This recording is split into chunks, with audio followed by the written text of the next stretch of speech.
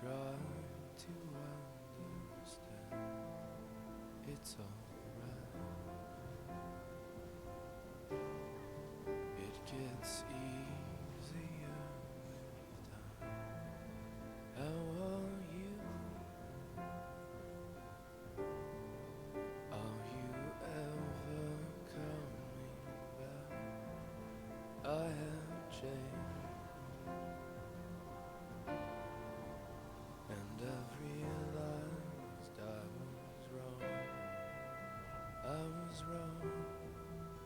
Now I'll never see your face anymore. Oh my love, I'd give anything for one more day with you.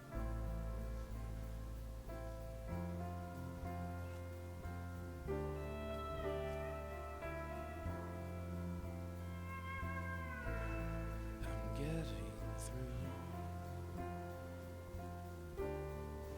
Wish you felt the way I do. I have changed, and I've realized I was wrong. I was wrong. Now I'll never see your face anymore. Oh my love, I'd give anything for one more day with you. Work complete.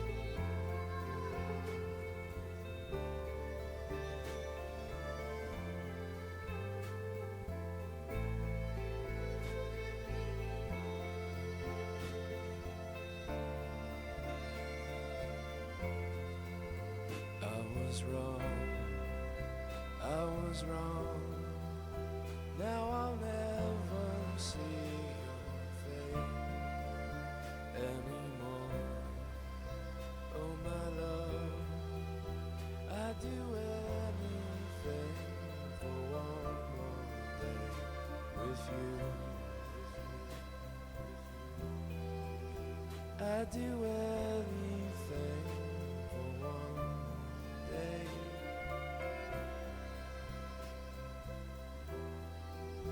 I'd give anything for one more day with you.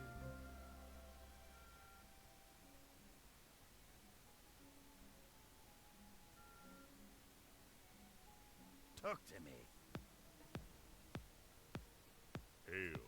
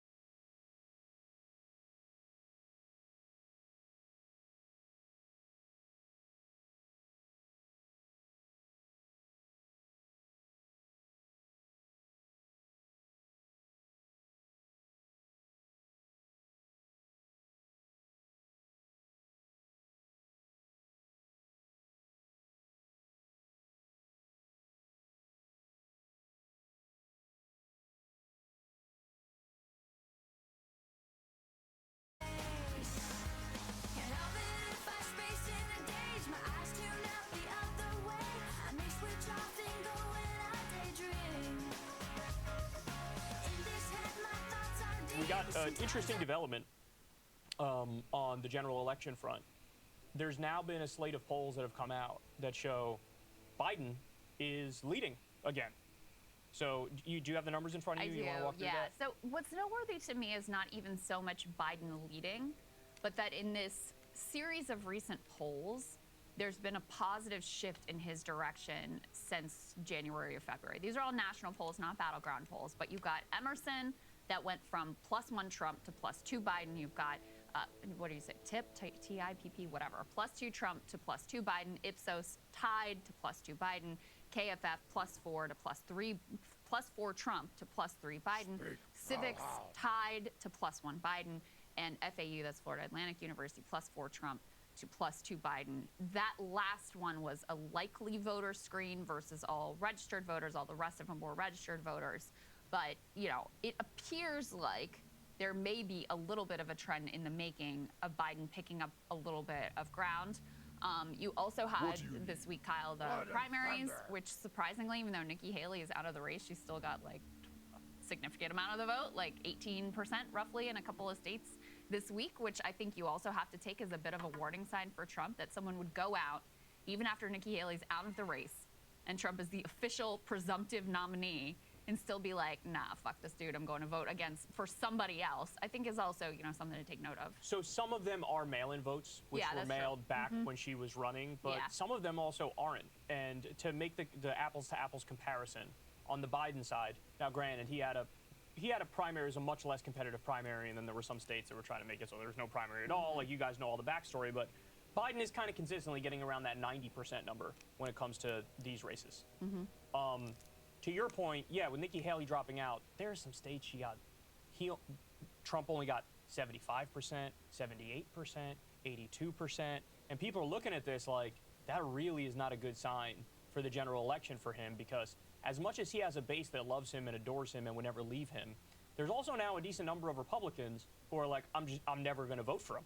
You know, whether they were Trump voters in the past or not, largely irrelevant. There's a good chunk that are just like, I'm not going to vote for him. Now, I'm going to ask you in a second why you think it is that Biden got this bump. Yeah. But here are the theories that I have. So one of them that I saw on Twitter, which I thought was a decent point, I don't think that the standard economic indicators are the best way to determine the health of the economy and the health of the American people. I don't believe that. But certainly mainstream media pushes out that idea under both Republicans and Democrats that the standard economic indicators are the way to go.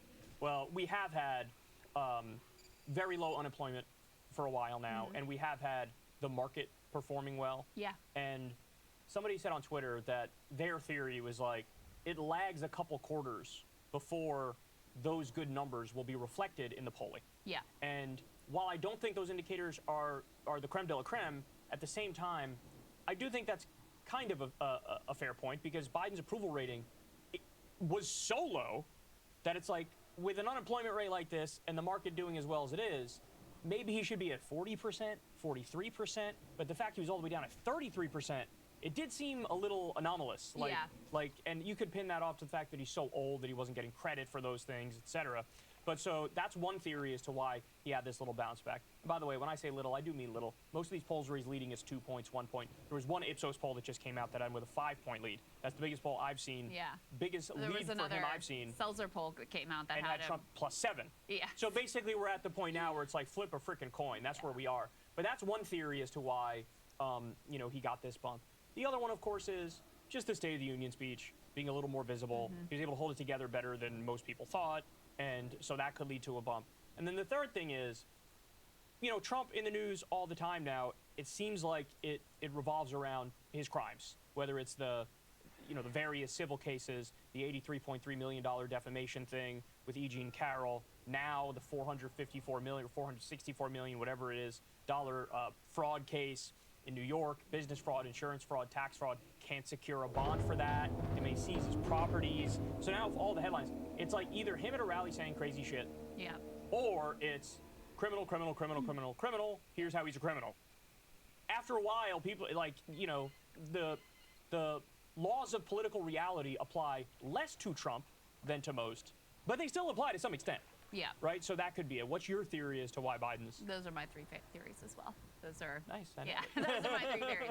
I mean, it could be a combination of all of them. I'm also not 100% convinced there is even a Biden bump because some of the polling is a little conflicting. If you look at the Real Clear Politics average, it hasn't really changed. Trump overall, They in didn't terms of the include a lot of the average, pro-Biden polls yet. is roughly 2% in favor of Trump. So I'm not even 100% convinced there is a trend here.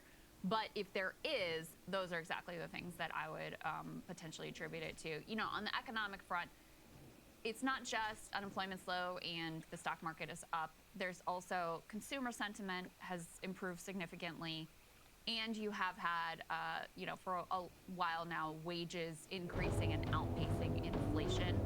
So again, I echo your sentiments that that does not mean all is well with the American consumer or with Americans and the economy in general. But there are some things that, you know, have improved. And it does make sense to me there could be a lag there in terms of giving Biden credit. So that's not a crazy idea to me. Certainly, I'm sure the Biden people are loving this, are, you know, holding on to it for all it's worth. But I can tell you one thing that is not helping him, and that is the continued support of a genocide in Gaza. So And that's then- a considerable weight on his prospects. The other thing to keep in mind, too, is while in the Real Clear Politics average, like you said, Trump is +2 in that, that is going to come down once they include some of the newer polls. So we'll be closer to dead, even Stevens. But something to keep in mind is that's not really going to be the general election race. The general election race is going to have Jill Stein on most of the ballots. They're probably going to have a libertarian.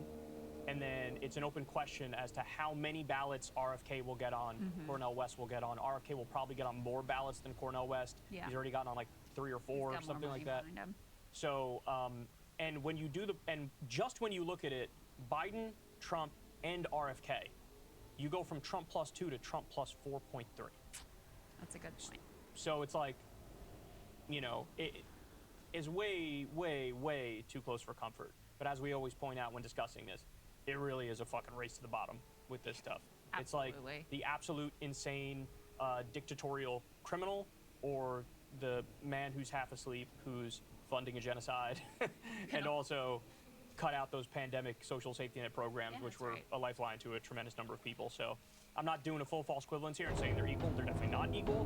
But at the same time, I think the sense everybody's getting, the sense normies are having is like, who do I hate the least? That's who I'll vote for. Yeah, no, that is the race. That's it right there. Whoever wins, the majority of the people who hate both of them will be the next president. Yeah. That's what it's all about, is because I mean, that is such a, your guy you love, Stephen A. Smith, he was saying something about how he's disgusted with, you know, these two and like, okay, we really not do any better. I mean, this is such a common sentiment.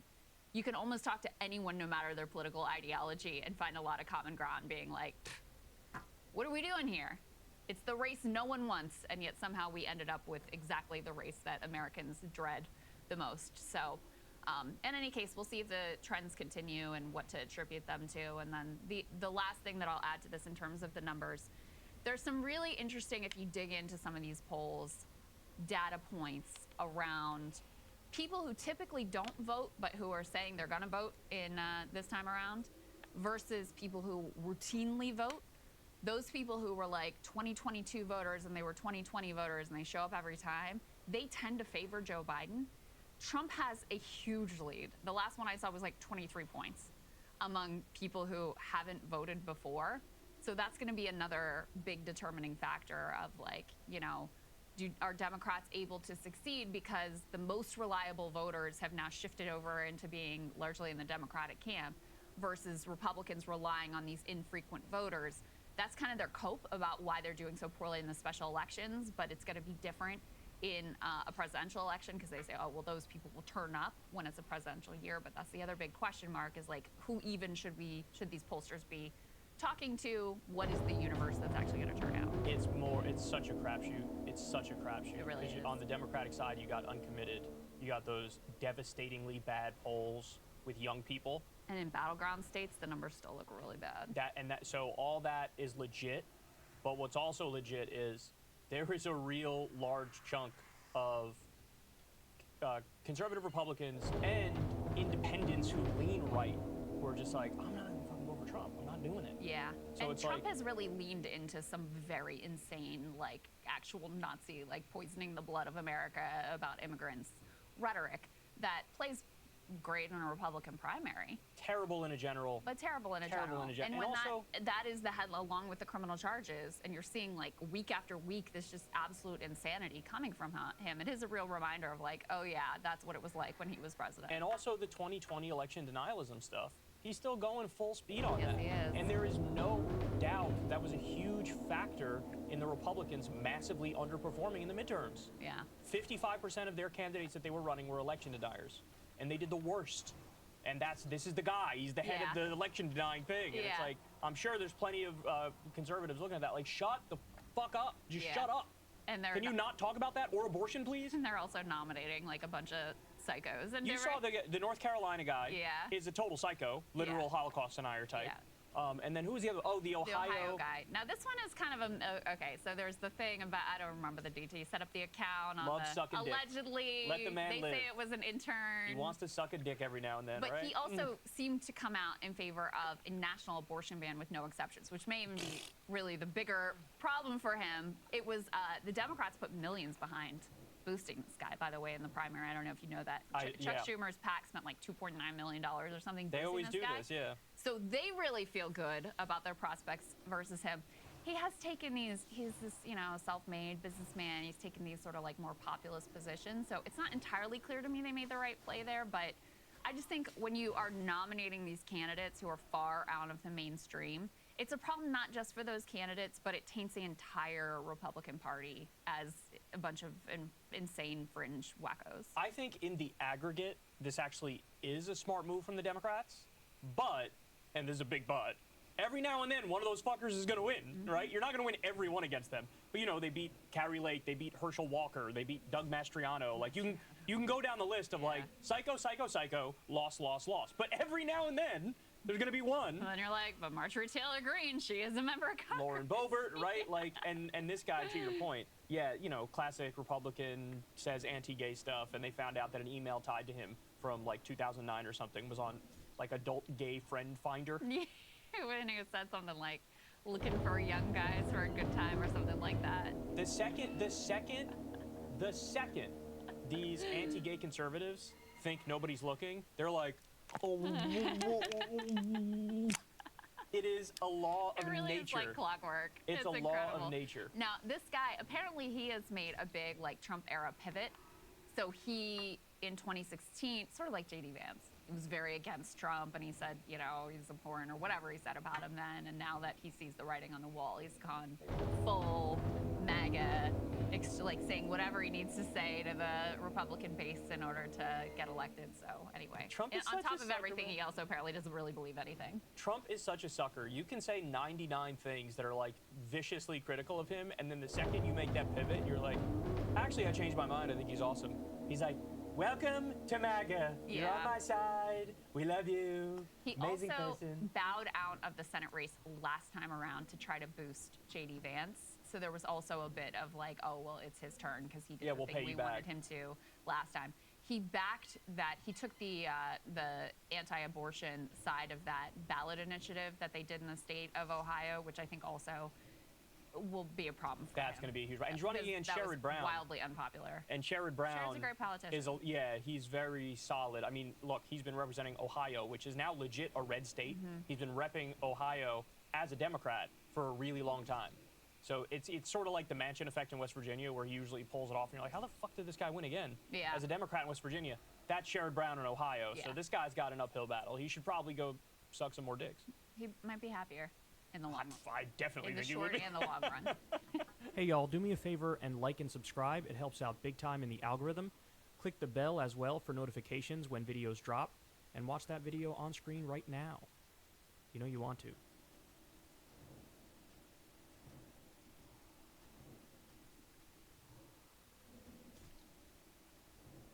Welcome to The Daily Show. I'm your host, Jon Stewart, captain of this dying medium. Why would you even say that to me? I had a gentleman tell me tonight. He said, oh, I'm so happy to be here. You know your television is dying. I said, I am aware. And in fact, I'm contributing to it. You're welcome. I did have such a good time last week doing the program, and then everybody at Comedy Central was like, oh, what are you going to do this week? And I was like, wait, this week? I did already. I did it Monday. What am I, a cyborg? Come on. But I don't mind because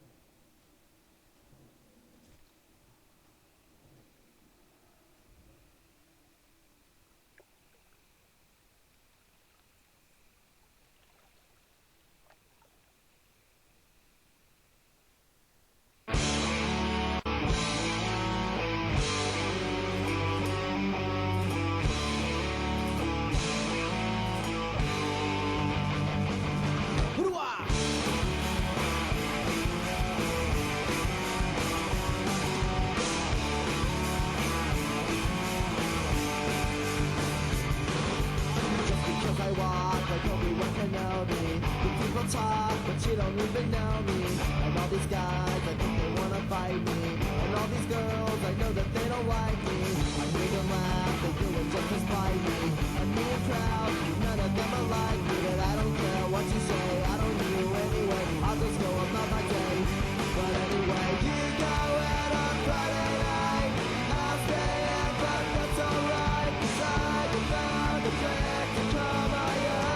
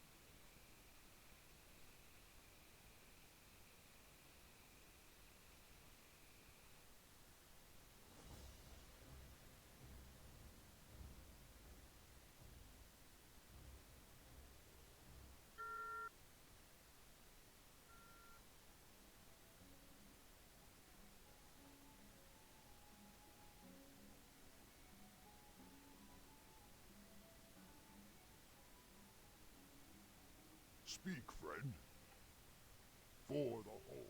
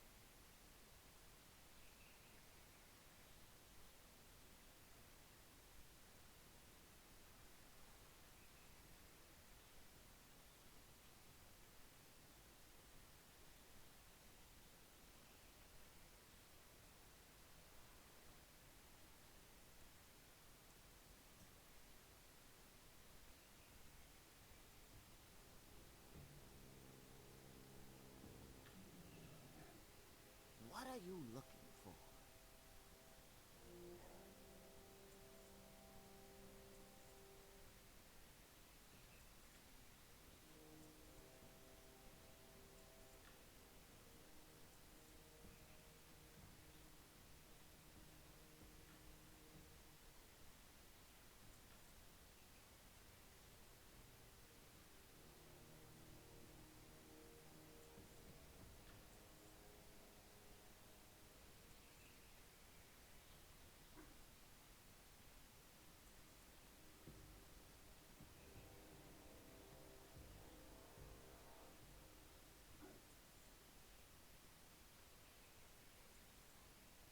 Farewell.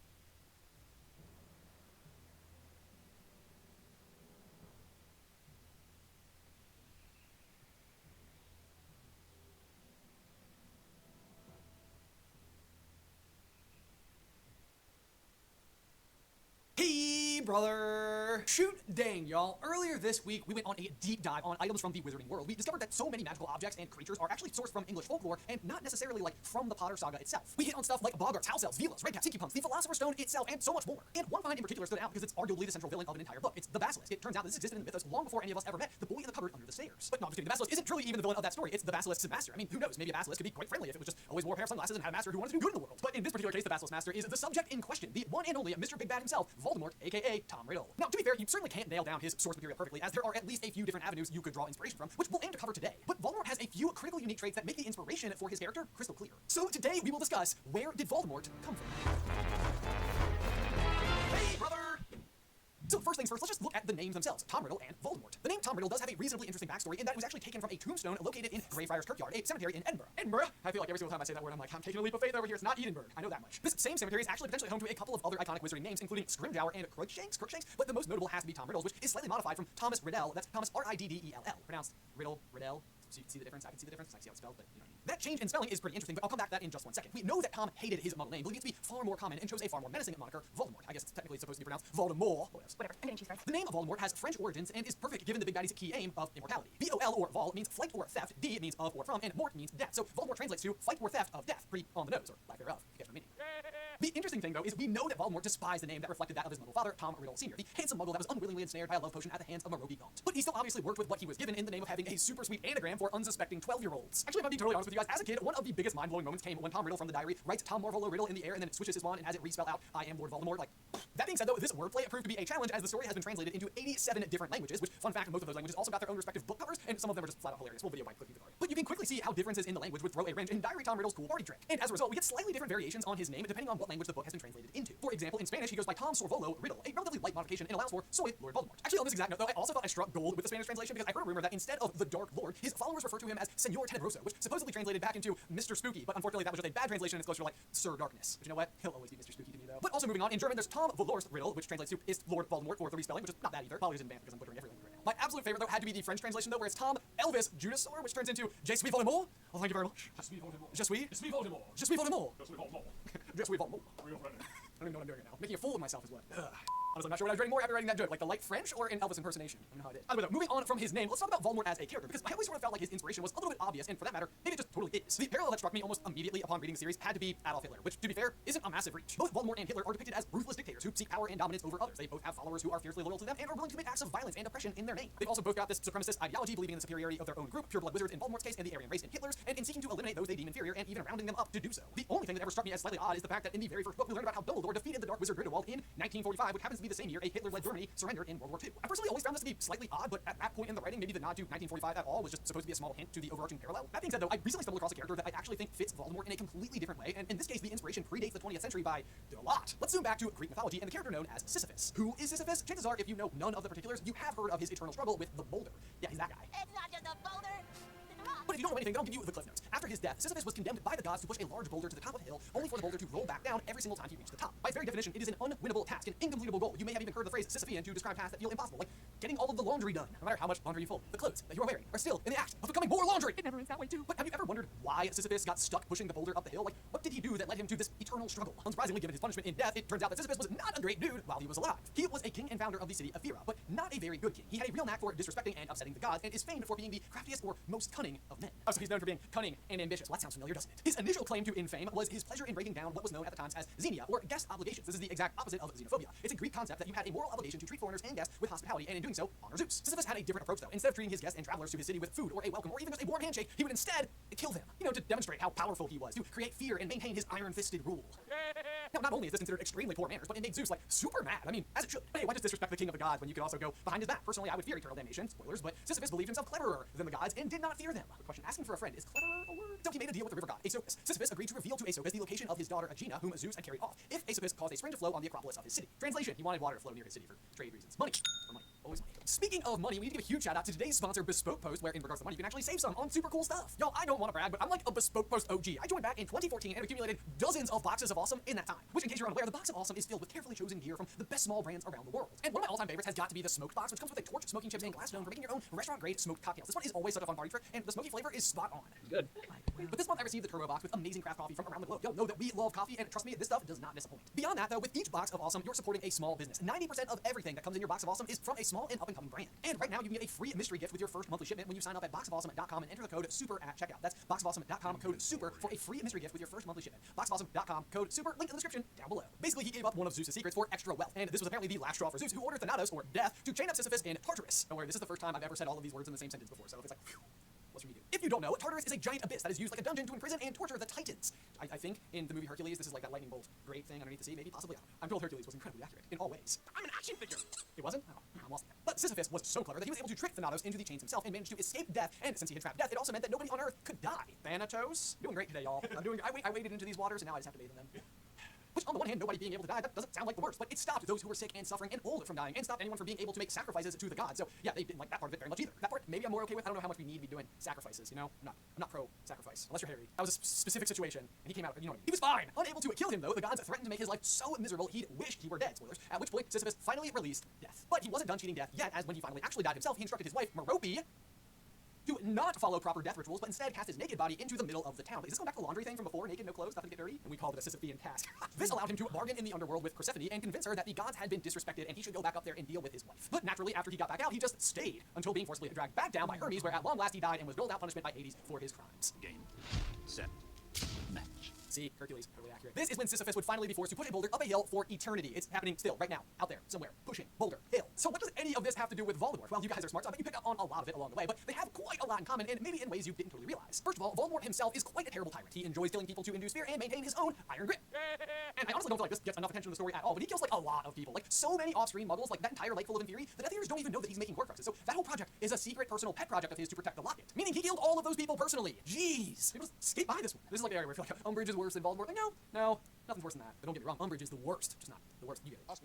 Speaking of Horcruxes, Voldemort, much like Sisyphus, is doing everything he can to cheat death. This really is his move. No matter how many times Harry beats him, it seems like he still never fully crosses over to the other side. He always has a way back. Then there is the futility of his efforts. The first is the Sisyphean task. He's rolling the boulder up the hill. For Voldemort, it fits perfectly in two different ways. His recklessness with his own soul leaves it so badly tattered that a piece of itself lives inside of Harry, giving Harry extremely valuable insight into Voldemort's plans. Voldemort is just simply always doomed to fail. His pride prevents him from allowing anyone else to attack Harry. It must be him. This is also why he's determined to use Harry's own blood to return a goblet of fire, which tethers Harry to life via Lily's sacrifice. And on that note, his unwillingness or inability to understand love makes him blind to all sorts of powerful magic, like Lily's protection. And it just goes on and on. Even his determination to punish the Malfoys leads to Draco's mastery of the Elder Wand, which is ultimately taken from Draco by Harry and is central to Voldemort's defeat. Voldemort is really Voldemort's own worst enemy, not Harry. All of his efforts are futile always. The rock always rolls back down the hill. And there's the rock itself. Like I said, in theory, Sisyphus is still out there somewhere pushing it and will never ever be able to successfully make it. And this is Voldemort in death, which I put in air quotes because Voldemort doesn't truly even die at the end of the story. It's not like in a he's still out there biding his time kind of way, but in a his soul is so badly mangled it cannot ever leave limbo kind of way. Just a scaly, bloody, forever existence of nothingness, his own perpetual rock to push with no hope of ever prevailing. And last but certainly not least has to be the connection to Merope. Now, as we all are aware in Harry Potter, Merope is Tom Riddle's Meryl's mother, and certainly not his spouse, as is the case with Sisyphus. The name similarity cannot be a mistake. Let me explain. Merope is also from Greek mythology, but is no mortal. Instead, Merope is one of the 7 daughters of Atlas, but considered a bit of an outcast for her decision to marry the mortal man, Sisyphus. Does this sound familiar? Well, it should, because this can be clearly reflected in the Wizarding World's version of Merope and her decision to marry Tom Riddle Sr. Even though the relationship is different, it feels like all the more likely the true reason why Tom Riddle shares his name with his Muggle father. Honestly, for me, I just found this to be so interesting as we kind of like kept going further down the rabbit hole. It just seemed like everything else continued to line up, but I also sort of love the idea that Voldemort is just this person out there trying to win this otherwise unwinnable task. Like, as formidable as he may seem, he's got no chance of success. It's never going to work out, and I love that. But guys, enough about Sisyphus. How about more about Super... Yes, that was pretty lame, wasn't it? Anyway, we have a brand new Super Mug available over at carlinmothersmercantile.com. I highly recommend you check it out. It's handmade and super awesome. You can tell because it says Super right there on it. Link in the description down below. Guys, as always, thank you so much for watching. Be sure to like this video and subscribe to the channel if you haven't already. If you'd like to hear more about the true history of magic, you can check out our video from earlier this week right over here. But otherwise, until next time, bye!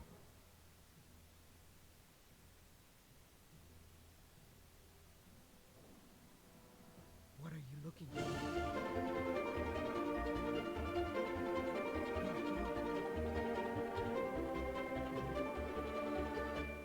Welcome, dear listeners. I'm Jonathan Carlin. And I'm Benjamin Carlin. And we invite you to join us through the Griffin Door, your one-way ticket to the enchanting world of Harry Potter. So grab your wands and dust off your broomsticks and join us as we unlock the treasures behind Chamber of Secrets, Chapter 6, Gilderoy Lockhart. Oh boy, oh boy, oh boy. It must have been such a challenge to not use the picture of Gilderoy Lockhart. I know. Is it the previous? No, it's not even from the previous. It's Flourish and Chapter Blotts. 4, yeah, Flourish and Blotts. So it is so funny that, yeah, the chapter titled Gilderoy Lockhart does not have the picture of Gilderoy Lockhart, even though that picture is used back in Chapter 4, which is like not something you would pick up on if you were just like listening to it or like didn't have, or if there weren't pictures on it, but it does feel like an intentional slight at Lockhart, if you ask me. Yeah, there's like some big like Mike Wazowski energy here where it's like it's literally Lockhart's chapter. It's his namesake chapter, and for the chapter art, instead of getting this glorious, bright, Witch Weekly award-winning smile, you get this like half-naked root baby plant head thing. Yes, you do. The Mandrake. The Mandrake. We actually saw like a Mandrake in London, did we not? Yes, we did. This was like one of like kind of like interesting fun facts when we were doing. We were brought out by Google Arts and Culture to the History of Magic exhibit at the British Library. That is correct. All the deets. And while we were there, we were working with Google Arts and Culture to basically create a video that was kind of like showcasing some of the like early inspiration for specific creations inside of the saga. Yeah. And one of those is just simply the fact that a Mandrake is a real plant. This is not like a magical invention. And I think sort of where the inspiration was pulled from is that the root system or the bulbs of the Mandrake plant can actually like look human-like. Yeah, they kind of look sort of like what you see in the movie, where like not like this particular chapter art image where it just looks like a small infant human child, but more like sort of a root baby that has like a cringy face or something. The movie's depiction of it is actually like kind of spot on actually. Yeah. So pretty good in that regard. Actually, this whole chapter I would say is like the film adaptation. The film adaptation of it is true to form. There are a lot of things that are very accurate. There's a few things that as I was reading, I was like, wait a minute, the movie got this a little bit wrong. Like I think in Herbology class, I think like the Slytherins are there That's in true. the movie. That's and true. I want to say like in the movie, like Neville like faints when he hears the mandrakes or whatever. Okay, that's a good point as Which well. I despise on 2 accounts. One, because in this chapter the earmuffs are like magical and like no sound should be allowed to get in at all. Yes. And 2, if anyone's excelling in Herbology, it's Neville. I know. So I thought that was those are the only things that really stood out to me particularly. Different. Otherwise, yeah, a lot of this is like very spot on from the movie. No, it is, and probably even the movie that they were going for was trying to set you up for that. Like, why is it always me? Yeah. Like when Neville's like hanging from the chandelier or whatever, because he also just fainted. Like apparently that same day in Herbology class, but it seems ridiculous to me that Neville was ever not excelling in the greenhouses because that's like his domain. Exactly. So anyway, yes, that's sort of a brief overview as we enter this particular chapter where there's lots of really fun things and probably some of our all-time favorite Lockhart moments. Oh my god! As I was reading it, like this chapter in particular stood out to me as like when we were kids. We would have to drive up to we live in Virginia. We have to drive up to New York to visit our grandparents for like summer holidays or Christmas or whatever. Yep. And on one such occasion, after we had read several of the books, our dad managed to either borrow cassettes or the CD audiobooks of Harry Potter. Yeah, we had them somehow before we ever properly received them. Because I know that your wife Beth always gifted them to you as like as something when you guys were dating in college. So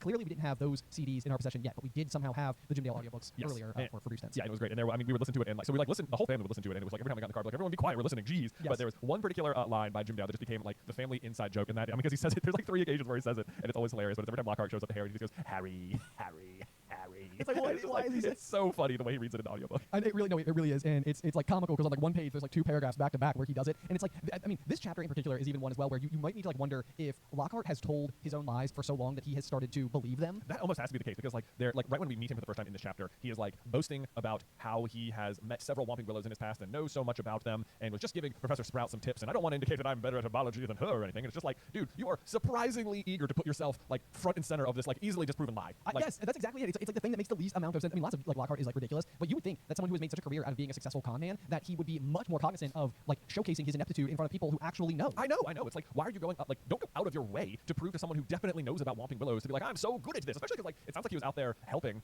helping in quotes, like helping the Whomping Willow without an audience. You know, right, it's like, right. You know, who are you proving this to? Her? Because like, no, you're not. Like, are you just so self-important at this point that like you genuinely believe you're helping, but then at the end, like he still knows he's stealing the story. So it's like, what are you doing, man? He's just remarkably delusional. delusional. And you're right, though. I mean, it's really funny even just going back to that, like, to what we said. Like, we always talk about how much we, like, love Lockhart as, as a character. Oh. Even like, our Wizarding Candle subscription, little plug for that real quick, like, that kicked off the year. The first candle of the year for the month of January was called Pretty Obvious. Like, we led with Lockhart, as like I think it's hilarious. That candle, by the way, is, like, my favorite candle that we've done, the Pretty Obvious one. That was your favorite? Yes, it is so good. We have moved on past January. If you're interested in getting in on the Wizarding Candle Club subscription, it is still available. We are now in month 2, where the candle scent of the month is called Love Potion. It is called Love Potion. It's kind of like a spearminty, which like, when you first, like, smell it or sniff it, you're like, this is a strange kind of scent for a candle, but I have to say it burns really nice. It does burn really nice, and if you're wondering, like, how do we land on, like, spearmint for Love Potion, is because it is one of the things that, like, Hermione smells when she smells a Love Potion. Yes. So that's the inspiration for the smell of this one. And as ever, of course, it has, like, a little collectible charm whenever you're done burning it. Yes. So, wizardingcandles.com if you're interested. And I will, like, we actually sold out in the first run, so we had to, like, get more oil to make more candles, but we have very limited amounts. So if you want them, like, go do it, because I'm afraid we're out again. I know, yeah, there's a high possibility of that, so definitely go and check it out. But anyway, so what I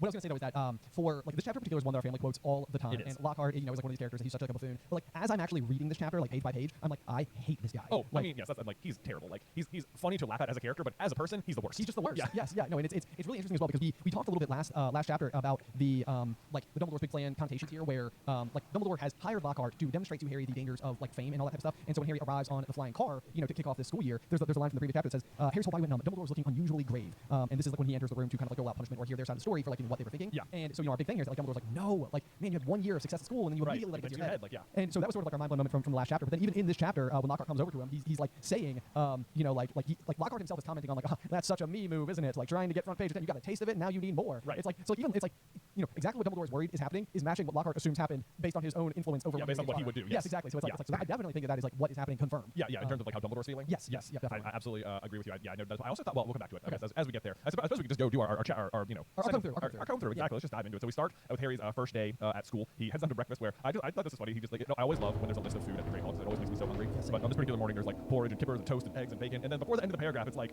Harry's down there talking about Harry only just started his porridge, when sure enough, I'm almost like, Harry, why do you always choose the blandest food? Yeah, like, it's always a baked potato or porridge. Like, did you have some dry toast as well? Like, come on, man. He's not going for the toast because it came pre-buttered. I know. Right? There's eggs and bacon there, sir. Right. Yeah. If there's eggs and bacon on the table and you're not going for eggs and bacon, then, like, I'm worried. Yeah. I don't get it. Yeah. There's also, I love how, like, the last book ended with Neville being this, like, hero of 10 points that gets Gryffindor the House Cup, and it's better to stand up to your enemies. And it's like right away, it's like, yeah, forget that. Neville's an accident-prone boy with the worst memory ever. And immediately it's like Harry describes him as the boy with the worst memory anyone had ever met, and then, like, one sentence later he's like, I forgot stuff. Like, yeah, okay, so any credibility Neville built up in the last book, forget that. I know, but it's so sad too, because, like, once you find out how capable Neville actually is, you're just like, man, what all is he shouldering? Oh, I know. That it's like causing him to just be so unwilling to like, I mean, not unwilling, but, like, unable to like rise above everything else. Oh, I know. I mean, you get a little bit of a taste of it on the next page, where Ron receives the Howler in the mail from Mrs. Weasley, but then Neville's the one who sort of fills you the audience in on, like, oh, you better open that quick. It's worse if you don't. My gran sent me one once and I ignored it, and it was horrible. But, like, when I read that, I was like, I wonder what she sent him the Howler for, because it must have been last year, right? Because, like, and whatever it was, surely they all heard it. This can't have been the first time in their entire first year that anyone got a Howler, right? I know, but you can even sort of imagine that, because Neville is not exactly known for his like misbehaving kind of behaviors. So, like, I'm immediately kind of getting some, like, very, like, Encanto, Abuela, generational trauma. I'm disappointed in you for not excelling more because you should have all of your dad's magical abilities, and why aren't you living up to like it doesn't seem like Gran would be sending him a Howler for like you got in trouble and that's unacceptable, and so now I'm embarrassing you for it. It seems more like Neville would have in some way embarrassed her. Yeah. Well, so I was trying to think, because, like, the last year there is an occasion where Neville loses Gryffindor 50 points. That's by being true. out of bed. That's true. But it does seem like Harry would have been present for the Howler. Yep, at that also point. true. Or, like, is there does Harry end up in the hospital wing recently after that? Like, I was trying to think, was there a situation where Harry would not have been present for whatever this was? Well, he is in the hospital wing at the end of the year, and that would have been in the interim time where Neville's own actions the night that they went through the trap door wouldn't have been regarded as heroic yet. But and you've heard about that, and well, there's like the line from Dumbledore, like, it's a complete secret, so naturally everyone knows. Right? Yeah. But that would seem like a strange one. That would seem like a strange one, unless it was just sort of like Gran found out at that moment that, like, yep, Gryffindor finished last place and Neville lost us 50 points earlier in the year. It's his fault. Right. Or something. Yeah. I don't know. It's hard to know, because even like she seems to hold Harry in high regard, but that comes with more general credibility that Harry builds in the years to come. Yeah. So it's like, if the news got out to Neville's grandmother that the points were lost, but he was with Harry Potter, like, would that have, like, buffered that situation at all? Anyway, so my chief thought here was that, like, we know that Neville lives under some crushing expectations from his grandfather. Absolutely, yeah. And so it's like, but, like, Neville also has his own trauma, like Bellatrix Lestrange and his parents, of which he's not present for that, but he can see Thestrals because he's seen his uncle die? Yes, I think so. I think that's right. So, like, Neville's had a bunch of experiences that would have exposed him to a lot of different things, but I'm trying to figure out, like, what might be causing sort of, like, his general, like, insecurity in his own abilities, and whether or not, like, this Howler could have contributed to that. No, it seems, for sure I think it could have. Yeah. So, I don't know. Poor Neville. I mean, I guess he goes to the hospital wing after he falls off the broom. Like, could that have gotten back to her, something that embarrassed her? I mean, that does happen. Yep. She would have sent him to remember all that very day. Right. Like, there might have been some other correspondence, and maybe then maybe none of the rest of them would have been present for it. Yep. Or like, how dare you fall off that broomstick? That certainly seems to be everyone else's reaction. That's what Madam Hooch is like. Yep. Get down from there. It's like, he clearly isn't in control.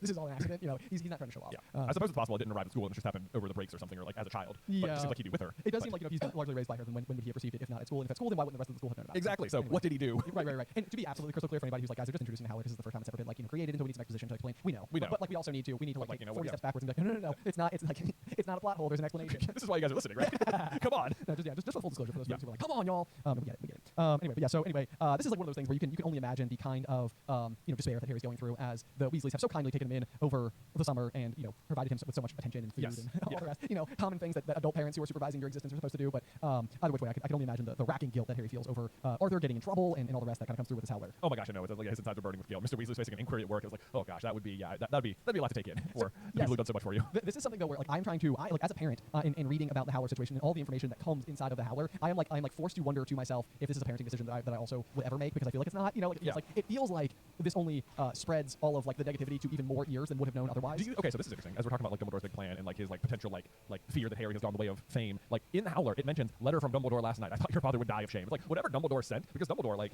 gets the truth out of them. Like they tell him what happened. Whatever he sends to Mrs. Weasley does not do anything to like explain the situation in a way that is at least positive enough to prevent the Howler. Oh, you know, like did Dumbledore is he just like, I think some reparations need to be made here, or you know, like is Dumbledore like I know, is he like what did Dumbledore put in that letter that led to Howler? Because I feel like Dumbledore is like, let me go ahead and put the absolute guilt of God into Harry right now. And, yes, you know. yes. Well, and that's the thing is that he's trying to dissuade him from this very way of thinking, and so yeah, I don't mind that at all. I mean, I didn't even think about the fact that the information is coming from a letter from Dumbledore, which you know is definitely like it's like okay, there's his hand in it. You know, we can see him playing Master Puppeteer at all times. She does react in this exact same way when they take the card the first time, so there's that as well. But yes, letter from Dumbledore. There it is. He communicated, and whatever he said was not like, don't worry, I understand there was a problem. You know, I haven't gotten them in trouble or anything. You know. Right. Yes. But I mean, we said before that there's a decent possibility that like Molly or Arthur or both of them were sort of involved from the word go, because we go back to that scene at Platform 9 3/4 where like Molly is like asking aloud to the group like, what's the platform? And it's like, you know the platform. You've been here a million times. So it's like it wouldn't be, if this is again funneling into Dumbledore's big plan, it's not the first time that we've seen instance of it being directly related to like Molly and Arthur. Right. So that would also I think continue to track a little bit with what we already know about the situation at large. Yeah. All right. So next up, they get their course schedules. They have double herbology with the Hufflepuffs, which I always point this. I think it's funny that they have like double herbology with the Hufflepuffs and double potions with the Slytherins all the time, but never do they have classes with the Ravenclaws. You know, like why not? Yes, and it's like, is it just too many? Like I posed this question a bunch of times with Neville in particular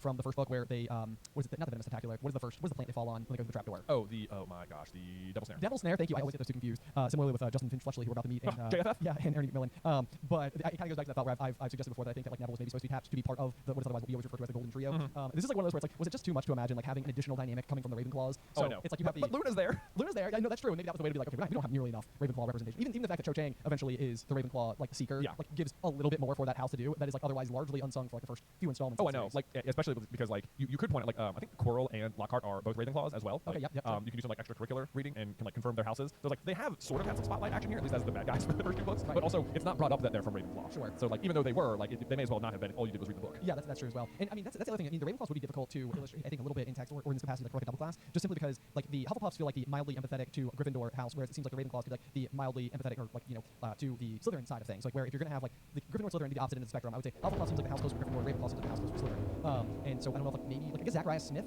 ends up maybe being a little bit of that character as we get closer to like Phoenix. He's the worst. He's kind of like the super frustrating like Ravenclaw representative, where it's like no, Zacharias Smith's Hufflepuff. Is he Hufflepuff? Yeah. Okay, I literally even wrote that in my notes where I constantly confuse Justin Finch Fletchley with Ernie McMillan and Zacharias Smith, and for whatever reason anyway. They're all right there. Who says why aren't you in Ravenclaw if you can do a protein charm? Terry Boot. Terry Boot. Aramis Boottimus. Indeed. Probably his full name. Yeah, I think so. Yeah, because people tend to shorten their last names as well. Yeah, right. Good old T-Boot. Mr. Boottimus. Mr. Boot. Oh man, I do love the line after we get their class schedules here, where you do see Sprout walking away from the Whomping Willow, and just sort of learn that she tended to it over the night. Like, oh, yep, I'm the herbology teacher, so of course I'm the one tending to it. Because it feels like as the books progress, they give like the other like it feels like at some point it's sort of Snape and McGonagall that just sort of do everything. Sure. You know, like but no, here's Sprout. She's doing a thing. She's doing a thing. And what's funny about that is that I literally wrote my notes because we get the line like Harry spotted the Whomping Willow in the distance. Several of its branches were now in slings. I literally just wrote, I always forget this detail. Oh yeah. Like if you were to ask me like how did Professor Sprout mend the Whomping Willow after the car crashed into it, I'd be like, she didn't. Yeah. Did that happen? I know. Like, it's always like it always like Snape always says you damaged an ancient tree, and I'm always like they didn't damage it. Are you kidding me? Like trees are hard. Okay. Exactly. It'll be fine. Some branches fell off. Whatever. You know. Obviously they do repair it though because it was damaged as much as it also damaged Ron and Harry in the car. Yeah. But yeah. So then we get the line that basically that Sprout has like dirt under her fingernails that would have made Aunt Petunia faint, whereas Gilderoy Lockhart was immaculate in sweeping robes of turquoise, which in case you're just keeping track of all of the different colored robes, which oh man, can we go back and all right for Forget-Me-Not Blue? Forget-Me-Not Blue, yeah. Was that the one from Flourish and Blotts? That was at Flourish and Blotts. And then for the opening feast, was it like Aquamarine? Oh, that sounds right. Oh, goodness. I wish I could remember. I'm like literally doing this in real time, trying to like test myself. Oh, man. Can you find the page where it says, I guess it was the Whomping Willow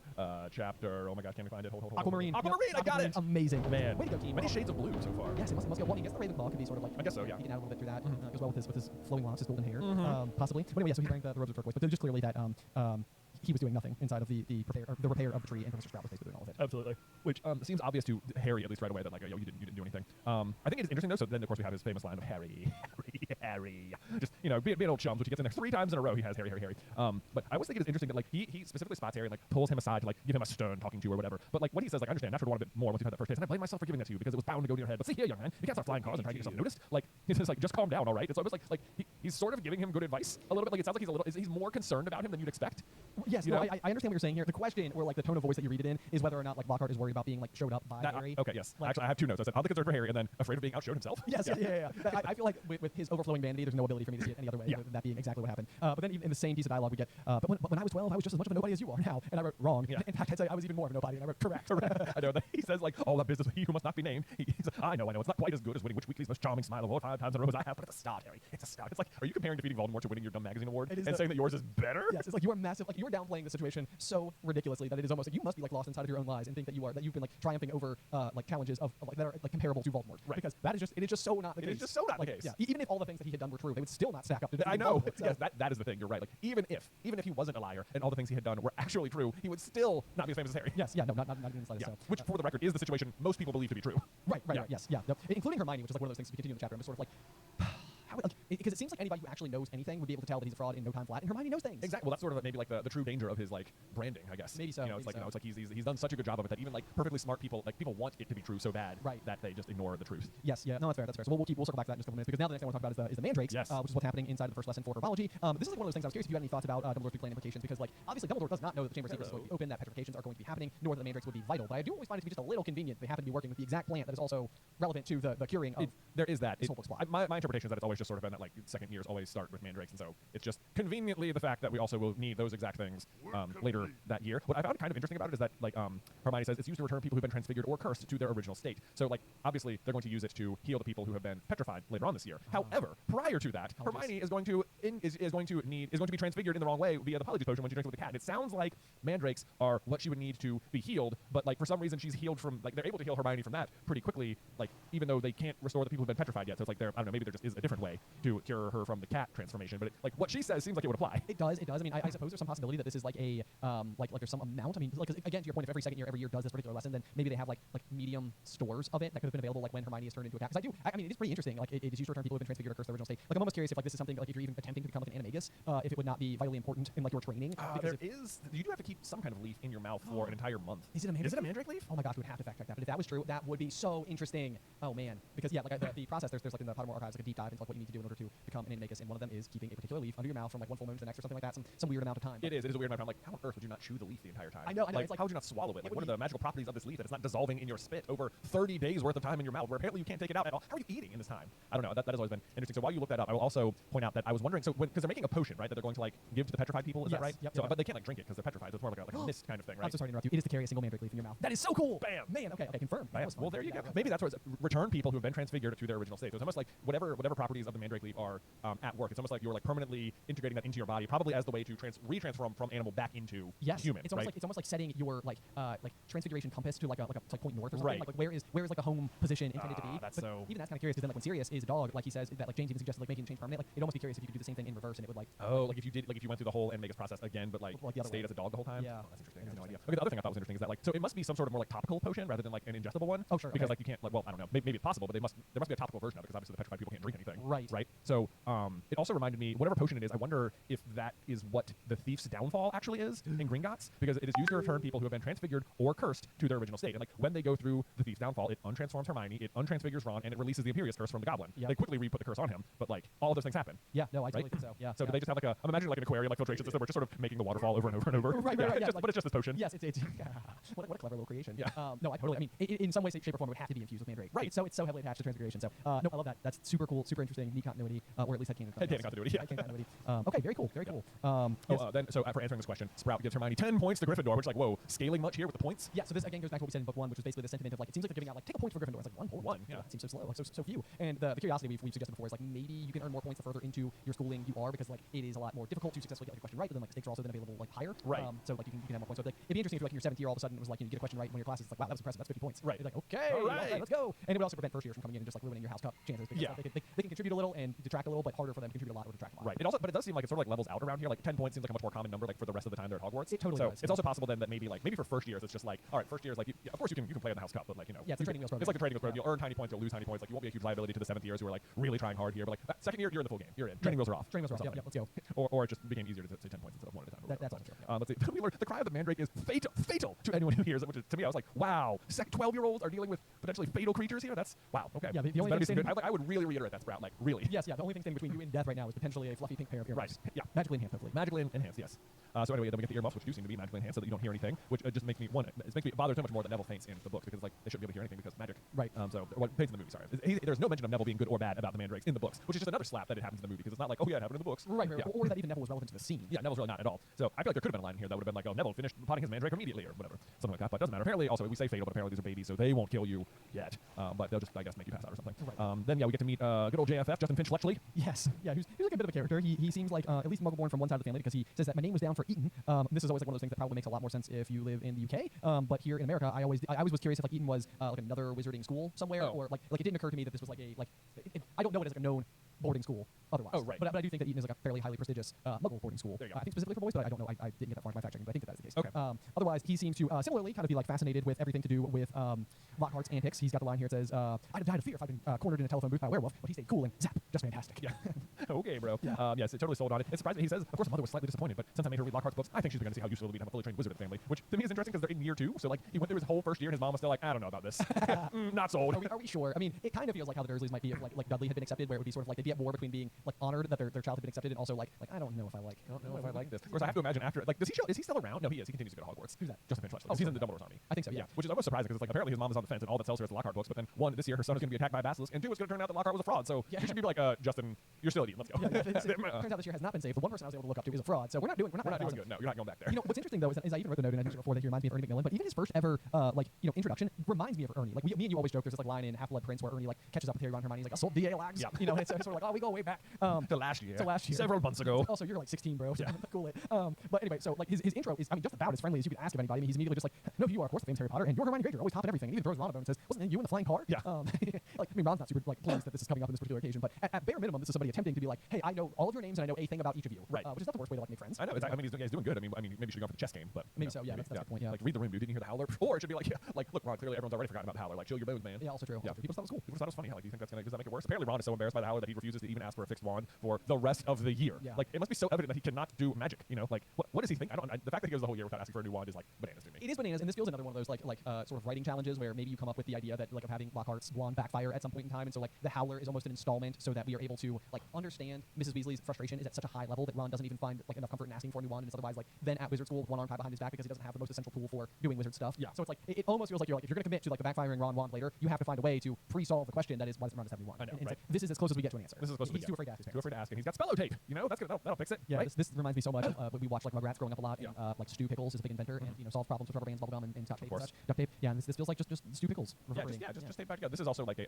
pun that goes over I think American heads because like spello tape. Whenever I read it, I'm like, yeah, that's a funny name for like magical tape. They do spells. Spello tape, of course. But in like England, like what we call Scotch tape, they call cello tape. So spello tape is like a play on that. Oh wow, yeah. Man, that's not learning that for the first time ever. There you go. Very interesting. Very interesting. Yeah, so we're seeing the issues that Ron's having with this particular wand, where they're trying to transfigure beetles into buttons. But it's kind of an interesting one where later on in the chapter we know that Hermione has the whole handful of little perfectly transfigured buttons, and I'm like, hey, those poor beetles. Jeez, man. It's like can't you like break them free of their being inside of? I know one thing about Hermione Granger is that she hates beetles. It's true. Turn these beetles into buttons, lock that beetle in a jar. Yeah, absolutely no empathy towards these No beetles. beetles. Yep.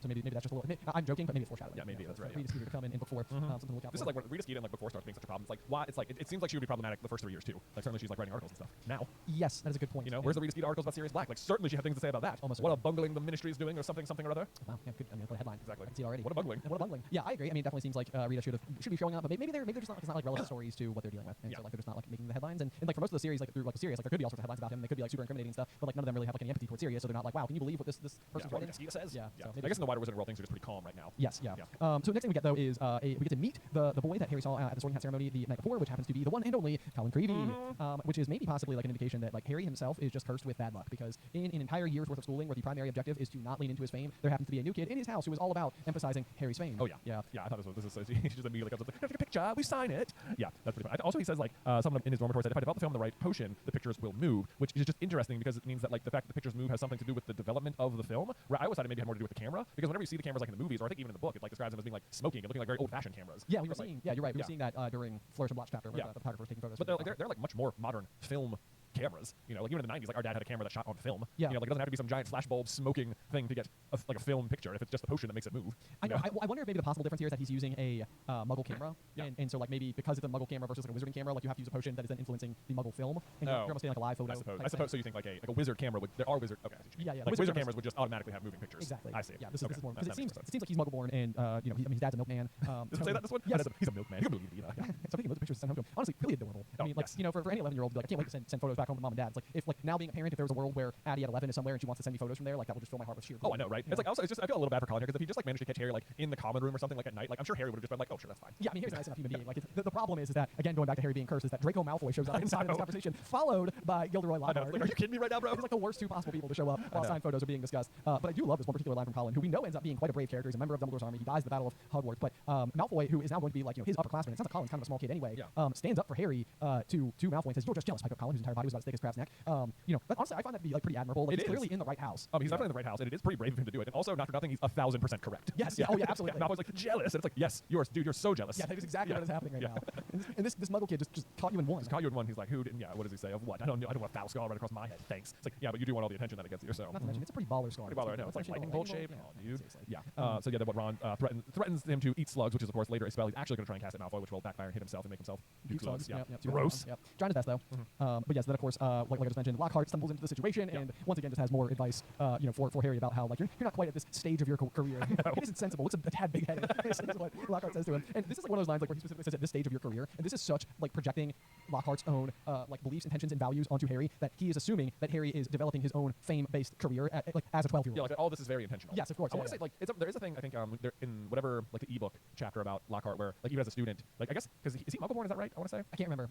Maybe he's the only. He might be the only wizard. Yeah, in his family. Yeah, like there were like squibs and then him. Yeah, right. Yeah, which possibly is like feeding into this like this inflated sense of like yes, I'm better than my siblings or something. Right, but then he like arrives at Hogwarts and like fails to realize that like everyone else there is just as magical as him, and he's Right, I want to say he tries to pull a stunt where he like writes his name in cursive across the entire Quidditch field. I think, and it's like I feel like when you read about it in the book, it's like no one's really impressed, but I feel like that'd be such a hilarious prank in real life. Oh, like if you managed to pull that off, like I don't know, I feel like maybe that would have earned you some popularity points. It could have. I mean, this is like I feel like if Fred and George weren't beaters on the team already, then they probably would have done it. Exactly, yeah, right. Like you know, they put up a giant like Weasley wizard Weasley up in the sky before they leave. Right. Maybe they would have like poo. Yeah. Every time we go to play Quidditch, the Weasleys just written another message out there. Yeah. So anyway, Lockhart shows up. I'm surprised Snape doesn't show up in this scene too. Right. I know. Why not? Why not? Potter giving out song photos that'd be 1,000 points from Gryffindor. Right. Yep. Oh man, let's see. Yeah, I love Lockhart just name dropping at every or just listing all of his accomplishments off at all. Because we get into his class next, right? Yeah. They go to his class and he's holding up his books, Travels of Trolls. I love his little introduction. He says, "Me, Gilderoy Lockhart, Order of Merlin, 3rd class," which is like only other time you mention the other classes. Is that he's not 1st class. He's not. Yeah, I underlined 3rd class. Yes. Whoops. Weird flex. Yeah. Honorary member of the Dark Force Defense League and 5-time winner of Witch Weekly's Most Charming Smile Award. But I don't talk about that. It's like I love that, but I don't talk about that. It's come up twice in this chapter, bro. Yes. Yeah. Like, oh man. But all of these things, it's pretty funny. It's like Order of Merlin 3rd class, which to me is almost sort of like whatever governing body that hands out the Order of Merlins knows that he's a fraud, and like a public is almost demanding like him be awarded something. Right. Fine, we'll give him the lowest one. Right. You know. Right. Even then he's an honorary member of the Dark Force. Right. Yes. And his only other like major accolade is winning a magazine thing. So it's like none of these awards are as prestigious as he's making it sound like they are. Oh, I know. Yes. But this is also I think this entire line is just like word for word in the movies. Yes. It's just like the delivery is so good. It's like I didn't get rid of the bad Banshee by smiling at it. Yeah. I just wrote LOL next to it. I can't stop laughing. Oh my god, I know. I highlighted this whole thing and just wrote gold next to it. It's like one of my favorite like just introductions ever. It's just like he's so smarmy and stupid. Oh my gosh. Let's see. They take the quiz. They take the quiz. 54 quiz. They take the 54 question survey about Lockhart. His little focus group here. All right, so here's me answering. 1. What is Gilderoy's favorite color? Gilderoy Lockhart's favorite color? Lilac. What is Gilderoy Lockhart's secret ambition? I put hair care products. What, in your opinion, is Gilderoy Lockhart's greatest achievement to date? I just wrote, wow. Yeah, that sounds about right. It's like, oh, come on. It's like that is like just inviting compliments in a way that is so like absurd. I know, right? Oh man, if everyone would like to leave us some comments down in the YouTube about what do you think is our greatest accomplishment to date? You know, just whatever you think. Whatever comes to mind. Whatever comes to mind, you know? Yeah. Oh man, no, don't do that. Let's see. And then he goes on to kind of answer all these questions for us. So I clearly say in chapter 12 that my ideal birthday gift would be harmony between all magic and non-magical peoples. Which he's talking about wanderings with werewolves here, which like obviously he's a fraud anyway, but it's like a surprisingly progressive stance towards werewolves if you like have to consider like what the situation must have been. Like if he wants harmony between magical and non-magical people in a book called Wanderings with Werewolves, then it sounds to me like context clues would suggest that the conflict in the book is between a werewolf, the magical people, and the non-magical people, muggles. Right. So he wants harmony between these groups of people, but the conflict would have been between a werewolf. So it's like is he advocating for werewolves? He's advocating for werewolf rights, in a illegitimate way, but it's there. It's like, I mean, at least we can get on board with the messaging, if nothing else. If nothing else. No matter how much of a fraud he is. Yes. I did highlight the very next line though that says because that is his favorite gift. Is that what he wants? Ideal birthday gift. Yes. I wouldn't say no to a large bottle of Ogden's Old Fire Whiskey. That's just trivia for me. It's just like, okay, if not harmony between magic and non-magic people, then Ogden's Fire Whiskey. Okay, remember that one. That's his real answer. Yes. And then this is I love this line right down here. It says his secret ambition is to rid the world of evil and market my own range of hair care potions. And it's like, what is just especially hilarious about this secret ambition is that Harry Potter literally does rid the world of evil, and his entire fortune is built on a line of hair care potions. It is. Yeah. So like Harry lives out Lockhart's dream. Right. Yes. Also, you're calling this a secret ambition. What's my secret ambition? It's like definitionally impossible to know. Yes. Yeah, Right? It's like I would literally write if it's a secret. I know, right, come on now. This is a trick question. I should expose you during this pop quiz. Also, why would you keep that a secret? I know. Yeah. That would be like my secret ambition is to run for president of the United States. I shall tell no one. No one. I'll probably get that. People will just know. They'll just know. I mean, at some point in time, I will get there. I'll win the write-in. Yeah, exactly. I'll win the write-in. I'll win the write-in based on being such a good person. People are like, it has to be Ben. He's not even campaigning. It has to be Ben. And then in my acceptance speech, I will just little did all of you know this was in fact my own secret ambition. Thank you for making it possible. Yes, indeed. Anyway, so that's I humbly accept.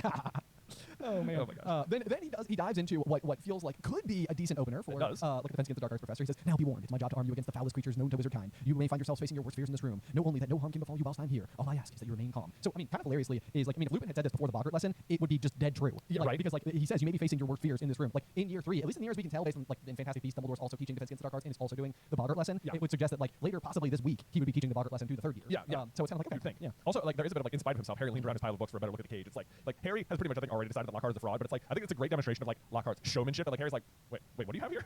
Like, okay, I'm interested. Like I don't believe you, but like there's a thing. We're gonna have a thing. And then like, but again, it's like, what kind of delusions does he have here? Like he has this Cornish pixie thing, and like either he thinks the kids are just gonna be able to do it no problem, or like that, like but like he knows he can't do it. Oh, I know, so like, yeah. what is he doing? I know. It's like this is so like not a good play. Like, I know. Like to the point where it's like you just have to ask how delusional this man actually is. Yeah. So anyway, there's a line though. It says the pixies were electric blue and about 8 inches high, with pointed faces and voices so shrill it was like listening to a lot of budgies arguing. I just had to look up what budgie was because I was like, what's a budgie? It's small, colorful parrots. Oh, parrots. Parrots. Okay. Yeah, yes, indeed. So I imagine squirrels. Squirrels? Yeah, like budgies. Oh, budgies. Yeah, like I was thinking like a bird, which I guess a parrot is. A parrot is a bird. Yeah. So you were dead on. There we go. Yep. So you got that. I am almost surprised though. It does say within minutes half the class was sheltering under desks. Like I am almost surprised that they can't handle them in a way. I know, yeah, because like the fact that like Seamus knows what they are, and like I mean he's just sort of like, well, they're not very dangerous, are they? Like this. I'm trying to imagine what like a real life version of this type of thing would be. Like like if somebody were to like uncover like a crate full of kittens. You know what? Maybe squirrels is accurate. Yeah, if yeah, someone was yeah. like a cage of squirrels, you'd be like, well.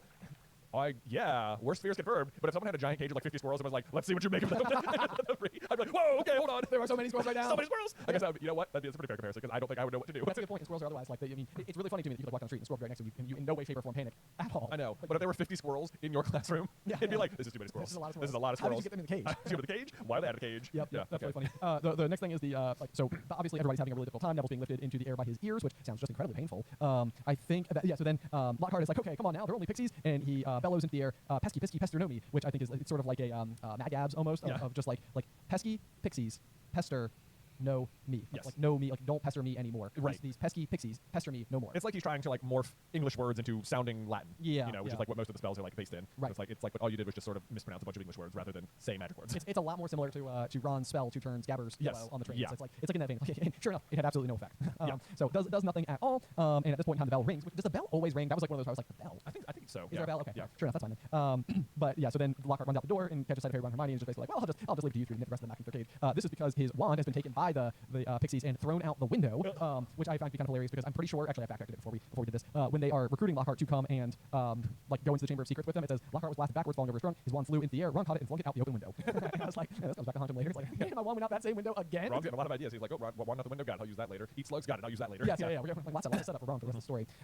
Anyway, but then like Ron is just basically like, can you believe this guy? And Hermione is still just sort of being like he's got all the he just wants to have hands-on experience. But, like this is like one of those like Hermione like going to say, you've read all his books. Look at all these amazing things he's done. And Ron says he says he's done. And it's like Ron is just like from like a student's perspective, he has figured it out very fast. Oh my gosh, I know. I wrote that down. I said, good instincts, Ron. Yes, yeah. It's just like it's a great example of like the difference between Ron and Hermione here. Like what Ron is bringing to the table. It's like Ron can just like see right through it immediately, and like Hermione is like it's in books. Like it has to be true. He's a teacher. Like all respect must be given at all times. And Ron's just like how about I look at the situation plainly and recognize the truth of the matter. This is not being able to see the forest for the trees type of situation where like Hermione she's entrusted books as a reliable like source of information and like for good reason for so long, and it's like all of a sudden the thing that has been so reliable is steering her wrong, and like, she just can't see past the books. But it is like one of those things where I think I can't remember if this is just a movie quote or not, but like I think at some point in time Hermione says like I'm highly logical, allows me to see past like all of the other like details or information and cut straight through to the actual whatever. I'm doing a bad job paraphrasing this particular thing, but she says like she's not smart, she's highly logical. Yeah, she says that about the potions. No, well.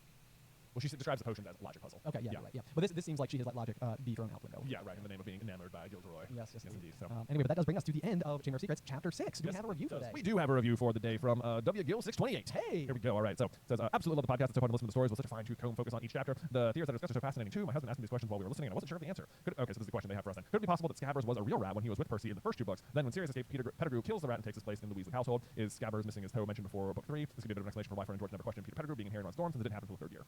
So to me, I don't think it is. I'm pretty sure by the time we meet Scabbers in book 1, he's already missing the toe, and it is definitely Peter. But I don't hate the idea that like Percy went to Diagon Alley and picked out a rat and had a real rat that Peter then replaced. Yeah, because I think kind of like the big explanation is that like Peter wanted to live with a wizarding family that would kind of like provide him with a continuous source of like news about what was going on in like the comings and goings of the wizarding world.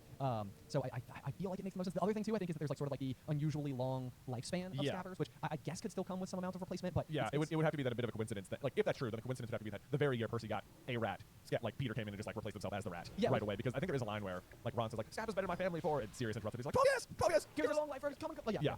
Good Sirius impersonation. Thank you. I like feel Sirius's like frustration. With, like, do you see the timing?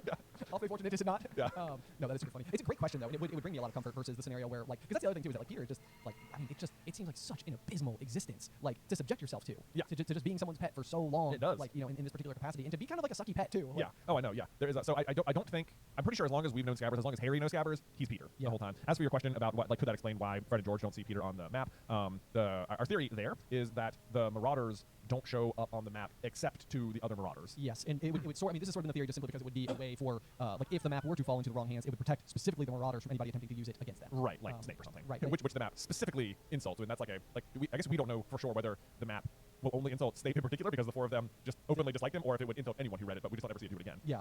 So it could be some sort of built-in defense mechanism there, and that would explain. If you're wondering about then in the movie how Harry sees Peter on the map, that's not canon. That just puts it in the movie because they didn't want to explain it in any other way. They also don't explain in the movie who the Marauders are. Right. Yeah. That's like one of those things where I want to make a video for a long time, which is just sort of like details that the movies leave out that I'm curious like how they impact non-book read people, because there's, I mean, like the other really big one is that like in Deathly Hallows, Harry just has the mirror, the broken piece of mirror that like connects him to Aberforth, and it's sort of like if you're just watching the movies and you're like, where did the mirror come from? Like, what's the deal with the mirror? Why do they have that? It's like, is that like I have no idea. It's like I can't not watch it without knowing all the context that I know from the books and so many rereads and everything. Yeah. Like, sometimes I'm like, if you were just watching the movie, are you kind of like, wait, what? Like, it's almost like they're relying on you being like, are we supposed to know about that? He must have had. I don't know. I guess I just forgot where he got it. Yeah, maybe he had it. Yeah, maybe he had it. Okay.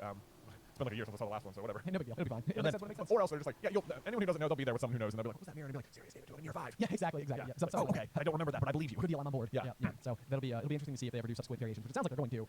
Like how much more they will be able to maintain true to form, because the proposed HBO show at the very least seems like it is being described as a 10-year project with 7 seasons, 1 for each book. So it does seem like there should be lots of room for details like this to make it in there. It does. Yes. We've gone on to the deep at this point. We have. So anyway, long story short, pretty sure. Yeah. It is possible that Peter replaced an existing rat. I think he's just been Peter the whole time. I think so too. Yeah, that's right. Yeah, but great question either which way. And in the future, if you'd ever like to leave a review or a question for us for a future episode, we would absolutely love it. So definitely go to any of the places, Spotify, wherever pods are cast, really, and leave yourself a review for us to find. It does help the show with a little bit of discovery, which is always great and a good way to kind of support us. I know. Yeah, we're well on our way to our very, very hopeful 100,000 subscribers over on YouTube. So if you haven't subscribed yet, please go ahead and click that button. Just for the lulz, man. Just to get us a button. You know? It'd be so cool. We can put it on our. We have a set here. If you've only ever listened to us, we also have like a video version on YouTube that you can see. Like you can see us sitting here in our chairs. Yeah, it's highly riveting. I know, really, very, very riveting stuff. We have a flickering lamp behind me. There's a sword. Yeah, so you can just if you want to check it out. Otherwise, that is going to bring us to the end of Chapter 6. Join us next week for Chapter 7, Mudbloods and Murmurs, as we travel once more through the Gryffindor.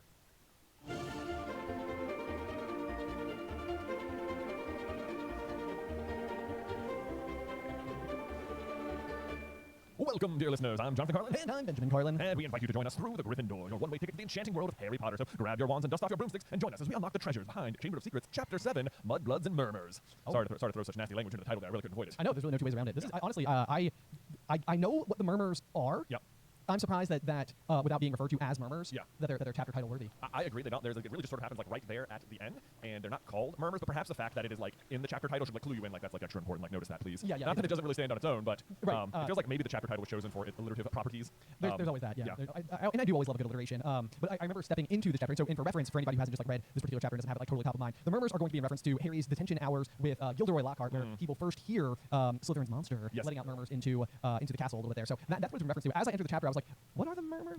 Like literally, like even having read this story as many times as I have, like it's funny because so often when I'm listening to the story, it's like usually with my headphones on the weekends when I'm doing like work around the house, and so like I don't pay a tremendous amount of mind to the chapter titles themselves very often. Like it's just sort of like going from one thing to the next. So that's what's so unique about this particular like project that we're working on is like the fine-tooth comb is directing your attention to like so many details that otherwise like you just happily glaze over and just sort of like let the story continue to unfold. Right, exactly. But then when you're looking at it like individual by individual, it's like well now we need to analyze it. Like let's look at this. Let's look at that. Yeah. So one of the first things I looked at, as usual, was the chapter art for this one, which I have never really given a proper look before. And at first I was like, okay, yeah, what's happening here? And it's sort of like Ron looking at a cauldron. And I think like at a glance, I wouldn't have even like what it is Ron and the slugs that he's puking up in this chapter. Yes. But like at a glance, even knowing that happened in the chapter, it was not obvious to me that that's what it was because the cauldron is so big and it is overflowing with slugs. I'm like, I have vastly been underestimating the amount of slugs Ron is producing. Like this is a waist-high cauldron, which is literally overflowing with slugs. Like, oh my gosh, Ron, that I have not felt sorry enough for you over the years. I know the sheer dehydration that would tax a human's body to produce this many slugs to come out of you. I mean, volume-wise, I think that the cauldron is as big as one Ron Weasley as pictured. I mean, yeah, he produces like his weight in slugs, if not more. Like, where is this happening from? And then to make matters worse, he has to stay up past the midnight in the trophy room, like after being this sick all day. Yes, yes. This is like one of Ron's just worst days. Oh my goodness, I think it's hilarious artwork, but it just paints such a different picture. Like I feel like in the movie he's got like a bucket and he's sort of like belching them up, one at a time here and there. This makes it look like there was just a never-ending stream for like this is the only one you caught in the bucket. Can you only imagine if he had actually successfully hit Malfoy with the spell? I mean, there's no doubt that Lucius would have been on premises.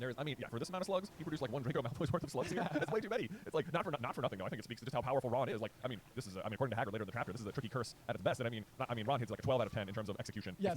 If only he had sent it in the correct direction. No, yeah. Although to be fair, this is maybe like one of those weird things where it's like a malfunctioning wand can barely produce magic, but maybe when it does, it produces like a tremendous amount of magic. Perhaps, yeah. Because when Lockhart will later be on the receiving end of a backfiring spell from Ron's wand, Yeah. he will also have a memory charm that is like that 12 out of 10. That's true. That like hospitalizes him for life. Yes, indeed. Yeah. So I guess that there is at least a fair bit of continuity to the incredible degree of the power of the backfiring charm. That being said, I'm very curious to hear your thoughts. I'm looking at my first 2 pages, and this might be the first time for any chapters that we've had so far where I don't have anything highlighted or underlined on my first 2 pages at all. I've got a couple of things Okay. going here. We already sort of talked about the wand. The thing that happens on the second page is that Harry is excited to sleep in on the weekend, but nothing doing. Oliver Wood, captain of the Gryffindor Quidditch team, is ready. He is up at like 6 in the morning, just in Harry's dorm room, just like, wake up, Quidditch practice, let's go. Which to me is just like, there's like, it is surprising to me that Wood doesn't tell the team the night before, like, hey, we're having Quidditch practice right now. Yeah. It's like he's like, on the one hand, it's like annoying, but on the other hand, I absolutely love Wood's mania about Quidditch and the way he thinks about it. And it's like I can only imagine that from his point of view, is like, if I tell my team that we're gonna have to wake up on Saturday, there's a good chance that the other teams will learn that the Gryffindor team is practicing this early in the season, and they'll start practicing early. So I just have to hit them with the element of surprise on Saturday morning. That way, literally, no one will know. I know. Well, it's really funny here because Wood reminds me so much of our own cross-country coach going back to high school. And the hilarious thing was we would have cross-country camp once per summer. It's a brief story, but one of the big things is that like coach wanted us to be out there before everybody because like a whole bunch of teams from like the whole East Coast would be at the same Appalachian State University doing cross-country camp. Yeah. And so like we would be the team that was like out in the lobby first thing in the morning. And his whole thing was that like he was going to go around to all the rooms and bang on the doors until every single one of us was up for the morning run. Yep. And so the way that we combated it was because he'd get super mad if you didn't come out. Like I mean, yeah. you'd be like the center of his rage. And so what we would do is like he'd come around at 6 a.m. to do this. So we'd be like running by 6:15, and so we would get up at like 5:45 and be in the lobby already. But then it was before he was awake, so he would go and beat down all the doors and be like, they all agreed to not get out of bed and skip the morning run. So he comes down just absolutely fuming. We're midway through stretches. I'm like, okay, you've been there.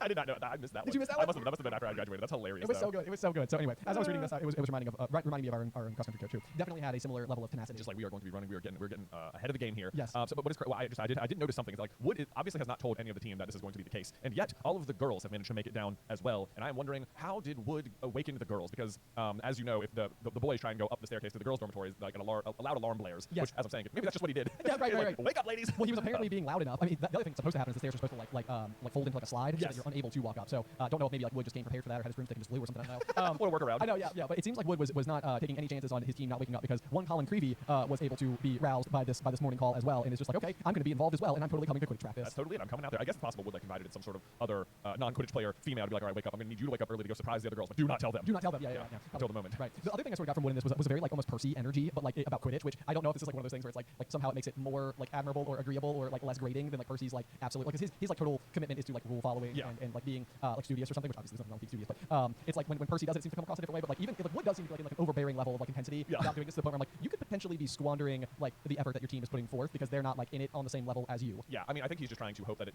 lead by example. Like it just rubs off on him. Like if I'm this committed, how can I expect my team to be this committed if I'm not this committed? Yes. That's certainly at least the approach he's going for. Then you all get up and go down. But it's like there's a line later on in the books where Harry is like has to hold tryouts for a chaser or whatever, and Angelina comes up and she's like, I'll be a tryout. He's like, you don't have to try out, Like you've already been on the team. You've been on the team. And she's like, don't hold that attitude. People have lost games because they haven't tried it. They keep playing the old players, and it's like Wood is clearly like, nope, not doing tryouts. Got my team. That's it, done. That's true. So maybe like Wood is even like it's like he's so determined to make what's their work that he's not even contemplating like stepping outside of anything else. Well, he has some other glaring weaknesses as a captain. I think are going to pop up in a couple of paragraphs here as well. But we'll get to that when we get to it. Okay, sounds good. Before that, yes, Colin joins the fray, mostly as an exposition dump to remind the reader the rules of Quidditch. Oh my gosh, I wrote because you have the whole sequence here where obviously Colin is Muggle-born, so he doesn't know any of the details, and Harry's just like there's bludgers, there's 2 beaters, there's Fred and George, the Quaffle, Big Reddish one, 3 hoops, and the 4th ball, golden snatch, that's me, Secret gets snatched, the game's over, blah blah blah. And I literally wrote like, hey, let's remind the readers of the rules of the game. That's exactly it. But like impressively done in like half a page. Yeah, you know, everyone's always like Quidditch is so complicated, and it's like Harry just did it in like 4 sentences, so it's not that bad. It's really not that bad. There's a bunch of like rules and stuff maybe you would like to be aware of as well. But like if you're just gonna watch that, like I couldn't explain football in that many sentences, you know. Oh, I know, no, I can't even begin to do it. But yeah, this is another one of those instances though, like where it's like Harry is doing nothing here. Like this is like one of those instances like where it's like he's going to be like ridiculed by like Malfoy for there being like somebody there like taking photos of them, you know, or whatever, like at the Quidditch pitch, and it's like Harry woke up this morning abruptly, didn't know he was going to have practice, and had no intention of anybody following him. And sure enough, just like Colin is just so like the absolute worst case scenario for the year Harry is attempting to have. Yes. Because he's so latched on, he's so interested, and there's no escaping it. There's really no escaping it without like just being like what feels like openly rude. But like so I did highlight this. One of the things Colin does is he shows Harry the photo he took of him of Lockhart and Harry in the last chapter. And Harry, it says he was pleased to see that his photographic self was putting up a good fight and refusing to be dragged into view, which I always think is hilarious. But it is interesting to me that Harry has like because this is the first time you've seen Harry in a picture, and it's like Harry has no say or no control over like he's just sort of like watching him in the photograph, and he's like, ha, good for me down there, I'm doing what I would do. But it's like he doesn't seem to have any like agency over what that picture of him does, even if it's behaving in the way he wants. But like when Dumbledore, like when Harry gets the chocolate frog card, and he's reading, he's like, I've got Dumbledore, and he like flips it over, he reads it to Ron, then he flips it back, and he goes, he's gone. And Ron's like, you can't expect him to hang around all day. And it's like, well, why not? That when Ron says that, it makes it sound like Dumbledore has agency over the picture of himself in the chocolate frog card, whereas in this case, Harry clearly has no agency over the picture of himself that Colin took. I know, yeah, this is interesting because I wrote something down about this as well because I was like, it's fascinating to me that the photo was capable of capturing the subject's like true emotions inside of the scene, and so that's like literally like what I wrote down. I was like, is there a chance that like photos in the Wizarding world are like extremely good evidence like in the court of law because like they would actually be demonstrating each of the individuals like true intentions inside of like any given photo. Sure. So like if somebody was like captured taking a photo with somebody that they didn't want to be seen with, like in the Wizarding world, the photo would demonstrate the person who didn't want to be in the photo was actively attempting to not be in the photo. That'd be so bad to get your photos developed. Like Colin's like taking a picture with Harry, and he's just like, hey, and then like he gets the picture, and Harry's like, no, right, yeah. Or like Colin, like, even if you're looking at yourself, like so if Colin's looking at a photo of himself, like clinging onto Harry's arm who is attempting to like exit the frame or whatever, it's like, oh man, this went a lot differently than I thought it did. Right, yeah, like oh, that'd be bad feedback. But we actually, so I also bring this up, like comparing it to the chocolate frog cards specifically, because you and I have a theory about how the chocolate frog cards work in regard to the Order of the Phoenix. Yes, which is totally that. Do, yes, which is that. Perhaps even Dumbledore specifically, but like after Dumbledore's being taken down by the Ministry, like they strip him of his Order of Merlin First Class and all of his titles or whatever, all that nonsense. Like they say, like, oh, he doesn't care as long as they keep him on the chocolate frog cards, and it's like it's just sort of like a joke. Like Dumbledore, like clearly doesn't care about titles and stuff. Like yes, thank you for them, but whatever. Right. Like the chocolate frog card is like, no, of course that's more important to Dumbledore, like being on some sort of like confectionery. Right. I mean, especially for like Dumbledore, who's like passwords to all of the headmaster suite is always a piece of candy. Exactly. But like, so our theory, there's another line too where it was like the Order of the Phoenix has more refined ways of communicating than Dolores Umbridge's file base or whatever. Yes. Says that. But it's not explained what those methods are. So the theory is that that Dumbledore uses the chocolate frog cards and like has the Order members carry around chocolate frog cards of himself as a way of communicating with them, similar to like the Protean charm, like on the coins, which would explain then why Dumbledore might have like more control over his appearance inside of the chocolate frog cards versus like Harry in this picture, and would explain why he wants to stay on the chocolate frog cards. And then in Fantastic Beasts: Crimes of Grindelwald, there is a extremely similar situation when Nicholas Flamel opens up that book and then he like flips over to the page with the Professor from the Overmorning. Yeah, it's like a Phoenix emblazoned book that like is almost like a the Forerunners of the Order of the Phoenix. Exactly. Yeah. But they have like a Zoom like relationship via this book. Yes. So like to me, it feels like that is another example of like the same kind of magic Dumbledore is eventually using with the chocolate frog cards. So, yeah, totally. So anyway, this particular sentence just helped confirm that theory in my head that that's how Dumbledore communicates with the Order is with the chocolate frog cards, and it's the sort of thing that Voldemort would never even think to look at because he's incapable of understanding fun things like candy. Exactly. But the other thing I love about that as well is just simply the fact that like Hermione, with no knowledge that this was happening otherwise, also comes up with the coins, like which I mean I know you mentioned already, but it's just interesting to me that like literally like the Dumbledore's army is sort of like the junior version the Daily Squad of the Order, and so it's like they came to the same conclusions. They realized the same kinds of needs, and in particular for Hermione, who would be like communication is probably one of the most important and vital things that we need as an organization. It just like reflects like Dumbledore's own wisdom in someone like Hermione, who like all that is super cool. So anyway, no, I totally agree with you. It's such a fun theory. It is so fun. It's like the trading cards. Yes. What good times. What good times. Man. So anyway, we get down to the Quidditch pitch, where this like reading this is like it frustrated me reading this, especially knowing that eventually the Slytherin team shows up. Like Oliver goes out of his way to get his team down there, and then he's got 3 different boards. The first of which says took nearly 20 minutes to explain about his team, like the kind of strategies they're going to do, and then he has like 2 more under that. And it's like, are you telling me like presuming they all took about 20 minutes? It's like he got them down there at like 6 in the morning and then talked to them for an hour. Yes. It's like, are you kidding, man? Yeah. Like, dude, like read the room. Like it should not be hard to tell that like several of them are asleep.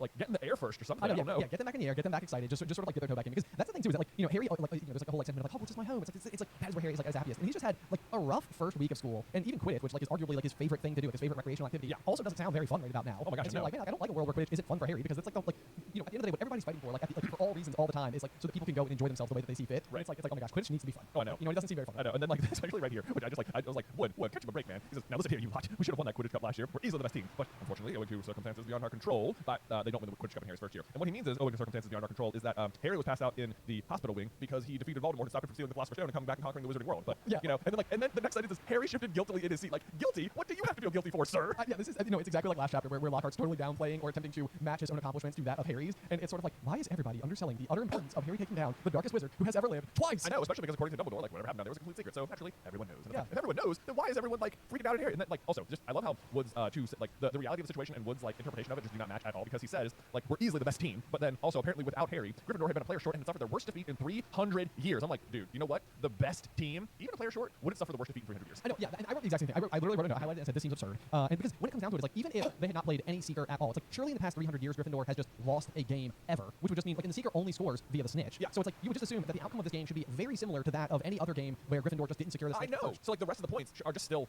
on the other team. Yeah, exactly. Are on the rest of the team. It's not like Harry's doing anything to help them score points with a quaffle. I know. Yeah, this is the question though. It's like when you imagine Quidditch or like what it would actually be like in real life. The real question is almost like, is the Seeker contributing? Oh, it is never described this way. Like it seems like for the most part, everybody goes up in the air. The Chasers are doing quaffle stuff. The Beaters are doing bludger stuff. You know, and Harry is looking for the snitch. Yeah. And it's like, is it the case that like throughout the game, like there are like detours where like Harry is going like flying in formation with the Chasers, and they're like, oh crap, they got 3 people over there. No wait, Angelina Johnson's actually over there this whole time. No way, we didn't see that. I think there is one example I think where like Harry like shoots forward towards a group of like oncoming Chasers and like scatters them and like clears the way for the Gryffindor Chaser to score. Right. There's like one example of that, but like it is definitely not happening so much that they should have suffered their worst defeat in 300 years. And it also says they've been a player short, and I'm like, are you kidding? Because like you couldn't get like anyone to play, right? Because like you know in years to come, like Harry will be a player short and he'll just fill that role. He'll be like, Dean, you're in, or Cormac, you're in, or I think you know Harry and Fred and George are off the team at one point. It's like they still field a full team with substitute. And speaking of Cormac, last year he would have been a second year. So like where was he? Like there's a known available player that could have filled in. Yes. Like in you know even if Wood has to go play Chaser or Seeker, you know, like there's no reason you should have played man down. Like I'm sorry, Wood. You did this to yourself. The other thing too, and I'm trying to think of the games that we know they played last year. Obviously Slytherin, I think, is the first game of the season. Is there a game against Hufflepuff next? Is that the other one? Yeah, so that's the one he wins in like 5 minutes. That's when Snape's refereeing. Okay, so then there's the last game of the season against Ravenclaw. Yes. So like even that one, it would be like such poor sportsmanship on behalf of Ravenclaw to go and know that the opposing team's Seeker couldn't play this particular game because of like very real life important matters, and then just go completely run up the score. Dunk on. Yeah, that's basically what had to have happened because Gryffindor's going into it 2-0. It seems unlikely the whole way around. I think the real issue they have here is that clearly, I think we will eventually learn about how the Quidditch Cup works, at least at Hogwarts, is that points play a role. So I think at some point, like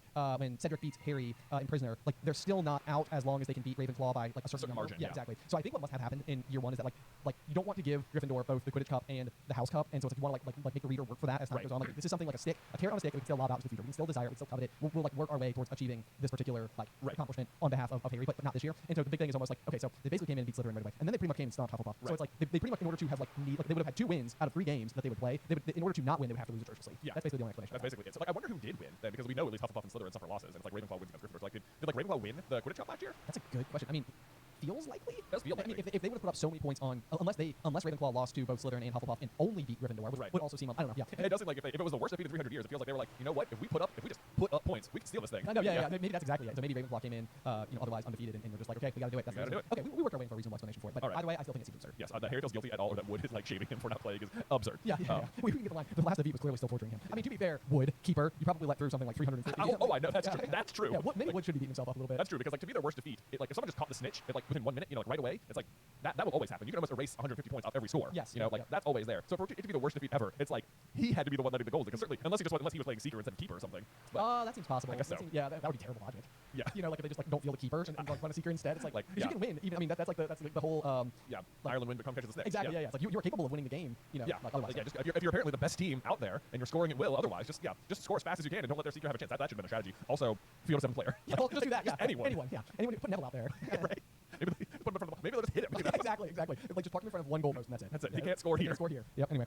So otherwise, so we're getting a feel for just how long-winded, I guess, rather, Oliver Wood's training. Yeah. The sun is completely up. Yes, the sun is completely up. Then you get sort of like a really just good timing, I guess, in terms of like what plays out. But Colin is now just frantically clicking away, taking photos. That's the other thing. Colin is still out there. Yes. They've been in the locker room for like minimum an hour at this point. He's just been like, I guess this is how it goes. I got nothing to do. Yeah. So no problem whatsoever. But I mean, this is like one of those things where like Oliver's like, he could be a Slytherin spy trying to find out about our new training program. Paranoid much? Oh, I know. It's so paranoid, but I was like, I also just sort of love his tunnel vision. Like, everything is about Quidditch. Yes.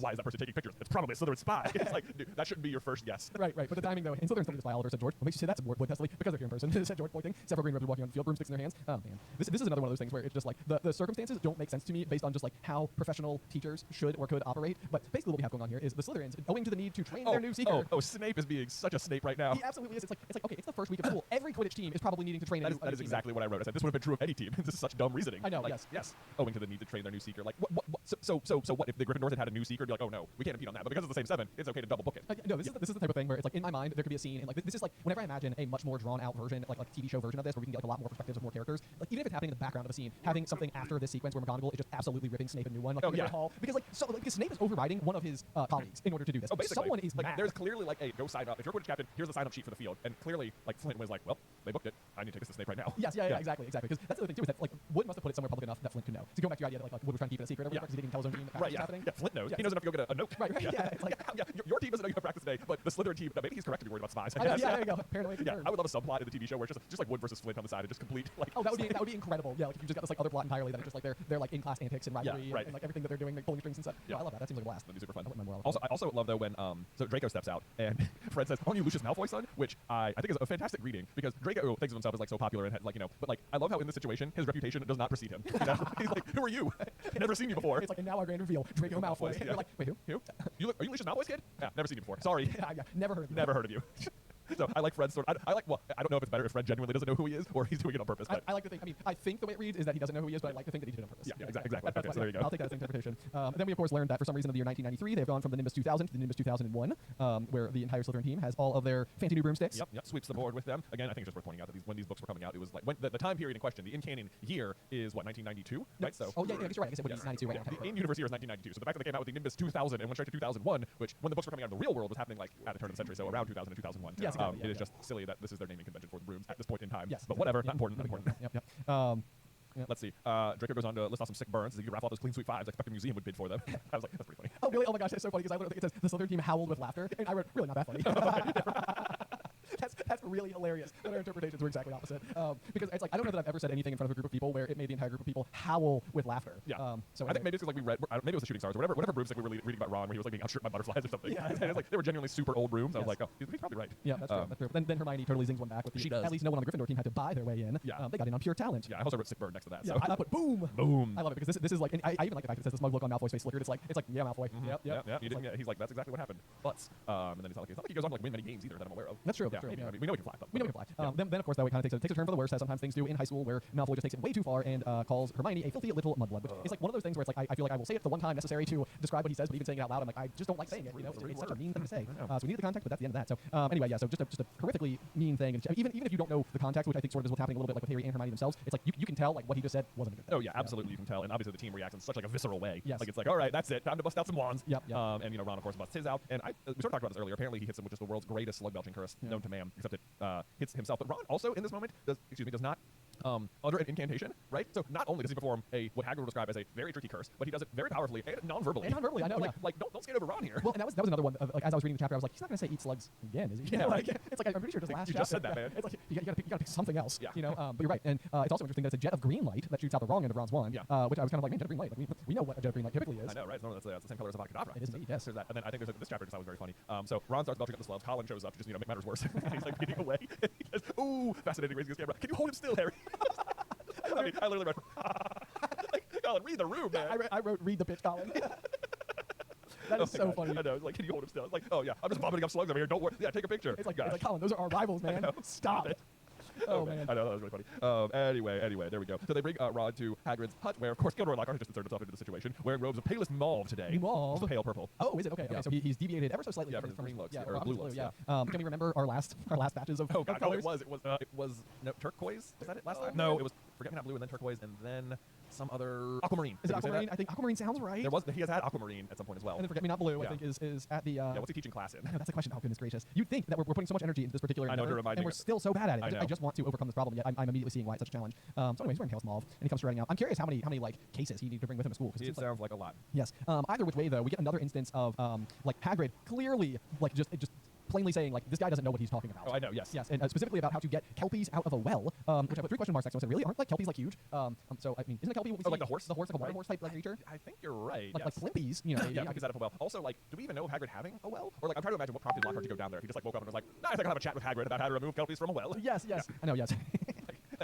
Why? Stop showing your hand, bro. know. You don't know what you're talking. You don't know what you're talking about. Anyway, so yeah, that's like one of those things that where like, I guess when visually you see what a Kelpie looks like though in Fantastic Beasts: Secrets of Dumbledore, is that when you get the Kelpie? Or is it Crimes of Grindelwald? Okay. It's like wow, okay. The Kelpies plural are in as well. I know. Is Newt's just huger? Maybe so. Maybe they're freshly hatched Kelpies. Also, well, Hagrid's advice to Ron is, I don't think there's anything to do except wait for it to stop. I was like, how would you know? Have you been hit with this? Like, that is not the news I would like to hear if I was Ron. I'd be like, yeah, let's go to the hospital. Wait. There must be something you can do. Surely. Yeah. Surely. Because it doesn't stop until like after midnight. But Hagrid does say that it's a complicated spell, so maybe he's done it before. Yeah, the difficult curse to work at the best of times. Yeah. With the broken wand. Let's see. The other like tiny little noteworthy thing here is that Hagrid, growled Hagrid, moving a half-plucked rooster off his scrubbed table and setting down the teapot. That is just like a tiny little nod that there are roosters at Hagrid's. Yeah, I mean, it's not only a tiny little nod that there are roosters at Hagrid's, but I think also it says like just like a page later that Ginny had just come by the day before, talking about like possibly hoping to run into Harry. Yeah. And so at this point, I mean, we know because of the murmurs later on in this exact same chapter, we know that Ginny is starting to do things already. Oh, I know. The first week of school with the Chamber of Secrets. Like the diaries are. I mean, I guess we sort of already. I guess she's already been writing in it before they left because they had to turn around and go get it. She was like, oh my gosh, diary. Yes. So for full context, the cry of a rooster can kill a basilisk, which would be the reason why they keep being killed. So it's possible the half-plucked rooster was done by Ginny, and in fact, the reason that Ginny was hanging around Hagrid's hut had nothing to do with Harry at all. Oh, for sure, it had nothing to do with Harry. Yeah, and instead she was the one who possibly like. Yeah, did she kill this rooster? And now Hagrid's like, well, I may as well eat it. I think so. Yeah, I think that is the takeaway here. Yes. So anyway, then we learn a little bit more about. Well, Hermione is attempting to defend Lockhart, basically saying to Hagrid, like, I think you're being a bit unfair. Professor Dumbledore obviously thought he was the best man for the job, and so I wrote for a job, but maybe not the job of teaching. And as per always, we keep bringing up Dumbledore's big plan and showing Harry about dangers of fame. Then Hagrid begins to allude to the rumor that the Defense Against the Dark Arts position is jinxed, which Hagrid is like on the money with a lot of stuff in this chapter. It's like that is well, he's obviously wrong about what Ginny's intentions are, but he can tell that Lockhart is full of it, and he is into the rumor that the Dark Arts job is jinxed, and like no one's been able to hold it for a while. And it's like yes, a short, which is to me is always surprising that no one's like really figured it out yet because it's been like 30 years or something. Or how long has it been? I was trying to do the math. I don't know if we know the exact year because let's see. So this is like one of those like math. Well, Tom Riddle I think was born in 1926, and so he would have graduated Hogwarts in 43, and then he's like off working at Morgan and Burke's for some amount of time because he's denied the job of teaching immediately after school, and then he returns to Hogwarts. I've always sort of thought like circa like 1950 or like somewhere in that range. And so this would be when he hides the diadem. Yes, behind the diadem. So this is approximately, and then Dumbledore denies him the job. Right. The second time, and it's been cursed since then. Yeah. So I think 40 years is safe bet at least. So yeah, for 40 years, no one's been able to keep this job for more than a year. Right. It's almost surprising. This is another thing like when you learn later on that like because you also know that Snape wants this job. Right. Which I guess maybe Dumbledore's hesitant to give to him because he thinks that means he'll be like something will happen to him that year. That probably is the ultimate interpretation. Yeah. And maybe it's even something that Snape himself is unaware of. Yeah. Like, why do you keep turning me down? Yeah, I want the job. I know, like come on, dude. Especially because like his later solution is like to go get Slughorn. It's like there are other potions professors he could go get too. True. So Snape could have the job. Right. Clearly, I think that just points again to like Dumbledore really wants Harry to see this particular kind of fame and not aspire to it, and that's why he's leaned on Lockhart instead. Yep. There you go.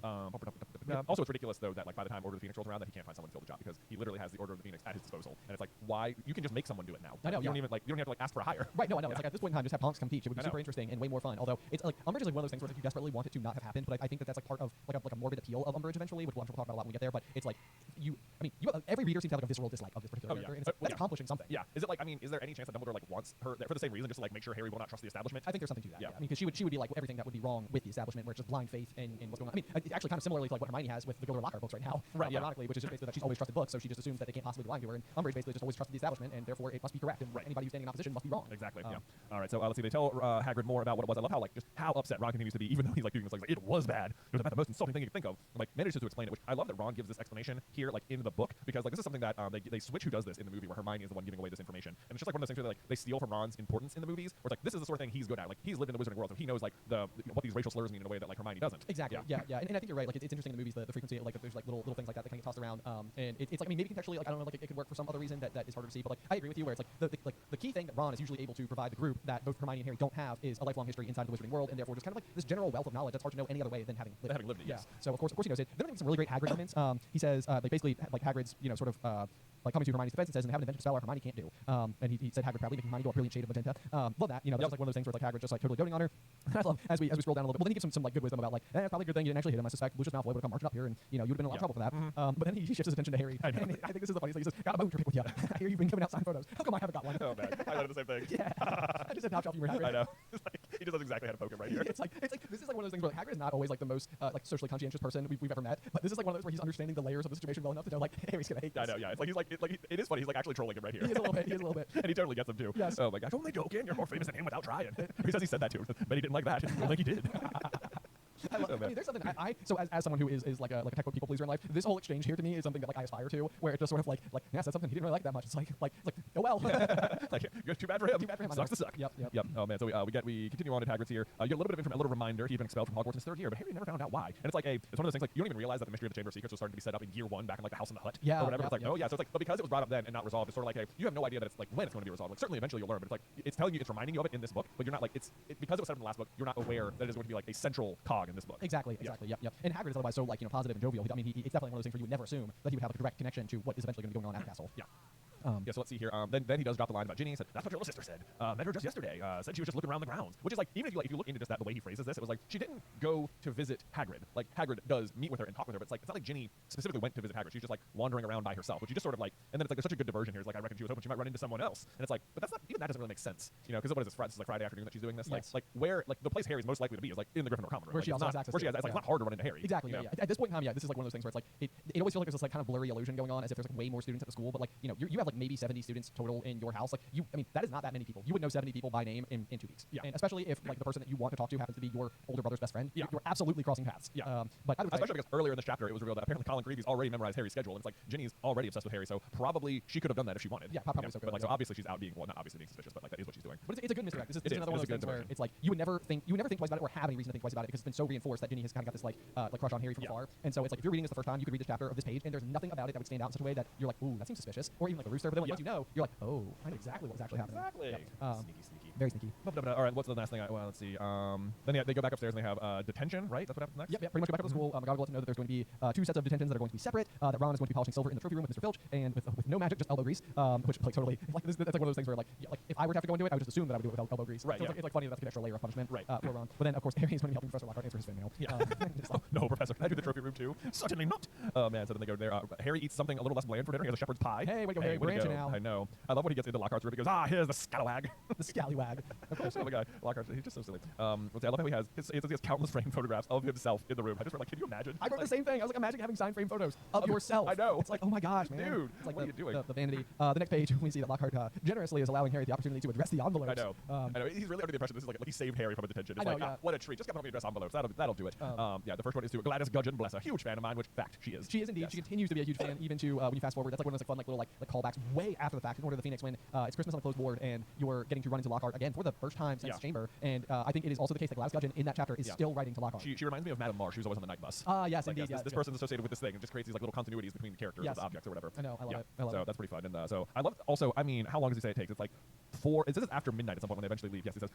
What? We've been here nearly 4 hours, which means because the detention started at 8 that they are there like past midnight doing this. I know. Like, oh my gosh, it is so long. Like such a remarkably thorough kind of punishment. Like in high school for us, like if you got like in trouble, you had a 1-hour detention where you just sat quietly and did nothing. Yeah. Like after school or before school. Right. Like that was it. And like I mean, if it was just 4 hours of sitting there, that would be terrible. But like at the same time, like Gilbert Lockhart has then been writing letters to fans for 4 hours. I mean, he's at least dedicated to his people. It's a kind of commitment for sure, because that would be a lot of time to be sitting there just writing away. Imagine if you had to address the envelopes too.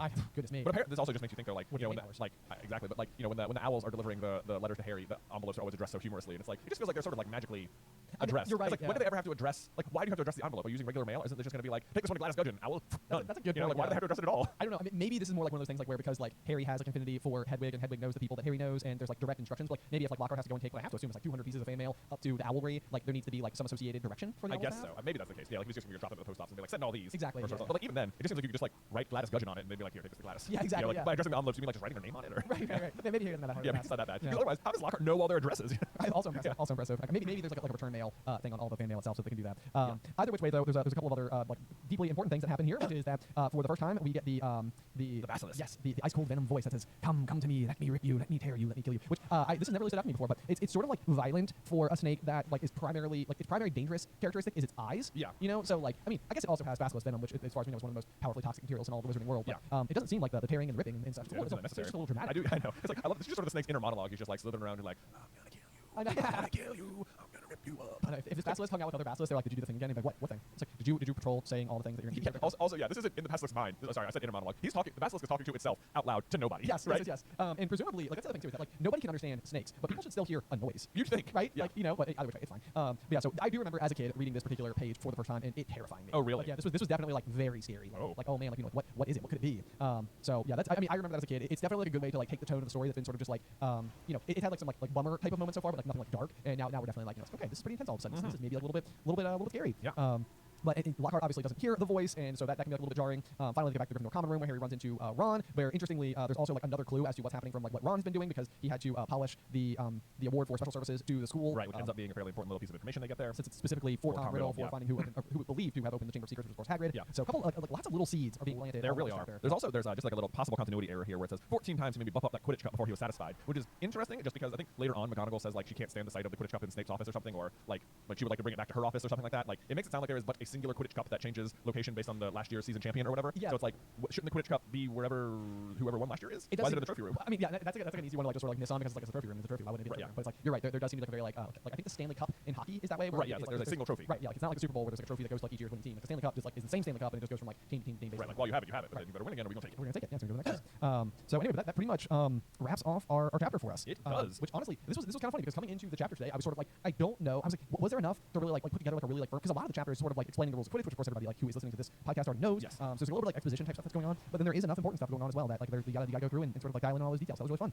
Yes, it was. Yeah. So we ended up having a lot more to say about it than I would have, as is always the case. I know. Yeah. Thought, yeah. Now I'll be especially curious about our next chapter, which is going to be chapter 8, the Death Day Party, because this is another one of those chapters where it's like I would rank it up there next to the break-in at the Ministry in Deathly Hallows, where they go undercover. And, it's like I love heists, and I don't like that chapter. And I don't know if it's like they use the Polyjuice Potion or like maybe even like the audiobook, like Jim Dale like provides all of the voices as like different characters or just like Harry, Ron, Hermione. I don't know what's going on with it, but the Death Day Party is another one of these chapters where I'm just sort of like that's forgettable. Yeah, the Death Day Party. Yeah, I mean they skip it entirely in the movie. They do, which is ironic. I mean I'm saying that as if it's not an important chapter because we know important things will happen inside that chapter. So we'll just have to look forward to next week and again chapter 8, the Death Day Party. Yes, we will. Yes, we will. In the meantime, we've got a review here. Oh, okay, lay it on me. From Chica Gomez. It says, it's so much fun every week. Greetings from Puerto Rico. You guys are actually the reason I got into Harry Potter in the first place, and now, thanks to the podcast, I actually look forward to driving to school. But at last, we're looking forward to all of them. Questions kind of been bothering me for a while. Why do the Deathly Hallows have such a legendary status when they're all basically duds that don't really accomplish their claim to fame? Harry gets found a bunch of times with the cloak, the Elder One changes masters all the time, and the stone doesn't even do the thing in its name. It seems like people would notice they aren't as amazing as the stories portray them.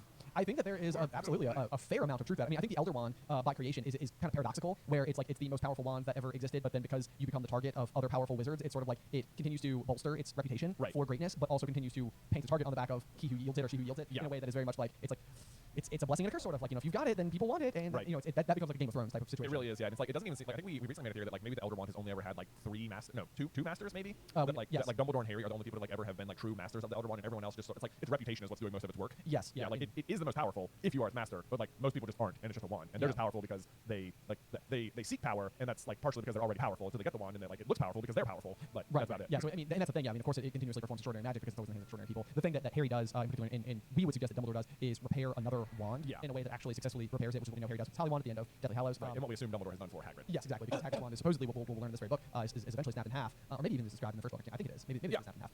But Ollivander talks to him about it. He's like, but you don't use it. Right. Yeah. And so it's funny because there's like always this sort of like quiet little illusion that like Hagrid's wand is like inside of like the flowery pink umbrella. And it's just like it just is in the pink umbrella. Like I don't know who we're getting here. It's like it's absolutely definitely in there. And it's like look how Ron's wand is behaving, and it's not even like fully broken in half. Like apparently Hagrid's was fully broken in half, and he never has any problems with it, whilst it is also concealed as an umbrella. It's like because it's not broken at all. Like it's concealed because it's not broken. Yes. So what we always wanted to see out of the Fantastic Beasts series was a scenario where obviously with Beasts being at the central focus of the larger narrative of Dumbledore versus Grindelwald, we always just assumed that Hagrid was going to eventually be involved in such a way because Hagrid would be expelled in 1942, and that would be 3 years prior to the duel with Grindelwald. Right. So what we've always assumed is that like the reason that Albus Dumbledore trusts Hagrid with his life is because in that interim, Hagrid does something to earn that trust, and the reward that Dumbledore then can bestow onto Hagrid as like his show of gratitude, being the new wielder of the Elder Wand, is to repair Hagrid's own wand and then permit him, like intermittent usage as needed, which obviously is still sort of kept largely under wraps. So that's sort of the sentiment there. So the Elder Wand does have special powers, but they need to be earned by the Elder Wand's respect. Yeah. But otherwise, it's like as far as your question, why do the Deathly Hallows have such a legendary status? It's like the Invisibility Cloak and the Resurrection Stone really don't have legendary status. Like most people don't know of their existence at all, or else just sort of consider them fairy tale objects. Like they really aren't legendary objects. And I mean, like Harry does effectively use the Resurrection Stone. It's like it doesn't bring people back from the dead, but like it can do a thing. It can do something. Yeah. And like that is unique. Right. Yes. Like you could call on your lost loved ones. And I mean, I suppose depending on whether or not you subscribe to the belief that Death created it versus the three brothers, just being clever wizards, which we sort of toggle back and forth on, sort of just depending on the narrative. But I mean, like the Resurrection Stone and the Elder Wand were both supposed to be lures for Death, and largely they are. Yeah. Well, and that's like that's also like the Harry difference, where it's like is Death is like it's a big trick by Death, where it's like it's supposed to drive you mad because you can't be with the person you love, right? Because they're dead, but like so that'll make you want to be dead. But then Harry is of course completely different, and he's able to use it in a successful way to bring people to help, like literally escort him to death on purpose. Right. Which follows the theme that like Death is not something that should be necessarily feared. Yeah. In some capacity. Whereas the Invisibility Cloak, of course, has like a special function of being passed from hand to hand and is largely considered to be the more wise choice of the three Hallows. And our latest insertion is that in King's Cross, when Harry's talking to him after he's like in limbo, Dumbledore alludes by saying like the cloak never worked for me as it would for its true master, and that sort of suggests like that the cloak does do something extraordinary for whoever it actually belongs to. Right, because the other qualities of the cloak are that it never fades, it continues to endure over time, and that it can and Dumbledore says it can shield others as well as itself. and it's like, but like even in the book, even this far, like when Ron is feeding Norbert the rats, like he just takes the invisibility cloak off by himself, like down by himself, and uses it, and it's like it still makes Ron invisible, even though he's not like the true master of it. So it's like it does what it says on the box all of the time, no matter who's wearing it. So it just sounds like Dumbledore suggesting there is like an extra power associated with the cloak for its true master, which Harry would be. And so yeah, our latest theory, which we've been working on this one for like 5 weeks now on the One of James who kept the invisibility cloak series over on the main channel, is that for the true master, the cloak would make you not just invisible but unfindable, like in a similar capacity to like the Bedelia charm or something. Yeah, exactly. So yep. And I think like there's the one instance I think where Draco spots Harry jumping on like the luggage rack and Half-Blood Prince and is able to like Harry's under the cloak, but Malfoy knows he's up there. And he like sees his ankle. He sees his ankle. So that's the thing. It's like Malfoy could just be directing a spell at where he believes Harry to be, which also happens to be where he is. So that's that would probably be the biggest like point of contention for this particular belief, because while Harry is otherwise very frequently nearly caught under the invisibility cloak, I can't think of any instances where somebody like finds him and like yanks it off of him. Yeah. And it's sort of like, aha, we found you. Yeah, I think the out for the Malfoy situation is that he sees his ankle up there. Yeah, that would be so my argument. Yeah, so there is there, and I think Moody can see through it as well. That's a whole different can of worms, and I think it speaks more to the power of the eye than it does to the failings of the cloak. Yeah, which if you wanted to like delve into that theory, the very broad strokes version of it is that like Grindelwald also has a blue eye, and so like we've sometimes suggested like, is there a chance that like, because we know that Dumbledore and Moody have been like long-time allies and like work together against Dark Wizard, so it's like that's another situation where it's like in a Fantastic Beasts perfect case scenario is a world where we see like a really young up-and-coming Alistair Moody who like plays a vital role, and like what he takes from the situation is the swiveling blue eye, and, like, and you discover that like what Grindelwald in his hunt for things of caliber such as the Deathly Hallows, there are in fact other magical artifacts out there of similar caliber, one of which could be like an all-seeing eye. Right. Yeah. I mean, like an all-seeing eye is just like also sort of like a recurring trope in like fantasy and stuff, like like Odin or Sauron or those sort of things. So it does seem like we don't know the full history of the eye. Like, was it given to him? Was it? Did he? Like, I always wonder, like, did he? I was wondering so did Moody lose an eye and then was given it as a replacement, or did he just like replace it himself because he found this one? That's a good question. It seems like based on his gnarled state, he largely, I would assume that he would have lost. That's what I assume. Yeah. And that would be because I mean, even like there's something so weird to me about eyes, and like real weird about it. But like it's like I can't imagine optionally being like I'm gonna upgrade my eye. Okay, well, you know what? Just to continue this theme is that even in Name of the Wind, the other series we love is that Celatose just does this exact thing. You're right. Yeah. He stabs his own eye out and gets a greater vision or whatever. Yes, I don't know. Man cut out his own eye and saw better. There's a really good line about it in the book, but either way, that's for a different podcast. That's exactly. There you go. You think we have a lot to say about Harry Potter? My goodness. Name of the Wind. If you haven't checked it out, please do. Otherwise, I think that should be everything for today. That should be everything for today. Join us next time as we venture to Chapter 8, The Death Day Party on Through the Gryffindor.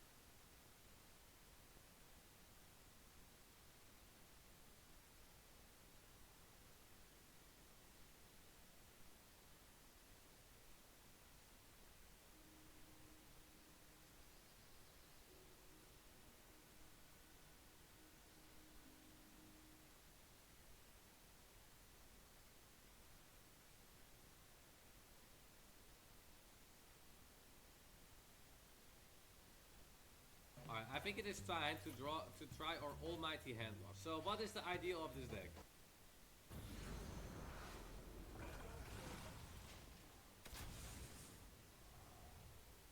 I should have maybe not. I probably should have played location on 3. I guess I couldn't do that with Molten Giant. Yo, stink. Guys, he's not gonna see the Argus coming, is he? I don't think so. He won't see it coming. I died to meta.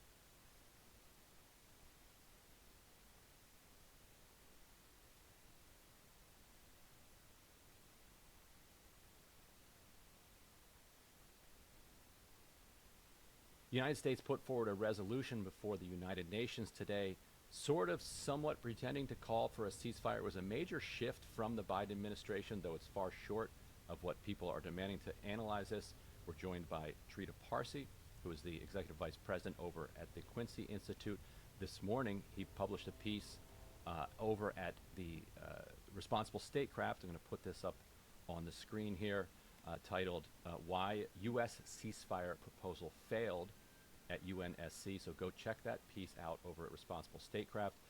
Before we get to Dr. Parsi's analysis, let me play a little bit of Dr. Teresa Greenfield.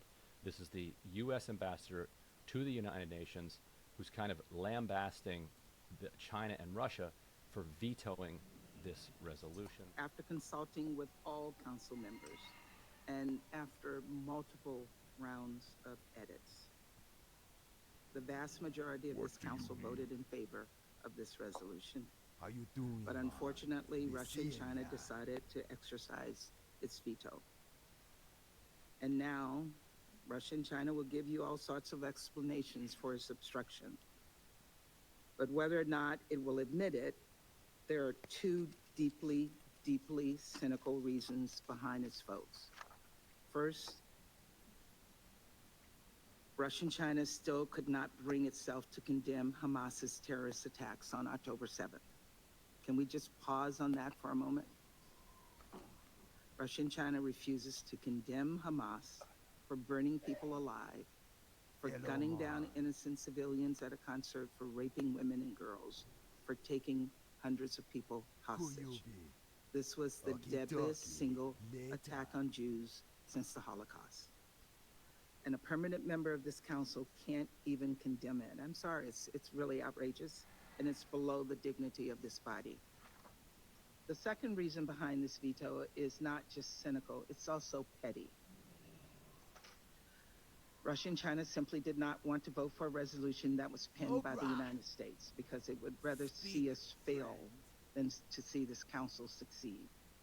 Even after inclusive consultations over weeks and weeks, even after negotiations and overwhelming council. Straight. Okay, so Trita.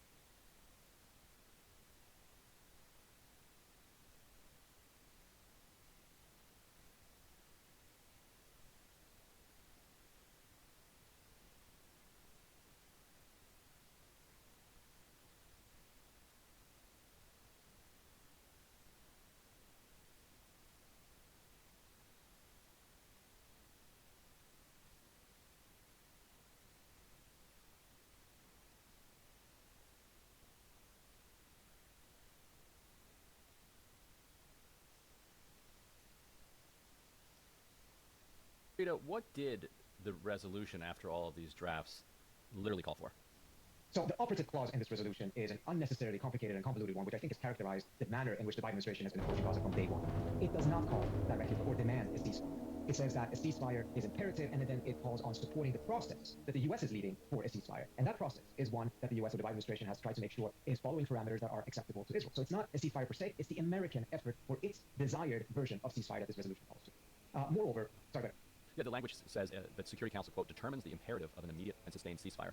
So what does that language mean, determines the imperative? So the strongest term that they could use there is to demand an immediate ceasefire. You have plenty of demands in the resolution itself, but not for this one critical operative clause. Instead, it is a weaker version. It is not as weak as it used to be. An earlier American draft from December it said that the ceasefire should happen as soon as practicable, which is a unique and unprecedented way of demanding it. It's a new depth in how weak, a new depth when it comes to using weak language. So in some ways, it's definitely shifting the U.S.'s position. Biden has moved on this. It hasn't moved far enough, clearly. And I think one thing that is really important here, 2 points that I'll make. First of all, the Algerians voting against this in some ways is actually more important than the Russians and the Chinese doing so. Of course, the Russians and the Chinese have a veto, so their negative vote kills the resolution. But as I think the U.S. ambassador did point out, there was a bit of pettiness on the Russian side when it comes to this. It's not just because of the substance of the position. The Algerian ambassador pointed out that he speaks not just for Algeria, but for the broader Arab world, and points out that this resolution does not call for an immediate ceasefire because of a weakening of language when it comes to Rafah. And the earlier version actually demanded that there should not be an incursion into Rafah, any attack on Rafah. This has now been changed. It's been moved to the preamble of the resolution rather than its operative clause. And this is also something that others ambassadors pointed out. This is not putting a strong red line in front of what everyone recognizes would be the most humanitarian disastrous move by the Israelis. And in that sense, interpreted that as a potential green light for the Israelis to go forward.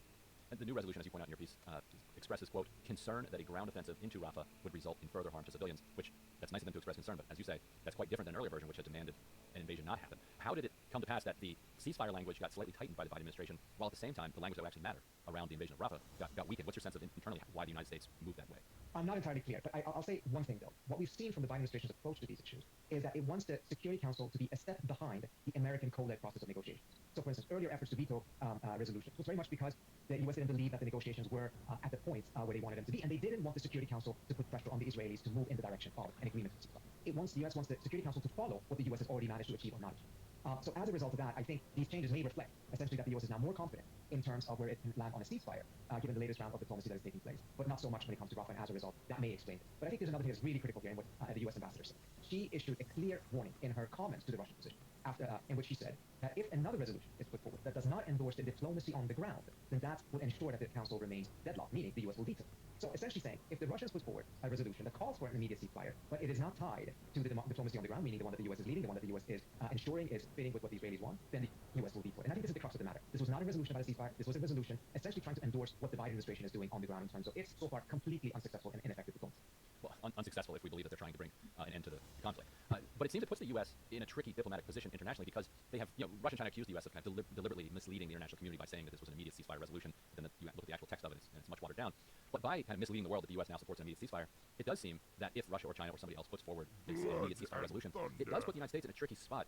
Notwithstanding Linda Thomas Greenfield preemptively saying that they're going to veto that. When they veto that, it will create this dissonance, won't it, between the public perception that the U.S. just said it was for a ceasefire and then the public action a couple days from now that we'll probably see of the U.S. vetoing an immediate ceasefire resolution. Whatever the U.S. is gaining in terms of perception, with the Russians and the Chinese now standing in the way of this resolution and any effort to try to shift the blame onto them, will be lost the minute there is another resolution that is actually much more clear on this matter. And particularly if it is also clear on the condemnation of Hamas. I don't think the ambassador was correct in her point there because the Russians and the Chinese did vote in favor of the Brazilian resolution, which was the first one that was put forward. That condemned Hamas twice in the text. And they voted in favor of that. So I don't think that talking point is going to have a lot of legs. And again, particularly if the next resolution is introduced, it's clear in terms of the demand for an immediate ceasefire. This connects the ceasefire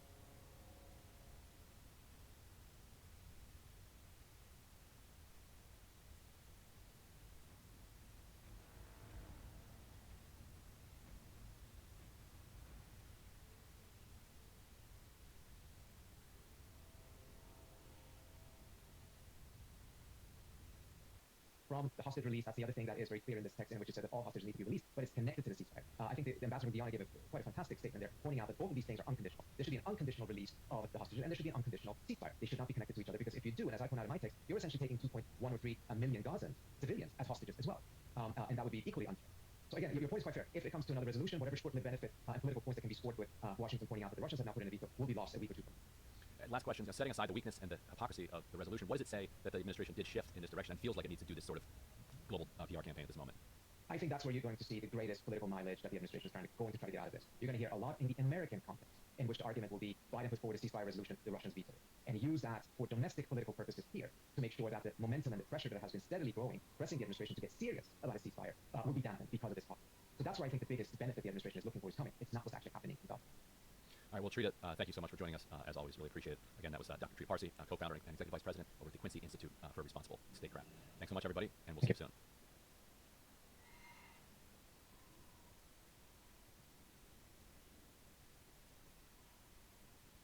The big event we need to talk about is the Oscars of politics. The State of the Union address last Thursday night. Joseph Raisinette Biden the clown.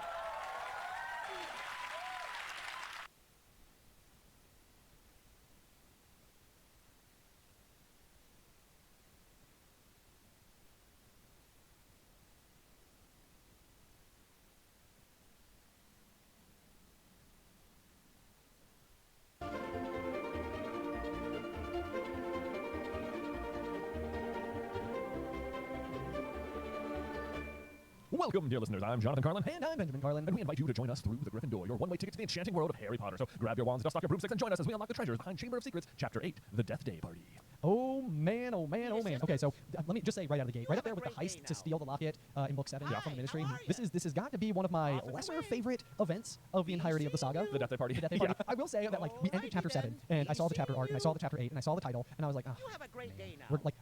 I normally I'm so enamored with everything to do with the series. It's all so much fun. And I always enjoy getting lost in the magic. And then this one popped up, and I was like, next week's episode's I'm gonna have to really dig deep for this one. And then I will say that I read the chapter, and I was like, this is actually, I mean, it is fun. It is fun. A lot of very interesting things happen. A lot of interesting things get set up. There's like a weird amount of drops for like Book 6 stuff that happens in this particular chapter. You do get like a much more up-close look at all of the ghosts. The Chamber of Secrets is like officially open, so that's exciting. That's true. So there are some things that happen, but it's like this is one of the things they didn't put it in the movie. They just sort of like they just instead of going to the Death Day Party, Harry just discovers what the cat on the same day as he does the detention. Is that right? I think so. Yeah, I was trying to remember exactly how this goes. And on that exact note, let's just talk about the cat itself, because it is also part of the chapter. Oh, what's the chapter art? All right. And I say the cat as if we don't know the cat to be Mrs. Norris. So the chapter art itself depicts Mrs. Norris looking.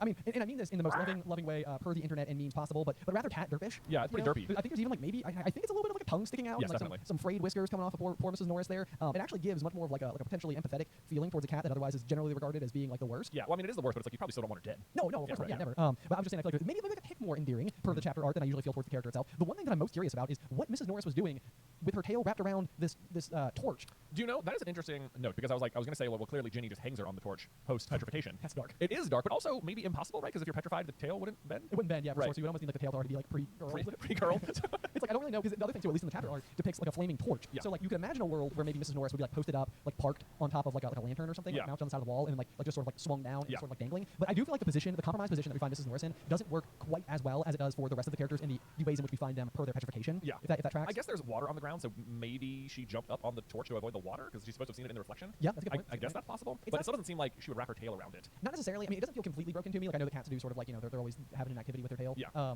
But anyway, that was just like one of those things that I feel like I was looking at the chapter art and I was thinking about it as I dove into the chapter. And I was like, it is kind of odd that this is how, because that's the thing. This is the first attack we have, and the fact that Mrs. Norris is hanging from the lamppost is pretty like grim. It is pretty grim because I feel like we're just splitting hairs. It feels like what's most likely happened is that Ginny put her up there. Okay. Is what I think. I don't think that should be possible based on what you know petrification supposedly does. Yeah. But even when I saw the chapter art, I was like, is this right? Why is she hanging from a torch? I was like, imagine her hanging from the ceiling, and then you could tie the rope to the end of her tail despite the shape. I think that's how it is in the movie too. She's just like hanging from the ceiling.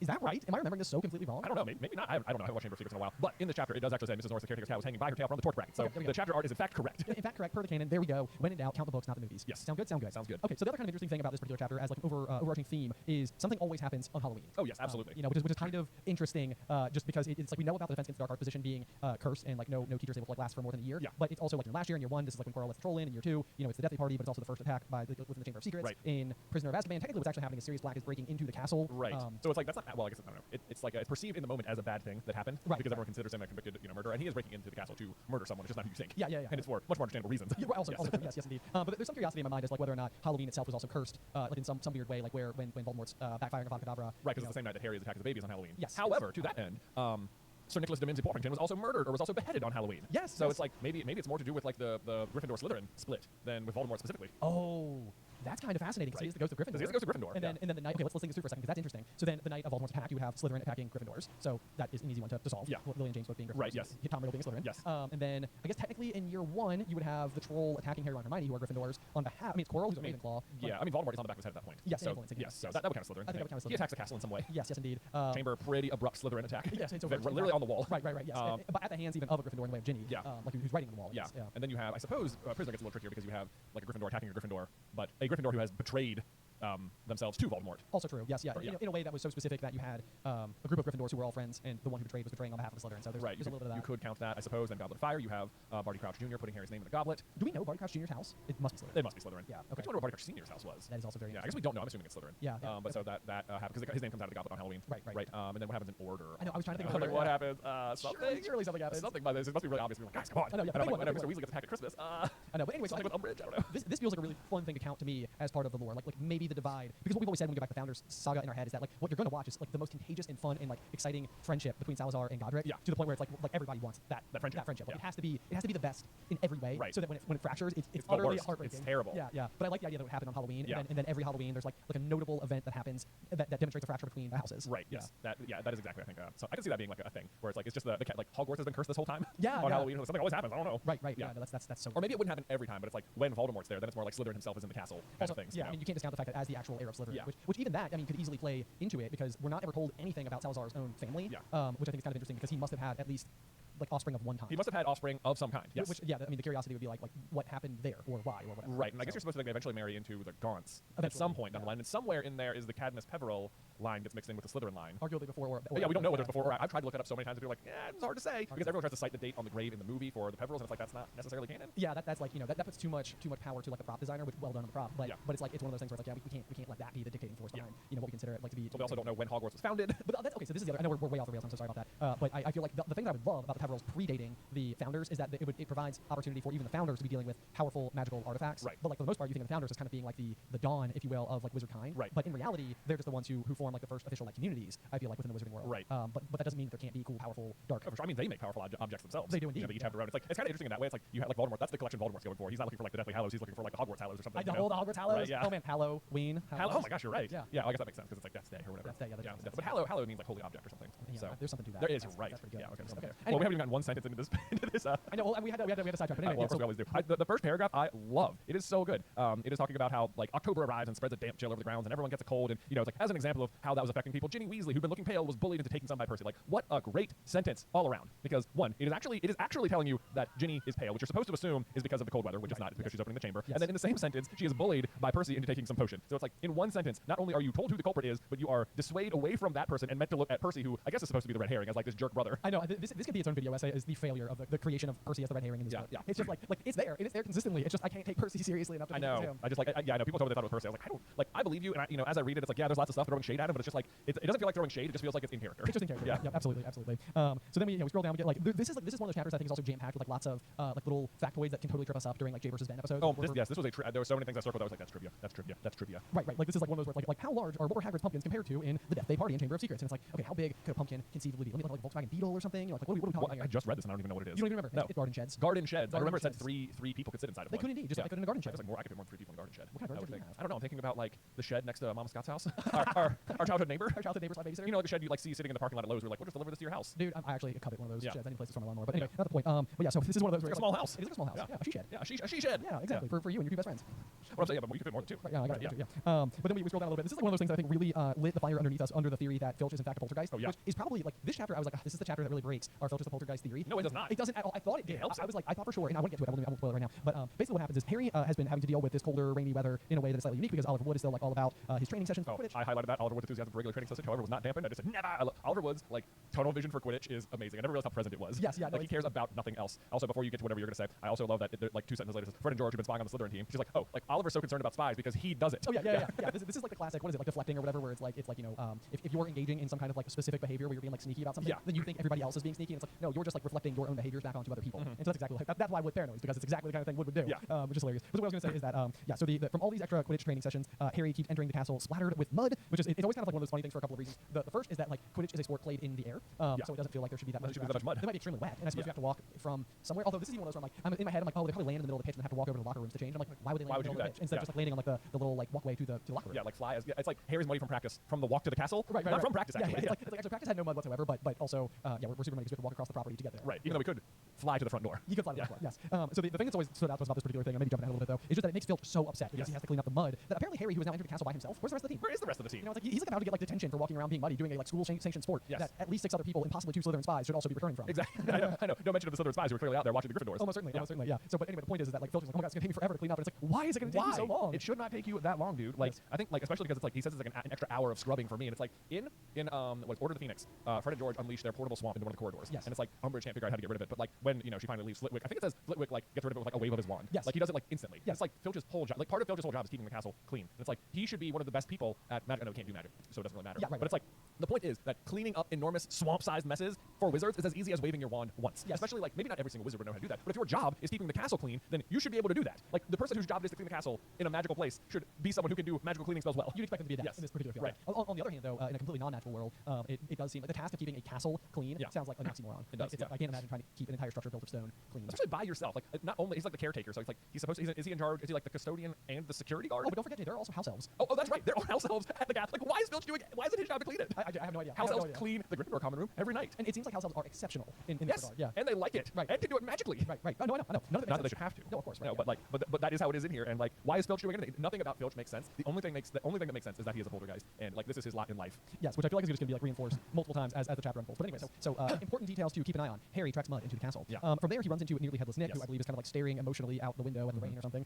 There's particularly I feel like a couple of like there's a line here that basically says that Harry was able to look through Nick at the window, like the rain that was coming down outside. I feel like that's just like a tiny little ounce of setup for the scenario that you can see through ghosts into something else. So when Justin Finch Fletchley has his basilisk attack, this is sort of like the yes, because you can see through ghosts enough to where you could also like have your vision sort of like just mildly impaired enough to only be petrified instead of killed. Right. Yeah. So there's that. Go ahead. Oh, I was gonna say there's down at the bottom it says, or you learn how Nick was executed, that he got hit 45 times in the neck with a blunt axe, which just sounds terrible. But the question we always have about this particular line is, did this particular event happen at Hogwarts? Because like the ghost is at Hogwarts, so you kind of think it would. Like, if it happened somewhere else, would you then just migrate to Hogwarts because you were a Gryffindor? I know. Yeah, this is the strange one because it's kind of like as the house ghosts themselves. Like it seems like there are other ghosts that do reside in the castle, but the specific ones that are attached to each of the respective houses seem like they have like a higher position of notoriety. Yeah. Like he is the house ghost. He's the house ghost. So, but then the big thing that I think you're possibly alluding to is that when we do enter the room of hidden objects in Half-Blood Prince, where Harry hides the book, the Half-Blood Prince's book, you can see like leaning against the wall. There's a specific line that says there's like a bloodied axe. Yeah. And it's kind of one of those things where it's like, why would a school ever have a bloodied axe? But yet we know that there was someone in the school who was failed to be beheaded by an axe.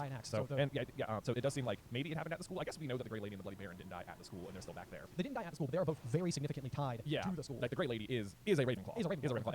And then the Bloody Baron, of course, is just like in love with her, so maybe he follows her there. And also, his death is as a result of a mission on behalf of the school. Also true. Yeah, so you can see maybe why he would return there. Otherwise, it seems like I looked up if there was any circumstances under which we knew like what the circumstances around his death were. Basically, it was in 1492, which is confirmed later in the chapter, and we know that happened on Halloween. And he was, I guess there used to be like on like one of the official Harry Potter websites, you could see like when he goes to make his speech and gets interrupted later, you can read the limerick he actually was trying to say. It's kind of a little song. It's like a little song. Yes. Yeah. So it says, "Alas for the eve when I met Lady Grieve, a strolling in the park in the dusk. She was of the belief I could straighten her teeth. Next moment she sprouted a tusk." So it sounds like basically he finds a woman and says he can straighten her teeth, and then accidentally gives her tusks. Yes. And outs himself as a wizard and is then sentenced to death. Yeah. But then it makes you wonder, like, if it happens at Hogwarts, certainly they already known about wizards.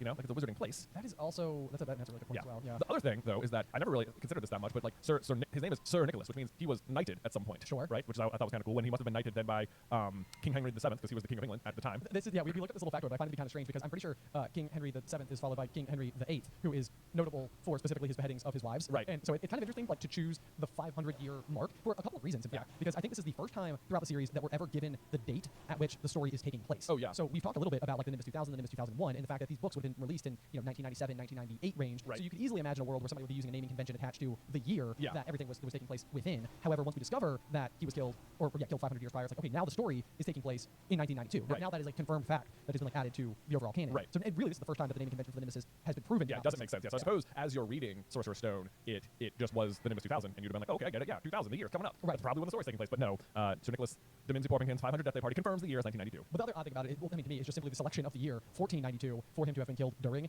Just because 1492 is quite a notable year. Right. Like, if you're going to select any one year from the century that is the 1400s, it's probably the one most people would pull off the top of their head. Right. Yeah. You know, because it happens to be the year that Christopher Columbus set sail or discovered the Americas. Right. Yeah. So it's like, is there supposed to be a nod to that somehow? That would be Spain that sent Right. Christopher Columbus, which seems like no connections whatsoever. So anyway, I mean, it's just kind of one of those things. I'm like, why this year in particular? Like clearly it had to be a choice for some reason. I mean, it could have just been like 500 sounds like a fun round number to be celebrating the Death Day Party for, and if you're writing the book, you know what year it's supposed to be taking place in. That's so also you true. just have to just math it out, and then just happens to be that. Right, and I suppose the other detail that would be somewhat relevant here is that we're about to discover that the Chamber of Secrets is being opened for the first time in 50 years. Yeah. So it's also kind of like we've got like a 500 years ago and like a 50 years ago. That's true. So 1942. Oh, that's it. 1942, 1492 is the same numbers. Oh, that's interesting. Yeah, because that would be when the Chamber of Secrets was opened. Yeah. 1942 versus 1492. Yeah. Oh, that's interesting. I bet that's like a little puzzle piece sliding into place. I never noticed that before though. That is cool. It is all the same numbers. Yeah. Anyway, so this is another piece of trivia that I know I've gotten wrong before though, because what we discover is that what Nick is lamenting is that he is not being permitted to join the Headless Hunt, which makes him rather sad. He receives this letter from Sir Patrick Delaney Podmore, and that is like one of those questions where it's like, who rejects his request to join it? And I can never remember Sir Patrick Delaney Podmore. You got to wonder whether or not these two knew each other in life because they're both sirs, which means they're both That's writers. true. So it's like, is there a chance that this is like some kind of like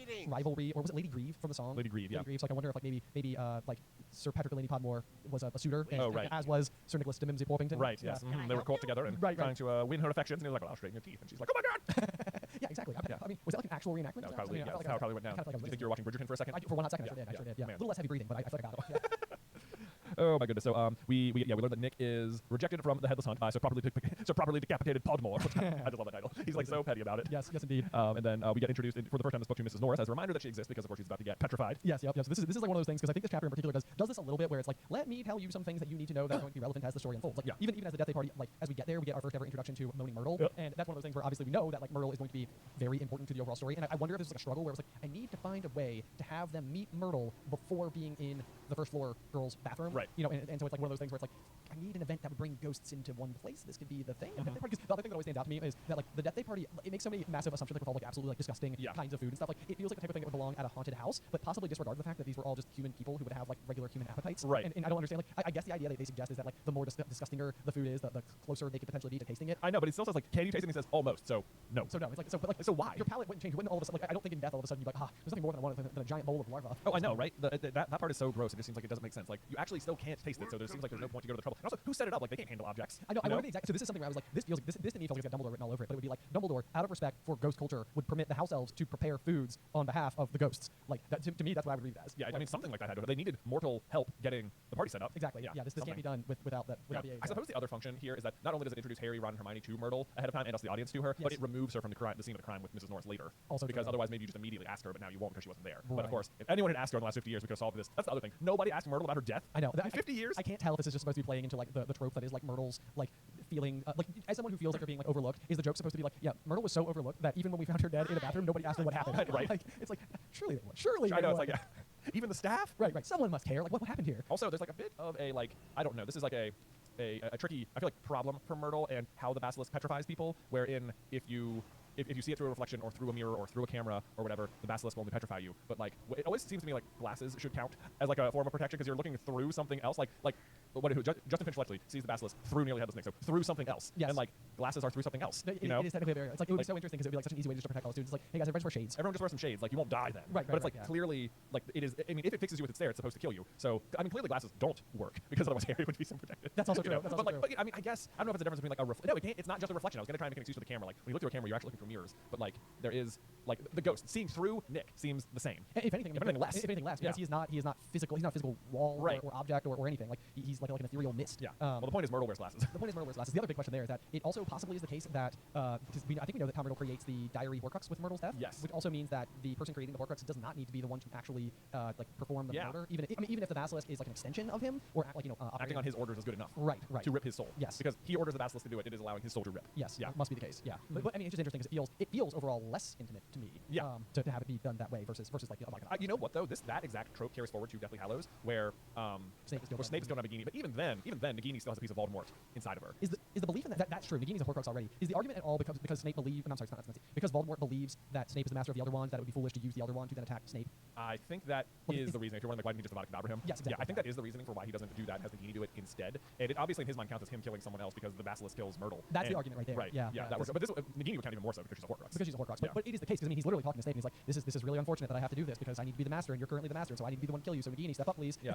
I know. It's like you sure about that, bro? Because like it's like your logic. It almost feels like in an early draft of the story there was a line written where where this would have been spelled out that the person who is holding the Elder Wand can't attack the person who is the master of the Elder Wand out of fear of the Elder Wand backfiring, because it may have just been too much of an obvious spoiler that this is exactly what's going to happen when Harry faces him down. Yes. Like it's almost like I can't really take the time to explain it. Hopefully you'll just survive. You'll just, like, get it. Yeah, as time goes on. Anyway, we're like 5 books ahead here. So no, but it's also relevant to the situation. It is. It absolutely is. I agree. So, but I mean, it's very interesting, like what counts and what doesn't count, and who's operating on behalf of what. But I suppose to be fair as well, I mean, Tom Riddle is the heir of Slytherin, and the Basilisk was left in the castle by Salazar Slytherin himself. I mean, it is Slytherin's monster, but it doesn't like share a bloodline with him. That's also true. That we know. Whoa, can you imagine?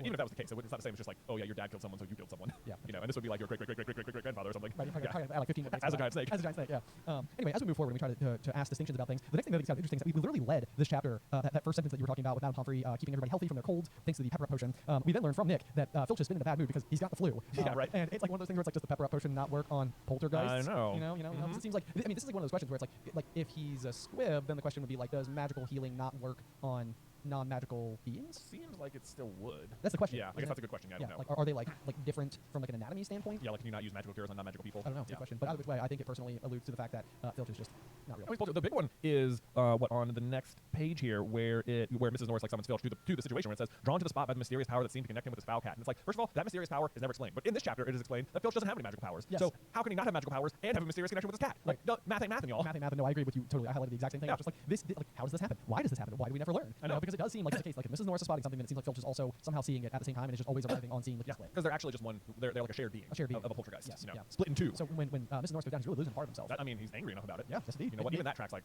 Horcruxy kind of way. Yeah. You know, Harry's fighting Horcrux. This is like Filch just lost like a piece of his soul a little bit. A little bit. You know, to a piece of Voldemort's soul. How about that? There you go. There you Boom. go. Okay. Nailed it. Put it all together. There it is. Okay, let's see here. So then we go down to Filch's office, which is kind of interesting because there's a closet. His closet. His closet. Yes, I'm sorry. A dingy windowless room. Lit by a single oil lamp dangling from a low ceiling, a faint smell of fried fish lingering about the place. Okay, so as a friendly reminder, when Dobby approaches Dumbledore about potential accommodations, I'm pretty sure Dumbledore offers him like 10 galleons a week Yeah, or something I think like that. so. And weekends off. And weekends off. Yeah. It's like, it doesn't seem like the same Dumbledore who would be requiring Filch to work inside of a closet that smells like, fried fish. Fried fish. Yeah, it's just like, what? Unless of course, when we go to the Death Day party, we know that they can kind of sort of almost potentially taste more disgusting food, so maybe the same thing is true for Filch. Well, Peeves is at the Death Day party. He is at the Death Day party. Yeah, he's there. So, Okay. well, you know who's not? It's Filch. It's Filch. Yeah, that's true. This is classic Filch, though. Classic, reject. Right. I don't know if Filch is aware that he's a poltergeist because he is so like anti. Because if he's a poltergeist, it means he is the manifestation of rule following. And as we talked about this before, like the idea of magic is that it doesn't really follow the rules. Right. And so like that's why he can't do magic, because he is all about following rules, and magic is like the act of breaking the rules. Yes. Yeah. Exactly. But so then also included inside of his office is going to be a highly polished collection of chains and manacles hung on the wall behind his desk, which just seems like, again, I'm like, I don't see a world where Dumbledore would ever allow them. I know, it doesn't seem like those would be used. However, this also ties into the bloody axe thing. It's like, why is there a bloody axe? Why is there chains and manacles in this place? Yeah. Because it used to be a lot more brutal. These do executions here. Apparently, yeah.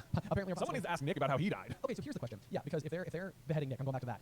If they're beheading Nick, the question is whether or not the wizarding population is the one who feels like because at that point in time the statute of secrecy was not officially set in place. I don't think that happens until like the 1700s. Right. So that might just be the punishment on behalf of wizards being like, dude, we are trying to eke out an existence over here, and you're trying to impress a Muggle woman by fixing her teeth. Like, come on, dude, you compromising our whole thing we're working on here at Hogwarts where we behead people. It happens like the next day. He tries to fix her teeth on October 30th, and the beheading happens on the 31st. Wow. I know. Like they're like, no time for a trial. We get what you are, Tuskman. Tuskman. Yeah. Trying to turn our women into elephants. Why don't you? No way. Nope. Anyway, so let's see here. What do we got next? So then I think the other really important thing that we have happen is that Harry is about to possibly get like detention or just a suggested sentence. A suggested sentence for again returning to the castle from a school sentence. Yeah, for doing his practice. Yes, for doing his practice. However, there is an interference when there's a loud bang on the ceiling above the office, which made the oil lamp rattle. Peeves, Filch shouted, and basically is like, I'll have you this time, I'll have you. And then without a backward glance, basically Filch leaves the office and goes running upstairs with Mrs. Norris shrieking along beside him because they are the same creation. This is kind of a fascinating one because of what we discover the noise is caused by. And while it is in fact Peeves, it is something that nearly headless Nick had done on behalf of Harry, who basically convinces Peeves to knock over the black and gold cabinet that also happens to be the Vanishing Cabinet. And not just any Vanishing Cabinet, but the same Vanishing Cabinet that Montague will eventually be stuffed inside of and lost for a period of days in Order of the Phoenix. It is the same cabinet that then Draco realizes has a twin. A twin, yeah. Which is currently at Borgin and Burke's, the same one that Harry was hiding in this same book. The same book. And that is then what Draco is able to mend and create the passageway between Borgin and Burke's and Hogwarts. Right, so yeah, big setup here. Also, I love how it's like Nick's idea to help Harry is to crash the cabinet, and like Harry eventually thinks, I'm like, oh yeah, great job, that totally worked, but like it didn't really, I don't think. How do you mean? Like, I mean, he crashes the cabinet, and Filch leaves to go inspect it, but then Harry's like, I guess I should wait for Filch to come back. Oh yeah, that's true. And it's like, if Harry hadn't gone nosing around on Filch's desk, then it wouldn't have mattered. Right. You know, like if Filch had like put his folder away, then like he would have come back and been like, right, where were we? Oh yeah, detention. Right. You know? Sentencing. Yeah, sentencing. Right. Yeah, my bad. Yes. No, it is really funny. But then in the meantime, while Harry doesn't leave the office, he happens to find the quick spell flyer. And this is something that I have no idea if I had like like rearranged this in my head or something. In my mind, for whatever reason, I convinced myself that the quick spell course was something that was teaching squibs how to be magical, and that's just incorrect. Like my own recollection of what the quick spell course was is wrong. Yeah, I actually wrote down the same thing. It just said not really a squib solution. It's not a squib solution at all. So like his having it, this is not like his identifying as a squib. This is just him basically just being like, how can I learn how to do magic? Possibly, maybe. And he's pretty ashamed of even owning this particular thing. But when it comes down to it, it just sounds like tutoring for wizards. It's kind of like, I mean, which kind of makes sense. Like there's certain things that I've done in my life, like my scuba training, for example. It's like if I were to go, like I haven't scuba dived in a long time, like 10 years. And so like, if I were to do it again, I would absolutely want a refresher before I go like deep underwater. So like the quick spell course literally sounds like maybe you're like in your like 30s, 40s, 50s. It's been a long time since you were in school. You need to touch up on some things. Like it's like I could totally see this just being a thing. So I had really originally written down like this is the part that really like kind of argues our point about like Filch being poltergeist. Sounds like, but then again, it doesn't really do that at all. Just tutoring. Yeah, I mean, I think he later admits or self-identifies as a squib. Okay. Like, so he knows I might even be in the next chapter. Okay. So that's still coming. Yeah. Maybe that was the line that I thought happened closer to the quick spell course. Right. But yeah. So I mean, that being said, this just goes back to the argument that Filch just doesn't know. Just doesn't know. Yeah. Like then it would just be the case that like he identifies as a squib because he can't do magic, but he doesn't realize he's a poltergeist either because he can't do magic. Right. Yeah. Yes. Let's see. But it's also interesting to me that like, well, Harry's like, does this mean that Filch wasn't a proper wizard? And it's like, well, I guess so. It does mean that. But it's like we know that Filch can't do magic, and it's like nobody's figured out that Filch can't do magic. like the students haven't picked up on the fact that he's scrubbing the floor when you definitely don't have to. Right. I know, that's such a good point. Like, this doesn't feel like it would be like a tightly kept secret. Right. You know, like for Harry to have discovered and then like tell to everybody else. It seems so much more likely that it would just be like well-known information. Right. Like as long as you can outrun him, it's okay because you know. What's he gonna do? Can I pull out his wand? I don't think so. Nope. Anyway, so yeah, so then we go back out to Harry running back into Nick, and they kind of have a conversation about like, you know, I did that on your behalf, and Harry basically agrees to come to his death day party. Which I did write like a little note there, like Harry's so kind. You know, like I mean, I think he's sort of like a little hesitant. He's like, of course. You know, well, not only does he agree to go, he doesn't even bring up the fact that Nick and his parents share a death day. I know. You know? Yeah. I know. He's like, well, it's my parents' death day too. How about that? I know. They want to steal his thunder. You know. Not you know how I'm famous? You know, happened to be on this exact day. Kind of a hard day for me. Yeah. Yeah. So then basically Harry goes back to Ron and Hermione, where it kind of seems like Hermione's like, well, that's pretty neat. Like we get to go to a death day party, but nobody alive's ever been to one. I highlighted that because I was like, it doesn't seem like it'd be that weird that dead people would know living people. No, it doesn't seem that strange at all. I mean, this kind of reminds me of like Coco, you know, and like the Day of the Dead. Yeah. You know, it feels like this dad's like on a dedicated date. Dedicated. Didn't even mean to. But the idea of people attending their loved ones' death day parties doesn't seem like a bad thing. It's kind of like a great thing. Yeah. Like I sort of like, so I wrote this down. Like Ron says like why would anyone want to celebrate the day they died? Sounds dead depressing to me. And I was like, I actually find the idea of a death day party to be kind of cool because it's almost like your birthday for the afterlife. That's exactly what it is. Yeah. So it's like I don't know. Like, I sort of like it. But I also like Day of the Dead, like as a concept. I think it's like a neat way to like honor the people in your lives and tell their stories and you know, like kind of spiritually maybe spend time with those people. Yeah, I remember when we were doing lots of research for the movie Coco before it came out, like learning about I can never say the name of the holiday though, like Dia de los Muertos. Dia de los Muertos, yes, that. And like learning that like American funerals are like very different than other cultures where it's like a very solemn, forlorn, sorrowful, sad thing. There's grieving. It's like of course someone dying is very sad. Of course. But like in other cultures it's more like they'll still be sad that the person has passed, but like their funeral is more like a celebration of their entire life. Exactly. Which I feel like is catching on a little bit. Like I've heard the phrase like join us for a celebration of life. You know, Yeah. So anyway, but I mean that's the thing. I mean in sort of the overall themes of this book as like or not even this book the saga as a whole is that like death is not something to not necessarily be feared, but like also you know can be good in its own way, so to speak. It's the next great adventure. Although Nick has never truly died, according to him. That's also true. That's also true because he chose that ghost life. Yeah, maybe death day is not the right word. I know. Yeah, that's right. Yeah. You became a ghost day. Yeah, ghost day. Which that seems a little more sad. Yeah, it does. Because being a ghost actually does seem like it's not the preferable option. Right. Yeah. Because I think when Harry talks to him after Sirius's death, even I think Nick is sort of like, yeah, Sirius would never do this. He would never choose this path. Yeah. No. It doesn't seem like there'd be a lot of Gryffindor ghosts though. You know, like there'd be a lot more like the people bravely accepting death. You'd think. Yeah. You know what's sort of a weird? Here's a weird thought. Imagining like because in the wizarding world like ghosts exist. Like if like far enough do they ever fade or anything? I wonder like will they like imagining some sort of like Armageddon event or like the heat death of the universe like this Nicholas de Minzy popping just sort of like floating around space like I'm still here. I will join that headless hunter one of these days. That's hilarious. That's a good question, but I think probably they would just be here forever. Yeah, right. I mean, I don't see why not. Yeah. I don't either.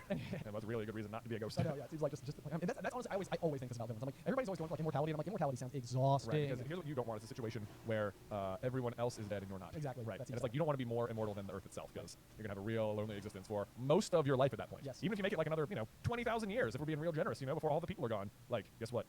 Then you're still gonna be alive for a million billion years after that. Maybe with nothing. Maybe we should make a video about immortality where it discusses like the like Voldemort basically surviving past all of humanity and just like sort of sitting on a rock being like, I wish I could get back into the cave, except the cave melted. Now I don't have a great way to get the locket. I really need to go destroy the locket. Oh man, now I'm just stuck. Do you suspect at that point he would feel remorse? Maybe so. Maybe. Yeah. Some billion years into the future, like it would take this is terrible. I gotta give it up. I made some mistakes. What am I king of? Right. Lord of Flies. Oh, just real feather in the cap. Okay, so moving on from that though, we got on a much lighter note, we got Fred and George Weasley trying to figure out what would happen if you fed a filibuster firework to a salamander, which I have to personally say I wouldn't recommend doing. I know. I'm like it works out as we find out on the next page, but I highlighted that. I was like, I mean, I have a guess. It feels like what would happen normally to a firework, except at a salamander. Except in a salamander. Yeah. It turns out it just sort of like whizzes around the world and breathes a little bit of fire and lands back in the fire, and it's okay. It's okay. Yeah, thank goodness. Yeah. The thing that I think is fascinating about this is that they must be taking care of magical creatures under Grubbly Plank. Oh, I guess so. Yeah. Is that right? No, or is it Grubbly Plank, or is it someone else? No, yeah. Because it's whoever decides to enjoy the remainder of their days with their remaining limbs. Yes. What is that character's name? Oh no, this is a good trivia. That is a good trivia. That's a Prisoner of Azkaban. Yeah, Prisoner of Azkaban trivia. Anyway, the point I was going to make though is I couldn't remember if there had been a reference to care of magical creatures prior to this. We know that they are required to take to pick up a copy of Fantastic Beasts and Where to Find Them as first years, but I couldn't remember whether or not care of magical creatures had ever been referenced as a course before. But they would be fourth years at this time. Yes. Fred and George? Yeah. Okay. Right? No, or is it 1 year ahead of them? They would be. They're not 7th years when they leave. When they school. leave. Yes, maybe just 1 year ahead of them. Okay. That means they make it onto the Quidditch team. No, but then they're on the Quidditch team as beaters like right away as second years. Oh, you're right. Right? Would that be the case? You are Would right. there have even been tryouts then? Huh. Man. What year? Yeah. This feels like information we should know. It does feel like information we should know. People are like, what are you guys doing? You should know this. Maybe they just leave before the end of their 7th year. Maybe that's just it. Okay, sure. In Order of the Phoenix. Yeah. Yeah. Three they get 3 OWLs each, right? I think so. Yeah. Yeah. Okay. All right. It's pretty good. Good friend George. My names.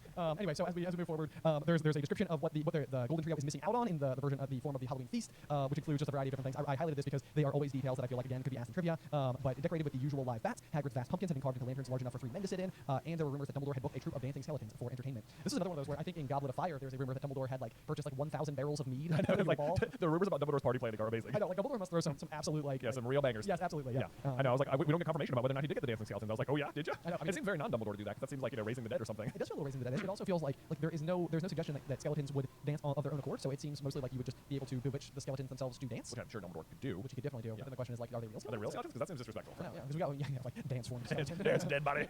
Okay. Also, I looked it up. In front of George are 2 years ahead of. Okay, that tracks. FYI. Pretty much what we thought. Oh, this is another thing we talked about. We talked about the food earlier. When they're arriving at the Death Day party, it's this is how it's described. As Harry shivered and drew his robes tightly around him, he heard what sounded like 1,000 fingernails scraping against the enormous blackboard. And Ron's like, is that supposed to be music? And it's like, why would ghost music be different? I know. That doesn't make sense, especially because later in the chapter, then when the Headless Hunt arrives, it is to the sound of a hunting horn, meaning they can make perfectly regular musical sounds. So why ghost music is this like eerie chalkboard scratching sound makes no sense to me. It does seem extremely odd, especially because the ghosts otherwise like attend all the feasts and they seem to be like they seem to enjoy being there and like a part of the action and everything. So it's not like all of a sudden that like once you're a ghost you're like nothing like nails on a chalkboard. I know. Well, how are they getting the instruments either? You know, like are they playing music? Are they playing music, or is there a chance that every one of these players in the 30 what was it? The quavering sound of 30 musical saws played by an orchestra on a raised black draped platform. The question there is like, were all of these ghostly musicians playing music as they died? Yeah, because like the Bloody Baron still has the chains on him. Okay, I want to ask you about the chains because I think this is kind of an interesting one because we think a line from Ron who says, "Careful not to walk your ring," said Ron nervously, and they set off around the edge of the dance floor. They passed a group of gloomy nuns, a ragged man wearing chains, and a fat friar, a cheerful Hufflepuff ghost. And then it says like 2 lines later, Harry wasn't surprised to see that the Bloody Baron, a gaunt-staring Slytherin ghost covered in silver bloodstains, was being given a wide berth by the other ghosts. This like is the ragged man wearing chains? It feels like that's the Bloody Baron, doesn't it? Right. The Bloody Baron has chains, right? I think so. Right. That's how I've always thought of it. So it's kind of like it must not be this. I mean, obviously, like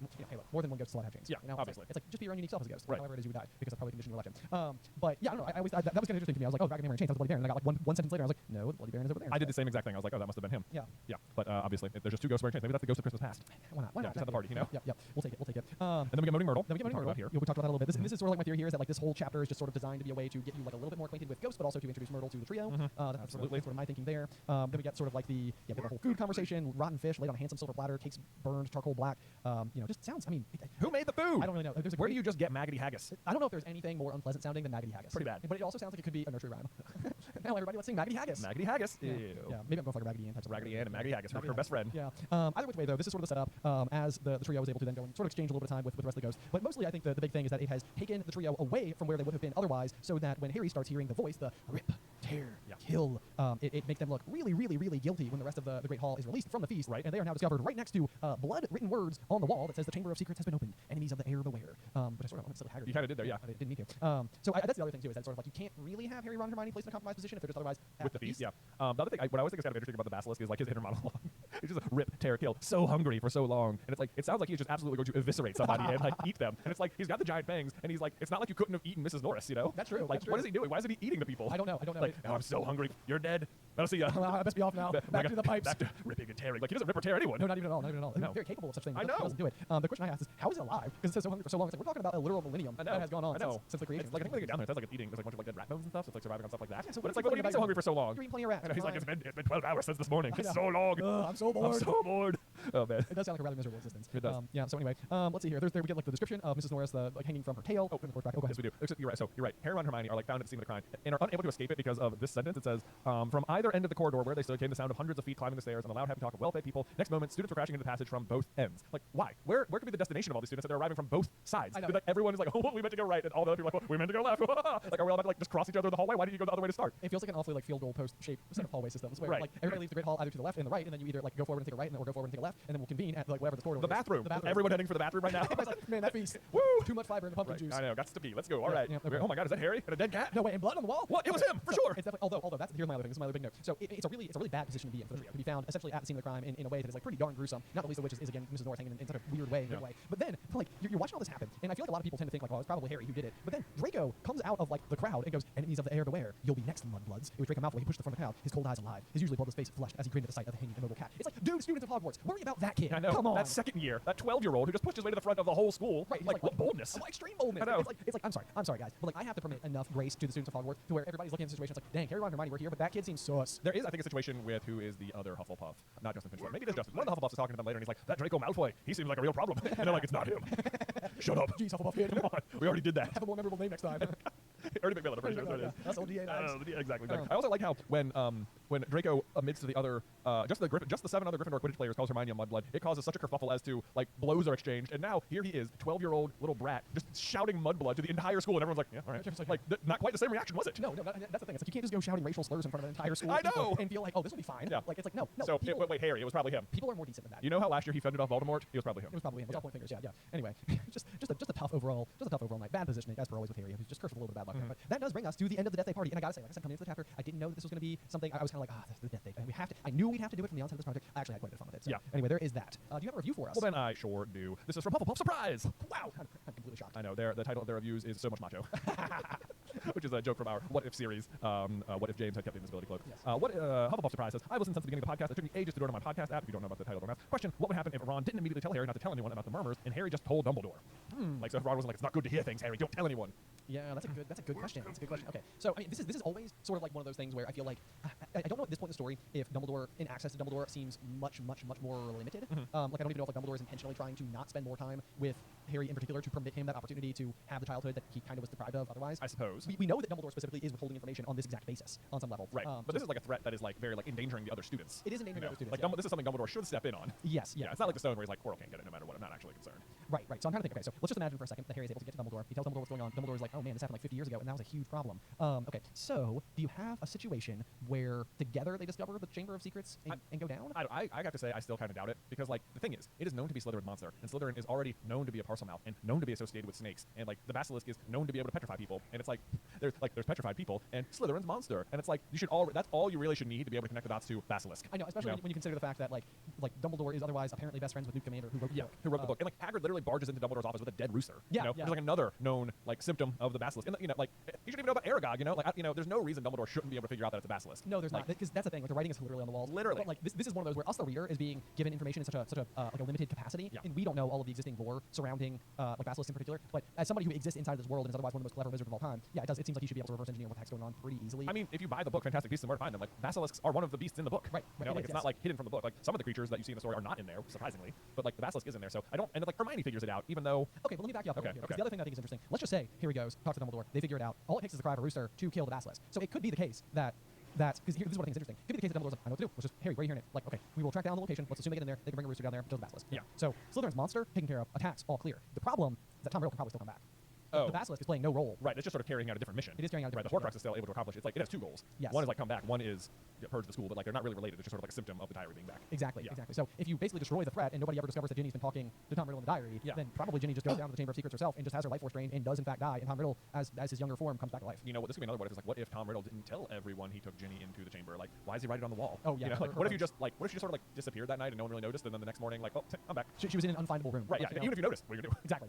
Yeah. That's probably just your classic villain like monologuing. Like it is exactly what it is. Yeah. It is one of those things. It's like the monologue is it's so funny. Like the movie The Incredibles makes fun of like monologuing because every single time I ever watch any superhero movie or any villain-based movie ever, I'm always like, and the monologue. They have to get. Can't not do it. They need the credit for the brilliance of their plan so much that they have to explain it. They have to explain it to the hero. Anyway, so there's Have you ever read the graphic novel Watchmen? I've seen Watchmen, but I have not read Watchmen. It is so there is a great scene at the end with the villain Ozymandias. Yes. And he's doing the whole monologue thing, and they're like, "Why are you telling us all this? We're gonna stop you." And he's like, "I wouldn't tell you all of this if I hadn't already succeeded." And he like opens the screen. It's like, "It's done. I did it like 10 minutes ago. Are you stupid?" Yeah. It's such an incredible way to turn the trope on its head. It's sort of like it's like I'm monologuing because it is over. Because I already won. Like game. Yes. See ya. Game set match. Yeah. Checkmate. Yep. Boom. Not me. Not Hermione. No. All right. So that finishes us off. That does. That is gonna do it for us today here on Through the Gryffindor. But join us next week where there's some fantastic chapter artwork for the writing on the wall as we venture forth into chapter 9 here on Through the Gryffindor.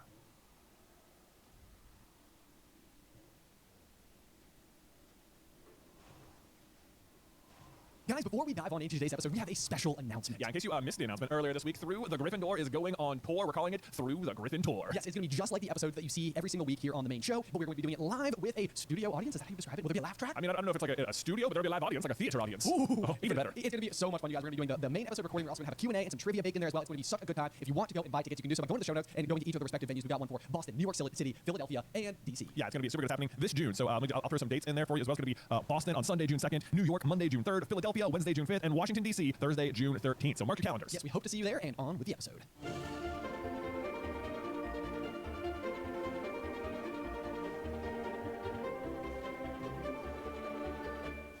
Welcome, dear listeners. I'm Jonathan Garland. And I'm Benjamin Garland. And we invite you to join us through the Gryffindor, your one-way ticket to the enchanting world of Harry Potter. So grab your wands, dust off your broomsticks, and join us as we unlock the treasures behind Chamber of Secrets, Chapter 9, The Writing on the Wall. Oh, man. Okay, so first things first is that we've got, it's sort of like an interesting collection of details for this one. We've got The Writing on the Wall, which is sort of more of a reference to The Writing on the Wall from the last chapter. Yeah, sort of like, I'm not sure the title is necessarily what this chapter is so much about. Yes, yeah, and then in addition to that, you've got Moaning Myrtle, who does make an appearance inside of this chapter as like the primary subject of the chapter art, but also probably not like the overall most informative chapter regarding, her character. No, I know. It's interesting they chose like Moaning Myrtle as the chapter art when, in fact, like Professor Binns, a different ghost entirely, probably gives you like the meat of the chapter that you're like really interested in. It's like you actually like you could have even just called it The Writing on the Wall and put Professor Binns on there. It would have made like a lot more sense. It's like, oh, he's talking about the writing on the wall, which says the Chamber of Secrets. Yeah. Or possibly had him on like a chalkboard or something. Yeah. The writing on the wall. Exactly. Class, and he's a teacher. And he's one who's going to tell them the Chamber of Secrets. This chapter kind of interesting to me because it's like I have now spent so much time with this story that it does not fully occur to me that the characters inside the story don't know that the Chamber of Secrets was open 50 years prior. Oh right, yeah. Like at this point they don't know. Yeah, but some characters would know. I guess so. This is like one of those things where it's like, was it believed? I guess it was believed that Hagrid opened the Chamber of Secrets 50 years prior, and that Aragog was the monster. Is the monster, yeah. But the thing about that, and we can get to it a little bit more later, but I mean, Binns basically dismisses it as if like this is just a legend, and I only deal in facts. I know. And it was I was wondering about that too because like when I got to that exact line, I was like, you're acting like another member of like staff presently wasn't like expelled for opening the chamber, right? Like, or else is like the impression that like the rumor was that the chamber had been opened, but actually it turns out it was just Hagrid who had a monster. Well, right, yeah. These are the big questions. Because I guess the other potential possibility here is that we don't know exactly when Professor Binns is said to have died. So I guess it could have predated the opening that happens in 1942. That's true. I guess he could have died since that. I guess maybe he wasn't like Tom Riddle's teacher. Yes, exactly. Yep. In which case he might not be able to know information that comes after his death. I guess that's possible. Okay, yeah. That, all that is plausible. Yes, I'll give it to him. So anyway, but with that being said, we can go ahead and we'll dive on into our frame by frame, as it were, of the chapter. Yes, we shall. So right out of the gate, just the very second line, it talks about Filch showing up on the scene, attracted no doubt by Malfoy's shout, which is interesting to me because like it is established earlier in this book that there is a mysterious connection between Filch and Mrs. Norris. So it's interesting that it's like, oh, he was attracted by Malfoy shouting, not by the strange connection between him and the cat. Right. Yeah, it's like all of a sudden, like whatever that spider sense that Filch has attached to Mrs. Norris, like just went black. Yeah. It's like, wait a second, what's going on? Right. I can't see what she's seeing. What's happening? I know. Yeah, it seems like that would be more the reason he shows up, which I guess maybe it is, and this is maybe just Harry's opinion of the situation. Dude, I can't lie though. I honestly feel like Malfoy getting away with how he behaves inside this whole scene. So just as a reminder, basically, like everybody just entered the Great Hall from, the corridor from the Great Hall where they were all having the Halloween feast. And Draco basically immediately comes to the center of the scene where there's like blood writing on the wall. There's the petrified Mrs. Norris, and Draco just ended the last chapter by saying, "Enemies of the air beware, you'll be next, mudbloods." And it's like this is like one of those things where it's like I don't really know how to like really go about it. But I mean, it feels like such hate speech. It's like, I know. It's like he should be in a lot of trouble for how all of this situation plays out. He really absolutely should be. I mean, he's just shouting racial slurs in a place that like it's not like, oh yeah, the majority of people just kind of like roll with it. It's like that's not how it is. Like people do not like this word. I know. Like, yeah. As established like several chapters ago. Yes. And like clearly there's been an attack, and the writing on the wall is threatening other people, and now you're slurring those people loudly. Yes, dude, how did you walk away from this? The thing is that like, I feel like Malfoy is always sort of like touted as this like super popular, well-liked character amongst the rest of the students, and it's just sort of like I don't think that other people would like this kid. I know, on this basis. It's like and if they do, then like Harry, are we sure we want to be here? Right? Yeah. At this school, like if he's the popular kid, it's like, I know. Like, no, I'm just kidding. Like, I mean, but like, not kidding. Just I think it's just so ridiculous to me that like Malfoy just always seems to be like Harry is always so on the unlucky side of everything. Like he always shows up and then like teachers show up right then. I know. And then like Malfoy always like says something and nobody's there to hear it. Right. It's like, oh come on. That's exactly how it goes. And then so Filch shows up, which as you just pointed out is after Malfoy makes his like shout. Like I mean, it says attracted no doubt by Malfoy's shout. So like he doesn't hear what Malfoy says, or isn't there to like get the full like brunt of it, whatever. Filch immediately assumes it's Harry, which is baffling to me. Like I'm not sure how obvious it is in this now crowded corridor that Harry is the one who discovered it. But even so, he immediately jumps to the conclusion that Harry has killed his cat because Harry saw the quick spell folder on his desk and has deduced that Filch is a squib, and he is immediately pairing that information with the writing on the wall and has decided that Harry has killed his cat. Right? Yes. Yeah. Okay. So what is crazy to me about all of that is that like Filch is surprisingly informed enough to understand that enemies of the air would include like Muggle-born people and non-magic people. Okay. Like how does I'm surprised he's aware that like what that means. Like I'm surprised he's able to like parse out the context of the writing on the wall. Like he's just putting everything together so quickly. I mean, to me, I can never imagine exactly how the scene would physically play out. Like if you were to like set up like a drawing and like put everybody as closely as possible, because that's the other thing too is that by the time he arrives on scene, like Harry, Ron, and Hermione are sure enough present for it, but otherwise the hallway is full of students. Yeah. So like, are they standing closer-ish to the scene of the crime? I think so. Yeah. But even so, like, it doesn't say like Slytherin's monster has been unleashed. It says enemies of the Chamber of Secrets has been opened again. Enemies of the air beware. Like, if you're unfamiliar with the legend of the Chamber of Secrets, at this point you will have no idea who the air is, or like what that Slytherin house is involved at all. Right. You know. Right. Yes. Yeah. That's like where I'm like, I can't tell if Filch is just so up in his own business that he's just like, oh, almost certainly, like, you just found out something about myself, and surely that is something that I should be ridiculed for, and look at how you've immediately done it right away. Right. Yeah. Like, it's very insecure. It's like, goodness gracious. Yeah. So anyway, just all around, like pretty wild. But that's like, I actually wrote this at the end of the chapter, but like, there's absurd logic that I feel like happens in this chapter just over and over and over again. So I'll be curious to see if we can like find the other examples as we sort of like parse through everything. Like, just being like, this is a weird way to read this situation. And this leads the charge because it's kind of like, well, okay, yeah, sure, yeah, why not? And then yeah, you're right. It would be interesting to know what like the exact setup looks like, because then Dumbledore arrives and he also is sort of just like, yeah, Harry, Ron, Hermione, come with me. Like, I can tell you three are involved. Like, he has no reason to suspect that Harry did anything. You know, he just stumbled upon the scene as well. Right. Yep. Then this is like one of those. So it's the very next page because Dumbledore is basically saying like, you know, like let's all go. And you know, Lockhart jumps in. He's like, my office is nearest headmaster, just upstairs. Please feel free. And Dumbledore says, thank you, Gilderoy. And I mean, I know that he's like referred to McGonagall as like Minerva before. Yeah. But they also seem like best friends. Yeah. You know, and so I don't know if this is actually one of those things, but immediately when I read thank you, Gilderoy, I was reminded of like all the number of times that Dumbledore corrects Harry when he just refers to Snape as Snape and not Professor Snape. Oh, he doesn't call him Professor. He doesn't call him. Thank you, Professor Lockhart. Yes, thank you, Gilderoy. And so I was like, I can't tell if this is like a very subtle, like you got to know Dumbledore to know that that's like him being like, yeah, I just called you by your first name, not your like professional name. Right. Yeah, that's true. Like a small little act of like quiet disrespect. Yeah, that's exactly how he would do it too. Yes, it is. Yeah. Yes. Like not everybody could even tell that it was like impolite, but like by Dumbledore's own standards, maybe a little bit. Maybe a little bit. Like, come on to you. Yeah. Also, like when we get to Lockhart's office, it says the pictures were dodging out of sight, their hair in rollers. Like, his vanity is such that even pictures, even paintings of him with like permanent curls painted into their hair, still go through the process of putting their hair in rollers. I know. It's so funny. I highlighted the exact same thing. I'm like, goodness gracious, how ingrained is it into his person that like, because I think what we said before, like what we discovered is that like when like the reason that paintings know something about the subjects they represent is because the subject is usually present to sort of like inform the artist on like their like knowledge and information. I think they can even like coach the painting itself. Yeah. So like it would be interesting that this would be, you're exactly right. It's like a painting, you don't have to fix it every time. It's like no. It's like it's part of who we are. Right. This is part of our routine. That's how we do it. You know, we gotta look sharp. Okay. That's exactly it. Moving on. Speaking of his how impressed he is with himself, Lockhart has so many great lines in this particular chapter, especially in this scene where his next line is, "It was definitely a curse that killed her, probably the transmogrify and torture." I've seen it many times. So unlucky I wasn't there. Another counter curse would have saved her. I love that line. So unlucky. Oh my gosh.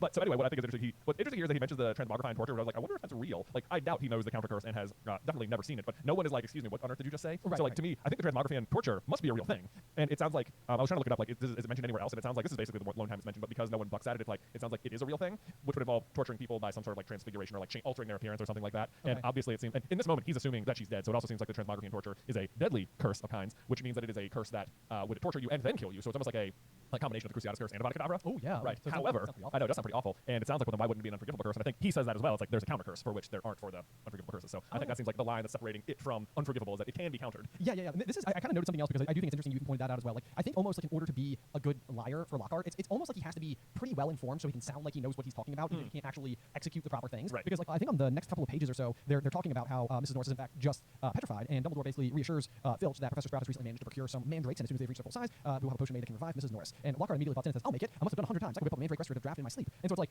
I mean, like Dumbledore never said those words, so it's not like he just said we will have a potion made. Right. And like he knows what is in fact the actual correct potion. Right. So it's like in order to be like a good liar, it's like you gotta know enough to sound like you know what you're talking about. Right. But this is like always the thing with Lockhart, where I'm like you yourself must be lying to yourself so aggressively that you don't even know that you're lying anymore. Or could it be that, like, from his point of view, like, he thinks it would look suspicious given his reputation if he didn't volunteer? Oh, that's an interesting thought as well. Like almost like I would of course volunteer. I mean, like Snape's right here, so he'll obviously be the one who ends up doing it, but I can at least say it. Exactly. Then, like that actually sounds more like him. When you look at it through that lens. Right. Yeah. Like he can just like he can figure that part out later. But in the moment, I need to be impressive.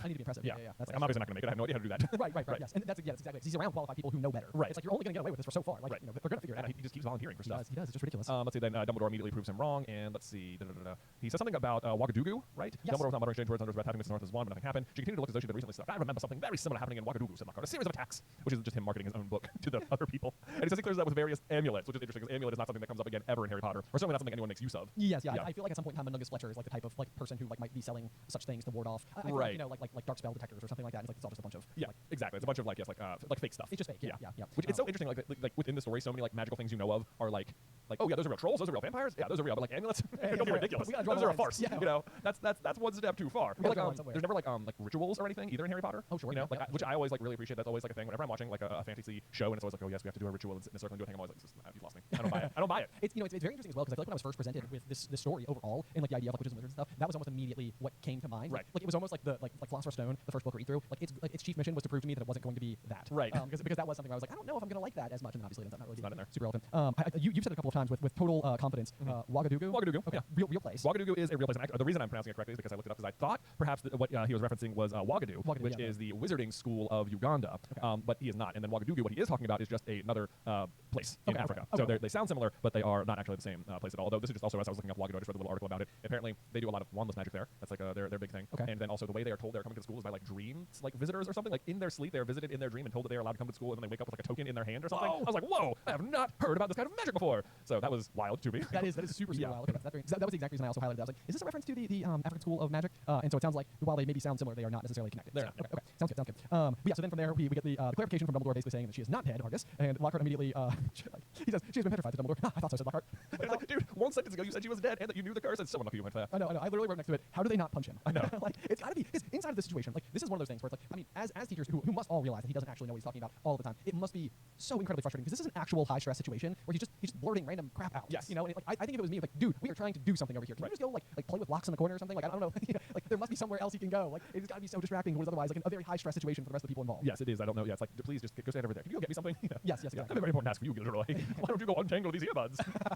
Maybe put it on a desk more than 5 times. It'll keep it easy. Yeah. There you go. But yeah, so then Filch basically is absolutely certain that Harry did it, and he basically this is the part that I think I was referencing in last week's chapter. But he says he knows I'm a squib. He finished, and so this is I think the piece that always sort of stands in our way a little bit in our Filch as a Poltergeist concept, because he himself identifies as a squib. Yeah. Which is like because he's fully non-magical. Because he's fully non-magical. Yeah. So it's kind of odd. But then I also thought this was kind of funny. A couple of pages later, he's attempting to erase the writing from the wall, which I believe is written in blood. Is it not? I think so. Okay. Well, because I think that he's using some type of like special like potion that is supposed to be taking it off to like little to no effect. And I was like, this is kind of curious because we were talking last chapter about how Filch still had the flu, and like everybody else who was sick was like, being healed with the pepper up potion to great effect. But this would be like yet another instance where Filch is attempting to use a magical product and unable to successfully do anything with it when all that's written on the wall is just blood. Like, I mean, it should come off, right? You would think, yeah. Like, do they eventually get it off, or is it there the whole time they're at Hogwarts? I don't know. This is the type of thing where it's like guys, you have to put a curtain over it or something. I know, right? Cover it with a cloth. Right. do something there. It's not safe for the students to just keep walking by that.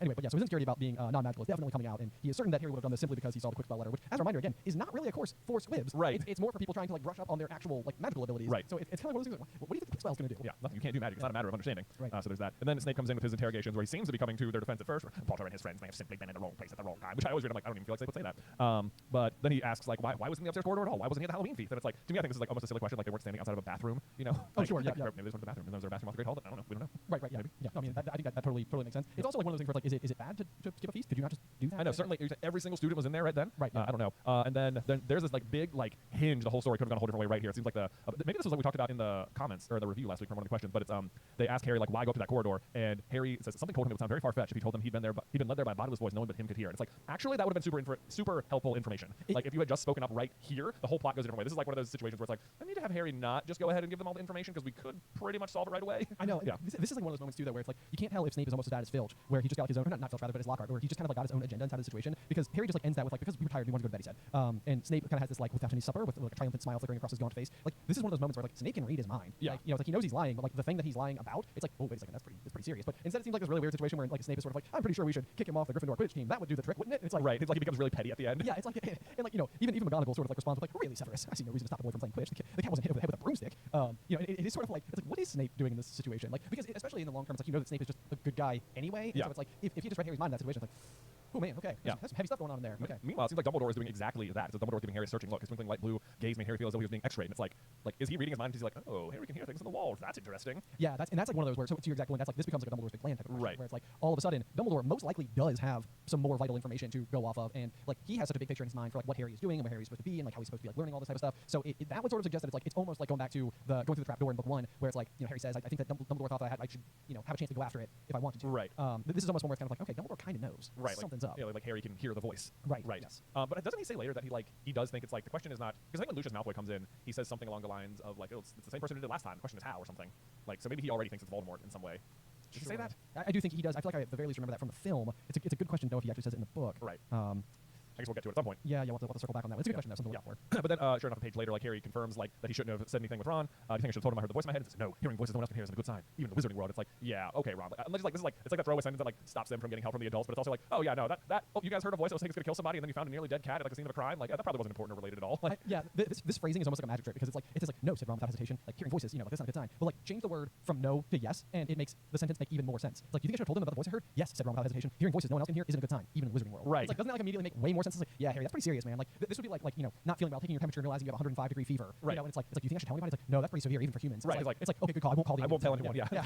I don't want to like alarm them or something. Right. Yeah. So, but you're exactly right. I mean, this is the moment in the story where like what is happening is the story is a lot less interesting if adults are simply able to help. So Harry needs to be able to figure it out. Right. This is like the sentence where the burden is now put on Harry, Ron, Hermione instead of the adults. Exactly. Yeah. Exactly. Yep.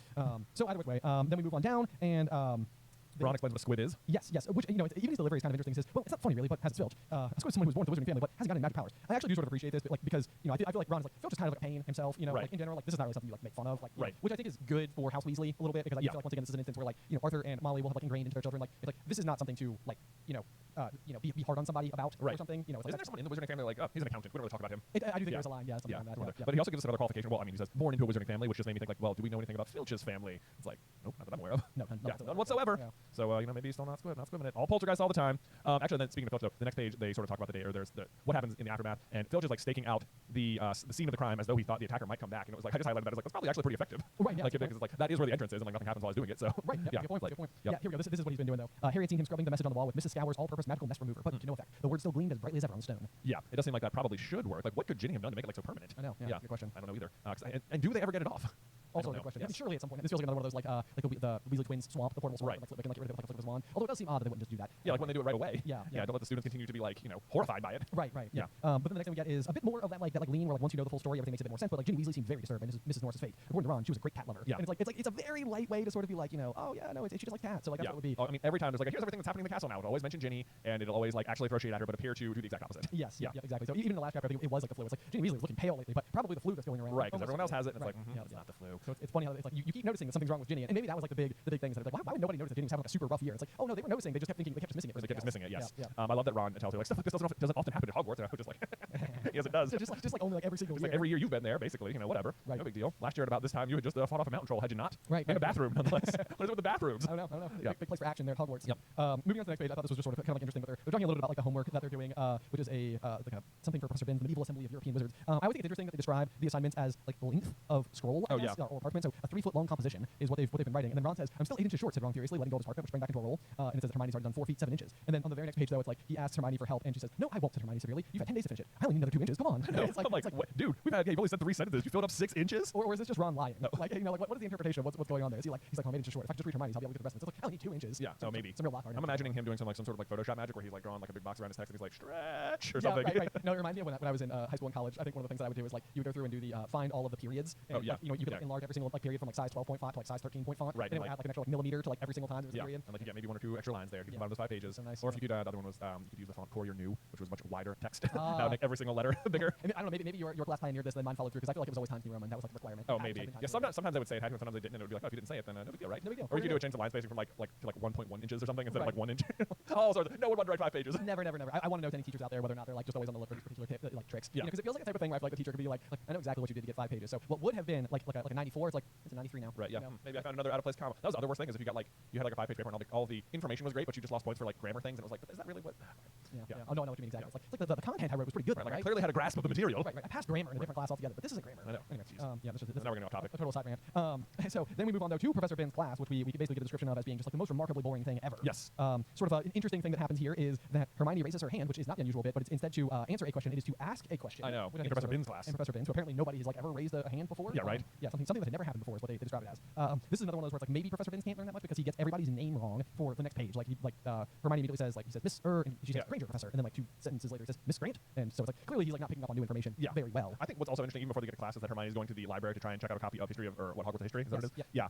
And they ask her why, she's like, I want to read from the Chamber of Secrets. And Harry's like, what's that? And he says, that's just it. I can't remember, said Hermione. I'm just like, oh, as if. No, what sense? That's the really out of character thing here. Like, you don't remember something in Hogwarts history? Right. Excuse me? Who are you? It's her comfort read. Who is actually under Polyjuice here, right? Who's pretending to be Hermione? Right. Gosh, probably, exactly. Or Ludo Bagman. Yeah. Also, just like as a random thing, is that because they're writing an essay for Professor Binns, right? Yes. So like, he's a ghost. So like, how is he like, I don't know, collecting the papers or grading them or anything like that. Like he can't move them. Even in the last chapter, we know that Neil had this next letter from yes. what's his bucket? The other sir. Yeah, so properly decapitated Podmore. Yes, that's the one. It's a translucent letter, right? So it's a ghost letter as well. And so you're right. Though. It's like, how on earth? How are they writing letters as ghosts? I have no idea. That makes sense to me. Yeah, that makes any sense. Yeah, but somehow, some way, he must do it. He does. And then I just love this sentence from again him, a ghost, where he says, "I deal with facts, Miss Granger, not myths and legends." Like he's not just floating there in midair as a magical being. And I'm like, what, dude? Okay. And then again, this is like a question. Like he says that as if another member of staff wasn't like factually expelled for opening the Chamber of Secrets. It's like, well, like you know about that. You could tell. Maybe you don't want to just like out Hagrid or something. But I suppose there's something to that. Like just because a student asked in class, they probably would be like, well, you know, Hagrid, the guy who works here, he technically was expelled for doing this. Throw him right under the bus. Yeah, I mean that would be pretty unprofessional. Yes, it would. I don't suspect that another teacher would reveal that to a student based on just a single question in class in front of other students. So I guess that's fair, but it still doesn't read as if Binns has any idea that the Chamber of Secrets has ever even perceptibly been open. Yeah. You know, like it seems like basically he's just like, this is a bunch of fooey. Yeah. It's not a thing. Not a thing at all. But then he gets into the story about the Hogwarts founders, which of course we are endlessly fascinated with. Yes, we are. He said, I'm always interested by this. He says, you all know, of course, that Hogwarts was founded over 1,000 years ago. The precise date is uncertain. It's like, why? Why is the date uncertain? That is like, that's its own mystery to me. Like, there's no reason the founding of the school should not be known. Yeah, I mean, this is like, I've kind of gone back to the same sentiment a few times before, which is just that, like, I feel like Hogwarts was originally closer to what Hogsmeade currently is. Like, it was just like a safe haven for witches and wizards to go. So, like, I wonder if it's like one of these things where it's like, they constructed a safe haven somewhere deep in the mountains of Scotland, potentially out of a dragon. Potentially. Hogwarts is a dragon. We all know it's true. to that one person who doubted us. No, but I think that like this is like one of those things where it's like I can easily see a world where if you know witches and wizards alike were flocking to this particular location and they're like, you know what, we're here, we should start teaching, and it's like you start to like formalize like a curriculum and all the rest. At some point in time, it's like maybe we should teach like our youngins as they grow up, and then they'll be like fully trained witches and wizards and such. So like, I almost wonder if it was like a moving target where it's like for a while the school like the structure existed for a while, and like they were then like, but not necessarily as a school to start, but eventually whilst it was a structure, they began teaching people because it was a safe haven, and then eventually like, why don't we make this a bit more formal? Yes, and at which point in time like the founding of Hogsmeade would take place, and people would be like, okay, I think we're pretty safe out here where we are. Like we're not going to run into people by mistake. So I think we can set up like a safe community of wizard-only people, over here next to the castle. And at which point in time the school just becomes a school. Okay, I can see that as a more reasonable explanation, but I would want to know is if there's any like unreasonable explanations. As in like, is there a reason to keep the date a mystery like on purpose or something? Like does this avoid some sort of like Time Turner shenanigans about the founding of the school, or right? That's so interesting. Yeah, that's a good thought. That's definitely a good thought. Like there is something crucial that has to happen in order for Hogwarts to continue to be Hogwarts, and if people know when it is, they could attempt to time travel back to it and disrupt like a very vital moment. Right. Which of course, according to our own Time Turner rules, wouldn't make a difference because that would always happen as well. That's true. But yeah, like would there be a reason like magically to obscure the date? I mean, we've also said that like magic in itself is kind of chaotic and like sloppy, and not necessarily like neat and organized. So that could be the other thing too. Is it's just sort of like, oh yeah, like it sort of was like a place we were like sort of learning, and then like eventually it became like more formal learning, and now it is what it is. Yeah, we have like sorting hat stuff. But what makes me think there's something fishy about it is just later in the page where he says Slytherin left the school. He says reliable historical sources tell us this much, and it's like it sounds like the school was only open for a few years. It says for a few years the founders work in harmony, and then later reliable historical sources tell us that Slytherin left. So it's like there's like only like whatever those reliable historical sources are, like we don't know, but like just that they're classified as reliable sounds like you would know the dates of them. Right? Yeah. So and if it's like if you know the dates of said reliable historical sources, and like if it was only for a few years, then there's got to be like I don't know how big do you still use the word few for, like less than 10? Like it seems like we get inside the decade. Right. No, I see your meaning, and it's like a few is kind of like one of those strange words where I feel like for the longest time I mean it seems like a couple makes sense, like couple equals 2, like a few equals 3. More than a couple. Well, more than a couple, but less than several. I tend to think of few as 3, and then like some as like 4 or more. Right. So you have couple, few, some, several. Yeah. Right. Yeah. Exactly. Like, actually, there's a funny thing on Survivor right now where this guy like fails to do a puzzle, and everyone's like, I thought we had 7. It's like it said we had several hours. I thought that meant 7, and everyone's like, why did you think that? He's like, several means 7. Everyone's like, several does not mean 7. And he's just like, yes, it does. And everyone's like the whole cast, even Jeff is like, it does not mean 7. Oh my gosh, that's so funny. Yeah, it's really funny. That's like the moment where if it was me and I was the one hosting that thing, I would be like, several doesn't mean 7, does it? Right. I would like question myself inside that minute like immediately. So anyway, but yeah, so the school was founded supposedly. Slytherin had a hidden chamber in the castle of which the founders knew nothing. This is like another one of those like where I feel like we've delved into the idea of the Chamber of Secrets before as like what good reason might Salazar have had for constructing such a location? Right. It's like is there some possibility that it was like meant to be like a like a bunker in case of like emergency, like, sure. like a highly hidden place like where they could tunnel down to and be safe in the event of like an invasion or something like that? Because that doesn't seem totally dissimilar from other like known civilization safe havens. It also seems like it seems unlikely to me that whilst Slytherin had command over the basilisk, that like it was as a small basilisk. Like in my mind, the basilisk was also large then, right? Like he was dealing with a fully grown basilisk. Yes, and that would be my thought. That would be my thought. I mean, it seems to me all I'm trying to get at is that like I've always been under the impression that like the basilisk, he's had the basilisk for a long time, even when he knew the other 3. Sure. Right. Yeah. So like it seems to me that they would know he had a basilisk because he can't really hide it. Right. And it seems like the reason you would then build the chamber is so that like you could put the basilisk somewhere. Like I can't get rid of it. Like I'm a big pet boy, but like clearly I understand it's a danger. So let me build a very impossible to access place for it to live. Right. Safety precaution. It's a safety precaution. But we all love old Bassie. I know, yeah. Like the world where the basilisk is actually like a kind of like endearing character is so hard to wrap your head around, but sort of also amazing. In my headcanon is that all 4 of them love the basilisk. It was like their Labrador. Exactly. It's just like they're all like, man, yeah, great. Like we're not going to make you get rid of it. So of course, if you don't know our theory about this particular thing, is that the reason no one knows what the monster is or where it is or how to access it is because all that information is kept locked inside of Slytherin's locket. Yes, and that's like the key reason as to like why that would be his artifact. Like whereas everybody else's artifacts are so relevant to like sort of like their skills or ability. Like like the diadem of Ravenclaw could like supposedly make you smarter if you put it on, and like Hufflepuff's cup can supposedly turn like water into wine, and the sword of Gryffindor is supposed to represent like Gryffindor's sort of like chivalrousness. Yes, like the willingness to like duel with like a Muggle person with a sword versus like dueling with like a wizard with a wand and that type of thing. So a magic sword. A magic sword, forged by goblins. So who's keeping track? It's a fair fight. They don't know it's a goblin-made sword. It's fine.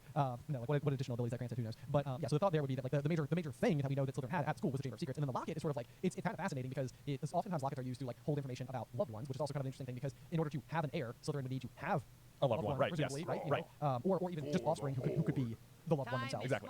All of which, like, if the belief is that Slytherin's heir was supposed to be able to like enter the Chamber of Secrets, like maybe it is supposed to be like this is a locket that we pass down to, which we know does happen. That's what the Gaunts have. It is passed down. Yes, exactly. Right. Exactly. Yes, and so it's effective. Right. So like, and like we only know about Tom Riddle opening the Chamber of Secrets 50 years ago, but like canonically, the Gaunt family has opened it over the years as well. Never to unleash the basilisk, but they've like found it. They have entered it. Is it like for plumbing? They do like update the plumbing. Yes, this is like one of those like there wasn't indoor plumbing back then. They added plumbing. The Gaunts, they did it. Yeah. Hooray! And that's the funny one because it means that like the little snake on the pipe that like signifies like hey this is like a snaky place here in this girl's bathroom. It's like that means like one of the members of like the Gaunt family likely inscribed that snake. Practically gave it away. Yeah, like otherwise Salazar was like, dude, I had it so well hidden. What the heck? What the heck? Like leaving a little breadcrumb. I know, but that means that he didn't leave the snake there, which means they must have found it somehow. And the one thing they have from him is the locket. So it seems to me that prior to becoming a Horcrux, the locket is like a Fidelius charm for information about the chamber, which is why no one can. It's like if Voldemort walked past Godric Hollow, like he wouldn't be able to see the Potter's house. Yeah. You know, it's like the same thing, but with the chamber. It's like in my mind, they all used to know it existed for the purpose of housing the basilisk. Sure. And it's like now they're like we know he made a something, and there was something in it.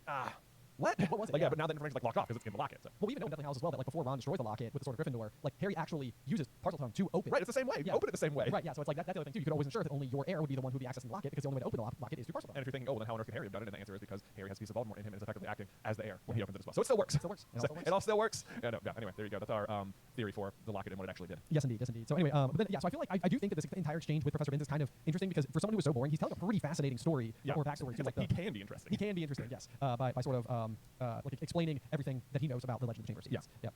Oh, goodness, but not just reading from his notes, which again, how on earth do you have notes? Right. As a ghost. Anyway. Let's see. So upon hearing this, Ron laments about how Salazar Slytherin was a twisted old loony, as far as he knows. Enter Harlan Brothers. But that he's the one who apparently started all of like the pure blood mania. And then Harry remembers that he was almost sorted into Slytherin, whereas Ron and Hermione are like, oh boy, I'd leave. Yes, I know. Yeah, this is definitely one of those things where you could almost imagine in like a social setting, especially where like where your two best friends are saying like their sort of distaste for it. You could imagine how this would all of a sudden be something he would keep very close to his chest. Yeah, like I probably if they seem a little bit judgmental about this type of thing, like, maybe I don't want to let them know. Mm-hmm. Yeah, I could imagine going back to like my middle school self and having occasions where somebody would say like, oh, that's not cool. And it's like I will definitely remember to never tell you I enjoy that thing. Exactly. Let me go ahead and just slice out that part of my personality, or at least hide it from you for the next 10 years, and then I'll start a YouTube channel and make it cool to like that thing. Okay, cool. Story of my life. Story of my life. Yep. Anyway, so then Harry, Ron, and Hermione just stumble upon the crime scene, which is no longer being guarded by Filch, and just decide, you know what? It can't hurt to have a poke around, which is line. That's literally what Harry says. I forgot this line. It says getting to his hands and knees so that he could crawl along, searching for clues. Like he's immediately like, I'm gonna go ahead and solve this. Yes. The thing that I was trying to remember, so I highlighted this because right after crawling on his hands and knees, he says scorch marks. He said here and here. Dude, I highlighted the exact same thing. Like, what are the scorch marks? I know that was my exact thought. I was like, left over from that time he transported Norbert. I know. Like does the basilisk stare also like burn stuff? Right. Yeah. I don't. Yeah. I have no. There's nothing in my mind that a basilisk connects to flames in any way, shape, or form. Yeah. And I would associate scorch marks with flames. So that's kind of like something else happened in this hallway. I know. What are the scorch marks for? That does not explain. Yep. Yeah. So there's I'm glad you noticed that because I did too. Let's see. And then I thought it's interesting. Like Hermione then immediately notices the spiders as well. Around 20 spiders were scuttling, apparently fighting to get through a small crack. Which like, how many days has it been since the attack happened? It's like there's still spiders getting away. Like you don't think they all would have gone immediately? And like also, wouldn't this be happening everywhere in the castle? Like not just from this particular spot? You would almost think at this point in time. You would almost even just in general, I think, believe that spiders would just not be present in the castle at all. Yeah. Because the basilisk is always there, and if they're able to detect its presence in this capacity, you would think that that's true too. Like it would just be like a kind of like strange fact about the castle. Like for some reason spiders don't like it here. Right. You know. Yeah, even that feels like Newt while he was at school, like that's interesting. Yeah, like Newt would notice there's no spiders here. Yes, exactly. Yeah. What's up with that? I know. I guess it could have been like in hibernation or something for like 1,000 years. I don't know. I mean that's the other thing too is that like what is the monster doing down there? What's the basilisk doing every single day of its life? Because he's got to be so bored. Yeah, so bored. I guess eating rats and stuff, but there's got to be so many rats. There's probably no rats at the castle either. That's right. Yeah, it's like oddly pest free. We are not sure why. Scabbers is real lucky that he doesn't just get chomped by. That's true. By old Bassie. Which would have made a huge difference in the overall story. What if the basilisk ate Scabbers? just plain cool. Yeah, the hero. Indeed. I'm so for a world where the basilisk gets rebranded. I know. Yeah, I think it'd be very interesting. To see. Like, I mean, because that's the thing too. It's like we just talked about it, like the Chamber of Secrets being a safe haven, but then that's the thing. Is, like, the basilisk was meant to be like a line of defense. Yeah, like if it was meant as like a way to help protect the school. Right. Yeah, from like vicious muggles or something. Which even Professor Binns even says. What does he say back here? This was a time when magic was feared by common people and witches and wizards suffered much persecution. So it would seem like we don't want to use the basilisk, but like we do have it here. We have like a last resort or something. Yeah. Just in case. So there's that. We get a little bit of backstory from Ron, basically describing why he's afraid of spiders, and says if you must know, when I was 3, Fred turned my teddy bear into a great filthy spider. And that's like one of those where it's like Fred would have been quite young at that point in time time too. So this must have been like one of those like pieces of magic that happened like by mistake. Yeah, I think so. Because he would have been 5. Right. Yeah. So it's like it's not like Fred was like a fully trained wizard at that point in time, like casting spells and such with a wand. Or else he's doing really great magic, or wandless magic, transfiguring teddy bears into spiders. Seems like something you would actually do in McGonagall's class. It does, yeah, it does seem like that. So good for Fred. Maybe he's like secretly great at transfiguration. Let's see. Then they also, in addition to the scorch marks, they like remember the water on the floor. Where did that come from? Someone's mopped it up. It's like, did they solve that either? Like, where did the water come from? Like, I guess because the basilisk comes out of the bathroom. Yeah, this right? I mean, it's like I feel like eventually Hermione has like a little note in her hand that says like pipes, and so it's like you basically are led to believe that like the way that the basilisk is able to like move through the castle is basically because it can just like travel through the plumbing and stuff like that. But like this is another one of those like when the movie came out, I was like, wow, that thing is a lot bigger than I was expecting it to be. Right. Like because the basilisk in the movie is freaking gigantic. It is massive. Like yeah. because I remember back when we were reading Chamber of Secrets as kids or whatever. Like one of the games I was playing was like Final Fantasy, and like a basilisk is an enemy you can fight in there. It's like, I mean, it's a big snake, but it's only like as tall as people, not like several stories tall. Right. Yeah. If you're unfamiliar with like common household plumbing and stuff, like your typical pipes are like 3/4 inch to 1 inch pipes, maybe a 2 inch drain. Right. But like you're not big enough for like a Godzilla-sized monster to like, traveling through. Right. I mean, I guess I don't know. Snakes can probably squeeze through small things. This is a big snake. It's a big snake. Big snake. And it's like, so where did the water come from? It's like, I guess like it came out. But it's like the basilisk. Like you would think it could just pop up anywhere in the school, but clearly it came out of the actual entrance on this particular occasion. Sure. Right. So it's like, is it wet? Did it like break a pipe or something? And like because if it's, or is it just where did the water come from? Because otherwise it seems like every time it emerges there should be a puddle of water. And if it's always emerging from the same bathroom, there should continue to be a puddle every time there's a attack. In my head there is always water there, but maybe that's just inaccurate. I'm not sure. Okay. Well, we'll keep an eye out. Yeah. For that. Yep. But yeah, so then we basically go into said bathroom. We get more of like our first exchange with Moaning Myrtle, who is just basically talking about how like difficult life had been and like why she had ended up in the bathroom in the first place. She says my life was nothing but misery and at this place, and now people come along ruining my death. And so my original note was like, why would you come back as a ghost to this particular place? But I forgot that it's basically because she intended to haunt the person who was tormenting her. Olive Hornby. Yes. Yeah. So. Hilarious. Although, and also the description of the bathroom is interesting too. It says under a large cracked and spotted mirror were rows of chipped sinks, and it's like how can the bathroom be out of order? Like, can't they just like repair anything? Yeah, that's the other thing that I was kind of struggling with. Like, they sort of say like, nobody likes to come to this bathroom because like this is where Moaning Myrtle is. Like, is it the case that people literally don't go to this bathroom at all? Yeah, like just like it's because Hermione mentioned in the last chapter that it's difficult to like go use the bathroom while Myrtle is like there, but like clearly she has done it because she has experience with Myrtle, so like it's sometimes working. Yeah. But, like I mean, I can understand why it's out of order like right now because like the crime scene, but like why is everything chipped and stuff? It seems like that's easy to repair. Maybe it's from the troll attack last year. Oh, you think it's the same bathroom? Well, I have no idea. I was like, the troll definitely smashed in some sinks and stuff. Well, that's true. That did happen. Chip sinks. Chip sinks. Yeah, could be. I mean, I guess that would that be the right? I don't know. Is it the same bathroom? That'd be funny. That would be funny. Yeah. But then where was Myrtle? Right, She's just like, yo, time to go. I'm gonna not be here for this. Yeah. Let's see. Anyway, so they talk to Myrtle, and then she dives into one of the U-bends and splashes water all over the place, which is just like interesting to note that ghosts like can interact with water. They can displace water. They can displace water. Yeah. Yep. And hold ghost paper. Yep. That's the one. But so then they're exiting the bathroom where they are then stopped by Percy Weasley, and this is another one of those moments where it's sort of like it doesn't really like allude in any way, shape, or form that like Percy is behaving in an unusual way, but it's another situation where like he happens to be spotted like at the scene of the crime. Right. So once again, this is supposed to be sort of like a red herring situation, and Percy gets all mad at Ron, and he's like, "You should not be in there. That is a girl's bathroom. Like, what are you thinking?" And he then takes 5 points from Gryffindor. Yes. Which is immediately one of those things like while I was just reading it in real time, I was like, "Can he do this?" Because I really want to go back and fact check because I know later on in the story, Malfoy is taking points from I think like Harry and Ernie McMillan or something. Yeah. And they're like, you can't do that. And he's like, I can because I'm a member of the Inquisitorial Squad. And right. it seems like the clarification is inside of that moment. It's not that you can't take points from other students. You just can't take points from other prefix. Is I think what is specifically written. Oh, really? Yes, inside that situation. So it seems like you actually can. A prefix can deduct points. I think because of what Percy does here, they can. That's interesting that they couldn't do it. But like he takes them from Harry too, right? Who? Malfoy, yeah. It's a good question. I know that Ernie was the one I think who retaliated and sort of like you can't take points from other prefix, and like that's when like he points like his shiny new Inquisitorial Squad badge. Yeah. Interesting. Okay, my interpretation there has always been that like it doesn't seem right that the prefix would be able to like award or dock points because they could so easily tip the scales and like manipulate the house cup unless the situation was such that they are only allowed to take points and only from their own house. Oh, interesting. Like in that way, it's like they would never do it because it hurts their own cause, but like they have the power in terms of like discipline to like that gives them something they can do. It does give them something they can do. I mean, I suppose the underlying premise would be that like only students who they felt were up to the task and responsibility of being prefix would be capable of doing such things, and therefore like hopefully wouldn't be abusing their power. But I know that that's definitely something that I'm saying. That's optimistic. Yeah, it's like yeah, like people never abuse their power. Oh, I know. It's just like I mean, I was wondering if you could like only take points away from yours or like only award points to other houses or something. That would be an interesting way to do it. But even that, I think I'm okay with they can take points from their house, but not award points in any way. Because like otherwise, it's like there's Slytherin continues to win for like 7 years in a row. Like at some point the other houses are like we all just sort of agree whoever's in second place, right? Like everyone just give them like 50 points. Right. So we gotta end this dynasty. Like let's go. Come on. Yeah. But yeah, so that was the thing that immediately caught me there. I was like, we don't see it happen very often. I don't think it comes up again at all in Order of the Phoenix. So there's that. Still taking points from his own house. Come on, Percy. I know. Classic Percy. Classic. From there though, we kind of get like sort of like the evolution of Hermione as a character, who sort of like had gone back to the like that line from book 1 where it's sort of like if we get any more trouble, we could be expelled, or killed, or worse, expelled. Yeah. This is like one of those things where you're starting to see like Hermione is like, okay, sometimes in order to do the right things, we're going to need to break some rules, and including in the name of figuring out what's going on, we're going to need to be able to get inside of the Slytherin common room undercover so that Malfoy doesn't know who we are. So we're going to have to steal a book from the restricted section and brew a like illegal potion and steal the ingredients. And, yes, many step it. I love that her plan in 2 books in a row. Like as soon as she's like, oh boy, I'm feeling feisty here. I'm gonna break some rules. It's like, you know what we need to do? The restricted section. Like we've looked everywhere for Nicholas Flamel, not in the restricted section. I know, yeah. Next Christmas.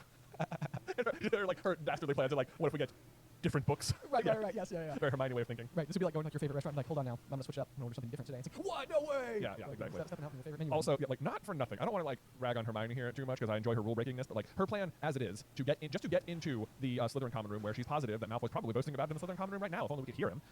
Like she wants to first steal or find a way to get a book from the restricted section, and then find a way to steal the ingredients for the potion, and then brew the potion, which is already going to be against the rules, and take a month. And it's like, I don't know. I feel like just Harry has like an invisibility cloak. You know what I mean? Right. Just follow like, one of just those. like follow one of them in. Yeah. It's like listen outside the door for the password. Wait till the middle of the night. Go in then. All right, done. Be under invisibility. Be invisible. I know, yeah, you're absolutely correct. It's like one of those things. Like, if only there was a way to be inside of that room without being noticed in any way, shape, or form. Do we have anything that could potentially achieve that? No, let's make a Mont Blanc plan and steal a bunch of stuff. Yeah, it'll totally work. It'll totally work. Yeah, I won't turn myself into a cat. Yep. But so anyway, then in order to get into the restricted section, Hermione is just basically like, I think said Hermione that if we just made it sound as though we were just interested in theory, we might stand a chance. And this is in the name of getting a note to go into the restricted section. To which Ron responds, "Oh come on, no teacher's gonna fall for that. They have to be really thick." Yeah. And I wrote text of it and say it with me. How thick can you get? Oh, so true. I love it. You know the other reason that bothers me that I don't think of the cloak is that the first time Hermione suggests breaking into the restricted section, Harry's like, "Cloak." Yes. Yeah. It's like we've done this move before. Yeah, we've done this move before. Don't even try it. Come on, dude. But whatever. Anyway, also it's interesting she lists that the book that Polyjuice Potion is in is called Most Potent Potions, which let's see, Snape says it's in there, but like we know it is a 6th-year potion you should be able to brew according to Slughorn, which means that the potion should be in Advanced Potion Making, which Snape should also know because we know he has a very old copy of Advanced Potion Making. He does indeed. The one that he is. The Half-Blood Prince copy. Yes, so even older versions of it would have this potion in it. Right. So I don't know. Whatever. I guess Snape is just sort of like, don't buy that one. It's only in this one. Polyjuice. Maybe it's just a good way to deter younger students from going and trying like something that's like out of their legal. Yeah, I guess so. Don't ask the 6th years. Right, that's NEWT level. Right.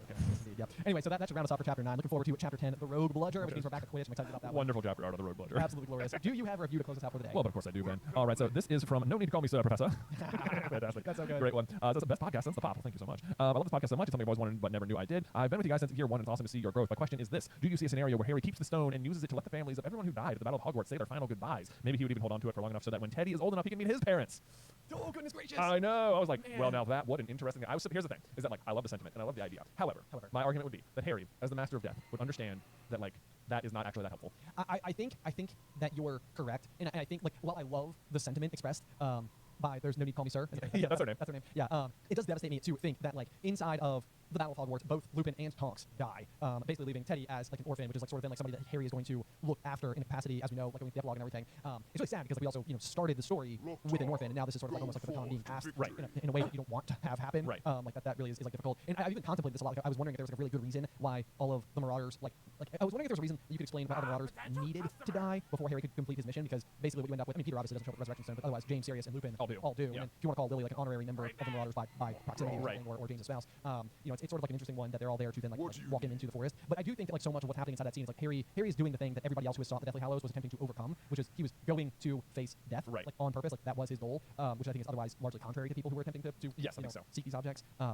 So I think the unfortunate reality is that any amount of ongoing use of the stone would probably spur on. Like I think it would once again make it a highly coveted object. I know. I think like the idea that like it's nice that like, oh yeah, you could say one final goodbye to these people, but like that's not how it would go down. I don't think like once people knew it was possible to see those people again, like they would always want to. Yes. And they would not. It would feel like you're offering closure, but it would deny them closure. Right. Because then I think that like what would end up happening is lots of people who are dealing with loss would then be sort of like attempting to like bargain a little bit, like get like in that stage, like well, maybe there's still a chance. Right. Maybe one more time. Like maybe I can say that like the last goodbye. So I mean more than anything else, I think contrary to the themes of the story. Yeah. But it is otherwise a beautiful sentiment to imagine a world where young Teddy gets that does feel like a bit of fan fiction where like Teddy finds the stone in the forest or something. It totally does. Yeah. Like, it seems like a one-off type of situation where he's like drawn out into the forest, or like here's the call of a werewolf. Oh, already like it. Yeah. It gets out there and ends up stumbling across it. I think that'd be pretty cool. So I want it. I love the question. I love the sentiment. I want it for Teddy, but I think Harry does the right thing. Yeah, I think so too. But great question. Good consideration. Yes, absolutely. Yes. Well, otherwise I think that is going to do it. If you have a question for us or just want to, if you just enjoy the podcast, please go leave us a review on whatever podcasting platform you're using. It is very helpful in increasing the discoverability of it through the Gryffindor. So thank you for that. But otherwise, join us next time as we go through chapter 10, the Rogue Bludger, here on Through the Gryffindor.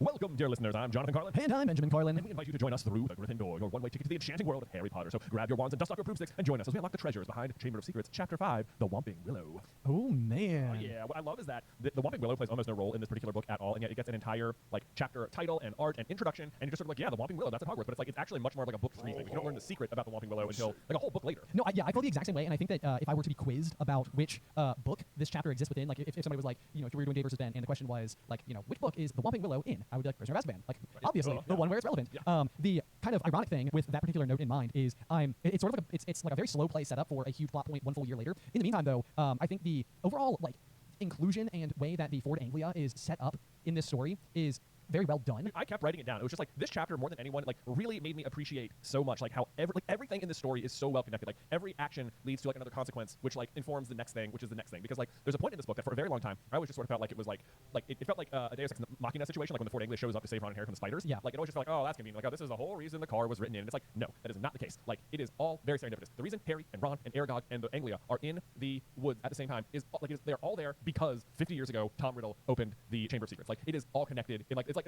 none of them are aware of that in the moment, but like that decision 50 years ago is the reason these three entities are now together in the forest at the same time. It's like it's not an accident. Like they're all there because of each other. Yeah, I mean, down to the fact that the very reason they can't get through the barricade at platform 9 3/4 is because the House Elf Dobby is, of course, preventing Ron and Harry from having their access to it. And so that leads them to the flying of the car, right. You know, which leads them to the Whomping Willow, and then the, like, wildification of the vehicle itself. Even the boldness to drive the car comes from the fact, again, that Dobby was blocking the letters and got Harry locked in his room, which is like, so Ron and Fred and George were like, well, let's fly the car, let's do it. And it's like, they hadn't done that. Ron wouldn't have suggested, like, let's do it again by ourselves, you know, but it's like, because they already did it, now they feel comfortable doing it. And it's like, and it's still down to Dobby, which means it's still down to the diary, which means it's still down to the chamber. Exactly, yes. exactly. And it's like Aragog's in the woods because of the chamber. Right, yes, because that is the creature that supposedly Tom Riddle framed Hagrid for releasing on the school so many years prior. So, yeah, no, it's really neat. Yeah, like, I was having the exact same sensation. I was like, man, this is, I mean, there's the idea of, like, Chekhov's gun, which is sort of like, you know, if you're going to introduce a gun into a scene, then, like, by the third act or whatever, the gun needs to have been fired. Right. And so it's sort of like, I feel like the Ford Anglia is one of these things where it's like, it's not just a plot device that is dropped in front of us. It's sort of like every reason why it seems to be relevant keeps, like it all just sort of, like, folds into itself and it's been, like, perfectly melded together. So it just works. And so it was interesting to me, though, that you caught that same thing. I have little, like, circles of arrows drawn all over the place. Like, this is all connected. It's all connected. It's such good. I mean, even you want to say, like, you put, like, a smoking gun, you put a gun on stage. It's like Chekhov's Whomping Willow here, too. It's like, yes, you put a fighting tree in there. It better have, you know, it better be there for some reason. And it's like, oh, it will be, but definitely by the third act. Don't worry. Yes. Yeah. It'll come back. What's also cool about the Whomping Willow is that if you look at, like, the maps that were drawn, like, before the first book was written, like, it's on the maps. So it's always been always been there, even if you don't hear about it in the first book, too, now, which is kind of fun. The big question and this was another thing I highlighted a few times where I'd be questioning whether or not the continuity was quite as firm, is on numerous occasions they refer to the Whomping Willow throughout the chapter as being like the very old, the ancient Whomping Willow. And it's like this willow was specifically planted for Remus Lupin upon his arrival to school as a way to disguise the secret passageway to the Shrieking Shack. So it's like those, I mean, even like Snape himself, although the little Freudian slip there, Snape himself, no, they didn't mean to though. But either way, like Snape himself at this point in time, I think he's only 38 years old. Right. And so the tree is like 27, 25 years old. It's like by tree standards, that is not ancient or old. It is not ancient or old. It is, I suppose, possible that the tree was like transplanted there. Yeah, so I've had that thought too. It could be ancient and was just moved from a place where it has stood for 100 years to Hogwarts instead. What do you suppose would happen if you made either a broomstick or a wand from wood from the Whomping Willow? Oh, that is such a great idea. Right? Wouldn't that be so cool? Okay, but so then bowtruckles are supposed to live in trees of like wandwood quality. Yes, correct. Right. Yep. So it's like I wonder if they would ever live in a Whomping Willow, or if like the Whomping Willow wood would not make a good wand. But I suppose whether or not it makes a good one doesn't mean you couldn't make a wand out of it. That's a good point too. Yeah, I mean, but on the flip side though is that most trees are not inherently magical, and the Whomping Willow is. That's also true. Like most trees are not inherently magical, and yet their wood is used for wands. The Whomping Willow is like a magical tree, so you can have a magical wood, a magical core, and yeah, that could be very interesting. Yes. Yeah. Okay. Dude, I would love to see a Whomping Willow wand because you can make trees out of willow. You mean you can make wands out of willow? Yeah. Or willows are made out of trees. I don't know. Which way does that go? Anyway, willows are just real trees. They are indeed. But yeah, so that'd be a very interesting, like very angry. Like, could you hit people with the wand? Would it be like huge or? Or would it even be like you know they refer to the flexibility of the wands quite often, like you know like I think Bellatrix is like unyielding or something like that, like very very rigid, whereas like I don't know if like Cedric's is maybe like squishy or something like that. That'd be like a curious thing too if it'd be like a very very bendy wand. I have wondered more about bendy wands. Like could there be like I always imagine wands are just basically being like straight sticks. Yeah. But like I suppose it's possible that you could have like a longer like if you had like a longer wand, you could have like a real like bow to it, almost like a fishing rod or something. Yes, you know, like you're casting a spell, you could really be like whoosh, you know, like whipping it. Right. Like a little extra velocity there. Right. Yeah. Like imagine how much harder aiming would be. Yeah. You know, like oh you guys could just point your wand at something, might be like a droop. You know. Right. Yeah. Well, it reminds me when we were kids, we had a crab apple tree in our backyard, and we would go out there and like we cut off branches or whatever from like the nearby woods, and you would sharpen an edge, put the crab apples on the end, and then huck those things. And I mean, it was unbelievable. I mean, you know, as a 7-year-old, you could easily send one of these sailing like 50 plus yards, if not way further. Yeah. It was like oh my gosh, it was like the most remarkable thing. So, but now I'm imagining every time we whip one of those apples, if that was sort of like the complexity of directing a spell. You know, it was like I couldn't have directed the apple where I wanted it to go. All I was doing was just heaving the stick as far as I could, or as hard as I could. So like imagine trying to actually like directionalize that, and then if that was as difficult as Magic actually was. Hopefully you just get good at it. Hopefully, yeah. I'll look at the wrist. Yeah. Anyway, we can actually talk about the chapter now. We can talk about it here. So I love the very first sentence of the chapter where just the end of the summer vacation came too quickly for Harry's liking because like that one sentence is like that has never been true before. That's the first time he has ever experienced, because this is another one of those weird things that was like hard to comprehend as a kid, is like you as a child going home for summer break, like that was the best time of your life. Like there was nothing better than like 2 months, 2.5 months of no school. And for Harry, it's been the opposite. He's like I cannot wait to get out of this house to go back to school, and so for him to actually get to like enjoy it and be like oh man, school. Wow, like I love school, of course, it's the best place in the entire world, but maybe this place is just a little better. Yeah, there's that. So nice. I love that. And then okay, I wanted to get your opinion on something here in like the second paragraph where they're talking about this is in the last evening Mrs. Weasley conjured up a sumptuous dinner that included all Harry's favorite things, ending with a mouth-watering treacle pudding. So I think like treacle pudding is like a known Harry Potter like his like favorite dessert, right? Is that or like treacle tart, maybe. Yeah. Okay, I don't know enough about treacle or whatever. If that's a flavor or a texture or a kind of cake. And it's funny to me as well because I think like when I think of treacle, what my mind goes to is almost like hardened, not quite toffee, but what is the other? I think there's another like caramelized nougat or something. No, not nougat, more like crunchier than that, like a brittle. Yeah. You know, like a peanut brittle. This says treacle is any uncrystallized syrup made during the refining of sugar. The most common form is treacle are golden syrup, a pale variety of black treacle. It's basically just like molasses. It's like syrup. Oh, it's like syrup. Yeah. Okay. I see. And here I was thinking like a rigidity to it. Yeah, like, me too. Like treacly. I don't know. Maybe it's more of a flavor. And this is another thing where they say pudding, and like in my American brain is like pudding, like Jello pudding. Right. Like too thick to be soup, but definitely not a solid. Right. So it's like even when they say treacle pudding, it can mean treacle tart. But my question is, is this dinner the reason it becomes his favorite thing? I could totally see that. Yeah, especially if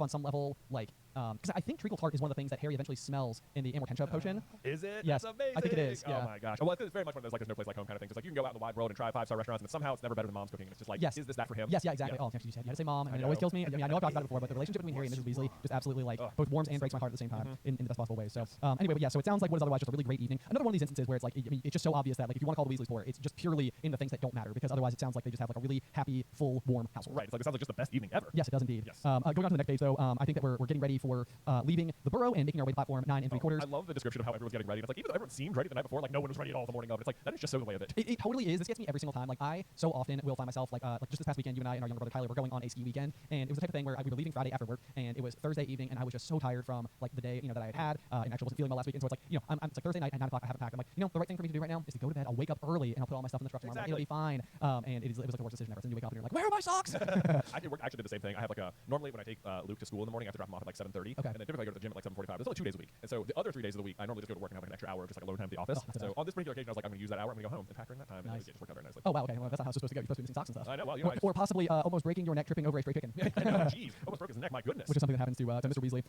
There's a bit of there was like almost uncharacteristic, or maybe just sort of like wizard muggle naivety that happens on the next page, where like Molly's like, muggles do know more than we give them credit for, don't they? and I think she's making reference here to the fact that like they're getting inside the car. Mr. Weasley has clearly magically enhanced it so they can fit this massive group of people that is traveling, and they're all able to get into the back seat of the car and just be completely comfortable, like hip to hip. I mean, this is Harry, Ron, Fred, George, and Percy all sitting comfortably side by side. Right. So it's like this is one of those things where it is kind of funny to me that like this is almost like I was trying to figure out like if like it's like a kind of like wizard privilege or something, where it's like she is so like she looks at the car from the outside and gets on the inside, she's like, wow, it's way bigger than you'd expect. And it's like well, no, it's not.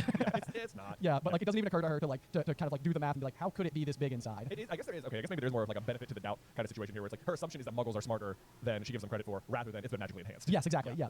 That was sort of my takeaway as well. Yeah. But like it is also almost surprising to me that she doesn't realize it's magically enhanced. That's the thing. Yeah, it seems like it should be obvious, but that's again what I mean. Where it's almost like if you've lived in a world of magic for so long, like and like take Hermione's bead bag for example. Like we see it as this like really like remarkable thing, but if you live in the wizarding world and you've got like a sock drawer that I'm stuck on socks today. Well, a sock drawer you can open up and hold like 4,000 socks or something. Right. Then like maybe you just like it never occurs to you the ways in which you're benefiting from magic. Yeah. Is sort of what I'm trying to say. Like if all interior space is always just like way bigger than it's always supposed to be, maybe you lose concept of like what interior space is supposed to be. Yes, exactly. Yeah. So it's like because even the Burrow itself never. I mean, there's a lot of people sort of like living inside of this residence, and it never seems to be like people are completely on top of each other either. Yeah. So I don't know. Maybe that could be a part of what's going on. Then we get a sequence here, and I think it's pretty well written because there's like a myriad of just total like of course high school age people have forgotten little things and then remember the little things, and it's all part of the calamity that is also setting up like the reason why they're so late. Yeah, why they're so late and why it's also rushed when we get to the platform. Exactly. But this is the exact same thing you can totally imagine where like somebody leaves the house, and I mean this happens with my daughter Addison all the time, where we're like pulling down our street and she's like, I need an Ono, which is like we call her like little comfort blanket, and we're like I'll look at my wife Allison, like, did you pack an Ono? And she's like, no, it's like, all right, I'm turning around. It's very clever because it looks like a series of events that looks like the reason you were told all these things is to inform the lateness of the situation and like why they couldn't get through the barrier and why the timing was so important. Yes. There the last second. But actually, there's also a very sneakily hidden like enormous plot point in the innocuous list of things that makes them late. Yes. So it starts with George forgotten his box of filibuster fireworks. 5 minutes after that, they skid into a halt in the yard so that Fred could run in for his broomstick. They had almost reached the highway when Ginny shrieked that she'd left her diary. Yes, and of course the diary is enormously important, and it immediately makes you think, like, what if she just actually forgotten it? I know. How much of the book wouldn't have happened? And I mean, this is another thing too, though. It's like almost certainly, I think Ginny has already met Tom Riddle. Oh yeah, like like the reason she's like freaking out about it is because she's already started writing in it. Yes. So the allure has already like got its like hooks inside of Ginny. But also, if you just back up to the first thing that says George had forgotten his box of filibuster fireworks, I'm like, I'm sorry, there's no mom on earth that would turn around to go get you your troublemaking supplies.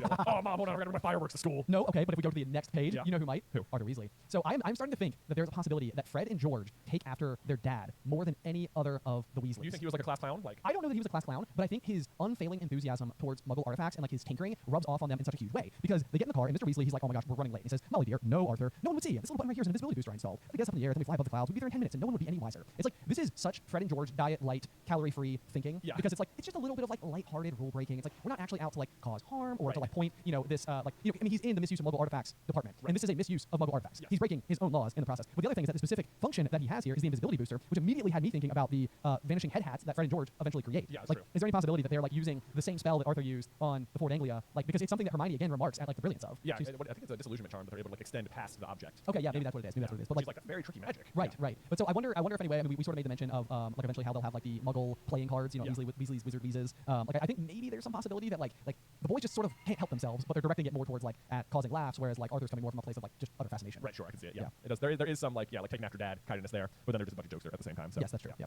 All right. Well, let's see. So then after we finally get all the stuff, we remember everything. They arrive at King's Cross Station, and everyone is in such a hurry to get to the platform that this is like one of those things like when you're reading, you don't think that much of it, but like the order in which they go through like doesn't really make that much sense to me. It's like it's clearly written in a way so that Harry and Ron are able to get stranded, but it's like what if Harry and Ron had just gone through first? Like would Dobby have still stopped them, or would it be like oh man, wait, now we're all stuck? But it doesn't matter because Harry didn't go. Yes, this whole sequence is very similar. It reminds me a lot of like the opening sequence to the movie Home Alone, where it's definitely like, okay, we need everybody to be like tight enough on time. You know, we need everybody to be bustling. Very Home Alone. Yes, it's sort of like that's how this could happen because With urgency. Yes, precisely. But you're definitely right. There's no doubt about it. It's like Percy going first is like kind of like an unusual call. Like it almost seems like Ginny and Mr. and Mrs. Weasley would go first as like with like her. Yeah, or it would seem like one of the parents would stay back to make sure everyone got through. Yes, right, yeah, or that. Well, Yeah, like even that like Mrs. Weasley goes through the platform with Ginny. It's like she didn't go through with Ron. Like on his first year. I gotta make sure she had Ginny with her still, but I don't know. Yeah. But like they just sort of leave Harry and Ron back there, and of course they get blocked by Dobby, and they immediately freak out. Like, what are we gonna do? Let's see what else did I write down here.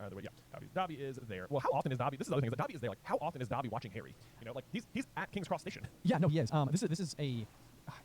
It's a really good question. Like, I mean, again, I kind of go back to like the whatever commands Lucius was giving that may be permitting this. Like on the one hand, I think at some point in time Harry asks Kreacher to keep an eye on Draco Malfoy for me, would you? And like he doesn't specify that there's ever a time to stop. And so like I think a week later Kreacher shows up and he's like, he hasn't slept for a week because he's like, I've been keeping an eye on the Malfoy boy, as per your request. And it's sort of like, oh goodness gracious, I didn't tell you to sleep today. Oh my gosh. So it's like you almost wonder if maybe on some level like back at Malfoy Manor, Lucius is like, now Draco, keep an eye on that Potter boy, would you? And Dobby's sort of like, okay, I stepped in that conversation. Keep an eye on that Potter boy, would you? Like that's his bending of the rules. And so it's like I suppose you could like surmise that none of the Malfoys are home right now either because they're all at this exact place dropping Draco off for school. Also true. So maybe Dobby can just be like, well, see you. Right. Yeah, that's another good point. So, but I mean, as per always, like I think I give so much, I would extend so much credit to the power of elf magic that they're just capable of doing a lot of stuff. Pretty powerful. But it would be something to look for to see whether or not Lucius is in attendance at the game during the Rogue Bludger. Oh, right. Because in the book he is. If in the book he is, then it stands to reason that possibly Dobby just goes with them to King's Cross Station to see Draco off to school. So I mean, because maybe just like freak whatever they just bring him with him. Yes, exactly. Yep. That's true. So I never thought about how does Dobby get to the Bludger there.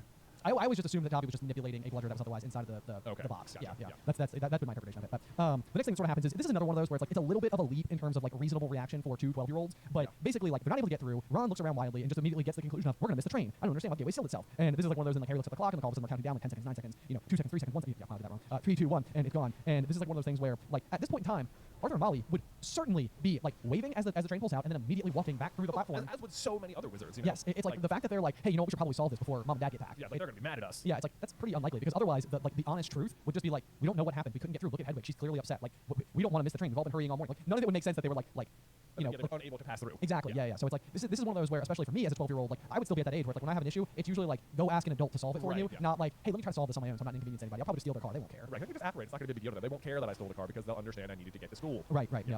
So it does feel like a little bit of like a few leaps of well, not leaps of faith, but suspension of disbelief maybe. Just like, we're flying the car. Okay. Yeah. Don't worry about it. Before that, just one quick note that I just found this interesting little line is so they're kind of like, oh no, what are we gonna do? Harry, do you have any Muggle money? And Harry with a hollow laugh says, the nurses haven't given me pocket money for about 6 years. And so it's like, Harry's 12 here, which means that apparently they did give him pocket money when he was 6. And I was like, I wonder what was going on that year. I wonder if they're like we're having like a little pang of guilt or something. Like, all right, we're doing it this time. Right. I mean, I suppose this is September 1st, so like it's like almost exactly 1 month after Harry's birthday. So maybe he got like some pocket money for his 6th birthday or something. That's exactly it. Yeah. For some reason, or do we actually see him receive like a 50-cent piece? Yeah, at some point, which is technically pocket money. Right. Also, that they can't like figure out like they talk about money, but like they are in London, so like they could still conceivably go to like Diagon Alley. Like Harry knows how to get in. That's also true. Cauldron, like they could return to the Wizarding World in a different way, I guess, if they needed money, if that's their concern, where they could get to bring out or whatever. But anyway, they head back to the car where Ron unlocked the Cavendish trunk with a series of taps from his wand, which just feels like underage magic. Yeah, it definitely does. It's like, is this Alohomora Laura, or is this like sometimes I wonder whether or not like magic can sort of like, it's like we're not really casting a spell, we're not really like doing anything, but like there's still like a little bit more that you can do with your wand that doesn't qualify. Like, it's kind of like when they do detention in the Forbidden Forest and it's like throwing up sparks. Yeah. It's kind of like, is Hagrid giving them authorization to like cast a specific spell, or is throwing up sparks just sort of something that like your wand can do? That's sort of like a fun party trick for the first 10 minutes you got it, and you realize that all of them do it, and it's like, well, it's only useful like whenever you need it to do something. So anytime. So I wonder if there's like some like very like light magic that can always be done with the wand. But I don't know. Or if it's just like, well, it's the middle of London, so we certainly detected that magic was done, but obviously it's so much more likely to be an adult. Yeah, that also tracks. Yeah, as far as Trace is concerned. Yeah. As far as the Trace, it's so inconsistent and annoying. I know. Whatever. I don't want to bring it up in every episode, but I probably will. Let's see. There's also so when they get up, there's also this moment where the invisibility booster like falters for a second. Yes. Which to me is a little interesting because it ends up being a problem. Like because it falters, they get seen by some Muggles and stuff. But it's like it falters for a second right when they start, but then works fine the rest of the trip. Does it come back on, or is it that they get up into the clouds? Well, like, maybe there's that. But anyway, but what my theory is that the invisibility booster, like, blinking out on them is Dobby running more interference. Oh. And he's like, oh no, they found another way. Wait, stop them. Yes, you know what? That even tracks, because like that's the thing I was just saying a couple pages ago. I'm like mentally giving like Arthur so much I'm giving Arthur so much credit for being able to like come up with this invisibility booster, and it's like, you know what? I have a feeling Arthur's magic wouldn't be faulty. Yeah, exactly. So no, I don't think it is. Yeah, because otherwise the car does a pretty darn good job through this entire process. Yeah. So that's kind of interesting. Although maybe circle back on that in a minute, because I do have some more thoughts on the car, so that could be kind of a fascinating thought. Okay, but so yeah, they get up in the air, and then I don't know why I find this hard to believe, but they're able to like look down and just like see the Hogwarts Express. Yes, I wrote a note about this exact same thing. I was like, I don't know why I never really think of the train actually physically leaving the station, like because they're going like this would suggest that like if you just had like an aerial, like you wouldn't have access to platform 9 3/4, but if you had an aerial view over King's Cross Station, you could still see the Scarlet Steam Engine leaving from what is otherwise like a brick wall or like a surface tunnel or something like that. It's like, wait a second, there's not supposed to be a train there. Like it's like in my mind it almost like exits to this magical like portal to the Wizarding Trail or track system. My headcanon for this almost has to be that it sort of like follows like Dementor rules, where it's like Muggles just can't see it. It does seem like Harry and Ron can see the tracks in the train because they're wizards, but like otherwise like a bright red steam engine leaving like the most heavily trafficked train station in Europe like would be noticed by the Muggles. It definitely seems so. Yeah, like I mean, especially because you're in the middle of London here, so Yeah. like, the infrastructure for these tracks would be like there. people. I mean, they wouldn't be like, oh yes, the old tracks. Nobody knows where they go. Right, like it's super easy to figure out where train tracks go. Exactly, because it's a straight line to the destination. So No, I agree with you. Like the fact they're able to find it so quickly. But again, I mean, maybe you're right. Maybe it's like one of those things where it's like Muggles just can't see it, so it's like they can and is otherwise very eye-catching. But yeah, like a little bit of like Thestral or Dementor type behavior going on. Right. Yep. That being said, though, there's this like one line that I feel like demonstrates. It reminds me so much of us as high school age students. But they're basically in the air. They successfully like made it through the challenging parts. They found the train, and now they basically are just like on like a journey, an adventure. And Ron says, "All we've got to do now is worry about airplanes." And they looked at each other and started to laugh for a long time. They couldn't stop. And this is just like friendship to me at its most pure. Right. Like this is like when you're getting into like trouble, you're getting into the shenanigans, or whatever it is that you're doing. It's like that. There's like lighthearted high school age people who don't have like the rest of the world to worry about beyond. Right. And like for the most part, it's just like we're having so much fun right now, aren't we? What an adventure! Look what we're doing. Can you even believe it? Yeah, look at us. Look at us. Not me. Not me. Oh, yeah, very, very fantastic. It always surprised. Like, it's just several uneventful hours later. I'm like, man, it is just so far to Hogwarts. It is really far, which is I'm sure we talked about this in book one, but this is also one of those things where like, what about the students who just like live in Scotland? Oh, I know, like, right? You know, so they never talked about Hogwarts Express like stopping off at another train station. Yeah, Pick up more pick up more students. Like, if you live generally near Hogwarts, like, too bad. You still have to make it all the way to London and then take the train basically past your house. But yeah, exactly. It does So- seem like there should be some other stations. Yes, Or, it like, does. what if you just lived in Hogsmeade or something? You know, certainly. Yeah, I mean, because that's like the Someone only like all wizard. Wizard Village, so, like, yeah. that suggests there's residents. The Right. fact that it's so close to the school, like, seems like some students would live there. Right. Yeah. And who knows? I mean, maybe there's like a piece to that that's just never been relevant to any of the characters that we've known, or maybe the train is like stopping periodically and we've never been informed to it. The one line here that we get though is the toffees that they had made them extremely thirsty and they had nothing to drink. I have no idea why, but it's almost like it's a part of my brain that has like experienced this exact sensation before. Because every time I read that line, I'm just instantly so thirsty. Yeah. I'm like, I want nothing more than a glass of water. And then I always think about how a glass of water seems like the worst thing to like satiate yourself from, like having eaten a whole bunch of coffee specifically. Like it doesn't seem like coffee and water. It's not gonna Yeah, no, you need like milk or something like with like a creaminess to it. Anyway, so I don't know why that sticks to me, but it does. And then they talk about the ice cold pumpkin juice from a trolley pushed by a plump witch. Oh man, the pumpkin juice. Now that sounds like it would work. It's just like weird because like, it always sounds so good when I'm reading it in Harry Potter, but if I was just like at lunch and someone was like, "You want some pumpkin juice?" I'd be like, "No." Yeah, it's like no. I went and took a pumpkin, I pulverized it, a la orange juice. Now we have pumpkin juice. Like that sounds terrible. Yeah. Now pumpkin spice latte. Well, That's a pretty good story. Yeah, there you go. So anyway, they get to Hogwarts, and I always think it's like funny. It's always like almost I don't even know funny, like weirdly annoying to me that it's like the car makes it like 99.9% of the way there. Yeah. It's like, boy, it tuckered out at just the right moment for them to be at Hogwarts. Like, what if it had done this like just 5 minutes earlier? They'd be so far away. No, but Jay, here's the thing. See, it says it right here. Not far, said Ron, more to the car than Harry. Not far now. And he patted the dashboard nervously. Are you not aware of the mechanical engineering reality that is telling your car that it can make it makes a difference? Well, there's not nothing to that, I suppose. Like maybe him telling the car is like the car being like good because I'm tired. Because like, Yeah. there is like a certain sentience to the car. Yeah, that's exactly sort of what I was going for there. It's like, well, I mean, to be fair, back when I was in high school, I had this 1996 Isuzu Trooper, fully stock, which I basically took to like the end of the world and back. But the number of times, and I called it Sue, the number of times I would like talk to Sue going through some type of like mud crawl or like up the side of a canyon or something, it was sort of like, it makes all the difference. And you know what? Sue always did it. Always did it. Yep. Always came through for me. So that's always my thinking there. But I also, this is the other thing, is that I have a very deep curiosity as to what types of things are happening here. Because the Ford Anglia started just as a Muggle automobile. It was then taken apart by Arthur and then put back together and magically enhanced, and then flown quite a distance by Ron and Harry to school. And at some point in this process, the car itself is becoming alive. I know, right? Yeah, it's like that's pretty impressive magic. That it basically it becomes its own like sentient creature. Yes, but then I'm like in my head, I'm like almost like comparing it to objects like the Mirror of Erised or like the Elder Wand, which is like definitely like a sentient wand. Yeah, they do. Wands do have a certain sentience. It reminds me of like broomsticks, honestly, where like Harry says like he felt like they were like horses. They could like tell if you're scared. Yeah, so, yeah. Like, I mean, they can also fly. So it's like I wonder if there's something about like the freedom of flight that like frees the object's mind or something. Yeah, that or even like some amount of like wizards like pouring like I don't even know like it sounds wrong to describe it as like part of their life force or something. That seems very like Horcruxy.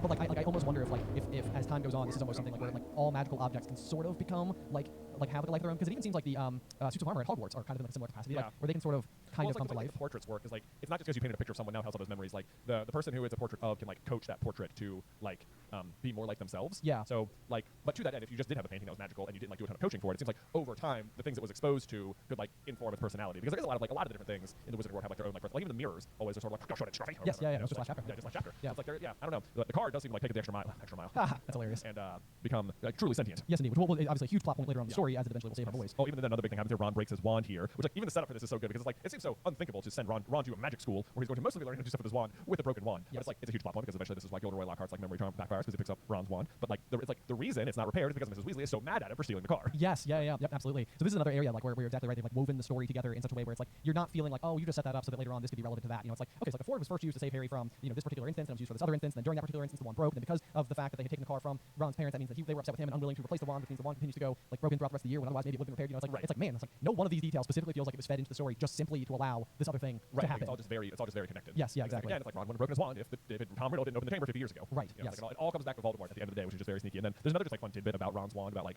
how you learn in the first book that he has like a hand-me-down wand. Yes. And that it's like if you look up Ron's initial wand wood and core pairing like on Wizarding World in the like Pottermore archives, you can just the description of the wood is like, yeah, especially if it has this particular core, it should not be transferred from one wizard to another because it won't work well. Yes. So not only does Ron have a broken wand, but even a fixed wand was not doing good magic. So Ron has had like a severe handicap for the first 2 years of his like wizarding schooling career. Yeah, I think we even made a video once upon a time like, why is Ron so bad at magic, and it's like it's actually really not totally his fault. Right, like he's not bad at magic. He just unlocked the car. Exactly. Yeah. Like just tapping around and such. Right.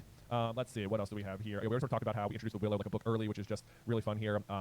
They crash into the Willow, which just beats them up terribly. I like the way it's described as the branches having like python being described as thick as a python because it's just sort of that like dangerous snake imagery. That's will, true. Like, Yeah. come into play, which obviously there's a giant snake in the school, and that's like the big villain. Yep. Kind of like laying some groundwork there. A little like subliminal, sort of like serpents, Yeah. dangerous. Right. Yeah. It's bad. Yeah. Like Can't smash.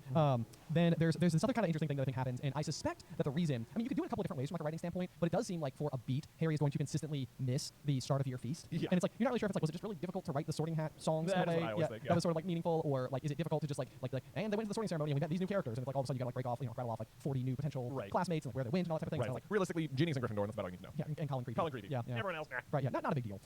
We also, in that as well, they're looking through windows, they're kind of like seeing the preparations for the sorting to happen, despite the fact they're not in the Great Hall. We get a little bit of groundwork laid where Harry's recalling the fact that the sorting hat had like contemplated putting him in Slytherin. Yep. That ends up being a massive theme throughout the rest of the story, as Harry sort of having that like that split feeling like, am I supposed to be? And like we'll get like the entrance like Parseltongue, which sort of then is like, oh my gosh, like, maybe I should be. Right, Slytherin, yes. So that kind of like lingering self-doubt really perseveres throughout the rest of the story. We get the description of Lockhart's dress robes for the start of your feast, which are Aquamarine. Yes, Aquamarine. Just a fun piece of trivia. Yeah, in case we're you're trying to remember that. I've Right? already forgotten what color he was wearing at Flourish and Blast, though. Was it Forget Me Not Blue? I think it was. Yes, I think you're right. Now I'm like I desperately Wait a almost like, minute. it's like I want to go back and like be absolutely certain, but Yeah, so while they're looking for the Great Hall, though, while you look that up, they're noticing that Snape's not at the table, and they're hoping it's because he's been fired or sacked or left, which, you get to be reminded that he wants to defend against the Dark Arts job, but it turns out he's out looking for them, which I always think is like, it's like, why is Snape the one looking for them and not like McGonagall? Yeah. But I suppose it's because McGonagall is doing the sorting ceremony, like that's like her job as well. Yes. So and then I was like, okay, that actually makes sense. So maybe it wouldn't be McGonagall, but like then why is it Snape? And it's like because Dumbledore is extremely concerned that the Chosen One didn't show up. Yes, and he's yes. like, hey, where's my right-hand man? Right. Snape. Yeah, Snape. Get in here. Although the way that this particular scene goes down, I mean, it's just sheer nightmare fuel to ever have somebody who you're saying something negative about overhear you saying the negative thing about you, especially if that person is in a position of power over you. Yeah. So total nightmare fuel that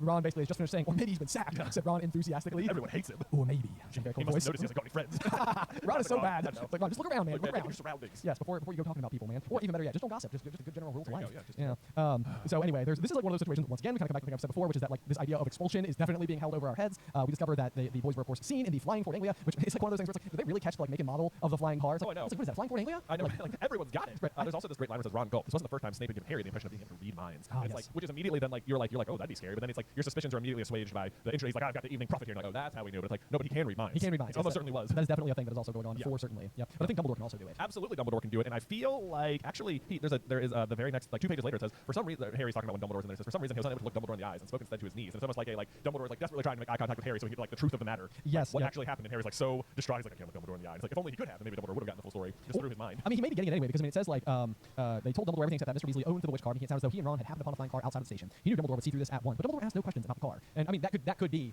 Dumbledore like like looking at Harry and being like, I know exactly what happened. Okay, continue. Yeah. Okay. So here's another little tiny mini theory here. Okay, go ahead. Because like when Dumbledore comes in, he is like he's like almost uncharacteristically like grave. Like Harry and Ron are threatened with expulsion like all the time or whatever. It's like looming over their heads. But it's rarely coming from Dumbledore. It's normally just like Harry and Ron worrying about it. Yes. But like it actually says Dumbledore was looking unusually grave, and then the next page he says, if you do anything like this again, I will have no choice but to expel you. And it's just like, what? Well, first of all, empty threat. He would never.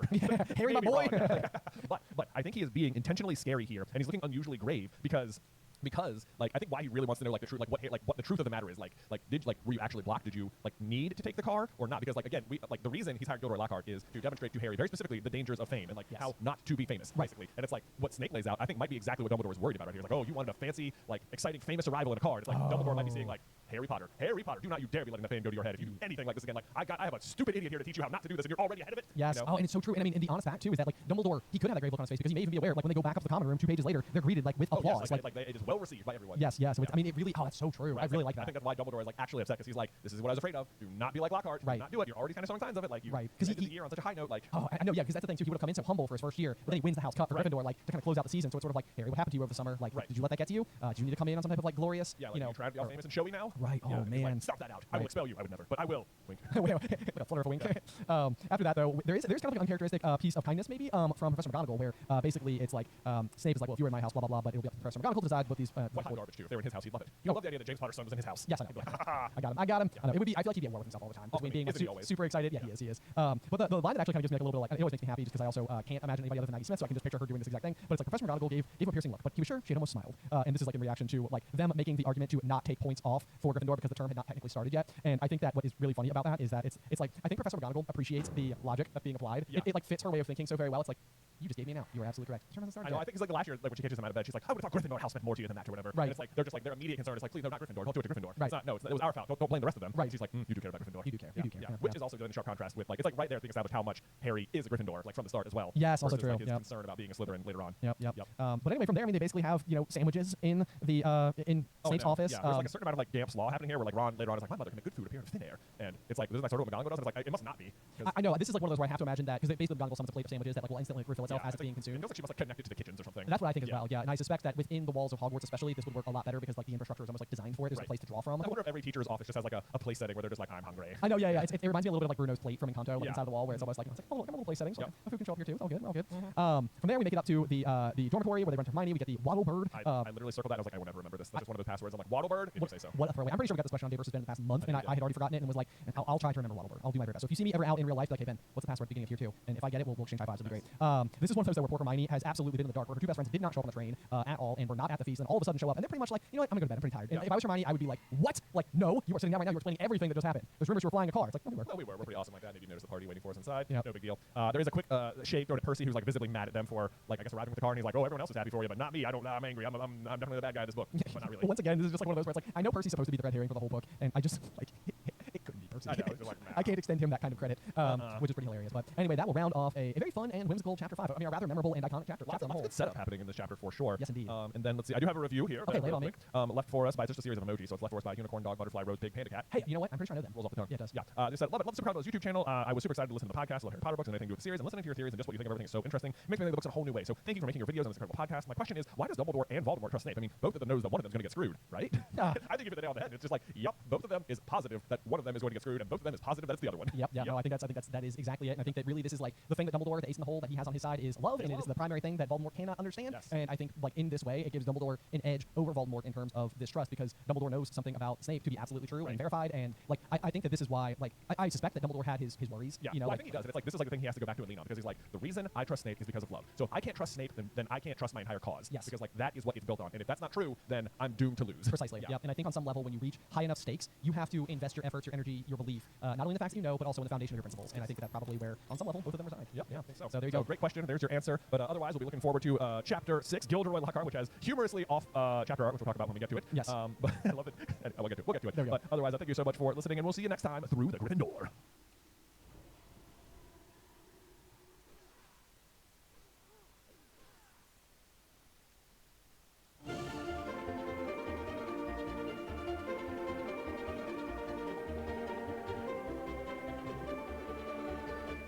Welcome, dear listeners. I'm Jonathan Carlin. And I'm Benjamin Garland. And we invite you to join us through the Gryffindor, your one-way ticket to the enchanting world of Harry Potter. So grab your wands, dust off your broomsticks, and join us as we unlock the secrets behind Philosopher's Stone, Chapter 17, The Man with Two Faces. Man, we are at the We're final at chapter. the end of book 1. I can't believe how fast it happened. I know. It feels like everything has just like shot by so quickly, which has just been so much fun the entire time. It has, yeah. I've been absolutely loving this so far. I am so excited to jump into Chamber of Secrets next. I know. Like a whole new book. We're gonna have to go buy like new copies for. I know. I was just thinking that. I was like, normally we do these like we'll like record a bunch of episodes like all at once. And I was like, you know what? We don't even have the second book to read to mark up. We can't do more work right now. Can't do more.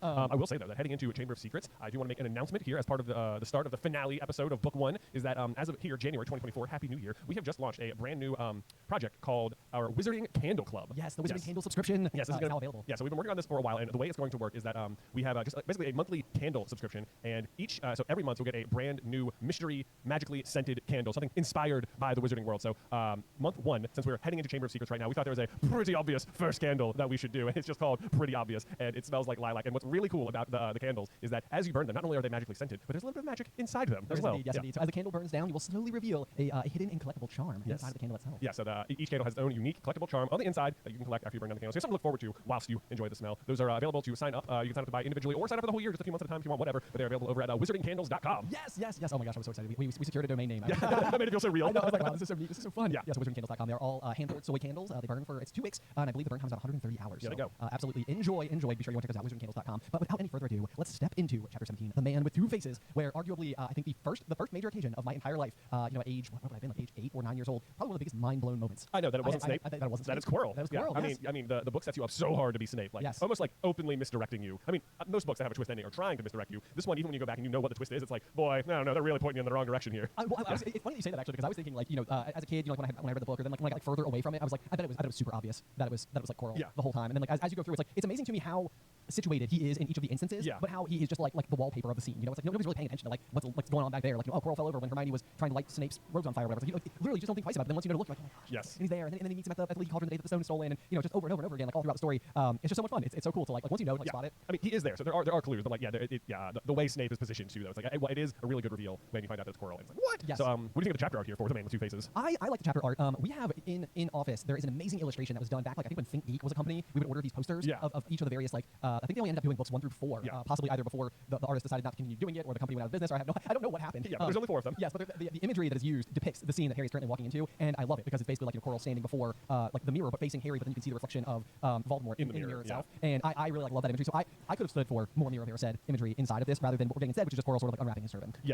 I do think I was like, part of me is like, well, it's a little bit spoilery, isn't it? Like, but I mean, at the same rate, though, the first sentence is, it was Quirrell, and I mean, it says the Man with Two Faces. The chapter title might be a little spoilery, I suppose. If you think you can predict that by 2 faces, there's a second face coming out of the back of someone's head. I know, but it's also like, it's such a double meaning as well, because it's like the idea of being two-faced is sort of like what Quirrell has been this whole time. That's true. He's been hiding it. So I think it's pretty clever, but this is like one of those two where it's kind of interesting because again, when we were kids reading this, or rather our dad was reading it to us, like it's almost the type of thing where he would have concluded the chapter for the evening. Like this would have been the end of the reading session. Yeah. So we would have had this sort of like moment of like, oh my gosh, well Dad, what's gonna happen next or whatever. But then like we wouldn't turn the page. Right. You know, like he would just be left on. There was already someone there, but it wasn't Snape. It wasn't even Voldemort. Yes. Yeah. So at that point in time, Dad would fold the corner of the page or whatever and shut the book, and so you wouldn't see. But then now, as like a more mature reader or whatever, even if I was going to end my reading session at the end of the night or at the end of the chapter, you would still turn the page and see like the first line. Right. At which point in time, chances are you're not going to sleep anymore. Right. You're like, Quirrell. no, what? Huh? Okay, I'm going to have to know.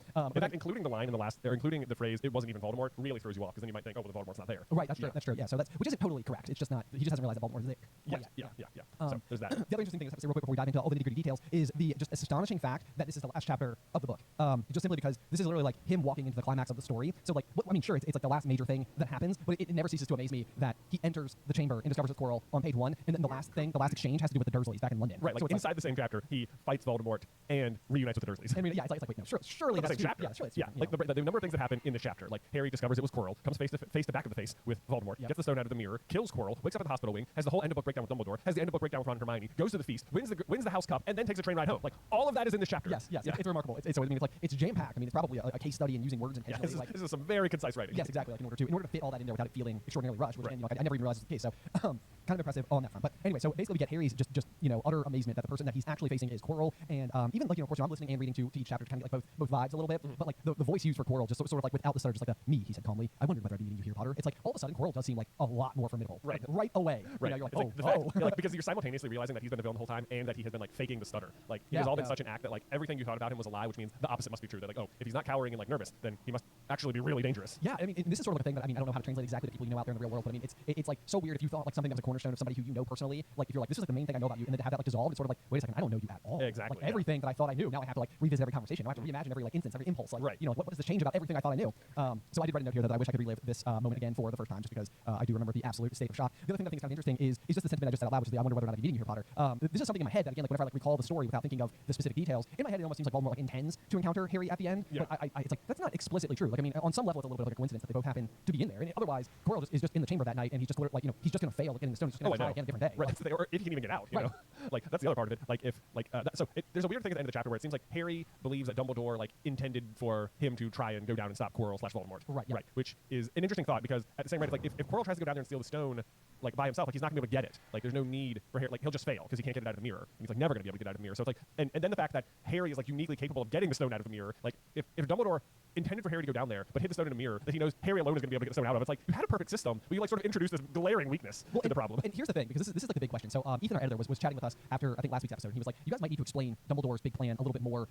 like at length, basically, because it's one of these things that we've made a huge video series about over on the Super Carlin Brothers YouTube channel. We spend a lot of time talking about it. We probably do speak a little bit here on the show as if people sort of like understand that concept or what we're presenting as if this is like a known, right, you know, like a known way to perceive the story. So with that being said, I think we can take your exact point here and maybe like give like a crash course on the overall big plan. Sure. Because on some level, I feel like what you could make the argument for, because I had the same thought as I was reading this chapter. I'm like, realistically, Harry being in the chamber beneath the school with Quirrell and the mirror is worse for protecting the stone than anything else. Right. And we've always sort of made the argument that we believe that like the reason why like what's happening is like Dumbledore is knowing each of the Golden Trio's specific strengths. So the reason that there's a chess set is on purpose because Ron can beat the chess set. The reason there's a logic puzzle is because Hermione can beat the logic puzzle. The reason there's a flying puzzle is because Harry is the secret. Yeah, exactly. Even Fluffy is sort of an obstacle that is brought to the table by none other than Hagrid, who has been like one of Harry's other best friends inside of the Wizarding world. Right. And on some level, you know, Dumbledore sort of has this like immense trust for Hagrid, and we've kind of suggested or alluded to the idea that maybe part of that trust is knowing exactly how Hagrid will behave for better or for worse. Right. Like Dumbledore's only ever willing to trust Hagrid with information that he is okay with slipping in the ways that he knows Hagrid could slip. So you're definitely providing a lot of puppeteering perspective for Dumbledore, and basically suggesting that this whole first year, especially even as you fast forward to Princess Tale in Deathly Hallows, like there's the one throwaway line I know we brought up a million times, but it's Dumbledore basically advising Snape or requesting of Snape, like, keep an eye on Quirrell, won't you? So it's like even that somewhat suggests that like Dumbledore knows that there's a reason to be watching out for one of his own teachers inside of his own school throughout the whole year. I mean, he could just sack Quirrell at any like, time. Dumbledore could, like, if he's so concerned about Quirrell, like, he could just fire him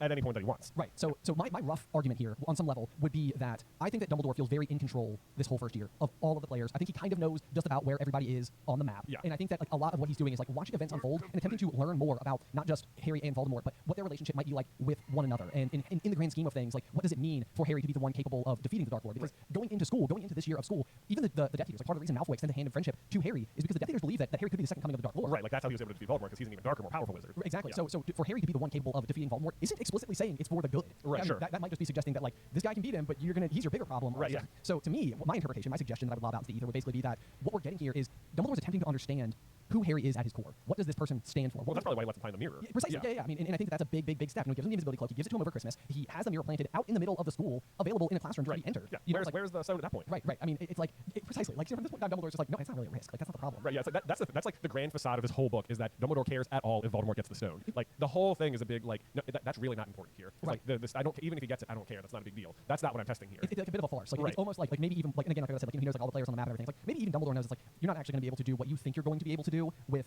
the elixir of life. Like even if you get it, even if you get hands on it, I don't think that you're going to be able to return the way that you think you're going to be able to return. And I think this was sort of something we were chatting about with the team a little bit. But even the fact that Nicholas Flamel's like age at this moment is 665. Yeah. And like by destruction of the stone itself, meaning he won't become 666 years old. Yeah, that feels like, intentional. It feels a little intentional. Yeah. It feels to me like a little bit like even like possibly Nicholas Flamel was like Dumbledore's not guarding the stone or something. It's like this is all like strategic. Maybe we even talked about the centaurs. Maybe it's written in the stars. Right. You know, because we just made a video over on the main Super Carlin Brothers channel about how like the centaurs read the sky and stuff, and how Dumbledore has that pocket watch with the 12 with like all the little 12 hands and all the planets on it. It's like there's no reason to overcomplicate telling the time. Right. Like what is the point of that watch? And it's like what is the point of that watch? It's just like that's his way to like glance at the future rather than at this at the sky or something. Right. So it's like maybe he's able to like discern more information because he can read the planets in the same way that the centaurs can't, even though most wizards can't. Right, exactly. And so basically the proposal would be that a lot of what you're seeing inside of this, and a lot of reasons, because I mean we've said it a million times, but like why would there be obstacles guarding the stone? That's an obstacle just merely suggests that like if you're willing to beat or if you're able to beat our challenges, then yeah, go right ahead. Go ahead and take it. It's almost as if like yeah, if you can beat us, then you're entitled to the prize at the end of the journey. And it's like wrong, like that's not how anybody protects anything. Right. And it's like the obstacles just don't matter because no one can get through the mirror anyway. Exactly. Like you may as well put it up in the Great Hall and say the stone's in here. Like there's nothing anyone can do about it unless you're Harry. Right. Yeah. So what it really does, and exactly what you brought up already, and what Harry says is that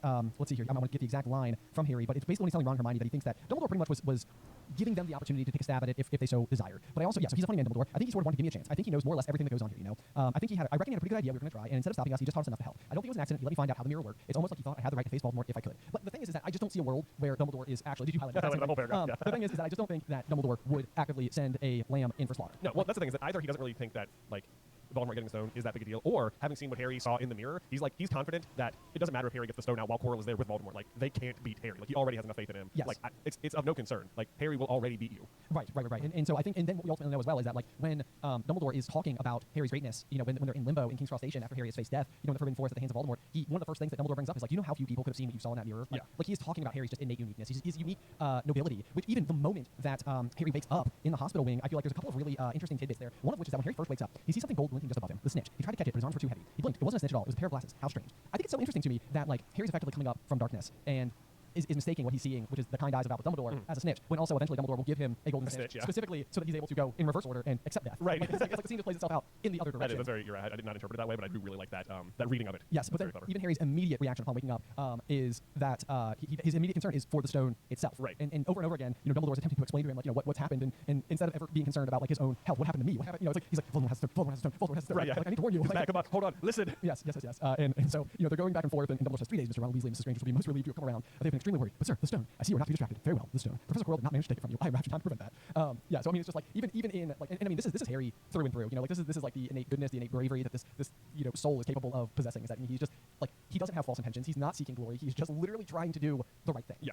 And I think personally that's the point of all of book 1 is Dumbledore wants to learn whether or not that's what he has on his side. Yeah. So I don't know if we actually to round that off, if we're going to try and explain the premise of Dumbledore's big plan, then as it fits into the greater thing, is that the idea behind Dumbledore's big plan is that Dumbledore is the only one who knows the full prophecy, having been the one it was made to. Right. Meaning he alone knows that Harry is like destined to possibly defeat Voldemort. Right. And since he knows that by himself, he is able to like quietly pull the strings on Harry's life and guide him towards that ultimate end. And if you're like looking for it, you can see the ways in which he is directing Harry's life because he knows the prophecy. Exactly. Yeah. So he's basically sending him through, like a maze of sorts, attempting to, kind of like whittle him into exactly who he needs to be in order to successfully face death. Right. Yes. It all culminates there. And there's a lot of like, there's a lot of clouds on the map too. Like at this point, like Dumbledore doesn't know about the Horcruxes or anything. That's also true. Yeah. So there's a lot of stuff that Dumbledore himself hasn't been able to fully piece together, but things that Harry will actively contribute to rather significantly and absolutely starting with our next Chamber of Secrets. So we'll get into that as we get there. But in the meantime, I think we've made it about 4 sentences into this chapter so far. We made it far. We covered a lot though, so I don't think we don't have to necessarily go hyper aggressively. But where would you like to go from here? Well, I think it's interesting. That, I mean, not to get stuck in the 4th sentence again, but he says, "I wondered whether I'd be meeting you here, Potter." It's like interesting to me that Quirrell was concerned he'd meet the first year Harry Potter and not like Snape or one of the professors or something. Like Quirrell's concerned about Harry. Right. Like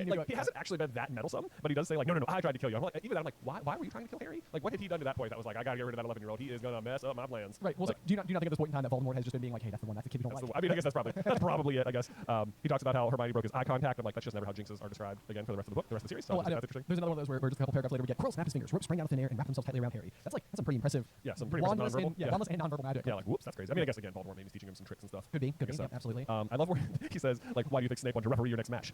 But then he wanted to make sure that I didn't try and kill you again, but he needn't have bothered. I couldn't do anything with Dumbledore watching. All the other teachers thought Snape was trying to stop Gryffindor from winning. He did make himself unpopular, which I love that because it's like Dumbledore lets that happen. It's like Snape, don't worry. Like great instincts. I'm trying to protect Harry. I'll be there, so you don't got to worry about it.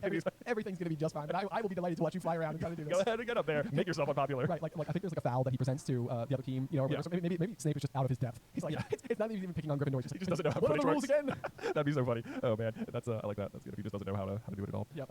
Especially when you just consider the fact that like Quidditch seems to be the thing that, or one of the things that Snape despises so much about James's whole like character as a Hogwarts student, which almost certainly suggests that Snape was not on the Slytherin squad. There's no way Snape played Quidditch at all. Without it coming up. Yeah. But it seems like eventually Battle of the Seven Potters must be pretty okay flyers. Yeah. I mean, I can see it being something that motivates him highly to be like, well, if that's the kind of thing that Lily likes, I guess to be good at brooms. There you go. Otherwise, I did a little note here as this exchange is going on. It's just it reminds me so much of The Incredibles, where he's like, he starts monologuing. Oh my gosh, I know. I even wrote down. It's just like he's needlessly open. I know. Yeah, he's just like, I gotta tell you everything about how this year unfolded and why all of it did exactly what it did. So I did write a note down as well is whether or not some of the monologue is like for the benefit of the reader. Oh, I mean, 1000% it is. Right. So I mean, a lot of like what's happening here is it's basically like this thing that happened. Let me try to explain to you why like that happened, so that you don't end up always just asking the question. Like, what am I trying to say here? So you're not always just asking the question, like, well, why didn't this just happen? Why didn't this just happen? It's like, well, now I gotta explain. Oh, I mean, yes, this is just like an exposition trick that happens. It's like, oh yeah, here's all the twists revealed. There you go. So yeah, I think that's really what happens. There's a funny thing. It's like he had to keep Quirrell from giving his whole attention to the mirror. I love like Harry's determination to like stop him from doing it. It's like you really don't. Like there's nothing he can do. He can't get it down. Not that Harry knows how the mirror works right there. Yeah, he didn't think Quirrell was just like, yeah, Voldemort, he's with me wherever I go. Like you don't need to tell him that. You don't have to tell him that. Yeah. Like you don't have to talk to him at all. I literally went down surprisingly candid. Yeah, surprisingly candid. Okay, I think this is funny. He says he doesn't. When he's talking about Voldemort, he said, "Does not forgive mistakes easily. When I failed to steal the stone from Gringotts, he was most displeased," which I find pretty funny because you'd have thought that on some level Voldemort must have been a little bit validated by Gringotts' defenses in keeping Quirrell out, because at this moment Voldemort is already hiding one of his Horcruxes at Gringotts. Oh, that's true. Yeah, so right. Like had Quirrell successfully stolen the stone, he'd have to have been like Bellatrix, like we got to move because it turns out pretty easy to steal stuff. Even Quirrell got it. Quirrell figured it out. I wasn't even with him then. He just did it. I know. That is one of those things that they actually do include the line specifically that was how could he have been so stupid? How could he have been so stupid? He'd seen Quirrell there that very day, shaking hands with him at the Leaky Cauldron. This is like I think one of those things where a lot of people have posed the question before in the past, like why doesn't Quirrell melt when they shake hands with the Leaky Cauldron? Right. So this is definitely clarifying that exact thing. So I think we know beyond a shadow of a doubt that Voldemort is not occupying Quirrell's body when they meet at the Leaky Cauldron. No, and then because he fails to steal the stone, that is the catalyst for him occupying his body. Like you stink, man. I got to keep closer eyes on you. Can't be relying on your instincts. Can't even rob a bank. Jeez. Exactly. So the next thing though is whether or not it almost certainly seems like Voldemort is using Legilimens on Harry, in order to sort of figure out how to get the rest of this to unfold. So he almost seems to be realizing that there's a chance that Harry knows more about the mirror than Quirrell does, and like so he then starts whispering, "Use the boy, use the boy." Those are his first words, right? Are they? Are those his first words in the book, in the story? Or use the boy? Wow, that's pretty interesting. Right? That is pretty interesting. Yeah. I always remember this is really funny, just a total side anecdote, but I remember in a very, very, very early Jay vs. Ben, which is our Harry Potter trivia show. Yeah. There was a day where it was like one of the first words that Voldemort mutters after his resurrection in the Great Battle of Bill Hamilton, and the first thing he says upon physical form is "robe me." Give me some clothes. And I'm always like, is he just standing there in his nudie pants? Pretty much. How embarrassing. I know. Jeez. Let's see. But yeah, use the boy. So they get Harry in front of the mirror. Harry just immediately and successfully lies to Quirrell, who doesn't second guess him at all. Right. Yep. Yeah, but I think Quirrell does not press hard enough at all right there. And we already sort of talked about it. So it feels like sort of bad design by Dumbledore if he intends for Harry to interfere, but Harry's also the only one who can get the stone out. Like, boy, if Harry just hadn't gone down there, then what happens? Then they're just stuck. Yeah, exactly. And that's the other big curiosity as well, is a couple of things. One is that like if Harry doesn't go down here, then is there a way for Quirrell to escape? The other question is that we know that the battle is about to go down, and that in doing so, Dumbledore is able to successfully get through to the dungeon. Yeah. And so part of my question is like, there's a secret trap door that's being guarded by Fluffy. Is there an even secreter trap door that Dumbledore like pops into the roof and just like falls through the rafters and is like, what up? Yeah, like did Dumbledore have to like play through the chess set and stuff? I know, yeah, that's the question, because I mean you have to imagine at that point in time that like he must have been literally on their heels, or even just like watching them pass through it themselves, waiting for his turn. Oh, I know, yeah, right. Like I mean, if he gets there with just enough time to pull Harry off, it seems like whilst they're in the potion room, he's like right behind them playing chess. Yes. Like he has to be that close, or like it wouldn't. I mean, getting past Fluffy and the Devil's Snare would both take almost zero time at all if you know they're there. Dumbledore knows they're all there. I can even see Dumbledore just being able to like summon the appropriate key out of the air, Sure. like without like I just think he's probably magical enough to do it. Although that he doesn't have to fly around forever catching it. I know, which would seem so silly. Like, Yeah. But I mean, it is one of those things where it would be kind of interesting, like in a long form, like film or TV show format, to almost like be cutting in between Dumbledore having to like endure all of these tasks, and so you're sort of like, is he gonna make it? Is he gonna make it? Is he gonna make it? Because that would be really fun for anybody who had never seen or read the story before. Yeah. That kind of an interesting way. It's like Harry's about to face his doom right now. Come He on, has Dumbledore. no way out. And you haven't even caught the key yet? Oh my gosh. I know. Then the chess set, I can just see it being like, hurry up. I Like, know, yeah. 'cause, like presumably he's not just gonna like 4-move checkmate. They're playing black anyway, so it's like you have your work cut out for you playing against the chess set. It's not gonna be a short game. Right. Yeah. I mean, then the potion, obviously the troll's already down. The potion, he knows exactly what the right answer is, so just pick it up and go. Yeah. But like, the fire in the potion rooms should stop Quirrell from getting out. It should. Yeah. Because we wouldn't have the other way to get out. Right. Yeah. We start to get like the real battle unfolding between Voldemort, who is now just facing Harry full on. And I thought there was like one piece of dialogue in particular that kind of stood out to me that I hadn't caught before. But Voldemort to Harry says, "Don't be a fool. Better save your own life and join me, or you'll meet the same end as your parents. They died begging me for mercy." "Liar!" Harry shouted suddenly. And then Voldemort responds with, "How touching. I always value bravery." And this is kind of an interesting one. And goes back to like one of our other kind of big theories, which is what, because that's obviously like a very Gryffindor trait, valuing bravery. And I mean, he could just be being sarcastic or evil or whatever. But it is kind of fascinating because we know as much as Voldemort is a Slytherin and buys into these sort of like very fanatical, radical, pure-blooded beliefs that supposedly come from Salazar Slytherin himself. We know that he was still willing to use Hufflepuff's cup, Ravenclaw's diadem, and then was looking for something from Gryffindor in order to make his final Horcrux. So this is kind of one of those things where it's like it's kind of hard to like wrap your head around, or it was for me at least, is that in my head I would imagine that Tom Riddle hates Gryffindor. Like he would hate everything to do with Gryffindor, but he doesn't really. Like he has a fascination with the founders of Hogwarts. Well, because he loves Hogwarts. Because he loves Hogwarts, exactly. Like and so like when it comes down to it, this is basically what I'm suggesting. Is I feel like that line in particular, I was like, I feel like it's another feather in the cap for the idea that he did in fact, when he was going to kill Harry in Godric's Hollow, he had the sword of Gryffindor. Oh yeah, with him. one of my favorite theories, absolutely, is that he had the sword with him when he went to kill Harry and was intending for that to be his last Horcrux. Yes. I also think what's interesting about that passage is that when he says, "Better save your own life and join me," like this is like it's not really something that like that offer for Harry to join Voldemort never really comes up again. Oh yeah, you know, like it feels like maybe that could have been like a plot line, like very Luke and the Emperor kind of thing, where it's like, oh yeah, don't worry about beating him, we'll just get him to our side. Right. And it's like, and there's even I think a moment earlier in this book where Harry's like, I'm never going to the dark side or something. So I'm almost surprised there's not like a section of the book where you're like wondering if Harry's like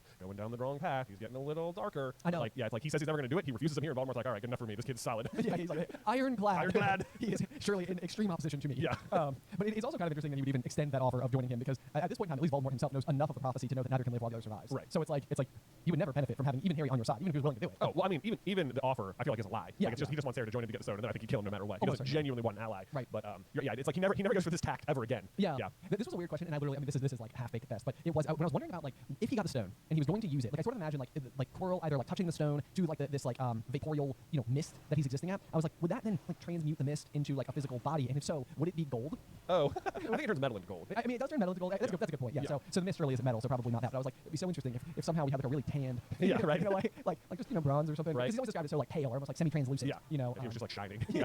Like all the iron in his blood was now gold. Right. That'd be super interesting. But yeah, it's always been kind of one of those things. Where I was like, what would he do? I know, it says it produces the elixir of life. I'm like, what does that mean? Like, is there like liquid pouring out of the stone? Do you like touch it to water and it turns it into the elixir of life? Would you just touch Voldemort with the stone and he would get his body back? Right, like it almost feels more like an ingredient, but I can almost see a world where it is such a complex ingredient that what you're adding it to is something as simple as like water. Right. Like it's just like water and Philosopher's Stone gives you the elixir of life. Right. And that is how you can sustain life. But the other thing we know, at least from the Fantastic Beasts movies, is that at this point in time, Nicholas Flamel is not in good health. Like, or at the very least, he's quite frail. Yeah. From this extraordinarily long existence. So it's that's the other thing that I've always found kind of fascinating is that like, it doesn't really feel like the stone would give him strength and power and body and form in the same way that what we ultimately see unfold in again in Little Hangleton, where he does like achieve his body. Like, what he ultimately ends up doing almost seems better than what he's attempting to do right here. Well, I think this is just get his body back. I think Dumbledore ultimately says that he's like the stone would have been able to give him his body back, but after that he would have continued to rely on his Horcruxes. Oh, okay, Yeah. I got you. Yeah. That's So I think this is just get back to a corporeal form. kind of a husk. Yeah, right. Okay, all right. Well, that makes sense. But then from there, we sort of get like the very classic, and this was like one of those things again as a kid as I was listening to it, I was like, I don't know how Harry wins. Like I mean, Because Quirrell refuses to use his wand. I know. Like I literally wrote that. It's like, Master, I cannot hold it. Like I literally wrote, dude, use your wand. Which hilariously is the exact opposite problem Voldemort himself has when he's going to attack baby Harry. It's like Right. he probably could have been successful using any other method other than Avada Kedavra / magic. Right, yeah. It's like I mean I don't know.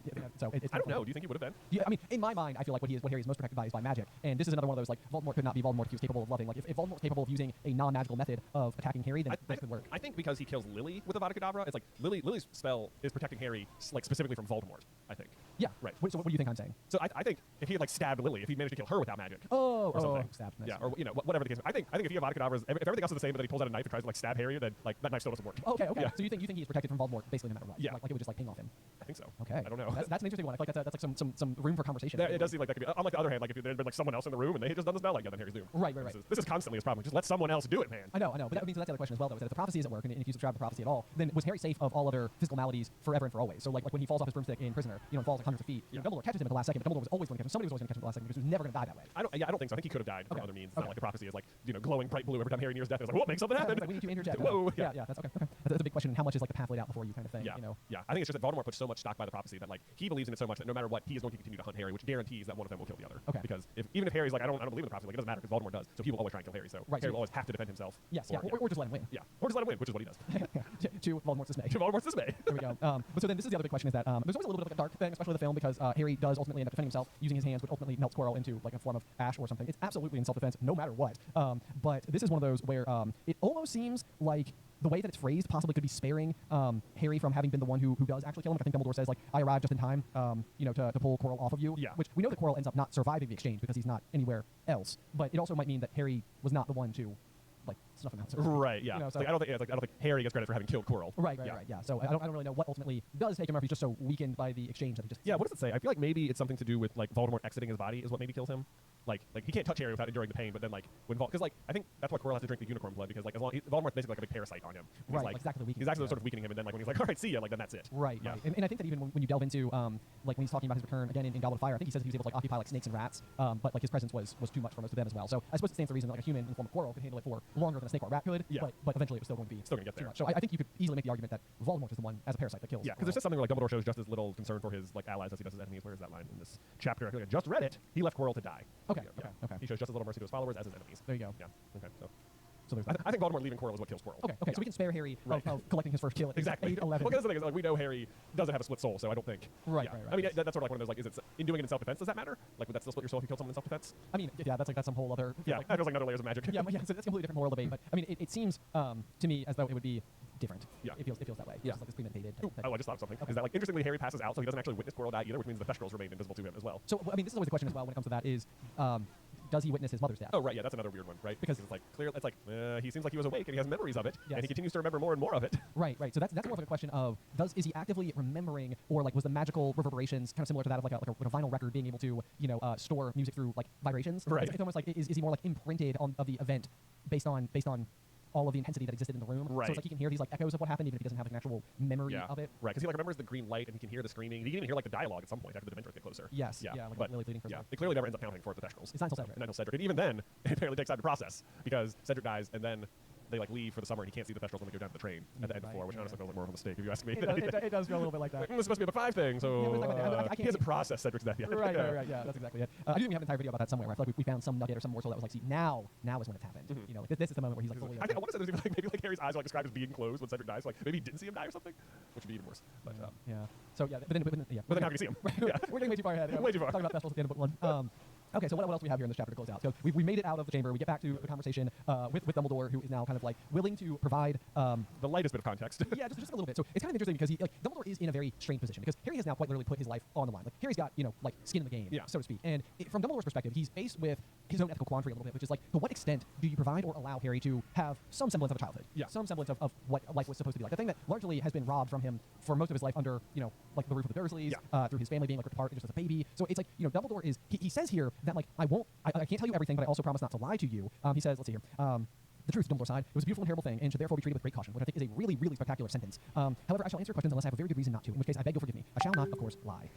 And as you start to like read some of these exchanges, so then of course Harry basically asks right away, like why did Voldemort? Like this is like the biggest question that we all are asking in the series. Why did Voldemort want to kill him as a baby? Right. So at this point in time, nobody's mentioned the prophecy. Breath of Word and the prophecy. Yeah, that's the answer to that one. Yes. So he can't say that. And of course, he says the first thing you asked me, I cannot tell you. Not today. You will know one day. And this is that's a little bit of the sparing of like a burden that Harry has placed upon him. And I do think that this would be something that would be very, very, very difficult. As somebody who knows more about a child's situation than the child themselves, or whether or not to tell them. I think it would even be difficult for me if my own daughter Addison asked me questions that were before her time, and I would be struggling. Like, I will eventually explain this to you, but today is not the day. Right. Like I think it would be hard for me to say that. I know. If she thought to ask the question, there's gonna be a compulsion in me to tell her the answer. I know. Like, I'm just telling the truth. If you were curious enough, then yeah. If you were smart enough to think of the question, then you must be ready for the answer. Right. But so then we move forward though, and we learn a little bit, about the relationship between Professor Snape and James Potter, where it's kind of this is like one of those things where he just said he wouldn't lie, and what Dumbledore responds with is, well, they did test each other, not unlike yourself and Mr. Malfoy, and then your father did something Snape could never forgive. What? He saved his life. Yeah, this really isn't the reason. It's not really the reason. It's like because what we essentially get from this playing out, it suggests that James has a far more important bit of history left to be explained, which I don't think is wholly true. Yeah. Like he of course is a member of the Marauders. He helped create the Marauder map. He was able to become an Vegas. Yeah. All of those types of details, and they figured out the Walking Willow, which I think is what James Potter ultimately does save him from. But like no, he saves him from Remus. Okay, okay, Yeah, who's a werewolf? Who's a werewolf? Who's like who's what he's going to find if Snape goes through the Whomping Willow. And I think it's Sirius who has told Snape that like, oh yeah, here's how you get through the Whomping Willow. You can find something crazy under there. Yeah. And then James is like, whoa, let's not go. Let's not pump the brakes here, friend. But this does not end up being relevant to the overall story. It's not relevant to the overall themes, to the overall plot, to anything. It's not relevant. It is kind of a lie. The real reason he's saving it was because he loved Lily, and that's the reason. Yep. There's also his explanation for like Lily's death. It says your mother died to save you. If there's one thing Voldemort cannot understand, it is love. He didn't realize that love as powerful as your mother's for you leaves its own mark. No death scar, no visible side. Should have been loved so deeply, even though the person who loved us is gone, will give us some protection forever. Like I don't love like it skates around the answer to how the sacrificial love charm works, but like I feel like the way he presents it just makes it sound like as long as anyone's mom loves them enough, Voldemort won't be able to hurt them kind of thing. It's like it makes it just sound like no other mom would have died for their kid. It's just like that is just patently false, and it's like you have missed the crucial information. Again, it's about Snape being in love with Lily, but that it is because he offered to let her live and she chooses to die. Like that is the crucial bit of difference here. Yeah, sacrificial protection. It's like it does seem like it needs to come with, and sometimes this happens in the story anyway, but it comes with a whole bunch of caveats where it's sort of like we have to have very special circumstances and this has to happen and that needs to be in play and blah blah blah. And it's like otherwise, because it does seem like this was one of my biggest questions for the longest time about the whole saga. Was it was sort of like it just doesn't seem like Lily would have been the first person to have ever jumped in front of their child. Exactly. And maybe that's also just still true. It's just the fate of like all of wizard kind wasn't hinging on that particular behavior on those occasions. If that makes sense. Like maybe other people have been protected from attacks from other people, but they were just maybe less overall relevant to history. Right, like it didn't knock down the Dark Lord. Or another thing is, well, who's to say? I mean, it doesn't have to be over like a baby either. That's also or a family member. Because Harry is able to enact the exact same kind of protection over all of the the Defenders of Hogwarts. Exactly. Yeah. So that's a good point as well. But anyway, so as we then trudge forward, we basically have like another one of these like nice little exchanges that I think kind of comes back to the core of who like Dumbledore is with the Bertie Bott's every flavored beans, and he basically is like they're just having like essentially like one of the most pivotal and important conversations for all of the humanity of these people, and then it's like let's talk about jelly beans. Yeah. Right. And then we get the all too famous alas earwax. Yes, there's that. I also like the line here where he reveals that he's the one who gave him the invisibility cloak, and he says it was your father's, and your father used it mainly for sneaking off to the kitchens to steal food when he was here. Like, what I love about that sentence is that it implies that whilst James was sneaking off to the kitchens, like Dumbledore just like openly knows about it and does not care, right? He's just like because we talked about this before. Like Dumbledore like is just so okay with the students like sort of testing the rules. Like he almost like encourages it. Like even when Filch is like, Mr. Filch reminds me to tell you that all of the secret passages located here are off limits. Definitely don't go there. Wink. You can do it. It might be good for you. A little like rule breaking never hurt anybody. Right. He does not, however, know about their Animagus ability. He does not know about that. You're right. That is sneaky. That's kind of an interesting one because that somehow, some way, I wonder if that makes Animagus magic more powerful than we're even giving it credit for, which is already quite a bit. But it makes me wonder if it's like undetectable in a way that is kind of like unique. Yeah. If that makes sense.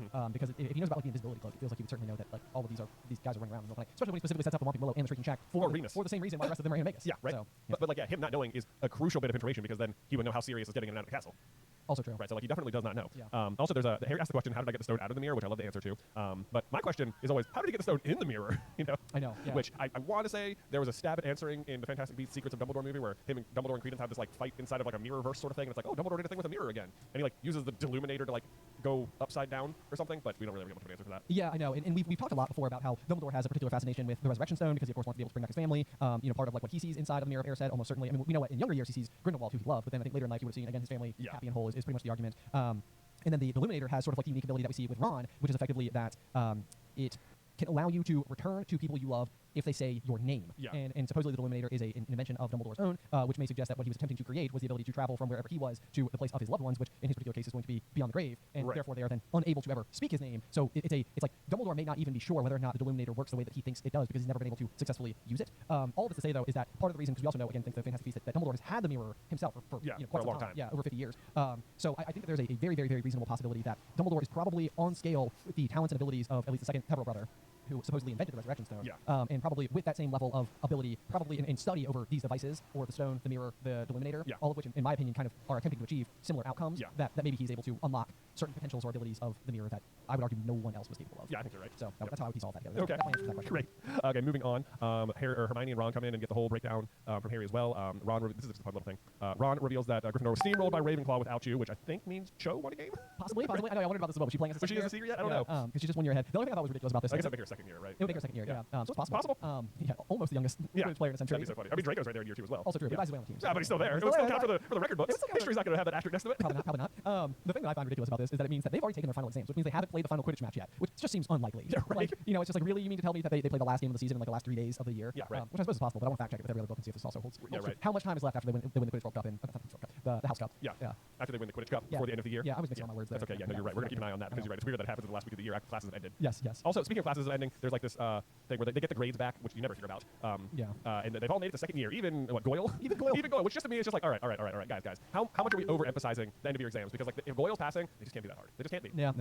Not even a little bit. The thing I thought was particularly interesting about that exchange is just simply that they talk about Goyle and not Crab. Yeah. And it's like they're always Crab and Goyle are always like always a pair. Like a pair. Yeah. And it's like so that must mean that Crab's a little bit more. A little bit smarter. Just a little bit. Yeah. Kind of edge them out. We also get an early nod to Neville's good herbology mark, which I think is kind of fun. Because that ends up kind of continuing pretty much throughout the entire series. So it's nice that it's established so early. We also get all the allocation of the house points, which ultimately wins Gryffindor the House Cup. The House Cup. The House Cup. Yeah, but not the Quidditch Cup. Not the Quidditch Cup. Not the Quidditch Cup. Where Hermione and Ron both receive 50 points each. Harry receives 60 points, and then Neville, it says it takes a great deal of bravery to stand up to our enemies, but just as much to stand up to our friends. I actually like the movie quote a little better there, where it says, but a great deal more to stand up to your friends. Which I agree with. I agree with wholeheartedly. Yeah. Standing up to your friends is tough because this is like one of those things where it's like if there are people out there in the world who vehemently disagree with your point of view or hold like a subpar stance on something, I'm not worried about those people being upset. Right. I worry about the people who I care for, the people I want to look out for, the people that I love. Those are the people I don't want to let down. Yeah. And so that's what it feels like you're doing. By standing up to your friends is like that fear of potentially risking the friendships. In exchange for doing what you think is right inside of that moment. Clearly it pays off for yes. Neville. My only thing about the House Cup here, and this is that I'm so happy Harry wins, and they definitely deserved it, and whatever. But it comes at it is delivered as such a blow to Slytherin at the same time, and it's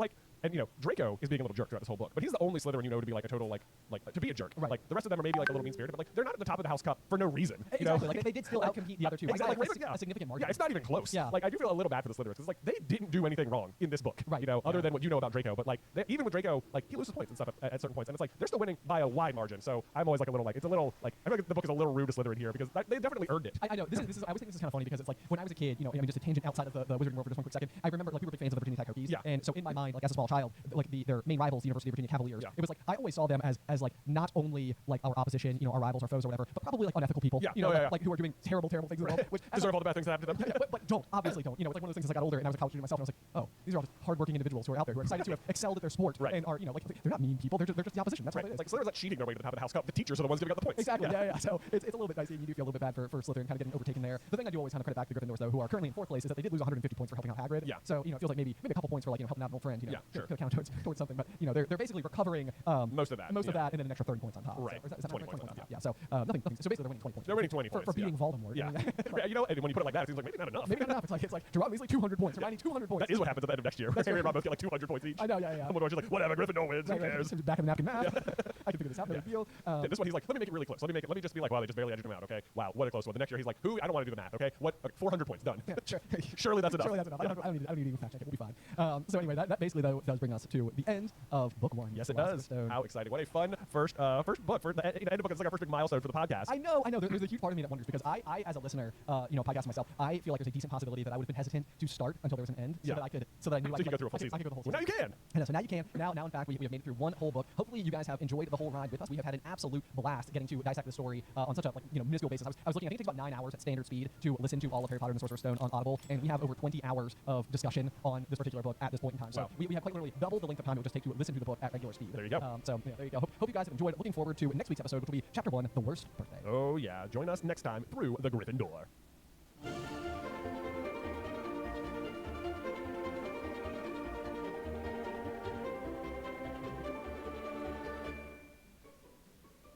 Welcome, dear listeners. I'm Jonathan Carlin. And I'm Benjamin Carlin. And we invite you to join us through the Gryffindor, your one-way ticket to the enchanting world of Harry Potter. So grab your wands, dust off your broomsticks, and join us as we unlock the secrets behind Philosopher's Stone, Chapter 15, The Forbidden Forest. Ooh, okay. What a chapter. Dude, I would say compared to the last chapter, which was completely bonkers, this one, I was just I love this chapter. There's so many cool things happening in it. Oh my gosh. Peak Harry Potter. It's just, there's some very good stuff happening along the way in here. Although on the complete opposite end of things, we talked about the chapter art last time with Norbert the Norwegian Ridgeback being just one of the best chapter arts. Yes. I gotta say, we got to complete one as chapter art to chapter. We're gonna complete 180. Whereas for this one, we've got a centaur. I'm not sure which one it's supposed to be. Bane, Ferenzi, or I think Ronan. it's Ferenzi. I read it as Ferenzi. I read it as probably. He's the more main character centaur. Yeah. But I gotta tell you that the way this centaur's arms are being depicted, they do not to me convey the seriousness of any of them. Right. Yeah. He's got his arms out sort of like angles that would suggest that this is the type of creature that speaks with hands. Yeah, he's a big gesturing. He doesn't have the right demeanor or something. Even Ferenzi, who's the nice one, is still being pretty serious.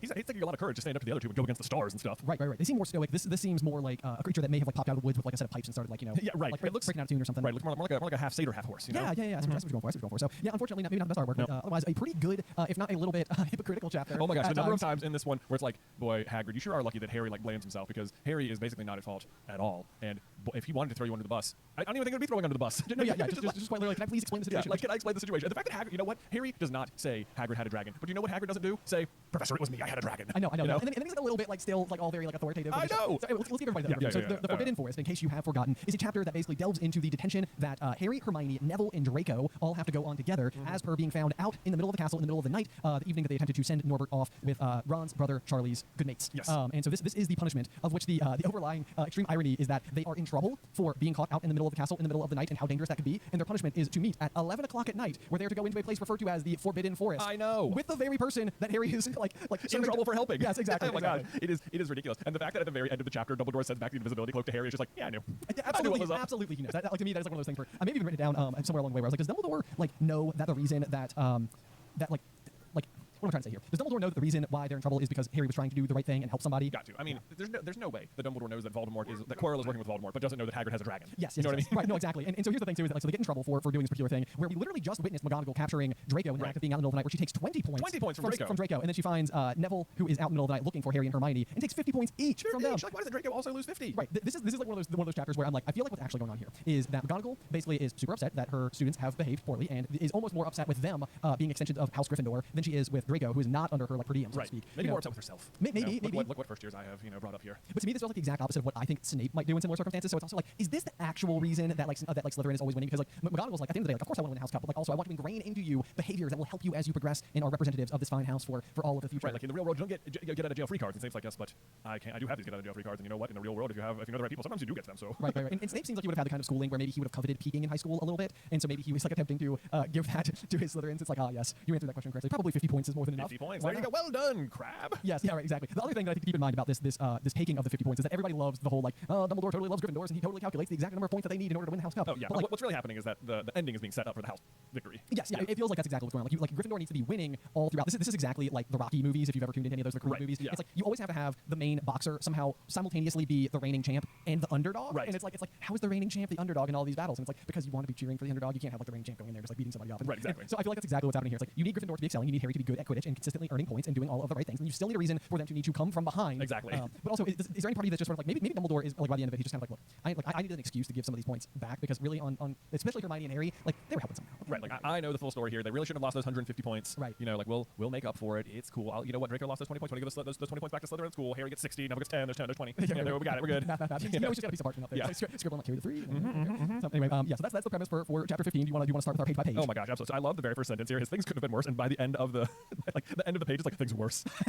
Neville's in trouble too. Yeah, literally. Yeah. So the first sentence is things couldn't have been any worse, and then about 100 words later, you get the phrase, "Had Harry thought that things couldn't have been any worse, he was wrong." He was wrong. I literally drew an arrow. I was like, had he thought that? Yes. Right here. Not 100 words ago, Harry. Right. Yeah. It's just like there was no reason on earth that Professor McGonagall, except for them being out of bed and the creeping around the school in the dead of night, let alone being up in the tallest astronomy tower, which was out of bounds except for classes. And it's like there's no reason on earth you would accept like, well, let me tell you one reason you didn't try was the truth. Yes. This is. I think that the same thing happens a couple of pages later, where like Harry has finally like resigned himself to be like we've gotten into too much trouble. We're not going to do anything anymore. And like 2 sentences later, he's like, wait a minute, should I look around? Oh yes. What I was going to say is that like basically Hermione is just like, we have to go to Dumbledore. Like that's the thing to do. And it's like it's amazing to me how often for Harry, Ron, and Hermione the answer is not going and asking an adult for help. Right. Like it's always like, well, we can rule that out for sure. That's not happening. We're not supposed to know about Fluffy or the stone. Right. You think any of these adult teachers are here to help us students? It's like no way. No way. Do they care if someone's stealing the stone? No, they'll just be mad that we know about it at all. Right. And then it's suspicious. And yeah, so it's always kind of hilarious. Once again, though, at the end of that first paragraph, we also get the line, and they may as well be packing their bags already. Just getting out of here. It's like once again where I really think that for like the first 3 books, this is just like it's such a persistent sentiment is that like fear of being expelled. Like we broke the rules and that's it. Right. Like it's well established that like at this point in time, which is kind of interesting and like it's probably part of the greater arc of the story, is that like for Harry in his first year, kind of over and over again, the worst thing that can happen is expulsion. Yeah. Whereas like as you get further in the book, the worst thing that can happen is Harry dies. Yeah. You know, or Voldemort comes back, or both. Well, I mean, he's threatened to. I mean, he almost dies in this chapter. Okay, I'm curious about that. We'll just touch on it right now. Do you think that Harry's life is genuinely and completely in danger, or do you think that Voldemort is too weak in this instance? I think he could have killed him. Do you? Yeah. Okay. Oh man. I mean, because it's not just Voldemort; it's also Quirrell there too.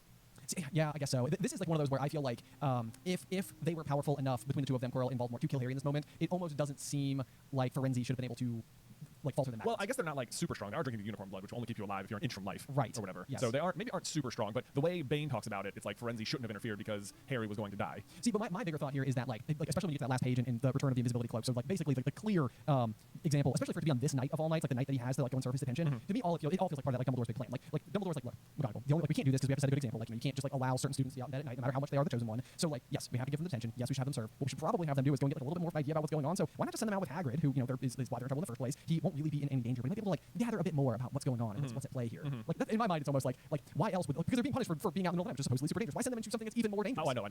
That it doesn't. I don't know if I don't know. I mean, maybe he wanted him to learn about Voldemort while he was in the woods. Yeah, I guess. I mean, because I guess Dumbledore could have known that. I mean, this is the second unicorn that's died, so like Dumbledore could be on to like, oh, he needs unicorn blood. All right, he's gonna strike again. Let's try and get him out there on the same night or something. Well, shoot, even Firenze himself is the one who is sort of like, you know, he's talking about unicorn blood and the ability to like bring you back from like, the brink of death, and then he literally follows it up with like, don't you know what's hidden in the school at this very moment? The Sorcerer's Stone, the elixir of life. You know, it's like he hadn't figured it out yet. It's like Dumbledore's like, yeah, he doesn't know how much he knows. Yes, it's like, all right, we're gonna make sure Harry gets all the information. Let's go. Right. Yes, but like, I mean, to me, it's like if Firenze is figuring this out, it's like for one, why do the Centaurs have any idea what's in the school at all? Like, they don't look at the here and now; they look like to the heavens. I think they think the heavens are talking about the here and now. Do you think so? Oh yeah, we'll get to it. Okay. Yeah. You talking about Mars, right? Nope, not even that. Oh, Nope. Yeah. Okay. I do think that. Okay. So also the severity, the absolute disappointment McGonagall is like spouting at Neville and Hermione and Harry also just does not feel fair to me. Like the line, I thought Gryffindor meant more to you than this. I was like, oh wow. I know. Yeah. This is like a parent being like, I thought you cared about us. Yeah. It's like I do. Oh, Like, I'm so sorry. Yeah. No, It's like, maybe that's really what her strategy is. But then she goes on to say, I've never been more ashamed of Gryffindor students. And I'm like, what? Like really? For being out of bed? For being out of bed is like, the most shameful thing anyone has done. Like this must happen.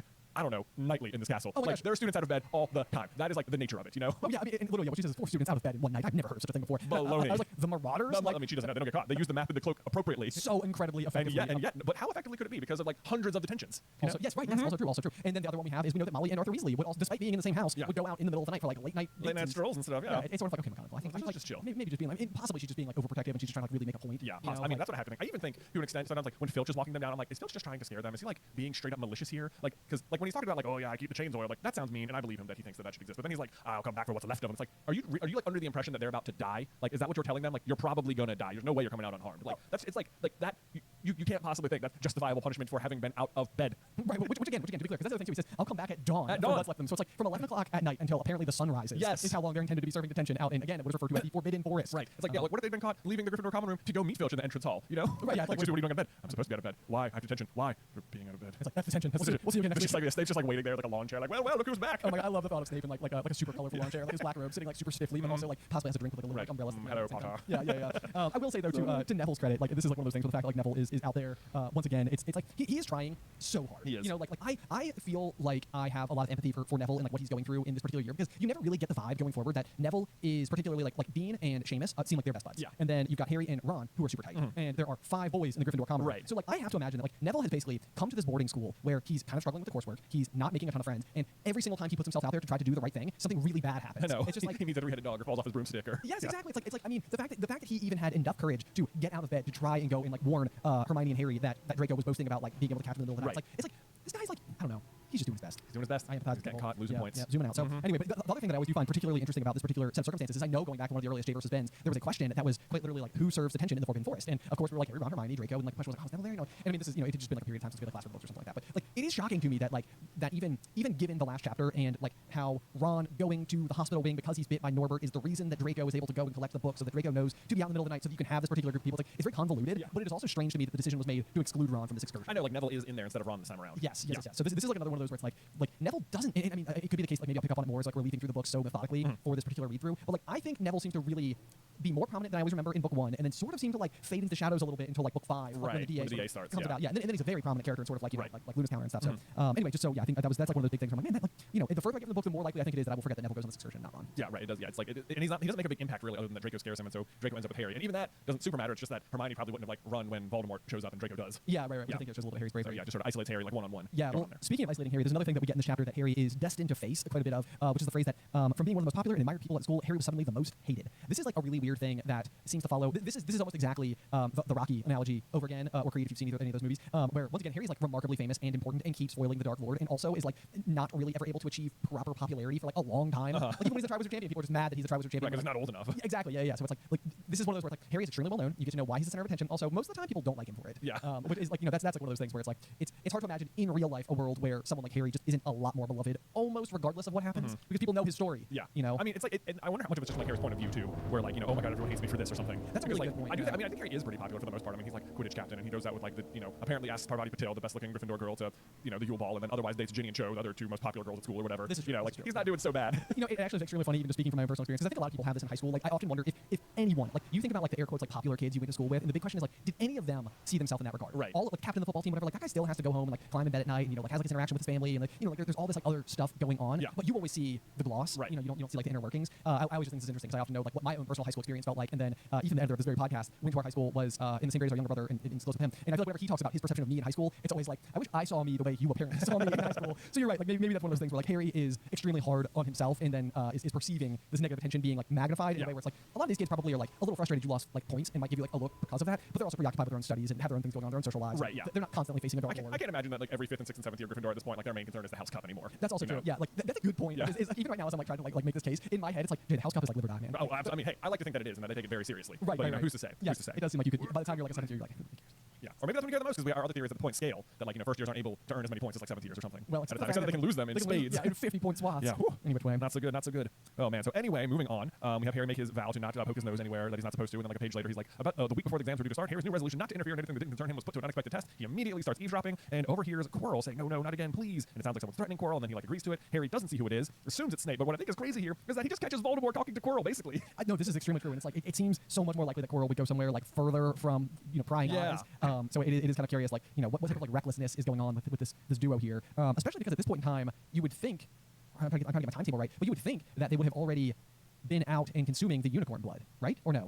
Has it maybe not happened yet? I don't know. When Hagrid gets out there, it's the second unicorn that's died, so maybe they would have by now. Right, yeah. So, I mean, I suppose it could be the case that like Voldemort is starting to gain a little bit more power than he's had. Actually, what Quirrell says, because this is actually one of my questions, was Quirrell says, no, not again. It's not as if someone was threatening him. Harry moves closer. All right. So it's like Harry's interpretation is that Snape is like has been torturing Quirrell, and this is him saying, no, don't torture me again. He's like, all right. Here's how you get past my thing. But what is the thing? Like, what is the conversation actually going down? He's saying, no, not again. It's like, is Voldemort torturing him in some way, or maybe what he's actually saying is like, you need to go kill another unicorn. He's saying, no, not again. I think that is extremely likely. Yeah, that totally tracks. We can double check see as we get a little bit further if it tells us how long it's been since the other unicorn was found dead in the woods. So I do think we get a line from that from Hagrid as they first get out there. So we'll go back on that. That could be exactly what it is, though. I will say that this entire piece of dialogue does, I think, slightly make up for the scene in the woods with Snape, where Snape is like kind of saying one half of a conversation that looks really suspicious based on everything he's saying. Yeah. But like it's like when you know the whole truth, it's like supposed to be looked differently. I feel like we're kind of critical of that one. I do think this particular paragraph could be like to a more savvy reader. And by savvy, what I mean is like when we read these books, we were little kids. Yeah. It would be interesting to read it as an adult and be like, okay, I'm starting to think Quirrell might have something weird going on. Yeah, he's coming up a lot. Yeah, it's like why are we talking about Quirrell so much? Which is also kind of interesting. Okay, so let's see here. Harry loses a bet for 12 Sorcerer's Stones. Yes, he does. Wow, Harry, I mean, dude, going all in. Talk about a piece of trivia, though. I can just hear it already. It says, like, how many Sorcerer's Stones would Harry have bet that Snape had just left the room talking to Quirrell? Like, goodness gracious. I mean, like 3 Sorcerer's Stones seems like 1 Sorcerer's Stone seems like a lot. Seems like more than one. Yeah, enough for more than enough for 2 people apparently. Yes, indeed. Okay. There's also like they're like, oh, Snape's done it. Said Ron Quirrell's told him how to get past his anti-dark force spell. I love the way they have to like classify, like they don't know what it is yet, so that's what they just keep calling it. But then he says like, I bet there's a book in here telling you how to get past the giant 3-headed dog. And it's like, I mean, I love that they must just not know about like Avada Kedavra at all, because otherwise it'd be like, well, yeah. And that's another thing. It's like, why doesn't Quirrell just kill Fluffy? Yeah, that's a good question. Very like there's all this like we got to get a dragon egg and get Hagrid drunk and trick him into telling us how to do it. It's like a living creature. That would work on it, right? Yeah, right. No, it does seem like with their powers combined, there should be something that they would be capable of doing to overcome Fluffy. Yeah. Like that seems highly likely. I guess maybe it's a giveaway. Like maybe ideally you just get around Fluffy, get the stone, get out, and then Fluffy's still there and no one even knows it's gone. Right, that's a good point as well. Yeah, if the dog is Fluffy's just found dead, sort of like, well, that's kind of revealing. Yeah. The other distinct possibility here is that we know that Voldemort is in a rather weakened state even in his occupation of Quirrell. So, yeah. And we know that, like, at least according to Mad Eye Moody / Barty Crouch, everybody in Harry's 4th year class could cast Avada Kedavra at him once he wouldn't get so much as a bloody nose. So it's like it could be the case that Quirrell is just quite literally not a powerful enough wizard to Avada Kedavra something. That's possible. I mean, he also doesn't reach for the spell when Voldemort commands him to kill Harry. Right. Yeah. He goes for physically choking him or something. Like, dude. Ironically, something I mean, not that you could even really think about it, but like just any type of physically attacking Harry as a baby probably would have worked a lot better than magically attacking. Yeah. Which is really the only way that Lily's protection comes into effect at all. But either way, not the point. Well, I think even if he Avada Kedavra him, it wouldn't. I think the same thing would have happened. Like Lily's protection would have. Would that have still worked? Do you think? Wait, what do you mean? Like if in the chamber Quirrell had cast Avada Kedavra, do you think Lily's protection would have continued to protect Harry from the spell? Yes. Okay. Yeah, I absolutely do. Right. Yeah. Right. Because this is Voldemort's that's what he's trying to overcome when he takes the blood in. Right. As much as being able to physically touch him as able to magically touch him. Unfortunately, by taking the blood into him, he prevents himself from being able to magically touch him. He's gonna lose the moment Lily takes the dive. At some point in the saga, we will spend an enormous amount of time breaking down just how Voldemort is in his own way over and over and over. Like he's his own problem. He's his own biggest obstacle. He absolutely is. Harry is just like all of his like shortcomings like personified, but he like creates Harry basically. Yes. So as we move forward onto the next page, we get to the 11 o'clock hour when Harry, Hermione, Neville, and Draco are all meeting. Filch should be taken out to Hagrid's hut. This is again where it seems like Filch is sort of bringing up like all of the old punishments that apparently they supposedly used to do, such as hanging you by your wrist from the ceiling for a few days. He says, I've still got chains in my office, keep them oiled just in case they're ever needed. I am willing to bet that those chains have literally never been used before. I know, this is one of the things, like if the fact that he has the chains suggests that the chains were used, but like, why would you ever do this to your students? You know, like what version of the school is it where you're like, oh yeah, magic school pretty rough. Sometimes they hang you in the dungeon, straight up torture you. No, it just doesn't seem even right. remotely like it to me. So I'm thinking that this is just like one of those things where, and to your point, I think it's entirely possible what Filch is really trying to do, because he lays it on so thick that it's like it does seem to me a little bit like what Filch is really like doing is just trying to be like, hey, don't mess up. There are scary things that we can do. This is the staff really leans into the like we're gonna scare these kids straight. Yeah, are they in danger? No, but are we gonna let them know that? Absolutely not. Right. Just let them be terrified, and then they'll never go out in the middle of the night ever again. Exactly, unless we make them. Precisely. Case in point, exactly now. Yeah. So anyway, let's see here. Yeah. So then they get out there. They discover that they're doing detention with Hagrid, which is awfully convenient considering it's Hagrid's fault they're there in the first place. Oh my gosh, I know. So, okay, so they get the note. Yeah, it says he half expected Hermione to complain that this was a whole night of studying loss, but she didn't say a word. Like Harry, she felt they deserved what they got. And I'm like, do you guys really feel that way? You're not mad at Hagrid at all for this situation. Yeah. Like it is 1,000% his fault. One, not only that Quirrell now has the information to get past Fluffy, which you haven't figured out yet, but two, that you got caught moving a dragon to like he is the one who did wrong and you got in trouble. Why are you not mad at him? Yeah. I don't know. It almost even seems like the whole story is just trying to sidestep that at all. Like even the fact that like when I was a kid, I don't even know if it would have occurred to me that these were quite literally back-to-back chapters. And so like in my mind, it's like, well, it's been a while. You may have just forgotten about the fact that it was Hagrid's fault. And it's like, no, literally like 4 pages ago. It's very Hagrid's fault. Yeah. So anyway, that's been Yeah, Filch saying I'm much mistaken if you all come out in one piece. Like, geez, man. I highlighted that too. It's just like, all right, okay. Come on. Like you can't have the students thinking that school wants them hurt. You know. Right. It seems not. And also, then there's Hagrid who says, "That's why you're late, is it? Like, been lecturing them. It's not your place to do that. You're done your bit. I'll take over from here." And it's like that is actually not why they're late. The detention says that it will take place at 11 o'clock, and then it specifically says at 11 they leave the common room. So they are the reason they are late. That is hilarious. Yeah, it's like maybe 10:40, y'all. Give yourself a little bit of time to get down there. I mean, I get it. I'm perpetually late to all things, so I sort of get being like, we gotta be there at 11. It's like, what time is it? 11:02? Should we leave the house? Okay, yeah, let's go. Well, I mean, there's being late for stuff, but then there's being late for like court, you know? right. It's like you don't show up late to stuff that is you're in trouble for. Right. So okay, here's a question for you, because this one crossed my mind for the first time. We've sort of gone on and on about our suggestion that Filch could be a poltergeist, but it also occurred to me while I was reading the chapter that the description of drinking unicorn's blood, like let's see here, we get the I want to make sure I get the wording exactly right. The blood of a unicorn will keep you alive even if you're an inch from death, but at a terrible price. You have slain something pure and defenseless to save yourself, and you will have but a half-life, a cursed life, from the moment the blood touches your lips. This is something. I mean, for one, you could make the argument that quite literally all of Dumbledore or all of Voldemort's plans rather ultimately end up working against him to the tune of like taking Harry's blood, and then Harry's blood being the thing that tethers him to life when he tries to kill him in the forest in Deathly Hallows. It's like you could make the argument that quite literally everything that happens to Voldemort going forward is due to the fact that he took in the unicorn's blood. But the other thing that occurred to me was like, is there any chance that any other characters in the story that we've ever met have drank unicorn's blood? And, like, because that seems and are now living a cursed life. And are now living a cursed life. And I was like, Filch. Filch. Like if anything, like, it almost feels like you could make the argument that something happened somewhere along the way, and now what Filch is forced to do is live what is otherwise. He does have a cursed existence. He does, yeah, exactly. I mean, like his whole life just seems cruel, and it would be cruel for anybody to continue to employ someone who is so incapable of handling magical maladies in a school full of people that create magical maladies. Yeah. But that would be kind of a cursed life. Yeah, I guess that's true. That's an interesting thought. Yeah, has anyone else in the story drinking unicorn blood? Yeah. It reminds me a little bit of like The Good Place, the TV show, which, with like major spoilers for the plot of season 1 Inbound. I'll give you just a second to exit away in case you need to. But the basic premise is that, like, they're brought to a place that is perceived as the good place, but the actual con that is going on is that what they're actually doing is living in a bad place. Right. And so, like, for example, that may take forms in ways that you don't necessarily imagine. For example, like one character, Chidi, is presented with 2 potential love options, and he is really bad at making decisions. So his worst nightmare is having to make a choice between who to love. Right. And it's like, you normally think of cursed life being so like dark and destitute, more almost like what Filch is actually describing, hanging from a chain or something. Still something truly terrible and awful. But in this particular case, it would just be like a completely and utterly aggravating and demeaning kind of right. Yeah, existence. just like this itch that can't be scratched. Exactly. Yes. And so that was my thought. I was like, okay, here's a different explanation that isn't the same one we're always going on. Oh, Filch is the poltergeist? Yes, exactly. Totally is. Yeah. More like, or I guess he drinking unicorn blood. Who knows? Maybe. Right. Yeah. I love. There's this line too from Hagrid where he says, "You've done wrong, and now you've got to pay for it." And I'm like, dude, no, they didn't. He's saying it to Malfoy, but it's like you're implying it about the other 3. Okay. And then I love Malfoy saying, "If my father knew I was doing this," and he says, "He'd tell you that's how it is at Hogwarts." And I'm like, no, he would not. Literally 2 books from now, he's going to try and get you fired because Buckbeak scratches Draco. Yeah, this is true. But it does make you wonder whether or not. I mean, Hagrid predates Lucius attending school by quite a bit, so it does make you wonder whether or not Hagrid witnessed any of Lucius's own dealings at school while he was there as a student. Yep. The one thing that I did underline that I was just like, that's not the worst idea, but is following up on this exact sentiment you just described, which is you'll do something useful, which I do think is sort of like all things being equal as far as just general detentions go. Maybe not going into the Forbidden Forest in the middle of the night where a Dark Lord could just be prowling and killing unicorns. But I do think the idea of providing a useful service that you could even like it can come across as punishment, but also give the person like a sense of accomplishment. I mean, yeah, even the next year, like Ron has to go polish all the trophies in the trophy room as part of his punishment, and Harry has to help Lockhart answer his fan mail.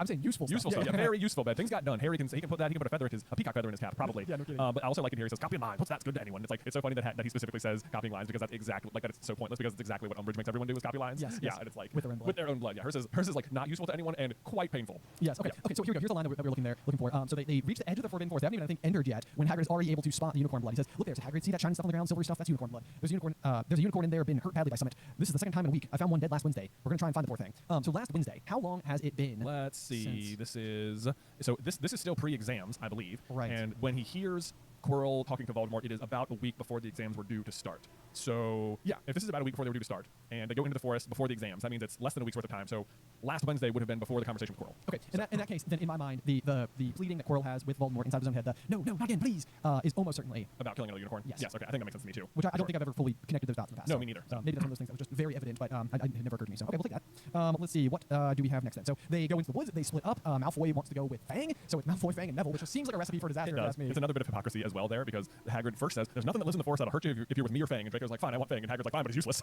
Like, but wait, you just said nothing will hurt you if you're with Fang. Like, which is it, man? Hagrid, inconsistent. Who knew? Yeah. It's like, oh boy, going over with a fine-tooth comb sometimes like really stands out. Yes, indeed.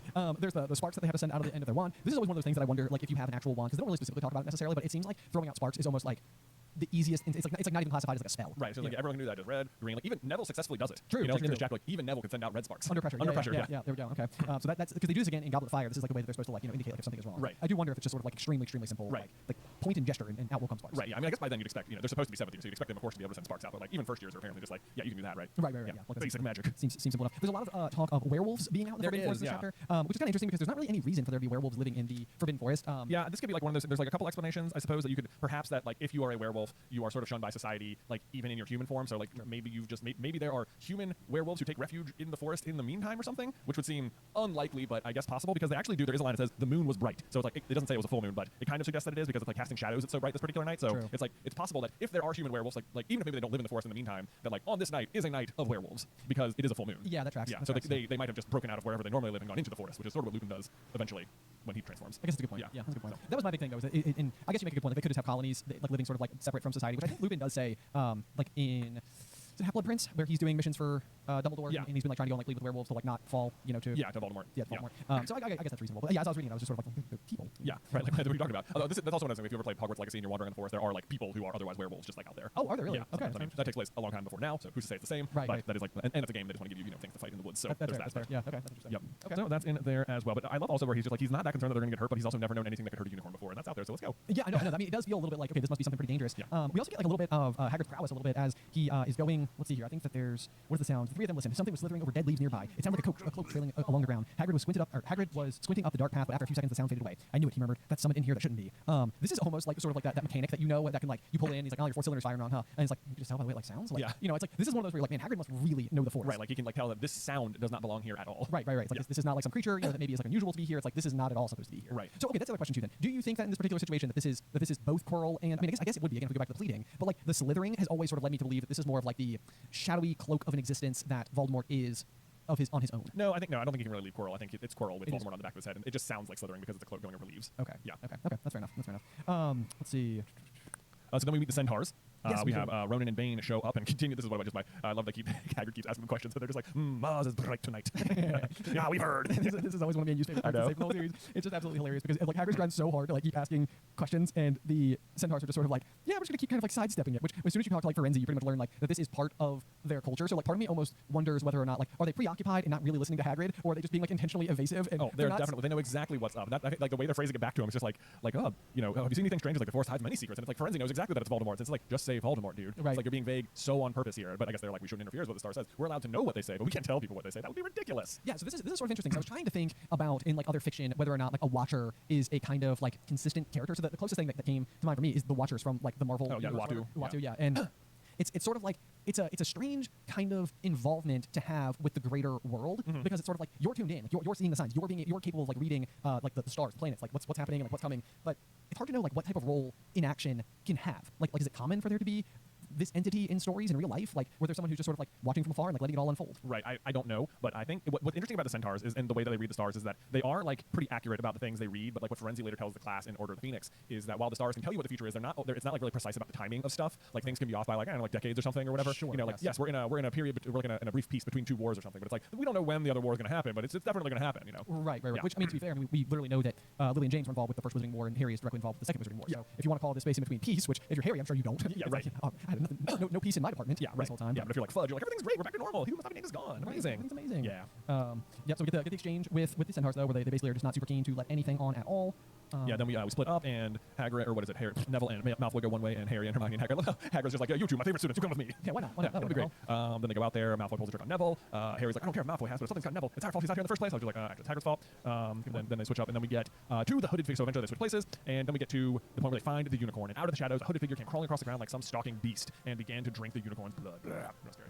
It is pretty intense. Once again, I mean, this is another one where it to me like the came crawling across the ground. I mean, I don't know. This is again where I feel like I'm like part of me is not picturing Quirrell in like a truly like pathetic state. It just seems so much more menacing. Well, I think Voldemort says Quirrell has to be the one drinking the blood for him. Okay. Because I think the other thing is that it's not even Voldemort. Like Voldemort isn't even the one who needs the potion, right? Who needs the unicorn blood? Like it's Voldemort already has the Horcruxes. He already can't die. He needs Quirrell to stay alive because he's basically acting like a parasite to Quirrell. So yeah, like his raising strength, if anything, is probably slowly depleting Quirrell's ability to exist. Right. I mean, it's not unlike the Diary and Ginny. It's like the more he takes from Quirrell, like the more he takes from Ginny, the more he's about to come back to life. I like that. Okay. So there's that. And I think he also just says it's Quirrell drinking it for him at one point. Yes. Then we immediately so Malfoy, sort of runs away in total fear. It doesn't say like Harry says that he is. It got to its speed and came swiftly towards Harry. He couldn't move for fear. So this is kind of interesting because like Harry over and over will be faced with essentially this exact situation, paralyzing fear. Like where he needs to either like face down the challenge before him, and in some ways it's almost like it's fascinating the contrasting forms of fear that Harry has versus Draco. Like Draco runs from the fight, basically, and Harry is sort of like fixed in place. But this is one of those things like about Harry where I remember playing Capture the Flag at night as a kid of Harry's age and being terrified, like walking through the woods by myself. Right. And so like there's a part of me that's almost like, man, this kid's got some guts. Oh, for sure. To be out there. Like he's definitely got like his it says that he's afraid, but like I feel like that's where you can tell like that true Gryffindor nature is like burning its way through. Oh, absolutely. If this is like fight or flight, like Draco clearly is in flight and Harry does not. Yes, exactly. Yeah, but I guess some people say it's like fight or flight or freeze, so maybe he's more like frozen this time. Maybe he's more frozen in this case, but either which way. He definitely experiences the excruciating pain in his scar, which is definitely letting us know that like pretty much what he's encountered is Voldemort. Absolutely. It's interesting though that if it's like what must be, you don't get a great idea, you're right. It's like what is underneath the hooded figure is like kind of vague. Like I feel like Quirrell has to be there, but why is it hurting him so much in this particular case that he's making like face-to-face contact with Quirrell? Because like Voldemort's head would still be the wrong way, right? Or is it like was Voldemort the one drinking the blood and now he's like actually facing Harry right here, or is it just like I suppose on some level like what you would assume. We know for the book's sake the overall plot of having a story, in the setup and the eventual obstacles and going beneath the school, getting past Fluffy and flying keys and the potions and all that type of stuff, the chessboard. But I suppose for all intents and purposes at this point in time, Voldemort could just quite literally just be straight up prepared to attack and attempt to kill Harry. Yeah. And Firenze just intervenes. Well, I think that's exactly what's happening. So he's preparing to kill him. Yes. Because and I'll talk more about that in a second. But yeah, Firenze shows up, chases Quirrell / Voldemort off, and then Ronan and Bane show up, and they're all like, "What are you doing?" So the first thing, what is it? Bane says, "What have you been telling him? Remember, Firenze, we're sworn not to set ourselves against the heavens." Which just like the way like that sentence alone is like they know something. Like there is something to have been told. Like it's like little did he know. It's like that means there's something you don't know. right. Yeah. What have you been telling him? That means there's something to tell. Right. That does mean that means that there's some. Yeah, that's a good point. Yeah. So there's that, and then Bane is like for the best. What does that to do with us? Centaurs are concerned with what has been foretold. So it's like, okay, but what has been foretold? Right. In that moment, and then it says, "Do you not see that unicorn Firenze Bane? Do you not understand why it was killed, or the planets not let you in on that secret?" And it's like, so even that, it's like they're all speaking in vaguisms because they're in front of Harry, but it's like he's saying, it's like, yeah, we all know what that was and why that happened. Doug, it's right there, written in the sky. Come on. Right. Like they clearly know more about what's going on. What's almost surprising is that like if they are tuned into it in any capacity, or maybe Firenze's just taking this on himself, but like it is almost surprising that Voldemort / Quirrell has been able to come out there and do it more than once without being stopped. Well, they don't care about that. I think what they're mad about is that he stopped him from killing Harry. I see. Yes, because and this is where I get this is the awesome foreshadowing in this particular chapter. Why Bane is so upset that Firenze stopped Voldemort from killing Harry in the Forbidden Forest is because it is written in the sky that Voldemort is going to kill Harry in the Forbidden Forest, which he eventually does. Wow. I know, and I think that is so crazy. And he's so mad at him for interfering, but it's exactly what Firenze says in Order of the Phoenix. So, like the planets get it right. I think it's not very good with the timing. It's hard to know when it's going to happen. But if you're the Centaurs and you're like, okay, Dark Lord going to kill Harry in the forest. Well, God, all the pieces were right here. That had to be it. Firenze, are you crazy? That's a slam dunk right there. Yeah, I think that is insane. It's so true, and it's so interesting. It gets better because if that's what's supposed to happen, the Centaurs don't join the fight at the Battle of Hogwarts until after Harry is killed by Voldemort, because at that point to them, like what the stars have said has come true. Has come true. Yeah. So even then, they're not even like preoccupied with the fact that Harry comes back. Right. Oh, it's so interesting. It's crazy. That is amazing. Because the other thing I've always found to be interesting about the fact that Voldemort's waiting for Harry in the woods is like he's all over the place during Deathly Hallows, during the Battle of Hogwarts, where like he's in the Shrieking Shack with Snape and like that whole situation. Then he's like, "I'll be waiting in the forest for Harry," and it's like, "Why the forest? Yeah, what are you doing? What an inconvenient place to be." I know, it's like a neat place to retreat, I guess. Yeah. Oh, but it has to be the forest because it always was going. It was always going to be in the forest. Yeah. Oh man, I was like, man, that's really good. You're right. Yeah. Oh man, I never thought about that way. So there you go. That's why the Centaurs are so mad that Firenze interferes here, because like they know this is supposed to happen. This is where it's supposed to be. Yeah. Even with Hagrid. Hagrid's even there. Yeah. So it's like everything is really on the chessboard, as it were. And if you're like looking at it, and of course like Firenze intervening is also part of it because it's not supposed to happen yet. But I can see why they're upset. And then gosh, I love the conversation that he goes on to have with Harry and tells him, the blood of a unicorn will keep you alive even if you're an interim death, but at a terrible price. But you'll have a half-life, a cursed life. And Harry says, "But who'd be that desperate? If you're going to be cursed forever, death's better, isn't it?" And I was like, I like circled it. I was like, "Death's better." Is it like Harry as an 11-year-old already gets it? It's like it's the whole theme. It's the whole thing. So it's the whole thing. I literally highlighted it and I wrote next to it, "Hey, that's the theme of the whole story." Yeah. And you're exactly right. I mean, like in book 1 here, he's already got it figured out. Death's better, isn't it? Cursed forever. It's like Voldemort's already cursed forever anyway without the unicorn blood because of the Horcruxes. So it's like there's that. Right. Like yes. he's like he curses himself in so many different ways. Well, and again, going back to that big finale where Harry does walk into the forest, I mean, basically what Harry is saying is like to allow Voldemort to live would be basically subjecting all of humanity, all of wizard kind, at the bare minimum, to a cursed life. And so for Harry, that's better. That's better. Yeah. It's all comes very full circle here in the forest. It's incredible. Oh man. Yeah, my mind's just being blown. And then even there's the next page. Harry realizes, or he just thinks back to that conversation with Hagrid, where he says, "Don't know if he had enough human left in him to die." And it's like, oh, like Hagrid is actually spot on the money with that particular sentiment that Voldemort does not have enough human left in him to die. Like he cannot die. Right. In fact, he can't even when Harry defeats him, he does not die a true death in the traditional sense. Right. Like when you when Harry goes to like the limbo spot in King's Cross and he sees like the gross little baby, like that is the preview of Voldemort's destiny. Like he doesn't, Harry's able to get up and walk around and choose to move on or whatever. Voldemort, when he is defeated by Harry later on, that is where he is stuck. So he's not like able to choose to come back as a ghost. He's just stuck in limbo forever. He doesn't have like the death experience. Like you couldn't call him back with the Resurrection Stone. Yeah, no, and I think that's exactly it. Is that like Harry enters King's Cross Station, which is his version or manifestation inside of Limbo. But Limbo is, I mean, I guess some of the question there is like, was Dumbledore that's a whole big question in itself. Is Dumbledore waiting in Limbo for Harry to or does he just like return to Limbo to speak to them or something? Right. That's a good question. I don't know. That seems like we'll have to save for King's Cross Station like 3 years. Yeah, 3 years from now we get to King's Cross. Yeah, that'll be a good one. That looks good. No, I was just going to speaking of Dumbledore, we're making it to our second last page here and really kind of like the closing sentiments. And there, Hermione, I think, is talking and says, "Harry, everyone says Dumbledore's the only one you know who was ever afraid of." And this is kind of like a curious sentiment. Like I know it to be true. Like this is not like a fact that like blows my mind or I haven't forgotten that this is true. But like just as you're reading through, it's kind of like I wonder why Voldemort fears Dumbledore. Like I almost wonder if this is like one of those things where Voldemort was able to unearth enough about Dumbledore's past that he knows, because it seems unlike Voldemort, or it seems more like Voldemort to underestimate his opposition. And this is almost like adequately respecting Dumbledore, which almost to me makes me think like he's aware that Dumbledore might be capable of like some dark stuff himself. Well, but then you think he'd have recognized the picture with Grindelwald or who the sandy-faced boy was a lot faster. You would think that. That's the point. Yeah, you definitely would. So I don't know. I mean, maybe the involvement with Grindelwald is lesser known. I mean, Dumbledore would have been one of his professors at school, so I guess he would have just been able to like see him do magic there and stuff as well. I don't know. Right. But you would think that Voldemort would think that he was just stronger. I guess Voldemort would have been in school when Dumbledore defeated Grindelwald, right? I think it's like right in that zip code, because this is always the thing with Fantastic Beasts that I was so eager to learn. But the saga starts, I think, in 1926, which also happens to be the year that Voldemort is born. Right. So then, how does that math work? Also, because the Chamber is opened the first time in 1942, right? Because that's 50 years ago, which is the year Hagrid is expelled. Correct. And the duel happens in 1945. So I don't know what year Tom Riddle is. It fifth year in that? I think it's a fifth year. So I guess by the time 1945 rolls around, it's either like the spring semester or he's graduated. Hogwarts at that point. Yeah. So either way, he's going to a very like Dumbledore defeating Grindelwald is going to be like have been incredibly public knowledge. And if that's otherwise the greatest dark wizard of all time, and that's what you're trying to be, and this guy defeated him, like. It seems like that, you could be afraid of him. You'd be afraid of him. I mean, certainly. Yeah, I mean, it's just that, like, I feel like when you talk about Grindelwald fearing Dumbledore a little bit, it seems like it's because, like, even to Dumbledore's own admission, like, he knows Grindelwald knew that Dumbledore was a shade better wizard. Yeah. Like, but this is like one of those things where, like, it doesn't seem like up until the Battle of the Department of Mysteries that Voldemort would face him head on. Yeah. So I don't know. I mean, I just think it's curious. I mean, like, I guess it's just simply because it almost feels like Voldemort would think that it goes back to that line from McGonagall in the first chapter, which is like you're too noble to do the dark things that Voldemort might do. Like maybe even that's what Voldemort realizes is like it's like all it would take would be Dumbledore not being noble, and then I would lose. Oh right, like if I'm only the greatest dark wizard because Dumbledore's not choosing to be dark. Exactly. Yes. Right. Yeah. So maybe that's a piece of it. Right. But then of course to close out, we then learn that Dumbledore has in fact recovered the invisibility cloak and returned it to Harry folded up inside of his sheets in his bed with the note that says just in case. Yeah, meaning that Dumbledore went up, knew or at least knew enough to go looking for Harry's invisibility cloak, recover it, and I feel like probably knows the whole story about the dragon. Almost certainly. Yeah. It doesn't seem like the type of thing that Hagrid would lie to Dumbledore directly about. Nor at this point in time do I think that Hagrid would worry that, even given the circumstances, that Dumbledore would fire him for such a thing. Yeah. So, anyway. Okay, Jay, well, I think that closes us out of Chapter 15. We are into the final two chapters of the entire book. The end is in sight, which is very exciting. Looking forward to Chapter 16 through the trapdoor. Do you have a review for us? I sure do. This review is from Lizanne. It says, so much fun. This podcast is so much fun. It prompted me to re-listen to the books again. Did make me question, why is the Bloody Baron the only person/ghost that Peeves listened to? I'm wondering what your guys' take is on that. Which is, I got that question. I was like, what? I've never really thought about it. I've always just sort of thought the Bloody Baron was scary looking, and that's why Peeves was scared of him. I know, that's a good question. Okay, so let's try to think a little bit here. The Bloody Baron would have at least existed. The Bloody Baron would have existed at the same time as the Founders. Yeah, because he knows Salazar, or he knows Rowena Ravenclaw, who was alive at the same time as, or the Bloody Baron wants to marry Helena Ravenclaw, Helen Ravenclaw, and she's alive at the same time as her mother because she steals the diadem from her. Correct. So it suggests that Slytherin is, the Bloody Baron was taught by Slytherin. Okay, yes, that would suggest that. And so from there, I guess on some level, if he's a Baron, that's a rank, right? That's some kind of title. Something Yeah. Like a duke? Like a duke or, some sort of landowner. And the fact that this is always one of those things. It's like, there's the Baron, and he wants to marry Helena Ravenclaw. And what Ravenclaw's, like, big item is, or artifact is a tiara. It's like, there's a certain amount of, like, royalty floating around in this area of stuff. It almost, like one of my own personal pieces of headcanon is that the Ravenclaws in the non-wizarding world were of some kind of like nobility, like they would be regarded. And maybe their wealth is being created through magic, but people don't know that. It's like their closely guarded secret. So I could even see a world where part of like the appeal of leaving that noble lifestyle is going off with her friends, with Godric and Salazar and Helga. Yes, exactly. Off on the countryside going on adventures. Yes, exactly. Because she is like, we are magical. We have a gift. We should be trying to like help other people who are like us to harness these abilities and do good things and learn how to learn all the right stuff attached to magic and expand the possibilities. And I could see a world where the nobility would adhere so heavily to exactly the things you see nobility adhere to, which is basically like what it takes to maintain in good standing in society. Like optics are so wildly important. All of that to say, though, is basically like it feels like a Bloody Baron with that title in hand, with the assumption that there's some possibility that Rowena could have been of nobility, that you've got some of that world carrying over. And I guess what I'm just trying to imagine is like what.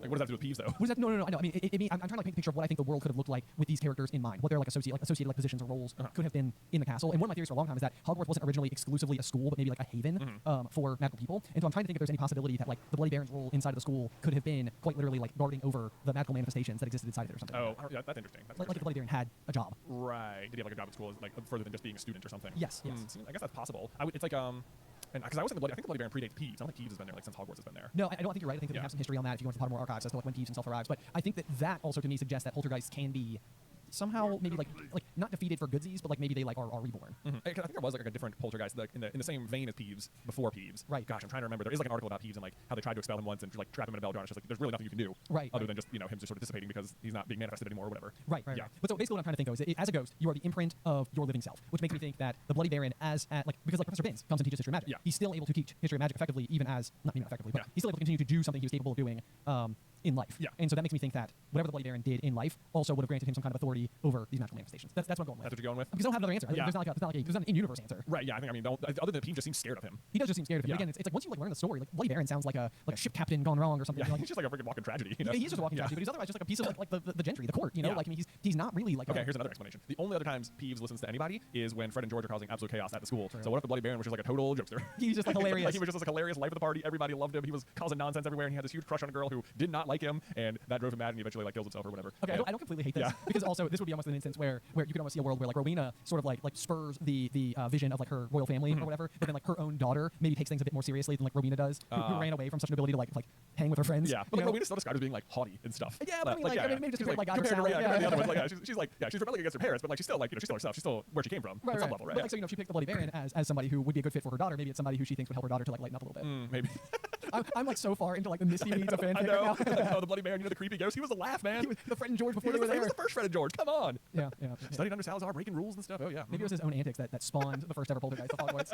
Peeves is of him, which is why he could control him. All I'm really trying to say is this is a good question. Yeah, great question. I've never truly contemplated before, but no, it's fascinating to think about. So anyway, we'll continue to give it a ponder. Maybe we'll see it in a future theory episode over on Super Carlin Brothers. Yeah. In the meantime, though, if you guys are watching over on YouTube, we have begun our quest for to attain the silver play button at 100,000 subscribers. So if you happen to be watching via YouTube, I understand that the subscribe button is not what it once was, but it doesn't mean that the play button that comes with it isn't still a very real thing. It's still there. We would love to achieve that next goal. So if you wouldn't mind just slapping that subscribe button, which would mean a lot. Give it a quick slap. Even if you're just listening, you know what? Just be like, hey, I'm gonna open up YouTube. I don't normally do this, but boom, subscribe. I don't normally do I don't, this. you know, it doesn't really mean anything, but it'd be really cool. Yeah, it's your good deed. Yeah, it's a good deed. We appreciate it. Yeah, thank you so much on our quest to the silver play button, which we can put in. This is another thing. We have a golden frame back there, so we can put our silver play button in the golden frame. That's exactly. Then we can aspire to. Yeah, it's a gold play button. I don't think this podcast YouTube channel is ever going to have 1 million subscribers. I never thought our first channel would ever get a million subscribers. Anyway. Well, you know, here's hoping. I suppose. Stranger things have happened. I guess that's all. Anyway, guys, as ever, thank you so much for tuning in. Until next time. We will see. Yeah, next time. Sorry. Next time we will see you through the trapdoor here on Through the Gryffindor. You're miles apparently under the school. You're about to face the Mirror of Erised, do all these types of things, and then the last page of the chapter will involve Uncle Vernon. I know, right? Like, Uncle Vernon is in the same chapter as Voldemort. Yeah, it's like what? What? How is that even possible? One of the most like remarkable, like packing in like action into a chapter ever. So it's gonna be so much fun to dissect that one. I know. As we get to the big finale next week. Yes, we're almost there. Woo! So you have a review for us. Absolutely, I do. This is let me make sure I get the right person. It's from Carter. Okay. It says everything the Super Carlin Brothers do is great. They're both very knowledgeable. I've been reading a long time and listening to the podcast. It's been such a joy. Question: Snape was keeping strict eyes on Quirrell, threatening him, and just being mean to him. So why does Voldemort still trust Snape while living in the back of Quirrell's head? And I picked this one out because one, where I was like, this is the chapter with Quirrell, or we're getting right up there. Yeah. But this answer is actually right in the books in Half-Blood Prince, yes. when Bellatrix and Narcissa come to visit Snape, and Bellatrix, for the sake of the audience, asks Snape all of the questions that you've forgotten to ask or that you haven't been keeping track of, but boy, sure she has. And one of them is, why didn't you help Voldemort get the Sorcerer's Stone? And Snape just answers her straight up, and he says, I think you next want to know why I stood between the Dark Lord and the Sorcerer's Stone. That is easily answered. He did not know whether he could trust me. He thought, like you, that I had turned from faithful Death Eater to Dumbledore's stooge. He was in a pitiable condition, very weak, sharing the body of a mediocre wizard. He did not dare reveal himself to a former ally if that ally might turn him over to Dumbledore or the Ministry. I deeply regret that he did not trust me. He would have returned the power 3 years sooner. As it was, I saw only greedy and unworthy Quirrell trying to steal the stone, and I admit, I did all I could to thwart him. And then he goes on to say, the Dark Lord's initial displeasure at my lateness vanished entirely. I assure you when I explained that I remained faithful, although Dumbledore thought I was his man, yes, the Dark Lord thought I had left him forever, but he was wrong. So that's basically the answer. Yes. So this is like the what does Snape ultimately become? A triple agent. Is it? Yeah. Is that how it works? So double agent would be playing both sides, but like and I guess he is just playing both sides. Maybe it is just double agent because he's sort of like both. But this is a situation where it's like he was on the dark side, came to the light side, and is now telling the dark side that he convinced the light side that he was able to. I think it is triple. Because if you were just like a secret agent, you'd just be like on the other side pretending to work for them. Right. True. Right. And so a double agent is like he's on the dark side. A double agent would be someone who goes to the other side and actually starts working for them against their original enemy. Yes. Okay. Right. So he starts on the dark side, goes to the good side, then goes back to the dark side, and but it's operating on half half of the good side. Yeah, I think it is triple agent. Okay, yeah. So pretty highly complex, but I also feel like it's a pretty elegant response as well. Like, I mean, for all intents and purposes, when it comes down to it, Voldemort never reveals to Snape, which he could have, and I mean that would have made things a lot more complicated. I mean, that's maybe not even the worst what if. Like, what if Voldemort had revealed himself to Snape in book 1? Oh man, that is a good question. I do not know. I think about it a bunch. Like, would he immediately? I don't think Snape would. Oh yeah. Something to chew on for sure. Yeah, I'll have to think about that one. There That's a good one. But as ever, guys, if you have a review for the podcast, be sure to let us know. Maybe you'll get to hear it here on the show. I know if you have a question for us or anything like that, we will try to get to it. Otherwise, join us next week for the finale of Book 1, Chapter 17, The Man with Two Faces, here through the Gryffindor.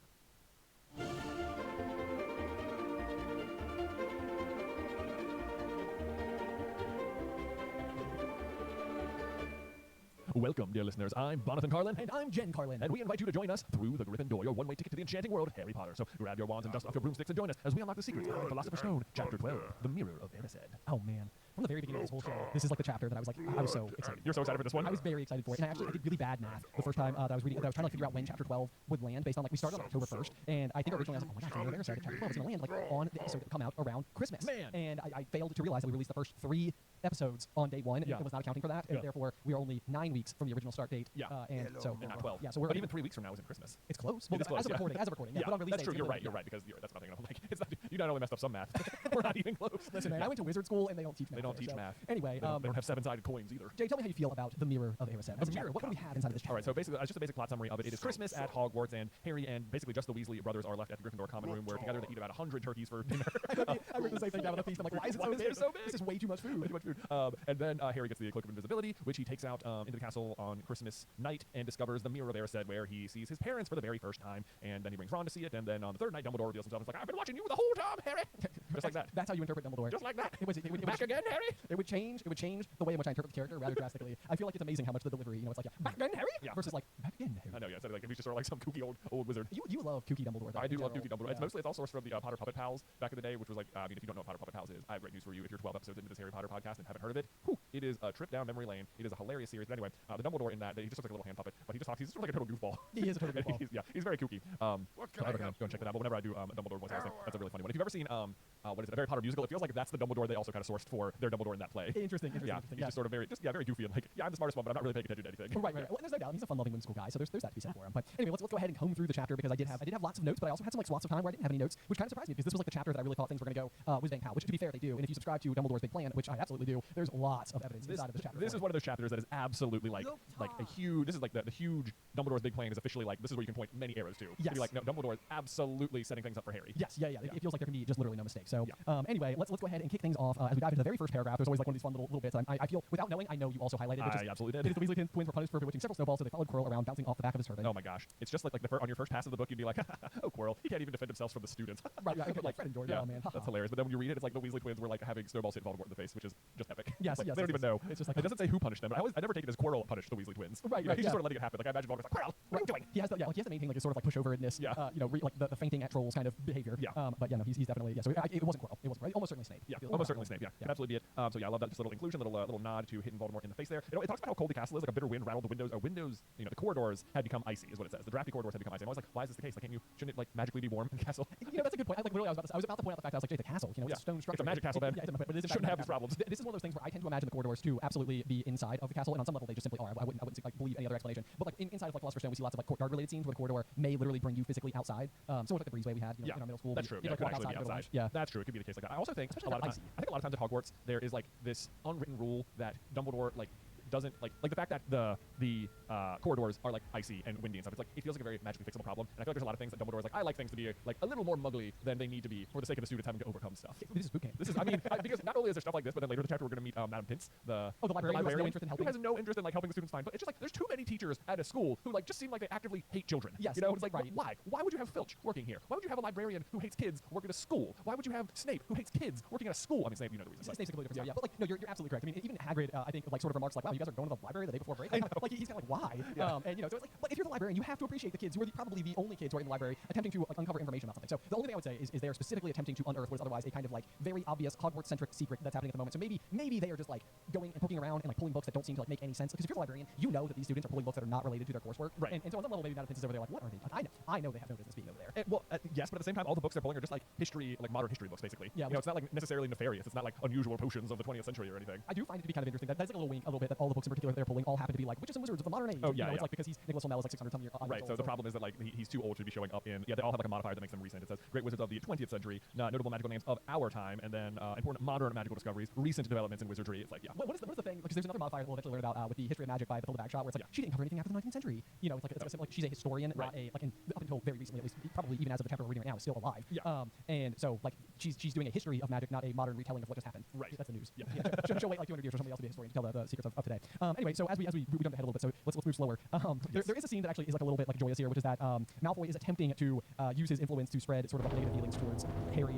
Basically making jokes about how the Gryffindor Quidditch team might replace him with a white mouth tree frog because Harry caught the snitch with his mouth. But I love the fact that it's like then he realized that nobody found this funny because they were also impressed with the way Harry managed to stay on his bucking broomstick. And it's just like we don't get many situations like this where Malfoy is actually like sort of like put back in his place. Yeah, right. It seems like most of the time Malfoy's propaganda against Harry just works. It does. It doesn't really seem like that. Like this isn't even like even the Slytherins. It's like what are you making fun of him? It's like he's like he hasn't really gotten good at like bullying Harry just yet. Or something. He's still honing his I'm still skills. honing my skills. Right. It's like I'm gonna make fun of Potter for catching the snitch. Wait, he did, but he did beat Slytherin by catching the snitch. Yeah. Right. So okay, new tack.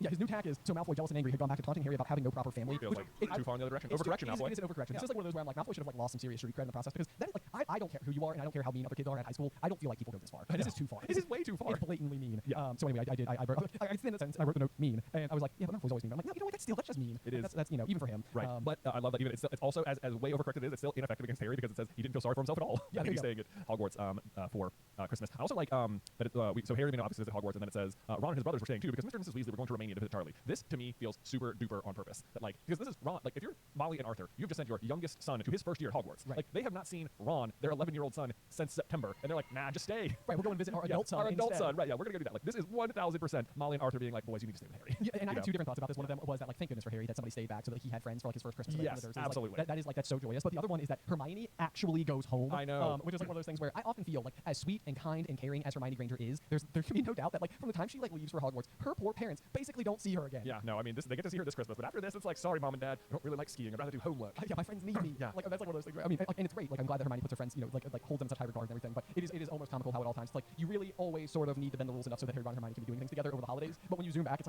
like as a now parent, the thought of like Addie even going to like giving me all the way up until she's 18 and potentially leaving for college or whatever. Yeah. If she left for college and didn't come home Yeah. until she was like through her senior year, I would be like devastated. Yeah. I'd be like, wow, good to see you. No, but, yeah. no, but at that point in time, if I had seen her for 4 years, I'd be like, it's so good to see you. I missed Yeah. you so much. Right. Thank you for coming back. Anyway, yeah. So, but you're absolutely right. Again, back to Dumbledore's boot camp. They're in the dungeons for potions where they can literally like see their breath, Yeah. in front of their face. And then they stumble across Hagrid carrying in the 12 Christmas trees for the holiday feast. I know. So kind of the folks at Hogwarts to give each student who stayed behind. I know their own Christmas tree. Also good to know that boot camp extends to the staff as well because it always is hilarious to me that Hagrid has to drag in 12 Christmas trees, which are enormous, by the way. Oh, yeah, And yeah. it's like why should Hagrid have to do this when magic exists? Right. You're manually making this man carry trees. Like even for Hagrid, have you ever tried to lift a tree? Because trees are heavy. Mighty dense. But you know what's not heavy? You know what? Magic's not heavy. All anyone has to do is be like, Wingardium Leviosa. And it's in. Cool. Thanks, Hagrid. Enjoy the rest of your day. Enjoy the rest of your day. The fact, especially because Hagrid has his wand. It's like put on this charade. Dragging the trees in. Hagrid, what are you doing, man? It's like, Professor Dumbledore, could I please? No, Hagrid. We must keep up appearances. There's your quirky Dumbledore. There he is. Yeah, there he Quirky is. Dumbledore who runs boot camp. Yeah, I know. Hagrid, you finished manually dragging the trees in yet? Oh my gosh. But so yeah, okay, so they run into Hagrid, who they're chatting with, and then once again, Malfoy pops up and starts just like slinging mud again, because apparently he hasn't had enough of it today. And right as Ron is diving at Malfoy, Snape comes up the stairs. And I just wrote down, Harry and Ron have the worst timing, and will continue to have the worst timing, because a teacher will find them on the wrong side of every single attack for the rest of their schooling. Like, Not that it even matters. I mean, Hagrid's there to watch the entire exchange, and he's just like, whoa, Snape, just so you know, that was totally warranted. And Snape's like, shut up, Hagrid. yeah, but he still takes 5 points from them. know. It's like, okay, Snape, you know what? Another Hogwarts staff member literally just vouched for these people. It's like, I think you need to let it go. It's like, 5 points anyway. Yeah. This is one of those things where people always make the joke at how at the end of the year Dumbledore goes through and he's just like 50 points to Harry, 50 points to Hermione. Oh, actually 60 to Harry, yeah, he's more important. I caught myself. But like everybody's always sort of like, well, how much does Gryffindor need to beat Slytherin? Okay, I can figure this out. Oh, math. Yeah, no problem. But to be fair, like I almost like what Dumbledore's actually doing is like Snape took off like just a buttload of points throughout the year. He's So like it's looking at the ledger, he's like, okay. Yeah, this is like me in fantasy football where you get to the end of the season and you see that I've made the most waiver wire moves. Yeah. It's like some people are like, oh, they made 6 moves, like 7 moves, 5 moves, stuff like that. And it's been it's like 39 moves. And it's Yeah. as a piece of data, it stands out a lot. So if he has the ledger and he's sort of like, okay, who deducted the most points from Snape and always Gryffindor? Yeah. How about that? It's not even. Yeah. You go back. Although, I mean, to be fair, McGonagall takes off 150 points from Gryffindor herself. That is true.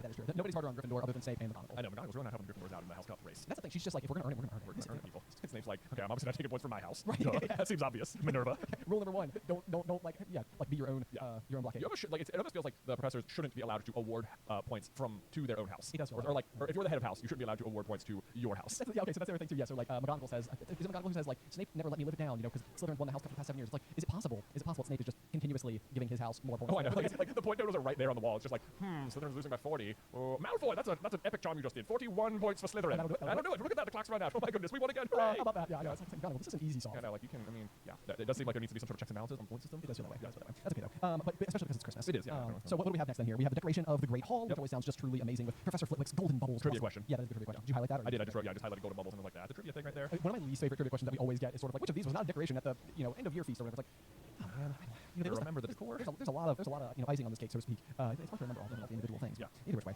So then Harry, Ron, and Hermione are telling Hagrid about how ever since you mentioned Nicholas Flamel, we've been trying to figure out who he is, and Hagrid's just like, what? No.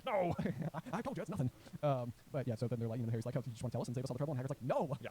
Good times. Hilarious. It is almost it is humorous to me that he doesn't even show up in like Great Wizards of the 20th century because like you'd think Dumbledore would still show up in books like that, and like even on Dumbledore's Chocolate Frog card, like if you can choose where you get like 5 sentences, like one of the sentences is he knows Nicholas Flamel and did alchemy with him. So you think if there was like an entire chapter or page dedicated to Dumbledore, it would also mention Nicholas Flamel. Yeah, I mean even just simply important modern magical discoveries, like one way or another, I think the celebration of one's 600th birthday, like each century birthday would count as its own like reason to inscribe this accolade inside of the book. So Yeah. Anyway, yeah, that's one where, as ever, you know, this will also come up. See Goblet of Fire, second task, where they can't find Gillyweed Oh, that in one's any of the the books. Yeah, this one I'll let slide because there is a fun little like, oh no, all the books were too recent, like thing in there, but that they cannot find not just Gillyweed, but a way to breathe underwater at all. Right. Is I mean, the bananas. is, yeah, it's like literally, if you're like a 7th year Hogwarts, you know about the Bubblehead Charm. Yeah. There is a textbook talking about the Bubblehead Charm. I mean, here's a 4th year. He's not that far away from just learning the spell. I know, and like breathing underwater is something Muggles have figured out. You know, Oh, yeah, It's like the ability to go beneath the surface is absolutely just like even kindergartners know about scuba diving. Right. So it would be like it's like 5-year-old wizards should know about the Bubblehead Charm or whatever mechanism there is for going underwater. Right. Because it's just such a thing that needs solving that should be easily solved. Yep. But either which way, you know, Harry gets kicked out of the library, and then just as 5 minutes later, Ron and Hermione join him, shaking their heads, and they went off for lunch. This is like one of those where I'm like, why did Hermione just leave? Like at the same time, as Harry. It's like, yeah, Harry gets kicked out, and then they stay for 5 more minutes. Yeah, like just leave together. Harry's really the glue that holds the whole friendship together. Right, Hermione and Ron are like, this is weird. Well, hi. Want to like maybe like 7 years from now have a romantic interest or something? Yeah, can we get like married later on or something? Yeah. We'll get there. We'll get there. Yeah. Anyway, so then Hermione then does of course leave after we learn that both of her parents are dentists, Yep. which is you know always great to know. Yeah. It's funny that they say make sure you ask them if they know Nicholas Flamel because like they could know. Oh yeah, that's you know, a good point, like yeah. you know, Nicholas Flamel is a known name here in the Muggle world. It is. Yeah, for this reason. Right. Nicholas Flamel is in fact or was in fact a real person. Yeah. He did not actually discover the Philosopher's Stone, but he was a real person. Yes. It's not just a made up name. But yeah, so then the holiday festivities have begun after Hermione takes off to go back to Dentist Land. Yep. I love when they're sitting there roasting stuff on the fire and the examples that are given for they sat by for an hour eating anything they could spear on a roasting fork. Bread, English muffins, marshmallows. These are the 3 things. These are anything they could find. Basically bread, more bread, or marshmallows. Yes. No, I looked this up because I was just curious because I was like, you know, there's a kind of basic irony to it, but simply English muffins is replaced in the British copy with crumpets, where crumpets I think are for all intents and purposes similar, like they're described as just like the British version of English muffins. So still fairly similar. But it is interesting to me that English muffins is not a British thing. That's true. You know? Well, I guess that makes sense because over there they're just muffins, but apparently they're crumpets. That's a good, yeah, they're crumpets instead. So anyway, but yeah, I've often thought the exact same thing. Also, like you know, marshmallows are a very commonly like roasted on fire type of thing, but I never in my life have actually. I am backtracking immediately. I was gonna say I don't think I've ever toasted bread over a fire, but when we were kids, if you remember, we had a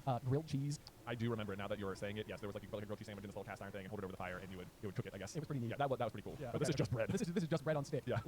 Ron, get over here. Look what I can do. I'm toasting bread. On a fire. The novelties of the magical world. I know.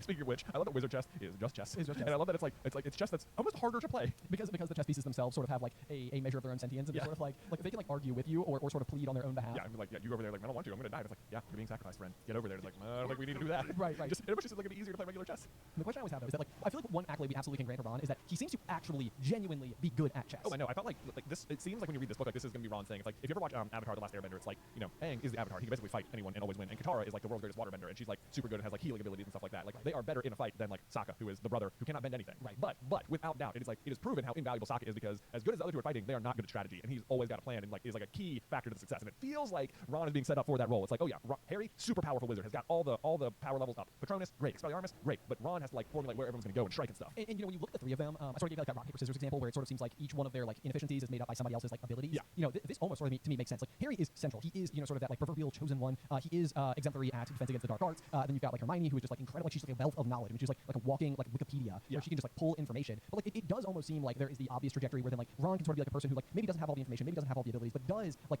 is able to take the essential bits and sort of like formulate or help craft sort of like the plan, the objective, like where we go from here. And it seems like that is exactly what this like chess accolade is supposed to be ultimately granting him. But I'm wondering or curious if like as you are writing this particular character, if it doesn't too quickly become the case that like Ron almost feels like the mastermind. Like the issue is that if you give him too much of the ability, he almost like ends up inadvertently like casting a shadow. Right. Because so much of what they're running into is usually dealing with some measure of the unknown. So if Ron is really good at like combating the unknown and you like let that skill fly, then all of a sudden like you lose a lot of like even like I'm looking for Nicholas Flamel or Gillyweed, for example. Like, Yeah. You know, this is like one of these things where like they can't find a solution, and part of them not finding a solution is what drives the plot forward. Right, exactly. But it feels like Ron. It feels like the sort of thing that Ron should just know because he's the one with all the wizarding world knowledge. Exactly. And kind of stuff. Yeah. Yeah. Like he can fill in a lot of the gaps that the other two like have their deficiencies at. Yeah. But that doesn't really not being the case necessarily as we move forward. It's more like he's just good at chess, and, which I do like that. Like Hermione cannot beat him at chess, like ever. Yes, that is really cool. It is a running character trait, and it feels like she should be able to beat him. Like she should be able to think her way through it because that's the sort of thing she's good at. But he's like, nope, I got it. I always see it coming. Yes.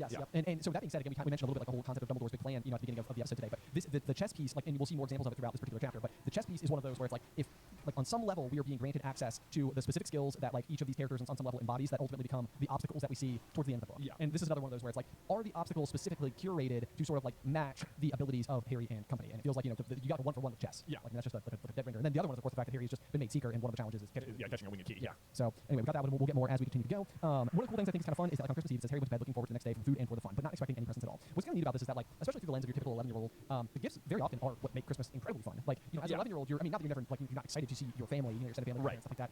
But I feel like at least from my own personal experiences, it felt like the big draw was like, oh gosh, you know, Christmas morning gifts, like presents, you know, there's like fun, excitement. I mean, you know, there's food and candy and like that type of stuff as well. But I do love the fact that like, you know, with no expectation of gifts at all, Harry is just like joyous. Right. You know, this is fun, this is exciting, and either which way he ends up getting gifts. And He sure does. Rather special ones. He's surprised by it. Oh man, he's like, oh, look at this! I've got some presents. It's like, oh, Harry, never got a gift before. Just want to give him a hug. I know. What are those turnips? Hey, wait a second. Turnips. No. Oh my gosh. Okay. On a recent Jay vs. Ben, we had the question that was that was, what is the first birdie bot bean that Ron eats? And yeah, the answer is sprouts, but I put turnips. Oh, and this is Jacob why. said, this is what he said. This is what he said. This is where it is. So it's like literally my brain like chose a word that was correct, and Ron does say it. I think we had a question about what did he say, or we had like a fill in the blank quiz once upon a time. This was like, what did you expect? Blank. Right. Yeah. Right. You're right. And then that one was turnips, but I think we got that one too. Probably so. Yeah, it's a very obscure detail. Anyway. It is. Yeah. So Harry also gets another little nod, if you will, from Hagrid as to how he will be able to eventually tackle the obstacles with the Philosopher's Stone in the form of the roughly cut wooden flute from Hagrid, which that one again is a 1-to-1 because you literally need to play music to put Fluffy to bed, and Fluffy belongs to Hagrid, and the flute came from Hagrid. Yeah, feels like maybe Dumbledore was like, hey, give him a flute. Yeah, right. It's like, Hagrid, if you're looking for something, I'm just spitballing here. Yeah. Here's an you idea. got some time after you're done with the trees. How are you at whittling flutes? Right. And can you make them sound like an owl? Yeah. Which incidentally is the other gift that Hagrid has given Harry. That's true. Yeah. Maybe he could have just brought Hedwig. Do what? Maybe like if Harry had just brought Hedwig, could Hedwig have sung Fluffy to sleep? I love how fascinated Ron is with the shape of the money, the 50-cent piece. Which that was one of those where it's like, what a shape! This is money. I was like, does this say more about the shape of wizard gold or of English currency? Did you look up what a 50-cent piece looks like? I did, and it is 7-sided. Okay, so that's what you mean by that. Yes. Interesting. Yes. So it is an unusual shape. But to me, I was like, am I going to look this up and it'd be like a round coin? And does that mean that wizard coins are not round? Not round. Yeah. No. If anything, it feels like inside of the story, if there were coins of different shapes that were not round, they would have 7 sides. Yeah. It does. It almost feels more wizardy to have a 7-sided coin. Yes. When in doubt, inside of Harry Potter trivia, the answer is 7. Especially if the question has something to do with a number. Yeah. Let's see here. So, and then what else do we have? They get the sweaters. This is one of those things where like because they always describe the Gryffindor colors as being like scarlet. Yes. Like to me, like when scarlet's very much I think like the English word for red, basically. Yeah, it's like a very vibrant, bright red. Yeah. But so like when I was a kid, I always thought of the Gryffindor colors as basically just being maroon and gold. Like I always thought Scarlet is more maroon, which it's not. It's just like a misunderstanding. But so Ron's complaint, I always remember thinking it was dumb that Ron complained that he got a maroon sweater. I'm like, you got a Gryffindor colored sweater. Like, what's the problem? Exactly. What are you complaining about? Yeah, no, I mean it's like, but I mean it is interesting as well because like it seems like this continues to happen with Ron and Molly, where it seems like for some reason like Ron just is always on the like Molly fails to remember certain things about what's important to Ron. Right, like he doesn't like the corned beef sandwiches. He doesn't like the corned beef sandwiches. Doesn't like maroon. Doesn't like maroon, and then also like his dress robes eventually end up kind of being like a little bit like more sad. But like you never really hear about like Fred and George's dress robes being right, exactly, or Ginny. Or like Ginny got like a dress, you know. So you know, but like that's even one of those like Ginny's a third year. She's not even supposed to be going. Yeah, yeah. Gotta find upperclassmen. Yeah, Ginny. Anyway, classic indeed. Yeah. So then of course Harry also receives his own emerald green sweater, which sounds very cozy. Right. Is this one that has the snitch on it? No. It's just an emerald green sweater. Just emerald green. Yeah. Which on that note, neither Harry nor Ron have anything on their sweater, but both Red and Forge do. They sure do. I love that joke. I remember when it happens on the next page. He says, "She thinks you don't forget your name, but we're not stupid. We know we're called Red and Forge." Yes. I just remember that being the best joke I'd ever heard. When I can remember Dad saying those words as he read this to us as kids. It's like, yep, 100%. That's totally it. Yep. So that's a good one. And once again, Fred and George just really standing out as some of like my favorite characters in the story. They're just always a hoot and holler good time. Yeah, they show up so much more than you think they do. I know. Yeah. And I've always said this, and this is like whenever we get the question of like, you know, if they were to do a more long form, which it sounds like maybe it's coming anyway, but longer form Harry Potter TV series, what would you want? And I've always sort of said that I feel like you could explore other characters more. Yeah. So like you could leave Harry, Ron, and Hermione and show other aspects about like what's going on. Like, maybe you've got like a Dumbledore side story and a Fred and George side story and like the Golden Trio. Yeah, like main story. Definitely do that. Like, would you show like Fred and George with the map in year 1? I think so. Oh yeah, that'd be very interesting. It might be kind of fun if you showed it subtly because this is one of those like first time viewers. It'd be neat if you didn't know that what they were doing was using the wrong. Oh, like yeah, you just see them constantly like putting away a piece of parchment. Yes. That like you the experienced watcher or like reader knows. Like, oh, that was the map. That was the map. Yeah, but like obviously they can't like name it or like give it its moment in the spotlight until they give it to Harry. Exactly. So I think use patience. If anybody's asking my advice, use patience. Let it get there organically, but also like include as many like little nods. Yes, absolutely. Like hint out those things. Yes, for sure. Of course, the next extremely important gift that is handed over during this Christmas holiday is the one, the only invisibility cloak. The cloak of invisibility. Man, this is one of those that like as I was reading through it this time, it's like the impact it must be for Harry to like get the note that says your father left this in my possession before he died. It's like for Harry, he's probably never even considered the idea. Like one, we find out later in the chapter, he doesn't know what they look like. Which that. Oh my gosh, like it's so easy to bash on the Dursleys in the first couple chapters, but oh my god, they never showed him a picture of his parents. Like what? That is crazy. So yeah, that is bananas. Oh my god, it makes me so mad. But like so to him, I mean he doesn't even know what they look like. So the idea that like he would ever own something that belonged to them probably is like extremely foreign. Like I can't imagine what it feels like reading that note. But then not know who it came from. Oh, I know, yeah. And it's interesting, you know, like even like Harry. There's a couple of good moments I feel like inside of this chapter where Harry is almost having these. They're like the kind of correct amount of like mingled feelings where he's like happy but overwhelmed and also kind of sad at the same time. Yeah. You know, it's like it's the same thing after he sees, you know, like he doesn't want to eat like breakfast after, you know, once he finally finds the mirror. Yeah. And I feel like this is sort of you know like a similar thing. So I give anything for one of these. He said anything. What's the matter? Nothing, said Harry. He felt very strange. Who sent him the cloak? Had it once really belonged to his father? You know, it's just like you can sort of imagine like the overall sort of mixed sensations that you'd be feeling here. Like he does not see this coming. This is a total surprise, but like not in a like, oh my gosh, I'm jumping up and down on top of my bed because this is like the greatest day of my life. I'm such a gift. Like you know, it's a very very different kind of experience. But then just right on cue, Fred and George sort of arrive. You know, just sort of like mood with their F&G sweaters, which is good stuff. I love the fact that it's Harry's sweaters and ours though. Except Fred holding up Harry's sweater. She obviously makes more of an effort if you're not family. Yeah. Oh, this is another thing I thought was interesting is that when the invisibility cloak is revealed, like and it falls on the floor, Ron is able to like identify it like immediately. Oh yeah. Which is sort of unusual because like we know later on in the story that like other kinds of invisibility cloaks exist, like cloaks that have been imbued with like a disillusionment charm or that have been made out of demiguy's hair or something like that. But like so other cloaks do exist, like it's a known object to exist. But this one in particular should not like fit any description that Ron has heard before because like this is the invisibility cloak. Yes. Right. Yes. No, I agree with you. And the thing, I mean, it's a really good point. And so I have mixed thoughts because part of me is like, well, maybe it like wasn't fully established like how unique this particular one is. But also the description that we get from it is Harry picked a shining silvery cloth off the floor. It was strange to touch, like water woven into material. And something about that description just like it does demonstrate to me that like this is a truly unique garment. Yeah. Like this is different. Yeah, it absolutely is. And there's like little things that aren't really mentioned about it. Like there's things about the cloak that don't get attention drawn to them. But like there's many times where like Harry stuffs the cloak in his pocket or something, and it's like you don't think about that because it just sounds like, yeah, he just folded it up and put it in. Yeah, what's the big deal? And it's like just imagine though you're wearing you know, your jeans or something, and you take off your winter jacket and fold it up and put it into your pocket. Right. You know, it's like cloaks are massive It's a lot pieces of of clothing. fabric, Yeah. yeah. Like they don't fit in a pocket, but like there is a magical quality to the cloak that lets it be smaller than it should. Yes, yeah, no, I agree. And one of our other favorite, fantasy series is of course Kingkiller Chronicles or Name of the Wind. And inside of that, he does of course also receive what's called a shade. Yeah. And it seems like the shade, at least in fantasy, also like abides by this sort of similar kind of magic. Where it's like, which makes me wonder, like within fantasy, if it's sort of like, I've always read it to be implied that the cloak had some magical ability to break down, or else is of such a remarkably fine material that when folded is just very small. But then like the flip end of a fine material is usually that it's highly like subject to like tearing. You know, it's not very durable. And in this case, it seems like the cloak absolutely is. Like, it can withstand like total beating and all the rest. So yeah, there's something just utterly remarkable. But I do agree, it does seem somewhat surprising that Rom would be able to recognize it, and maybe that's just sort of one of those like, gotta explain it somehow. Although that being said, I mean, all it would take was Harry putting it on. Absolutely, yeah.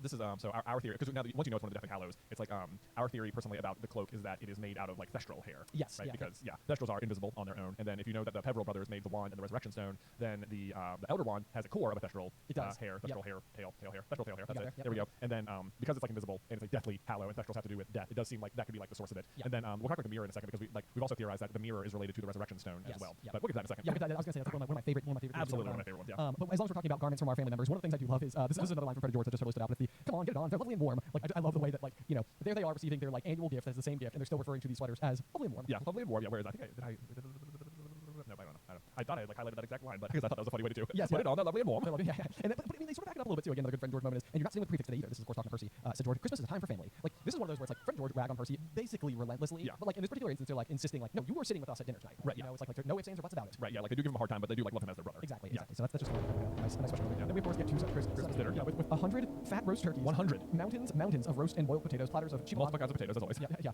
Chipolatas, tureens of buttered peas, silver boats of thick, rich gravy and cranberry sauce. It sounds amazing. It does. Like it makes me so hungry. Yeah, I'm like literally salivating just like kind of describing it. The other kind of cool thing that I like on behalf of Hogwarts is the fact that there are the stacks of Blizzard crackers every few feet along the table.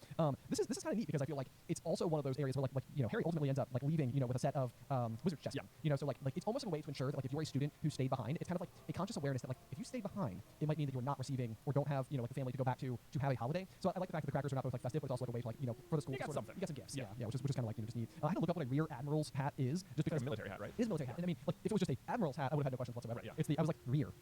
Why? A rear admiral's hat? It's just an actual position. Okay. Yeah, that's just simply it. Like in the Navy, there's just a rear admiral. Got the cards back of the boat. Back of the boat. Yeah, why not? Also, there's the scene where flaming Christmas pudding followed the turkey. Percy nearly broke his teeth on a silver sickle embedded in a slice. I looked this up, and this is a common British tradition to bake items into like the holiday puddings. The cake, yeah. So that is not just sort of like what's the sickle doing in there? Like this is something that would be like pretty common. That's cool. Yeah, so that's kind of neat. You get like a scene that doesn't seem like it would make sense in any other book, especially the more you get to know the characters. But Hagrid getting redder and redder in the face as he called for more wine, finally kissing Professor McGonagall on the cheek, who to Harry's amazement giggled and blushed, her top hat lopsided. It's like I like the more we get to know these characters, the less likely that seems like that would happen. I know, right? Yeah. But that's okay. That's okay. Still fun. Everyone just having a good Christmas dinner. Yep. Love both of them. Yep. Harry of course then gets his non-explodable luminous balloons and grow your own warp kit, which is like one of those things where I'm like some of these gifts, including this wizard chess set, are cool. The grow your own warp kit, I'm like, why would you want that? What is this? Actually, there was on Disney Plus this year they released a new like Mickey Mouse Halloween. It's like a claymation sort of thing. Okay. That my kids watch a bunch of times, and like the bad guy quote unquote is like this witch who turns them all into their costumes. Okay. So like like I think like Minnie becomes an actual spider, and Daisy and Donald are the princess and the frog. So Donald gets turned into a frog, and Daisy gets turned into a princess, and she keeps joking like this worked out for me. I'm with this. Anyway, there's one scene where the witch is like getting ready for everyone to get there, and she pulls out some like wart cream, and she like puts it on her nose, and all the warts like pop up, and she's like, warts as advertised. And I was like, she wants warts because she's a witch. Oh, I see. Yeah. Like, part of the appearance. Yeah. We have our furious snowball fight on the grounds. Then they have more food, which also sounds good. Meal turkey sandwiches, crumpets. Wait, crumpets. Was that the word from earlier? Oh wait, yes, they have English muffins and crumpets. Hey, wait a second. Wait a minute. We know that word. Yeah, there you go. So English muffins earlier, but just went straight for crumpets this time. Trifle and Christmas cake. Everyone felt full and sleepy. This is just like just a total aside, but I feel like there is sort of this like snow day sensation of like being out in the cold, having so much fun, but like being in the snow is exhausting. It is, yeah. Like, especially if you're like sledding or having a snowball fight, like running up and down a hill or whatever. And there is like a warm, like sleepy, dreamy state that I feel like I can like go back to from my childhood. That just makes me think of this particular moment. So absolutely, I just like that. But anyway, at this point in time, Harry is just basically like I think he is struggling to sleep, and he is thinking about the cloak from his father, and specifically in the note. And this is another one of those like Dumbledore's big plan nods where he specifically uses the phrase "use it well." And like this is like one of those things where like if you're the headmaster of the school and you have just given one of the students quite literally a Deathly Hallow, which I mean that aside, still just an invisibility cloak, and encouraging the usage of said cloak. Yeah. Like this by itself suggests to me that like Dumbledore is like I'm giving you this now. Now is the time to use it. Right. Like, and I mean that is going to be doubled down later in the chapter as well. Yes, it 100% is. Yeah. And Harry seems to basically just sort of like inherently understand this. Like it's like he kind of knows like there's like a draw, a pull. Like he's thinking those words. I'm gonna try. I love the sentence he says, "You could go anywhere in this, anywhere," and Filch would never know. And it's like, yeah, you'd think that would be the case, Harry. I know. The thing I wrote down too, because he's like he could go anywhere in the castle that he wishes. And he goes to the library. I know, like the library. The restricted section. Yeah. Good times. Yeah. No, but it is kind of fun to me that I feel like of all things, like but it's just like he wants to go to the library. Let's go to the library. If you're Dumbledore and you're sitting there waiting for him in the Mirror of Erised room, which he is. Which he is. And you're like, you went to the library? Oh, come on. Come on. Also, like I imagine. Also, I love that Harry's in the library and he lit a lamp to see his way. And the lamp looks as if it was floating along in midair. It's like, dude, that's kind of a giveaway. Like, what is the point of the cloak if you're gonna hold something outside? the cloak. Right. What are you right. doing? Yep. You have anonymity in the event that somebody discovers you, I would say. Yeah. Which Dumbledore himself, when he does discover him, I think he makes like a comment, something along the lines of how strange how nearsighted being invisible can make you to Dumbledore. Which I think is sort of like maybe exactly what we're witnessing happen on this particular page here. Is that Harry is failing to realize the obvious shortcomings because he's invisible. Right. I'm safe doing whatever I want, including having my hand half exposed. Right. Yeah.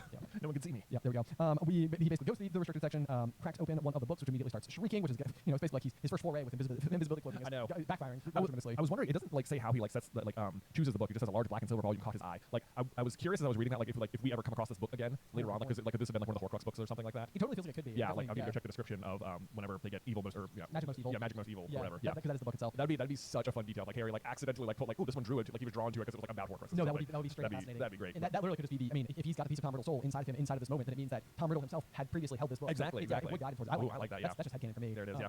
That was Magic Most Evil. I totally love that. So anyway, he immediately causes such a loud stir, which then of course is another one instances where Filch is just apparently like out patrolling in the middle of the night, and even though he's also patrolling out in the middle of the day when the poor man sleeps. Well, there is a little bit of a different one on this one because he goes to Snape and he says, "You asked me to come directly to you, Professor, if anyone was wandering around at night and someone's been in the library, restricted section." So it's like he is a little bit more out there, like on purpose, I guess. And it occurred to me as I read this one that like Snape has asked Filch to come to him. So it's like I wonder like who is like Snape? We know doesn't look out for Quirrell though. Yes. So it's like this trap with Filch is actually meant for Quirrell, not one of the students. Yeah, I wrote the exact same note. Okay, Yeah. so that to me though, and we also know Dumbledore asks Snape to look for Quirrell or whatever, and we also know that Dumbledore has put the mirror in the room that it's in because he wants Harry to come find it. Yes. Right. So the mirror is a little bit more exposed and less protected on this night. So to me, the math is that Snape has Filch on the lookout for Quirrell because Dumbledore told Snape to look for Quirrell because Dumbledore knows that where the stone is hidden is a little bit more exposed on this night. Oh wow. Right. Yeah. Even though Dumbledore himself is in the room with the mirror. Even though Dumbledore himself, so yeah, because he has Dumbledore, the other thing Dumbledore knows, and again, go back to Dumbledore's big plan. The thing is that nobody's ever going to defeat the mirror. That's the other thing. The mirror is like literally, this is the thing. It's like what the obstacles really feel like to me because like what kind of logic is it that it's like no, you can't steal this thing unless you can beat my challenges. Right, exactly. It's like what it really feels like is the challenges are just a giant trap to lock you deep inside the basement underneath the school. Right. It's like so as long as the traps don't hurt you along the way first, which many of them many of them could, then you're just going to be deep inside of a cellar that you can't escape nor can you do anything with. Yeah. But yeah, no, I like your thought there, which would be that like on Snape is asking Filch for help because Dumbledore has asked Snape for help, and it all has to do with Quirrell. And the fact is that what Quirrell is ultimately going to find deep in the chamber is the Mirror of Erised, which is currently just in an unlocked classroom. Right. Yeah. But is holding the stone. Is holding the stone. Yes. Yeah. That was going to be one of my questions for the thing is whether or not you think the stone is already in there. I do think it is. Because otherwise, if it's not, then Hagrid got it from Gringotts on July 31st, and it's just been out in the open in Dumbledore's office. Yeah, effectively. until Christmas. So for how many months is that? Yeah, quite a while. Yeah, for like 5 months or something. Yeah, that doesn't sound right. So I think it is already in there, like even now. Yeah. This is the tiniest little note on the total side, but I did notice just I haven't normally caught these before. There's a tiny Jim Dale narration error. Oh. And sometimes it's the case that we're reading the American copies versus the British copy, and there's like little mini small differences and stuff. But he does refer to Snape when it says, let's see here, because his soft greasy voice was getting nearer, and to his horror, it was Snape. In the Jim Dale audiobook, he says Snipe. Snipe. I listened to it 3 times just to be sure. I was like, am I hearing it wrong? Like, no, he in fact says Snipe. So just a little Easter egg there. But either way, so the arrival of both Snape and Filch basically forces Harry to pretty much, exit the premises as quickly as he can. And interestingly, it is actually running from a situation that sort of leads him into the room, the unused classroom, where the Mirror of Erised is currently being held. Yes. Which sort of seems lucky. Like I don't know how Dumbledore thought Harry was just going to stumble upon the mirror. But I mean, that's true, and it's like this is like one of those things where it seems like just Dumbledore's intuition on some level. That was actually my first thought when it came to Harry going to the restricted section. I like our Magic Most Evil idea better, but my thought was almost like if Dumbledore's just literally following Harry like from afar throughout the night, like if he's like you're not in the right place, I need to guide you somewhere else. If Dumbledore almost like caused the screaming, and Dumbledore sort of like nope, you're not in the right spot, keep looking, keep moving. Yeah, we'll get you there eventually. So that was my first thought. I much prefer Magic Most Evil. Yeah, I like the fact that would just be like a dark and terrifying, loud screaming book. The magnificent mirror, as high as the ceiling, is an ornate gold frame standing on 2 clawed feet. I have always loved Mirror of Erised. It's one of my favorite magical artifacts. Very cool artifact. If you've never discovered the not so hidden secret of it, the Erised of course stands for desire, and if you read the inscription carved around the top backwards or in the mirror, it says I show not your face but your heart's desire. Boom. Which is kind of like one of those cool things that I like. Just goes unexplained in the story. Like it's sort of like a little Easter egg for you to discover on your own. And I love that you could solve it by looking at it in a mirror. In a mirror. It's very clever. It's very clever. At this point in time, though, there's a couple of interesting little bits. One of them is that Harry is still wearing the invisibility cloak. Yeah. And the mirror is still able to reflect him. Yes. Which I think will pair nicely with our next piece of theory that we'd like to share with you guys today. So basically, our thought is, and this goes back to something that Dumbledore will eventually say to Harry inside of King's Cross Station after Harry has essentially intentionally faced death right at the end there. But Harry asks whether or not the Deathly Hallows are real. And inside of that sentiment, Dumbledore says whether or not 3 brothers met death on a lonely road, I don't think so. But the 3 Peverell brothers were likely very gifted wizards and succeeded in creating those powerful objects. Yes. So what this means is that the Peverell brothers, once upon a time, dating back before the founding of Hogwarts, I believe. It's very hard to say whether the Peverells came first or the Founders came first, because we know at the very least at some point the Slytherin line intermingles with the second brothers line. Right. Because the Resurrection Stone becomes a Gaunt family heirloom. You're correct. Yeah. Because they think it's Peverell arms, not the symbol of the Deathly Hallows. Okay, so that's a good point. But either way, what it means is that these men were once upon a time, possibly a full millennium ago, were quite the inventors and were able to create things that even within the confines or the lack of confines of magic are able to do things that standard magic cannot do. Right. And so they all sort of have possibly different underlying objectives. And one of our proposed theories rather is that the second brother basically sought to create the Resurrection Stone. So if you take away the idea that death plucked over River Stone and turned it into the ability to bring back your lost love. Right. Well, that's what he's really trying to do is bring back his lost fiance. Yes, exactly. So we know that the second brother's true objective is effectively to do that. And so what we have proposed before is that prior to the creation of the Resurrection Stone, the second brother encountered a boggart. And what the boggart typically is capable of doing is creating your worst fear in physical form. And the basis of the thought here is that if the second brother was like, well, what if we were able to inverse the ability of the boggart and get it to show you your heart's truest desire? So maybe what you might say is that it reflects the ability of the boggart. And essentially what you would have created or taken a boggart and done is transfigured it into the mirror of Erised. Yeah, or like trapped it in a mirror in the way that Dumbledore puts the stone in the mirror or something. Yes, precisely. Yep, exactly. And pretty much the thought is that we know that the Resurrection Stone ultimately is the downfall of the second brother, and what it does is not bring him what he truly desires, but like sort of like a very light version of his lost love. As if seen through a veil. As if seen through a veil. Yeah, so it's interesting to me, and it feels like, because there's a line in here when Harry is seeing Lily, it says he noticed that she was crying. So like that to me is very interesting because it sounds like it really is like Lily standing there. It's not like, because when he sees her, he doesn't even know who it is. Right. You know? Yeah. Like, and yet she's already crying. Right. So it's like it seems like it's truly Lily and James like staring at him from beyond. From beyond. Like yes. it's not just Harry's desire. It's like, I mean, it is his desire, but it's not just like reflecting what he wants. Because again, he doesn't even know what they look like. Right. And it's like, and it's showing exactly them. They show up anyway without him knowing what they look like. So there's that. And then the fact that she is able to have like an emotional reaction to cry is like it's them. This is the informed Lily who knows that this boy has lived without her. Exactly. So there's that, and then it's like, but then like Harry's able to call them back with the Resurrection Stone as well, right? In like the same way. So like it does seem like it's sort of the same magic at play in both cases. And in both cases, I mean, even Dumbledore's own description of the dangers of the Mirror of Erised is that men have wasted away before it. Right. And I think you can make the argument that the second brother wasted away upon his usage of the Resurrection Stone. Right. So anyway, I think it fits so beautifully, so perfectly. And even the fact that this is a question for you. I mean, we know that at one point in time Dumbledore sought the Deathly Hallows. Kind of seems like Mirror of Erised was in his possession. Oh, it seems like he's the one who has it. Like I mean, we know it was there when at least during the time of Fantastic Beasts as well. Yes. So he's had it since at least the 1930s. Yeah. So at least since then, it's like whether it belongs to the castle or Dumbledore is kind of up for a debate. Right. But he certainly knows about it and used it then. Right. Yeah. Absolutely. So anyway, my headcanon in this particular case is that the Mirror of Erised was created by the second brother. By the second brother. Yeah. Although man, as I'm thinking about it, there's like not like the second brother we know brings back his fiance with the Resurrection Stone, and like because he can't be with her, he ends up like killing himself. Yeah. Right. But we also know that Voldemort is a descendant of the second brother, right? So how does he have? So how does he have any descendants, right? Like because for that to be true, it basically means because like it means he must have either had Cadmus. Cadmus is the second brother. Yes. So and it seems like Cadmus had one great love. So it just sounds like they must have had a child together before they got married.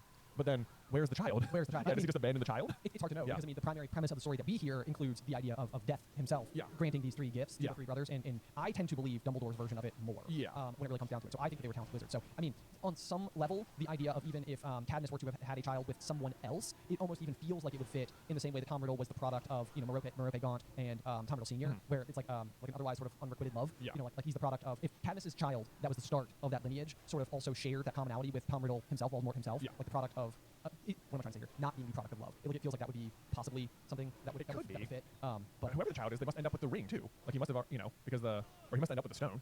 Sure. Because it stays in the family. That's a good point. Right. So there's like a missing Peveril child along the way well, here. as per ever, I mean, this goes back to our deepest desire. If we talk about there being a long form Harry Potter series, but what we would truly love above all else is a Founder series, and I could completely see a world. I would be okay with adjusting the canon to reflect a world where the Peverils and the Founders exist in the same sequence of events in some capacity, or else if the Peverils are relevant to that narrative in some way, shape, or form. It does seem like that would have to be the case in some way, shape, or form as well. Yeah. Or like they could at least like meet them or something because they would otherwise be three great powerful wizards of the day. That's the thing. Yeah. Exactly. So I mean, even a world where you could have opposing ideals where the Founders themselves are more in the spirit of we need to share our magical knowledge, and I could see a world where the Peverils are highly talented wizards who did the opposite. And they thought we don't share what we know. And that's part of what makes those artifacts in particular because nobody else has ever made anything else like them. I know. Yeah. So they stand alone in their unique abilities. Yeah. I mean, it'd be interesting to see if they like all interacted with each other because you could definitely see like Salazar interacting with Cadmus or something in some way. There's like a little like their offspring are together someday. Yeah, they are. Yeah. Oh, this is the other thing that people don't think about is that Salazar Slytherin, they're like as a child. He has a child. Yeah. Like there is a great lost love somewhere with Salazar Slytherin as well, and it's like that part. Like there's something there that we don't know about. We could tangent so hard and just go into all of our thoughts and feelings on like what the Founder's life was like and how Slytherin attained his what is otherwise infamous perspective on relations between the wizarding and non-wizarding populations and stuff. I mean, such thoughts I have. Right. No, I know. Yeah. So, anyway, in the meantime, Harry seeing his family for the first time. I was gonna say we literally tangented right before like the most impactful portion of the whole chapter. It's a very sad part. It is very. We were just delaying the inevitable, which is just this idea of such a young child who has basically had to live essentially like a solitary existence, doesn't know what his own family looks like, and is now being granted the ability to look into the faces of his just hate the Dursleys. Like that boy. I don't know. I mean, they're obviously terrible to him, but I'm just circling back to it in my mind. Like it has not occurred to me before that Petunia never showed Harry a picture of her. At least Lily. Yeah. Oh my God, it makes me so bad. I know. And I think it's just a deleted movie scene only, which breaks my heart to delete it. But there is one scene I believe from Deathly Hallows Part 1 where the Dursleys are leaving, and there's an exchange with Petunia where she basically says like, "You're not the only one who lost someone that day." And it's always been one of those things that I think humanizes Petunia in a way that's helpful, where it's sort of like maybe part of like this great big defense that she has. The reason that she has such hostility towards magic, like at this point, isn't even her jealousy from childhood, but it's more the mourning sensation she's experiencing attached to the loss of her sister, who she once loved so dearly. Yeah. And it's just like it just sucks all the way around. So I much prefer a world where Petunia has like more of like a deep struggle. Not that it's defensible in any capacity, nor that Harry should ever have been subjected to the life he was subjected to. But anyway, that's my thoughts on that. But yeah, so Harry gets this experience of being able to look into the faces of his two parents. She was a very pretty woman. She had dark red hair, and her eyes are just like mine. Harry thought, edging a little closer to the glass, bright green, exactly the same shape. But then he noticed that she was crying, smiling but crying at the same time. The tall, thin, black-haired man standing next to her put his arm around her. He wore glasses, and his hair was very untidy. This is just like, it's a very cool moment. It's amazing to see Harry seeing himself in his two parents. I love the way in which Harry embodies both parents and his physical attributes. One of the details I've only just recently stumbled across that I've been curious to hear your thoughts on is whether or not James's Patronus in Animagus form as a stag is at all supposed to reflect his extremely untidy hair. Like his hair sticks up like antlers. Like antlers. Yeah, is that like supposed to be a thing, or is I don't know. I mean, it could be there. I mean, it always looks like, I never imagine Harry's like hair sticking up like antler style. I always imagine there being like a cowlick in the back that like won't go down or something. Yeah, it's always messier than I feel like the movies ever depicted. You know, like, especially in the first movie, he's almost got more of just a long bowl cut. Yeah, it's not exactly like unruly. Right. Way. Yeah. But yeah, so it's just such a good moment. And then of course, yeah, Mom, he whispered, Dad. Just break you right in half. It's so sad. So much worse as a parent too. I know. Oh my gosh. I know. Can't imagine. Can't imagine. So anyway, we can work ourselves through this. We can surely do it. So in the movie, he only sees his parents, and in the book, he actually sees like his entire extended family back there, which is kind of cool. Gosh, yeah. Anyway, but then he runs back to Ron. Yeah, well, I guess it's the next morning. Yeah. So he says, "You can book me up," said Ron crossly. "You can come tonight. I'm going back. I want to show you the mirror." I love the fact that Ron immediately says, "I'd love to see your mom and dad." And I know. You're a good friend. I know. But then Harry matches and he says, "I want to see all your family, all the Weasleys. You'll be able to show me your other brothers and everyone." And Ron's like, "You can see them in mealtime." Yeah, whatever. That's not very special. Right. Which kind of plays into it, like Ron. It's like he says that like as if like, oh yeah, whatever, they're just there. But then like Ron's deepest ambition, like a page later, is to like be just like all of them. Well, it's to be just like all of them. There's a couple of like there is also the additional layer for Ron in that like he is constantly having to try to find a way to stand out amongst his siblings because he is just standing alone. Right. When Ron looks in the mirror, and the kind of interesting thing about Ron and what he's seeing in the mirror is it says, "No, I'm alone, but I'm different. I look older, and I'm head boy. I'm wearing the badge like Bill used to, and I'm holding the house cup, the Quidditch cup. I'm Quidditch captain too." What's kind of fascinating about this is that like it is almost all of this in some capacity sort of comes to fruition. Maybe not quite to the extent that Ron's envisioning it here, but on the one hand, Ron in his 5th year does become a prefect. Yep. He is on the Quidditch team. He is the hero. You know, there's a whole Weasley is our king. He's the one who's able to bring home the Quidditch cup. Yep. But even the alone thing is oddly reflected in that part of him being the hero of the team comes in the wake of Fred, George, and Harry all being kicked off the team. Yeah. So like Ron seeing himself alone, it does almost like foreshadow like, and then eventually alone, Ron is the one. Right. To, like, well, Ginny's still on the team. But I guess he's not being compared. I guess even in this sense, he's not comparing himself to her. It's like all of his older brothers. That's true. So there's that. But yeah. I mean, it's like he does always want to stand down, and then he ultimately does defeat one of the Horcruxes and all that. So yeah, he stands up pretty good. Yeah, good job. Way to go, Ron. This video was brought to you by Ground News.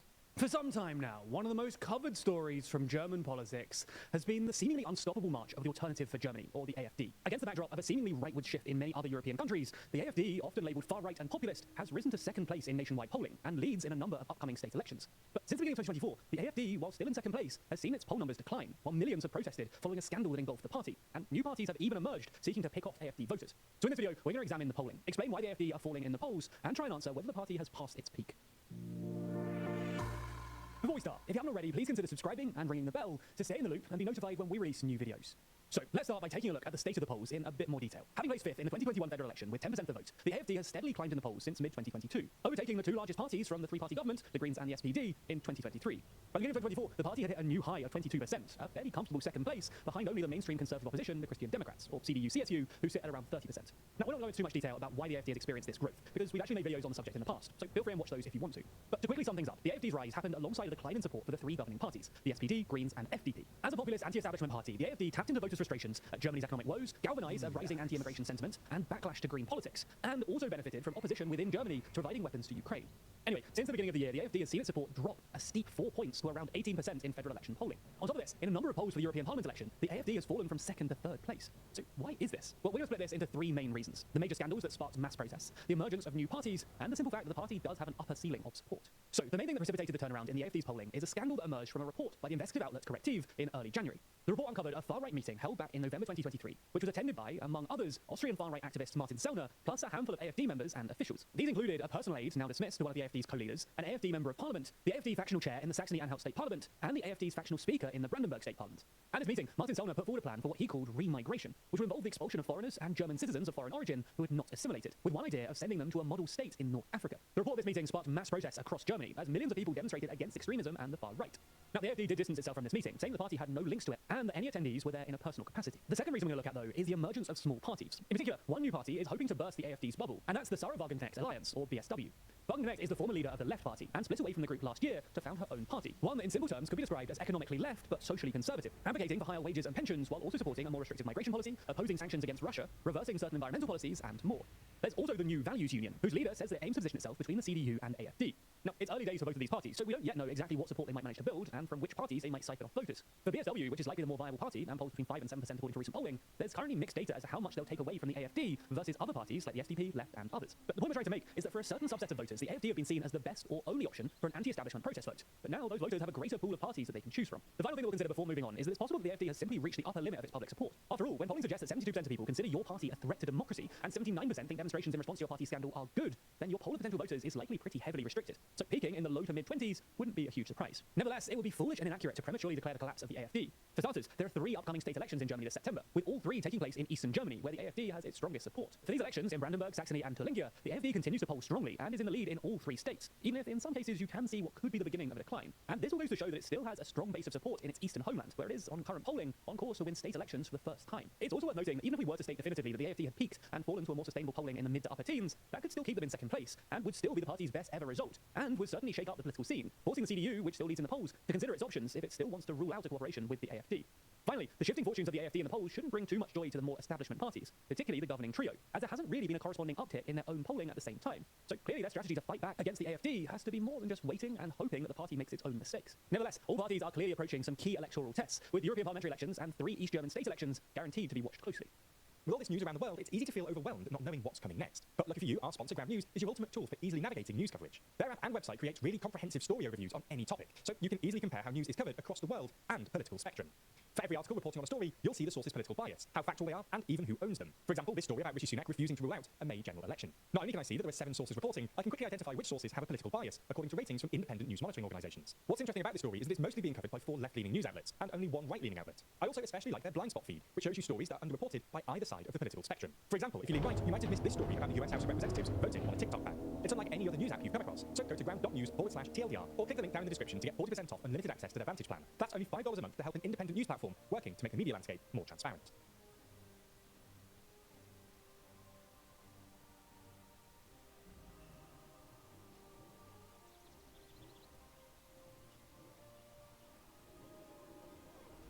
Before its economic reforms were called a miracle, before it stubbornly shut doors open to the wider world, before practically every single economic and quality of life metric shot up and to the right, China faced a crippling housing crisis. On the verge of a breathtaking rise, China, and especially urban China, was impossibly cramped. This is about the average footprint of a 1-bedroom apartment in Manhattan, for example. This is about the average footprint of the average American kitchen. And in 1980, this was the average living space per capita for urban China. Not until 1985 would this cross the 10-meter barrier, and not until the mid-1990s would it cross 15. To put such density in perspective, these are the average living spaces for other urban areas the world over in 1992, with only the likes of Tokyo, New Delhi, and Cairo in the neighborhood of the average urban Chinese living space. Of course, available space only goes so far in quantifying a housing crisis. Not only was urban China cramped at the onset of the world's largest domestic rural-to-urban migration, it was also dingy, dangerous, and decidedly anti-modern. In 1985, 90% of urban households didn't have piped gas, 70% didn't have sole access to toilets, and nearly 40% relied on shared kitchens and shared water taps.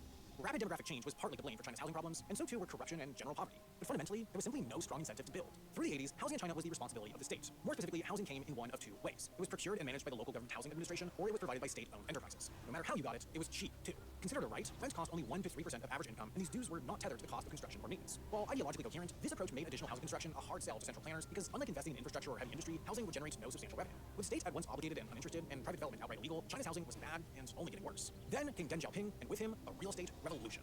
The Chinese decades-long development boom started with this, a simple, single-sentence addition to Chapter 1, Article 10 of the Constitution of the People's Republic of China in 1988, that the right to the use of land may be transferred according to law. Vague and, in an era of economic reform and economic miracles easy to overlook, this line, justified in part by a series of smaller-scale pilot tests by the party, opened the floodgates.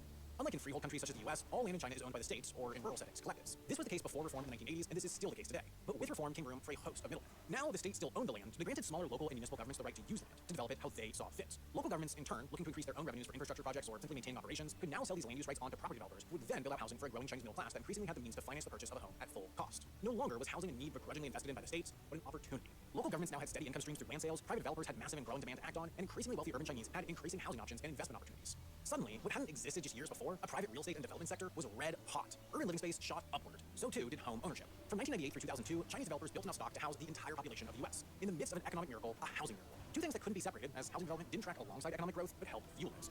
According to the Sovereign Wealth Fund Institution's rankings, of the world's top 10 largest real estate companies by total assets, 6 are headquartered in either mainland China or in Hong Kong, but doing much of their business in mainland China. Of these, 4 of the largest land development companies the world over were founded in the 1990s or later, making their rise from nothing to the world's biggest in a construction-based industry, nothing less than meteoric. Certainly this rise can in part be explained by simply stepping in and filling an extreme void in supply, but it also has to do with strategy. Take the largest, for example. Evergreen's rise effectively began with this project, when 110 square meter footprints, formerly the home of a pesticide plant, came up for sale in the High Zoo Industrial District. Turning the cheap land into aspirational apartments for a growing aspirational middle class, the project sold out in just 2 hours. Immediately, the company reinvested the earnings into 13 new projects across Guangzhou, and the push towards the top was unmistakably on. They weren't alone either, as uniform high-rises seemingly copied and pasted rose high into the sky around burgeoning cities and industrial areas. To the outside world, it was a boom. But considering Evergreen's business strategy, for those on the inside, it may have felt more like a race. To keep pace with competition, sky-high demand, and seemingly endless opportunity, Evergreen embraced a uniquely high leverage strategy. Like any property developer, they'd fund construction through the combination of upfront buyer payments and borrowed money from banks, but the difference was just how much risk they tolerate. They didn't keep big cash reserves in case sales slowed down to make sure they'd make their bond payments. They didn't wait to see if one project proved profitable before taking on more debt for the next one. They truly just took... Yes, it is kind of interesting. I'd be curious. I mean, it doesn't take very long before we get the full explanation, but I'd be curious if people would be able to, start to piece together what exactly is going on, like why they're seeing different things, or like what the underlying function of the mirror is, which I think sort of like tees us up for Harry going back on his third night, which I guess at this point in time is December 27th. Yep. Because we would have gone on Christmas. The next night we're on the 27th. Yep. Yeah. At this point in time, Harry finds his way back to the room once again. He's looking into the faces of his mother and father when he hears somebody in the room with him. So back again, Harry. Yes, back again means that he knows about the other 2 times. Yes, he does. Yep. So the big question to me is sort of whether or not, is Dumbledore just in the room on each occasion? He almost has to be because, he at the very least has to be there on the second night because he knows what Ron's on here too. Yes, right. yes. So there's that. And it's like, it seems unusual to me that he wouldn't have been there the first night. And the way he says so back again, like, it doesn't sound like, I mean, I guess you could just mean like, oh, you were here last night and tonight, that could be again, but like, it almost like implies like, oh, again. Right. Like it's like, I think he's been there every single night. Yes. Seeing what Harry is seeing. Yes. So, the strange how nearsighted being invisible can make it. Like, he knows Harry's been out in invisibility because of course he knows he's the one who gave it to him. Yes, which Harry doesn't know. And he's like smiling at Harry. So it's like, oh, you've done beautifully, Harry. Like, not only did you get the cloak, you put it on, you found the mirror, and what you saw in the mirror, my God, I'm just beaming over here. Like, this is great. Could not be more proud. Could not, yeah. Then, of course, we get the explanation. Basically, the happiest man on earth would be able to use the mirror of Erised like a normal mirror. That is, he would look into it and see himself exactly as he is. Which I put just an ounce of emphasis on because I feel like when Dumbledore himself is asked the question, what would you see when you look in the mirror? Dumbledore basically says, I see myself holding a pair of thick woolen socks. This is sort of like a... You can interpret it a couple of different ways. The socks modifier is certainly a rather small one in the scheme of things. Yeah. It would basically mean that like Dumbledore's most like he basically sees himself exactly as he is with a pair of socks. Right. Like that's what I really need because people only give me books. I know, it's not that hard to get socks, so, Yeah, it feels like you could do that. Dumbledore on Headmaster Sally, it's attainable. What's interesting is that we eventually learn what Dumbledore would see in the mirror, and it is just his family together and whole, which is awesome. But when you think about it, it's basically the same thing Harry sees. Yes. A little bit, which also pretty much tracks with, like, if you get more into, like, Dumbledore's history, like, with the, in, what is it, Secrets of Dumbledore, at the end of it, like, the Chillin, like, kneels to him, declares him the Spear of Heart or whatever, yes. And it's like, oh, that's sort of almost like more proof of it. Like Dumbledore is basically so proud of Harry because Harry sees, he's like, you know how few people can see what you saw in the mirror, but it's like, Dumbledore also basically sees what Harry sees in the mirror. Yes, exactly. Yeah. So, like, I think that this is probably verification for Dumbledore at this point in time. Like, this boy is, like a piece of me. Like, he's already... Like, he's very pure. He's very pure. But, like, Dumbledore wouldn't have seen that until later in life, like, much later in life. Correct. As well, because we know that as a much younger Dumbledore, not even much younger, like, 40, 50 years prior, Dumbledore is seeing Grindelwald in the mirror. Yes. Yeah. So, like, Harry arrives there, he's, like, basically born and is as pure as Dumbledore eventually gets to much later in life. Right. Yeah. Yep. So, I mean, he even says that to Harry's like, I've known for a long time now that you're a much better man than me or whatever. It's like, yeah, it's like, I know since the moment you saw that mirror, I was like, whoa, okay, it's kid. Yes. And that being said, we then get the line, this is the last, like, little, like, major wink from Dumbledore's big plan kind of concept. The mirror will be moved to a new home tomorrow, Harry, and I ask you not to go looking for it again. And if you ever do run across it, you will now be prepared. If you do run across it, and I know where it'll be hidden in the secret chamber in school where no one should ever run across it ever, but if you do see it, now you know what's going on. Yeah. Like, what do you mean you know what? You'll be prepared. Prepared for what? To see his parents again? Like, what do you mean to be prepared for? Right, but I mean, it all seems like together to me. It's like basically like, okay, it's the winter holidays, it's a great time to present Harry with a gift, especially anonymously, because it's sort of like, like it's a time where it's not just like the broomstick, like it's like this is a time when people receive gifts, so we can like innocuously present the gift. Right. It's also when most of the students are not inside of the school. Right. The gift itself presents the ability to then wander about the school. So it's like the mirror being where it is when it is during this particular time. All of Dumbledore's like meddling, all but suggests to me that he's basically like, okay, here's the moment. Like we are inside of the stage of the plan where there's nobody, we don't have to worry about anybody stumbling in on us. He will absolutely, as long as he's his father's son, he will go exploring in the middle of the night. My hope is that he will just stumble across the mirror because he just needs like the one thing that I can't count on Ron or Hermione or his other teachers to impart upon him, is how and what the mirror actually is. So this is the occasion. Right. Let's do it. And in the process, Dumbledore's also testing Harry's worthiness. Yeah, that he is. And that pretty much brings us to the end of the chapter. I don't have a ton more to say, but the final sentence is just, but then he thought as he shoved Scabbers off his pillow, he's quite a personal question. And I was just like, man, good look at you, Peter, sleeping on Harry's pillow. How dare you? What a jerk. You? What Harry, the gall on that rat. I know. Especially because like what Harry is going to do on these occasions where he's not in his own bed is to see his parents. The parents who are not there because of Peter. I know, exactly. And like Scabbers, like Peter knows. He's even watching him go into the cloak. He would have seen James doing it. Like, Peter sucks. Peter does suck. Oh my gosh. Oh my gosh. And Marge, who I also don't like at all. Marge is basically like Umbridge light, yeah. as far as I'm concerned. The thing that I sort of love, sort of to close off the chapter, the thing that is fascinating to me is about the mirror of Erised. Like I always wondered, and of course the ever personal question, like what would you see inside the mirror of Erised? I think a lot of times for me, I always find it like I feel like it would be rather informative. Like I think in a lot of ways, there's a part of me like I know the things that I deeply value, I know the things that are important to me, but like I almost like if I was looking at the mirror of Erised and have something proven back to me, it's like Ben, the thing you value the most is this. Right. It's like I think it would like sort of like solidify because like I think I'm able to underestimate every important thing in some way, shape, or form, or I'll let myself believe like it's cliche for that to be like for this to be the most important thing to me. Like that's you're following the storybook logic, right? Yeah. Like that, but what is true? Right. Like achieving world peace or something then should be like the most important thing to you. Like sure, yeah. Like, I mean, don't be so basic. What do you see in there? I see myself achieving world peace, of course, as should everybody. Right. Like, the correct answer. Right. Yeah. It's like no, you see yourself just like sitting on a beach and some type of really cool place, and maybe there's like some treasure to be found, like a boat kind of station and stuff. It's like it'd be so interesting for me to look in the mirror and be like that. Literally, I'm telling you right now, that is what you want most. Do you think you'd be surprised by what you saw? I think I would be surprised by what I saw. Yeah. I do genuinely, and I also feel like I would pursue it. I feel like because I think you're right. I think people are good at lying to themselves. I think so. Yeah. I think it's hard to know. Like you can like anything else. What's your Patronus? What's your Boggart? Like they're all all like highly informative questions. What house are you in? They're all questions that sort of like show some piece of your character or what you value the most. But like it's a complicated question to answer. Yeah, it so is. for me to be presented with the answer to that question, like that's like maybe that's what I would see is me knowing the answer. Right. Like, maybe above all else, what I would love is to just know what I would see. Maybe. So anyway, maybe what that means is that I would see a version of myself looking into the mirror, and that version of me inside the mirror would be like jumping for joy because that version of me knows what I saw. Oh, very meta. Oh yeah. Yeah, the meta mirror. The meta mirror, classic. Right. Anyway, as ever, we need to review the chapter art, which I feel like we never review very aggressively, but it's basically just Harry looking into the mirror. It is Harry looking into the mirror. I think you and I have mirrors in our homes that are kind of like nice gold, or they're not real gold. Not real, yeah. We bought the same Calm one. down. Yeah, but they're Mirror of Erised-esque mirrors. They are, yeah. I do tend to, I will say in this particular instance, I actually like the movie prop version of the mirror more than the presented illustration. Oh, Although yeah. I do like how grand and tall it is in the chapter art. Yeah. I see it more as a, it's a rectangle mirror in the chapter art, and I see it more as like a, I don't know, like it comes like an arch. Yeah, something like that. Yeah. Yeah. In the chapter art almost makes it look like it was an animal or something. Like it's got like its clawed feet or like were feet, and like it's the stand on the back was like a tail or something. You're right. Yeah. It seems like it could have been a lion or something. Yeah, it does. Lion is exactly what I was thinking too. Maybe because the mirror is sort of in the shape of like a mane, or like the frame kind of looks like a mane. Yep. And then it's as if like, which is it's kind of funny because Harry's in a Gryffindor looking like, what is the reflected lion in you or something, you know? Oh yeah, sure. Yep. Even at the top, if you look carefully, it almost seems like a pair of eyes.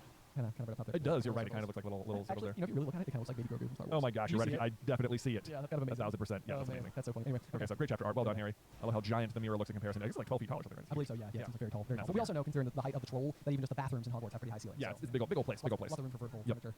Let's see, and then as ever, we have a review from one of our amazing listeners. Oh man, I didn't copy the name. Oh, I'm sorry about that. Oh no. It just says, amazing, so good. I'm from Sweden, but live in England, and peppermint humbugs are a British sweet or candy. I listen to the podcast every day. Please can you do more than one episode a week? All my friends and family listen to this podcast, so thank you for inventing it. Oh, that's amazing. Man, well, I don't think we'll do more than one a week. Thank you for the suggestion. But we want to give ourselves a lot of runway here. However, we have discussed doing after we finished the book, putting together like a giant supercut so you could listen to us review all 17 chapters at once. Yeah, like one after the other. One big long 17 hours. 17 hours.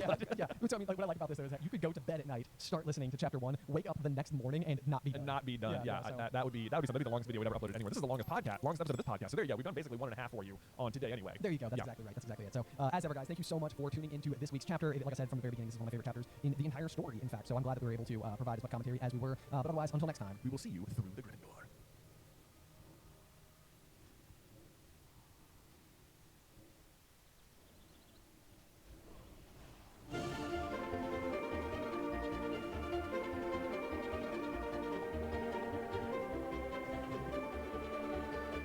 Welcome, dear listeners. I'm Jonathan Carlin. And I'm Benjamin Carlin. And we invite you to join us through the Gryffindor, your one-way ticket to the enchanting world of Harry Potter. So grab your wands and dust off your broomsticks and join us as we unlock the secrets behind Philosopher's Stone, Chapter 12, Nicholas Flamel. Oh man, we have finally made it to Flamel. To Flamel! Of course, it's been a mystery for our little golden trio for just one hot second. It has been a little bit of a mystery. They've been looking for it. This is one of those things where it's like there's a line in this chapter where Harry is saying like he knew he'd read the name before somewhere, and it's like I remember as a kid having no recollection at all that he had read the name on the Chocolate Frog card earlier in the story. But like I'm so curious because I'll just never know. Like if you're an adult reading this, is it like super obvious? You're like, oh yeah, it was on the Chocolate Frog card, or it's like yes, clearly this book was not that long, and if Harry thinks he's read it, you the reader have definitely read it because it's not like it wasn't even books ago. This is book 1. So that's the thing is that like yeah, I think that this chapter is a really good representation of the evolution of my own like consumption of media because this is you know one of those moments where it's like if you're paying sharp and close attention to specific details. Yeah. And I mean to be fair, I mean the Nicholas Flamel line on the back of the Chocolate Frog cards is a nearly throwaway line. It is a nearly throwaway line. And the thing is, even if you remembered like when Hagrid like says Nicholas Flamel, you're like, oh, that's who Dumbledore knew. It's like even if you went back and found it, it doesn't necessarily help you because all you then learn is that it was Dumbledore's partner in alchemy. And if you don't know anything about alchemy, that's still not going to get you very far. And if you're like an 11-year-old like reader of the book, chances are you don't know about alchemy, even though all alchemy means is Sorcerer's Stone, which is the title of the book. Yes, precisely. So if you've dug deep into like any history, like I imagine there are like some college professors who are reading the books to their kids and like, oh, Nicholas Flamel, that's interesting because like one of the fun facts about Flamel is that he is in fact a real person. Right. Like and I think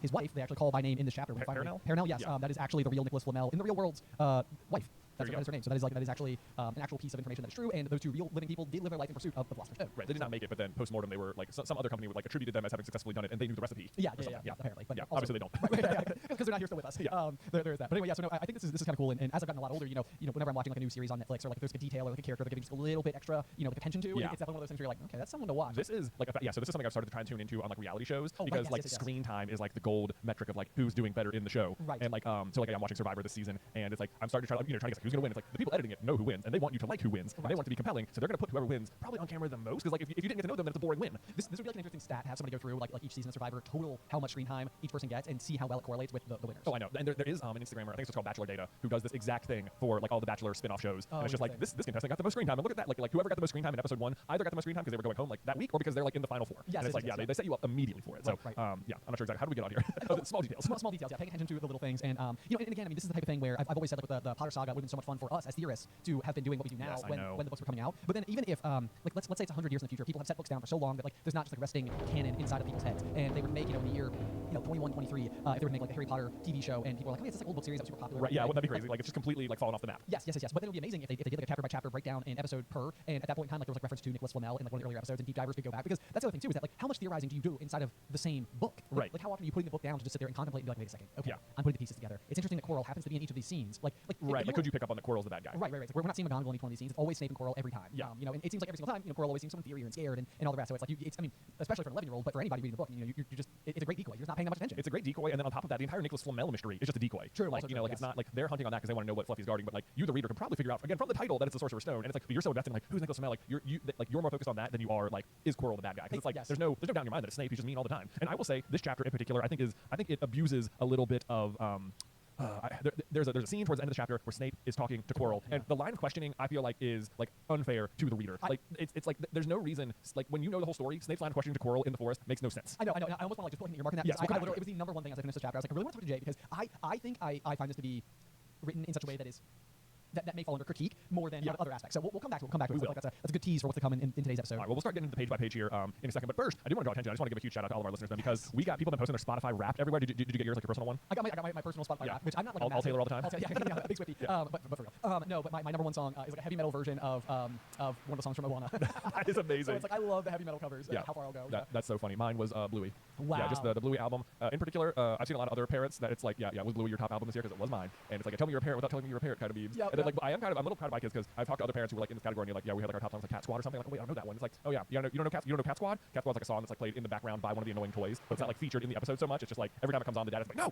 So I was like, we got Cat Squad in ours, even though I will tell you it is equally annoying to real life parents. So there's that. But anyway, if you are, most people are going to Spotify Wraps, and it just tells you about your listening habits. But if you're on the other side, if you're the people making stuff that other people listen to, like podcasts like this one, you get your own Spotify Wrap for like how things did. So it was very, very fun to go through and look at Spotify Wrap. Just so some fun facts we got out of it is that this podcast through the Griffin was streamed in 97 different countries, which is just unbelievable. So crazy. That's wild. I know. Thank you guys so much. And this was what a really cool stat I thought is that the top country was particularly the United States, but that was only 42% of the global community. I know. I was like, whoa. I don't think we've ever had one of our projects before be more popular internationally than here in the States. Yeah. So like while the largest amount of concentrated people live in America, they would be outnumbered worldwide, which is crazy to me. So that's amazing.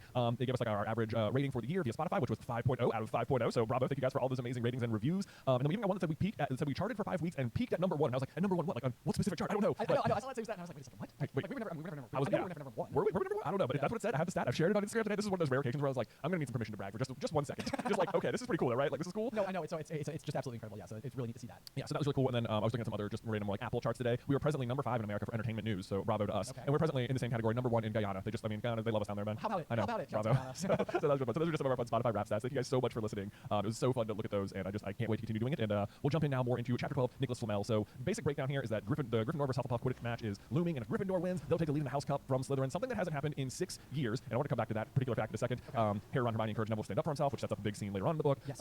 Hermione, they quickly finally solve who Nicholas Flamel is, what Fluffy's guarding. They discover Snape's going to referee the Quidditch match, and then after the match, for some unknown reason, Harry is left completely alone by himself and follows Snape into the woods where he overhears a suspicious conversation. So this chapter, I feel like it's like a lot happens, but overall, I feel like it was something of a low point for the book. There's a lot of like, we got to take a couple leaps of faith here in a couple of directions. Yeah, no, one of the things that I found to be particularly interesting is that I always remember loving the Quidditch matches, and this particular Quidditch match is not even told from Harry's perspective. No, it's not. Yeah, you're just like in the stands with like Ron and Hermione. Right. This is totally like one of those like Mandela effect situations for me, where I'm like, I don't remember it being this way. Yeah. Like I would have assumed that every single Quidditch match would be told from Harry's point of view. So just another one of those rare circumstances that really feels not that there's none of them. I mean, eventually we'll have like the Riddle household and Frank Bryce kind of going up there exploring the light song and stuff like that. Like, but of course Harry is still witnessing that whole scene unfold through his dreams at the beginning of Goblet of Fire, and then we have Spinner's End with Snape, Narcissa, and Bellatrix. Fast forwarding to Half-Blood Prince, where the Unbreakable Vow was made. But and then even the planning of the Seven Potters meeting in Deathly Hallows. The planning of the Battle of the Seven Potters, which I guess the Death Eaters are planning to attack early. Oh yes. You're right. You're exactly right. That's like, and that's following Snape. Yeah. But this is a strange situation where it's still a very Harry-centric situation. I mean, Harry is like physically and like from narrative standpoint the center of attention inside of this match, and it's not mentioned from his point of view. It's rare that inside of a chapter the point of view switches away from Harry. You have to wonder if this is at all done just simply because like how much inside of this first story, like can you just deliver 2 proper Quidditch matches, like complete top to bottom with what's going on, and this chaser did this, and this score happened here, and like even the fact that like Harry ends up winning the match within 5 minutes, kind of proving once and for all like, hey, I'm good at this for real.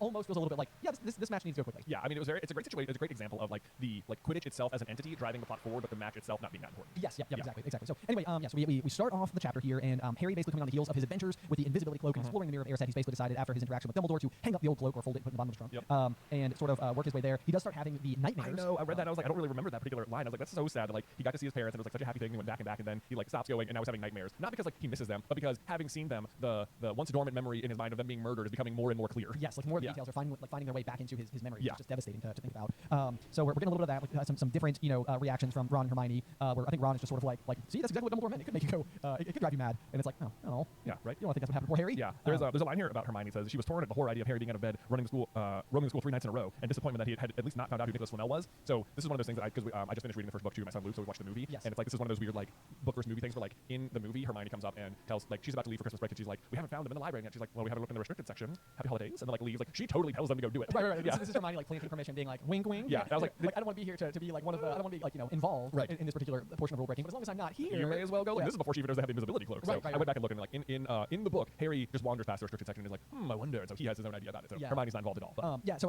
then immediately following that, we learned that Wood is working the Quidditch team harder than ever. And there's a couple of paragraphs back to back that kind of stood out to me because they both reminded me a lot of Prisoner of Azkaban. Yep, okay. For very similar reasons, both of which kind of tie back to Lupin in particular. But of course, we just mentioned Harry's having these nightmares and stuff. But it said, quite apart from watching the win, Harry found that he had fewer nightmares when he was tired out after training. Yes. This is interesting to me because when Harry is learning to cast his Patronus at some point in time, the first memory that he tries to use in order to like summon like the most positive thing to overcome the intensity of the presence of the Dementor is his first time ever flying a broom. And so to me, this is almost like one of those instances like where positive experiences almost sort of like are actually part of the recipe that help like fight off the darkness altogether. I mean, literally, even later in the chapter, Dumbledore will come up to him after the match and say, "Nice to see you haven't been brooding about that mirror. Been keeping busy. Excellent." Yes. So it's almost like this is actually like a you can start understanding like magically how positive memories could be fuel for creating something that is otherwise like concentration of positive force. Yeah. Because that memory, that thought is the essential ingredient in being able to cast the Patronus. Right. So I like that, and then it's immediately followed up with the scene where let's see here. Oh wait, maybe I was jumping ahead just a little bit. I may have got my pages wrong. It's the scene where Neville returns to the Gryffindor common room and he's run into Malfoy, who cast a light lock or jinx on him. Yep. And basically, he's like everybody's kind of giving Neville advice inside of the moment, and Ron saying like you got to stand up to him and stuff like that. But what Harry does is reach into his pocket and hand him a chocolate frog, which is kind of interesting because this again is a little bit of like a Lupin thing, where it's like this is just Harry having good instincts. Just good instincts about chocolate. Yes, because like again magically it seems like chocolate quite literally has like healing properties that can like help you recover from magical malady. If you will. And so it's just like the fact that like this is the specific thing that he does in this situation is like Harry's right on cue without knowing why he's doing it is. Yeah, this chapter does have a bunch of things that like speak to a lot of the things Dumbledore like finds more important than like things that like Voldemort doesn't understand like to his like downfall. Yes. Like the power of like candy and friendship and sports and love and stuff like that. Like all these things are very present in this chapter, and they're all things Voldemort doesn't understand. Yes. That like Harry reaches for immediately, or it's like, oh, I'm having nightmares. Let's go focus on something like sports. Right. And it's like that is all stuff that like Voldemort can't get. Right. Yes. Exactly. Yeah. It's what allows Voldemort to be Voldemort for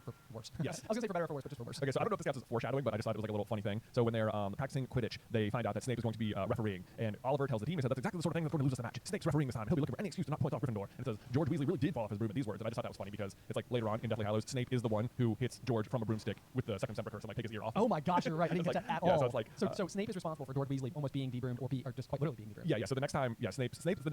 The news that Snape is going to be refereeing causes George to almost fall off his broom, and then later in Deathly Hallows, when they're both on brooms together again, he actually takes George's ear off. So wow. Yeah, just totally random. There you go. Nope, that's a good one. That was a fun one. This is another one of those situations where like Snape's refereeing. I mean, to be fair, like you might call this particular circumstance unfair, just given the fact that Snape very clearly cares about winning the House Cup and the Youngest Cup. But it's not exactly like Madame Hooch didn't allow 5 illegally scored goals like while she was looking the other way against Slytherin. So it's like you might literally think like oh man, well Snape's not gonna play fair. But it's like Madame Hooch wasn't exactly doing great either. Yeah. Not only did she like not stop the game, and Marcus let all of his goals count, but 3, like she was unable to do anything about the broom being cursed. You know, right, yes. like you did, like to the point where she doesn't even stop the game. So it's like she's just a very ineffective referee. I know. The thing that blows my mind though is that we of course know, taking several steps backwards and looking at this like from the perspective of adults, sort of like okay, the reason Snape's out there is just to make sure that Harry is okay. Like this is almost certainly at Dumbledore's request, right? That Snape be out there. Although I mean, the difference between him being out there on the broom versus just standing in the stands doing exactly the same thing. I know, sort of there. Minimal at best. And then like, Dumbledore's presence at the match seems to like indicate to everyone like okay, that's okay, everyone's safe anyway. Right. Yeah. So Dumbledore himself is just there, which it also always surprises me that Dumbledore just doesn't attend the matches. I know, like why wasn't he at the first match? That is bonkers to me. That's another thing that like it's easy to miss because of the movies. Like in the movies, Dumbledore is there at the first match, which then makes you wonder like why didn't Dumbledore do something about it if Snape was doing something about it? It's like Dumbledore really should not be at the first match, but then he definitely should be because like at the end of the day he's like the principal of the school. This is a big school event happening on the weekend. Like what else? This is his job. Maybe the first go round, he's just like hauling the mirror of Erised through the front door, and he's just like goodness gracious, this thing is heavy. Yeah, right. Yeah, he's just like, setting that up. The monstrous mirror into the door. But no, we already know well, I mean perhaps at the time, but the mirror's already at the school, right? Like I was trying to invent wildly. But anyway, the thing I can't believe is that like Snape is quite literally on orders. What he is doing there is operating with the intention of not allowing Harry to be damaged, but also there's like still a little bit of like pettiness. There's enough pettiness in there where it's like I'm here to protect the kid, but like I'm not gonna win the game. I know, like we're still gonna like favor Hufflepuff. Okay, like come on. My brain would not work this way. Oh my, it's so hard to comprehend because like there is like this funny like once the game starts, there is like a moment where it's like oh like immediately Snape awards Hufflepuff a penalty, but it says because George Weasley hit a blood drive, and I was like that's actually fair. You can't attack the ref. That's true of any sport. Like, if anything, you're lucky you didn't get thrown out of the game. Honestly, that's pretty lenient on Snape's part. But then like 2 seconds later, it's like Snape awarded Hufflepuff another penalty for no reason at all. It's like well like why are you doing that? Like before that you had good reason. Like there's no reason to just favor Hufflepuff. Like that, it doesn't make sense. Yeah, no, not entirely. Yeah, no, I don't know if I totally checked. There is one scene real quick here that I want to touch on before we get to the game itself, For which is that Harry leaves Quidditch practice and he's going back up to the Gryffindor common room where he finds Ron and Hermione playing chess. And I feel like it's just like a good Ron moment. Yes. This is like one of those things where like basically Harry approaches, and if you can imagine, like Ron and Hermione are sitting there in like a heated battle of chess, and Ron says, "Don't talk to me for a moment," as Harry goes to sit down like next to him. And inside of this situation, he's halfway through saying, "I need to concentrate." When he cuts off because he catches sight of Harry's face, he goes, "What's the matter with you? You look terrible." Like this is one of those things where I do feel like people, it's like this is Ron being a really good friend. Like he's very like he's focused on what he's doing, but he's so dialed into Harry that it immediately takes priority. Right, exactly. Which I think is this is like a good Ron friend moment. Which Ron doesn't always have, He doesn't. He has a lot of very, very good ones in the first book for sure. Yes. I also just like that it does mention that chess was the only thing Hermione ever lost at. I think Harry and Ron, that was very good for her. Like I in the first book, it feels like it really set up for like Harry to be the one who is like in the moment, good in the heat of battle, good instincts. Hermione with like this wide background knowledge of all the magic they might need, but maybe is not so good in the moment. And Ron with like this like I can come up with a strategy to employ, but then if things go crazy, Harry, you need to take over. And it's like that is abandoned pretty hard after the first book. It is, yeah. It seems like there was some setup for Ron to be like the plan guy. Yeah. Like sort of like might be able to like invent wildly, and Hermione be like, "Well, that will never work." And it's like, "But will it?" But won't it? Like, it's just crazy won't enough it? to work. Exactly. Yeah. Of course, it will matter because everything's gonna go crazy as soon as the trouble starts. But Yes, indeed. But yeah, so then of course there's the really great scene. I mean, overall, I mentioned a little bit already, but the scene with Neville kind of showing up, and Harry has a great moment as well, where Neville has basically just like really been bullied in the worst way. I mean, this is an instance where like the Malfoy has found Neville's weakness, and he is just needling it. Malfoy, I never noticed it as much. Like I guess Malfoy starts to like care less about Harry in the future books or whatever, but his obsession with the Gryffindor first years in this book is like, do you want them to like you, man? Are you like crushing on the first years here? Like do you want them to be your friends? Because you are like going out of your way to be around them, even if you're being mean. Yes. No, I know. I mean, it holds on that classic behavior where it's like the person you pick on, the person you actually really like, right. is what it feels like could be happening a little bit there. But yeah, so Neville says, "There's no need to tell me I'm not brave enough to be in Gryffindor." Malfoy's already done that. So just right next to that, just mean and sad. So mean. But that being said, there's a little bit of foreshadowing here because we know that coming up in like the next chapter or so is going to be let's see, it's Neville, Hermione, Harry, and Malfoy going to the Forbidden Forest, yes. where we discover that Draco himself is rather terrified of the dark and the danger and everything. So a little bit of that going on. And then of course, I mean, that being said, like Malfoy just ends up being completely wrong, and in the end, Neville is sort of like the paramount representation of House Gryffindor. Oh, of course. Yes. So he's just completely utterly wrong. Not to mention standing up to the bullies will end up being standing up to his friends. Yes. I know, they'll like set this up for later right there. Then there's this when they find who Nicholas Flamel is, there's this trick where Hermione says, "Stay there," and she says she sprinted up to the girls' dormitories. This is just like the first example of Hermione doing this stunt a lot, where she will like realize something and then run away without telling anyone what it was. And it's like they do eventually draw attention to it, but I thought it was just like worth noting that this is like the first time it happens. Well, yeah. So for more Hermione run-off moments to come. Yep, absolutely. Oh, and then she says, "I never thought to look in here," as she pulls out the book that actually has information about Flamel in it. And it's like it doesn't say what book it is. I wonder, like they look at so many. What book finally had it? I know. Yeah, that's true. We do get the like little bit of light reading jokes of the movies. This is light. Yeah. Let's see here. Is this the first mention we actually get of the word Sorcerer's Stone? I think it is. Yes. Other than the title, this is the first time we learn the word the Sorcerer's Stone. Yes. And what it does. Yeah. So Hermione, who says it, Nicholas Flamel, she whispered dramatically, is the only known maker of the Sorcerer's Stone. So I highlighted it and said, "Hey, that's the title of the book." Hey, that's the name of the movie. Look at the thing where they said the thing. Yeah. So the next page over, we get to learn a little bit about Nicholas Flamel himself and what the Sorcerer's Stone is capable of doing, which is of course turning metals into gold in the otherwise elixir of life. I love that it says that it belongs to Mr. Nicholas Flamel, the noted alchemist and opera lover, as if his like love of opera is equal to his achievement in creating the Sorcerer's Stone. Like he's just as well known for loving opera. Like, yeah, yes. like, I mean, it must be a remarkable passion for Right. opera I know. to merit such proximity there. The other thing I was thinking is interesting is that he just celebrated his 665th birthday, which of course means that his next birthday would be 666. Yes, I made note of that as well. And this is one of those things that I always have a question about, like wizard books, like whether or not like when Hermione's reading this is like does that number change every year? Oh, You know, like is it possible he's older than 665? it does. Or is it seem- like magically enchanted to like update itself? Man, what a good question. I like to think that it's magically enchanted. I think so itself. too, yeah. I definitely think that seems like a worthwhile bit. Either way, that's also good trivia because that's like one of those things. Like how old was Nicholas Flamel? And you're like, gosh, 600 and something. You know, and it's like it's one of those where it's like if you can use any number as a helpful hint inside of the 600 to 700 range, you can find that 666 thing and then like work one backwards. Right. It's like there is a way to learn it. Right. This is exactly like how many staircases are there in Hogwarts Castle? It's like 143. That means I love you. Like Oh, right, yeah, whatever. there you go. Go back one. Yeah. Go back one. Yeah, exactly. So Yeah. So do you think that's like intentional that it's like he just misses out on 666? it's a good question. Right. Because like that's sort of like what Voldemort's like after, you know, or yes. right. Yes, I think that's intentional. Yeah. Absolutely. It can't be a mistake. Yeah, I think it's like that he just misses out on like the evil number or whatever. Right. Yeah. The only other thing I think is just it's a happy accident from the actual real Nicholas Flamel's like when he was born until 1990. Oh, that could be it too. Yeah, so there's some possibility where it's That's sort worth of fact checking, yeah, I suppose. that would be worth looking into. Yeah. Let's see here. The other thing is that then immediately after that, Harry says, "A stone that makes gold and stop you from ever dying? No wonder Snape's after it. Anyone would want it." This is one of those. I think this is an illusion inside of lots of like take any modern Marvel superhero movie, any movie that features like a super like villain kind of Voldemort, Thanos, whatever, who want to like take over is like immortality sounds exhausting. Yeah. Like it's like one of those things where it's like I understand like the underlying appeal and the generally shared fear of death. Like, is something that like it's easy to understand on like a very very very simple level, but it's also like, I mean to imagine like a world where it's like okay, well I just need to continue to like and maybe I'm thinking about it way too literally. And if you had the Sorcerer's Stone, you can make gold, you can just go live and follow your passions for all the time and always. Sure. Because that would certainly then just be plenty attainable. But I don't know. Sometimes I'm like, gosh, this. I think immortality is overrated, and I also think that this idea of being the supreme ruler, like sitting on top of the Iron Throne, so much work. It's Yeah, so much responsibility. work. Yeah, like the basic guarantee of being a world leader is that 50% of people don't like you. Yeah, And it's right, just right. It's like why do you want that? Like, I do. Yeah, like somewhere along the way, I feel like it's carried over from like this idea of kings and queens and the ability to like live in this giant glamorous lifestyle and stuff like that. Right. Like, I think it's more stressful than it's worth in my personal opinion. Right, yeah. It's just a take there. So just a small aside on the consistent inclusion of this idea of either achieving immortality or otherwise just seizing power. Right. There's like both of those sound rough. Right. It's also like I guess as of the movie Crimes of Grindelwald, we sort of get the answer to the question of whether or not the elixir of life keeps you alive or like also like maintains your youth, and it mostly just keeps you alive. Yeah, like you're not like Nicholas Flamel is not like a 25-year-old dude looking dude who's 600. See, and I actually felt like this was a giant missed opportunity in Crimes of Grindelwald because when we meet him, he is ancient, and like Jacob Kowalski like shakes his hand, which like seemingly fractures his contact, which essentially is like, what kind of quality of life is this person living here? Like that seems so miserable. And at some point in time, you see Nicholas basically having to look at the book, the communicator book, it's like the earliest version of the Order of the Phoenix maybe, and it's like he's basically being like called into action. He's like, I haven't seen action for however many hundred years or something like that. And then of course he does ultimately show up at the monastery at the end of the film. It's one of those things where I was like, this to me, because they give us a money shot in the movie of the Philosopher's Stone. This to me feels like a missed opportunity to not have him show up all youthful and spry and young. And like what you see is like, I use the Philosopher's Stone to achieve this level of health when needed. Right. But like when he shows up, he's still just as ancient as this ever. old guy, And I was like, oh man, like I feel like they could have younged him down from how we had just met him to be like, oh wow, that's a pretty powerful piece of magic. Like, okay, like when he he lives as himself, and that's being true to yourself. He's not lying to himself about his own age. So you live in your everyday life and be true to yourself. That makes sense to me. But then when the moment is needed, you can seize the usefulness from the stone. So but anyway, they didn't go that particular direction. Nobody asked me. So nobody asked you, Ben. That's just my 2 cents, and a huge departure from our chapter. Yeah. Speaking of things nobody's done, there's a line here that says Slytherin. The idea of overtaking Slytherin in the House Championship was wonderful, and no one had done it for 7 years. Which, like, the way that is written makes it sound like not only has Slytherin won the House Cup for the last 6 years, but no one has literally even taken the lead from them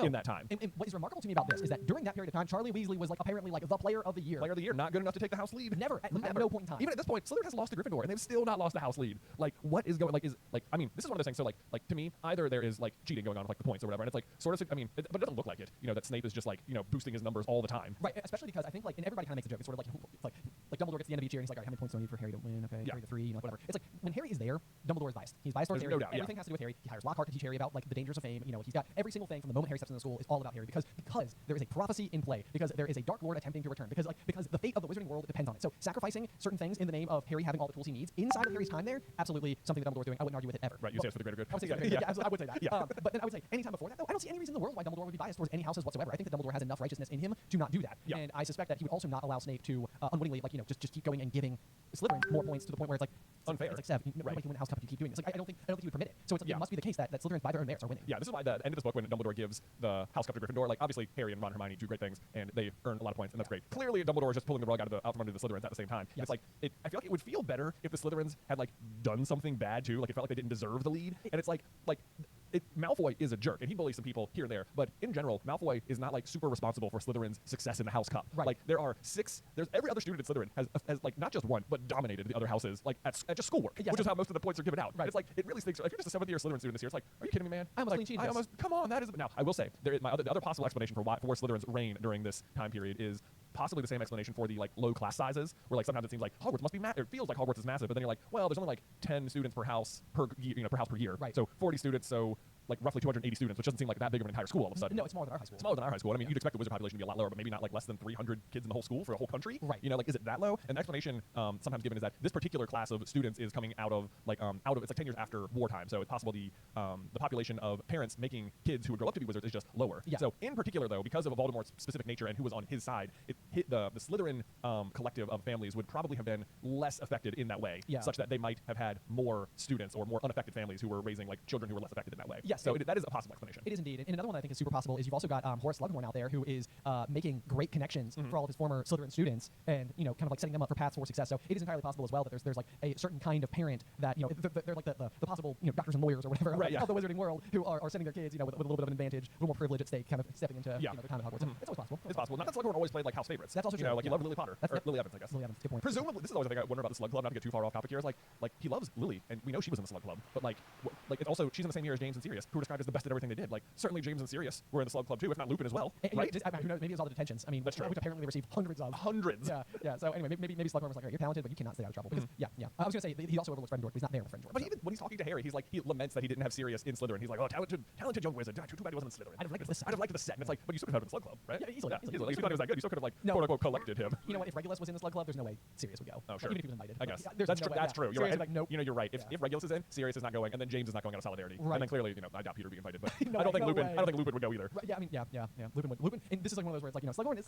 You know what? Maybe Lupin would go. You think so? Because here's why. Because I'm just comparing them to Harry, Ron, and Hermione. And Hermione goes. And Harry's frequently invited, but because Ron is not, he's like, I'm not going. Yeah, right. Yeah, that's a good point. Yeah, you're absolutely right. So maybe Lupin does still go if they're the captains of each other. Right. All right. Anyway, so we get a little bit extra foreshadowing. Now we've gone completely off topic here. As the match grew nearer, Miguel Lana says, but he seemed to keep running into Snape wherever he went. At times, he even wondered whether Snape was following him, and it's like, yes, he is. Yep, absolutely. And then at the end of the paragraph, we also get Harry and see how he could. Yeah, he sometimes had a horrible feeling that Snape could read minds, which he also He can also do. can do, and it's like possibly is. Yeah, possibly is. This is the thing though, because he's clearly what is bonkers to me is that this line and the fact that we know that Snape actually can read minds, and this line suggests that that's an established quality of his early on. Like I think this is like a line that's supposed to age well, but the problem is that he is later in this chapter like talking to Quirrell, trying to get information out of him, and is like unsuccessful at doing so. Which at the very least to me seems like Quirrell must be good at occlumency. Or Voldemort. Or Voldemort is good at it. Yeah, I mean I guess Voldemort does teach other people to do occlumency, and we know that he's good at it. So I think there's a chance if they are inside of one another's own mind that Voldemort can actively be the one like repelling Snape's legitimacy. Yes. Okay. All right. I accept that. That's my canon. So Okay. anyway, let's see here. Then we finally make it to the Quidditch match itself, where Ron and Hermione basically are like waving him goodbye, wondering whether they ever see him alive again. I know. This is one of those things. I'm like, okay, that's an exaggeration, right? Like you can't possibly have thought he was going into this match where death was on the line. Where death is on the line. There's also this line where Neville, who couldn't understand why they look so grim and worried, or why they brought their wands to the game. I'm like, what do you mean? Why would they, don't you bring your wands with you everywhere, all of the time, everywhere? If I'm a wizard, it's always on me. It is always on me. Yes. Like I mean, my phone is basically always on me, and wand way better than phone. Yes, absolutely. I would trade my smartphone for a working wand any day of the week. Any day. Any day of the week. Any day. Yep. So yeah, then we've already mentioned it. Then Dumbledore does in fact come to watch the match, which is just something I highlighted. Kind of talk about that a little bit earlier. You think about that? Oh, we got the name of the spell for the Leglocker Curse, which is Locomotive Mortis, which I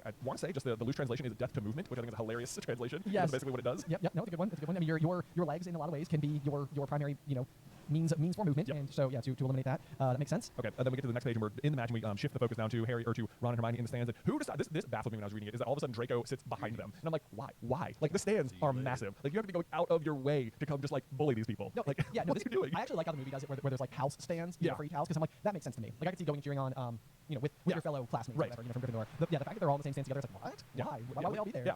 For that matter, this is a great example of just proof that the houses that are not playing do attend to matches. Yeah. Because you know what, Slytherin's not playing, Draco's there. But you know what Harry never does? Go to any other Quidditch game ever. It's almost like he doesn't actually like the sport. He's like, I like to play, I want to watch. I'm in it, I think you go to the Ravenclaw games, he's like, oh, guys, how Trent's doing. I just want to see him win the match, nothing else. Yeah, Jeez. I would not mind just the casual throwaway line where you just get to go see like Harry. It's like, it's like, you don't have to like give us all the details. Just like, oh yeah, I was going to go to the Ravenclaw match this weekend. It's like, what are you doing that for? Just see what's happening. I'm No big just deal. interested. I'm just going to get some tips. Yeah. She must already be there, right? Probably not, maybe not on the team yet. But she's older, right? Yeah. So she's just second year Ravenclaw. Ravenclaw doesn't have a huge presence in this book. Not so much. Let's see here. Which in the movie bothers Luke to no end because of the sorting ceremony in the movie. You get to see obviously like the main cast, August sorted into Gryffindor and Draco into Slytherin, and then you get Hannah Abbott sorted into Hufflepuff. But the sorting hat does not say Ravenclaw in the movie. Man, this is so it's like literally yes. You don't get a Ravenclaw sorting. You don't see Harry cast a spell the entire. It's so what? It's like there's like certain very essential details. So if anybody ever does remake a series, which it sounds like possibly is going to happen, it's almost just like, can we just see more of that? Show us a little more. Well, I mean, to be fair, he also doesn't cast a spell in the book. To be fair, he doesn't cast a spell in the book. It is implied because it talks about the exams and what they had to do, and clearly you would have to have used your wand to complete the exams.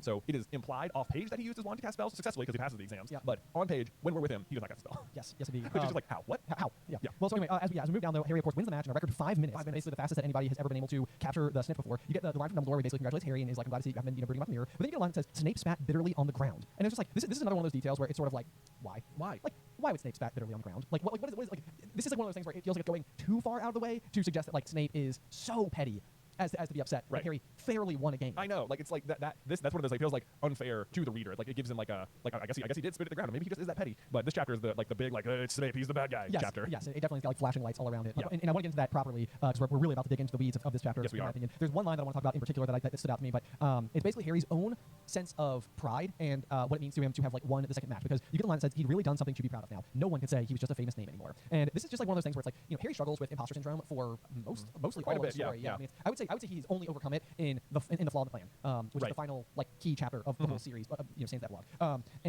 But this is like a good brief moment where I think it's a highly relatable thing in life, because I mean it's so remarkable how quickly you as any individual out there is willing to dismiss your own success as beginner's luck, or I was just on the right side of chance, or like it's not like someone else got the snatch and he's on the winning team. Right. Yes. So like this is a prime example of it's like, yes, you did it not only once, but you've done it twice. You've now proven that wasn't a fluke, that you are in fact good. So anyway, I think personally that's just something I've struggled with in my life before, where it's like anytime anything good has happened, I've always assumed that it was just like, well, that was probably it though. Can I tell you something? We are the #1 news entertainment podcast in Guyana. That's true. So wear that with pride. I will. Yes, for sure. If you're listening down there, shout out to you guys. Thank you. Yeah, thank you for doing that for us. So anyway, as we drive forward though, basically Harry is sort of in the midst of the celebration when all of a sudden he is just by himself taking his broom to the broom shed.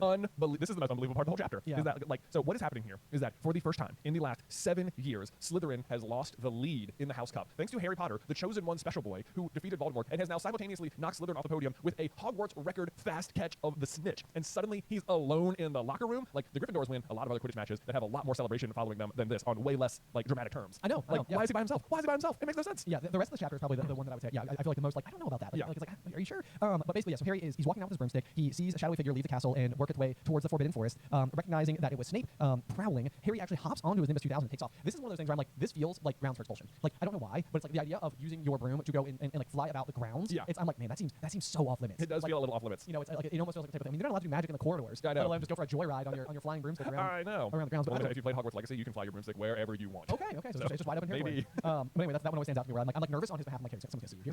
Not just someone's gonna see you. You're there to spy on the professor that actively hates you. Yes, of course. Yeah. But he does fly around. He's trying to listen to the conversation that Snape is having.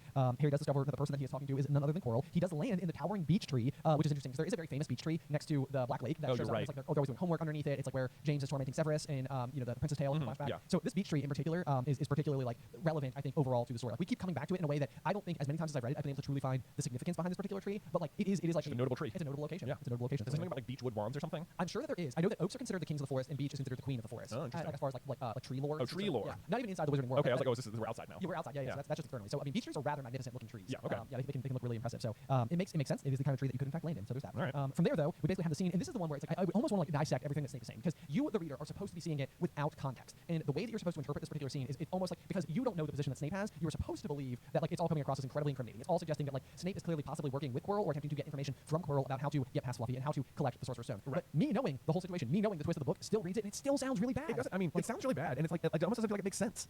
Yes, exactly. Yeah. It's like like Quirrell is sort of like I don't know why you want to meet out here of all places, Severus, and Severus Snape's like I know we want to keep this private. Students aren't supposed to know about the Sorcerer's Stone after all. And it's sort of like so is Snape the best example that I can come up with is that Snape is once again playing double agent here. That like Snape is attempting to convince Quirrell that he is on Quirrell's side and they together are attempting to capture the Sorcerer's Stone. Okay. That is like the explanation that works best for me. But then you're right, because like otherwise like why like Quirrell otherwise knows that Snape knows that he's trying to steal the stone. Right. Yes. Exactly. Right. Like I mean, basically, like it's just point blank that like this, the way it reads is almost saying that Snape. Yeah. You're right. That almost has to be what it is. That Snape is trying to tell Quirrell like you are going to help me steal it, but in telling me how you would do it, you'll be revealing to me how far you, who I think is trying to steal it, have actually gotten. Exactly. Yeah, Exactly. okay. Because the line in particular that really stood out to me was just we'll have another little chat soon when you have time to think things over and decide where your loyalties lie. Right. And it's like if you're supposed to be reading this and Snape is supposed to be convincing Quirrell not to do it, then why would he say the phrase have you found out how to get past the Beast of Hagrid's yet? Right. You know, it's like I mean. Like I'm gonna have to turn you in. Have you found out how to get past Fluffy? Because if so, like that's too far. That's too much information. Like if you're Snape and you're asking Quirrell like, do you know how to get past the stone? Like if you're, if your position is that you think Quirrell's trying to steal the stone and Quirrell thinks you're onto him, like he's not going to tell you how much he knows. Yeah, exactly. You know? Yeah, right. Yeah. So it's I don't know. It's a weird one. It's as if Snape has like told Quirrell like, you were going to figure out how to get past that dog so that we can steal it. Yes. Yeah. Yes. It feels like that's more of what's going on. Which right. Maybe it makes more sense in the scheme of even like Dumbledore's big plan, which is this idea that Dumbledore is in fact pulling strings all along. Because we know again when you go to the Prince's Tale that by this point in time Dumbledore has already assigned Snape the duty of keeping an eye on Quirrell, which means that Dumbledore already knows that Quirrell is trying to do something uncouth. Right. That like he's behaving in a way that is otherwise mysterious or unknown or like unusual in some way, shape, or form. So if you buy into the idea that what Dumbledore is attempting to do is essentially like align everything so that Harry goes down after the stone at the right moment, then having Snape operate on his behalf as an ally to Quirrell helps keep Dumbledore informed in just how much progress Quirrell's making. Sure. But like, do you think, I don't even know if Snape knows Voldemort is involved, right? I suppose, yeah. I mean, Dumbledore, just keep an eye on Quirrell, will you? Right, Like, I think Dumbledore, that's the other thing, like, does Dumbledore know that Voldemort is involved? I think he must. Yeah. I think he must, because I mean, we'll come back to it eventually, but there's a line from Harry that after he's gone down into the chamber at the bottom, where Harry will eventually pretty much say, like, I think Dumbledore thought I deserved a chance to try. Yeah. And to me, the way it reads is that Dumbledore knows, in book one, Dumbledore knows literally every single thing that is going on and sees Voldemort at this point in time as such a small threat that it's kind of like it's not that big of a deal. Like even sending Harry, as we'll see soon, into the Forbidden Forest for his detention, where we know Quirrell/Voldemort is going to drink unicorn blood. It's like you're absolutely sending him into what is otherwise the lion's den. Right. It's like you're sending him into a dangerous situation where the dark entity known as Voldemort is currently and could strike.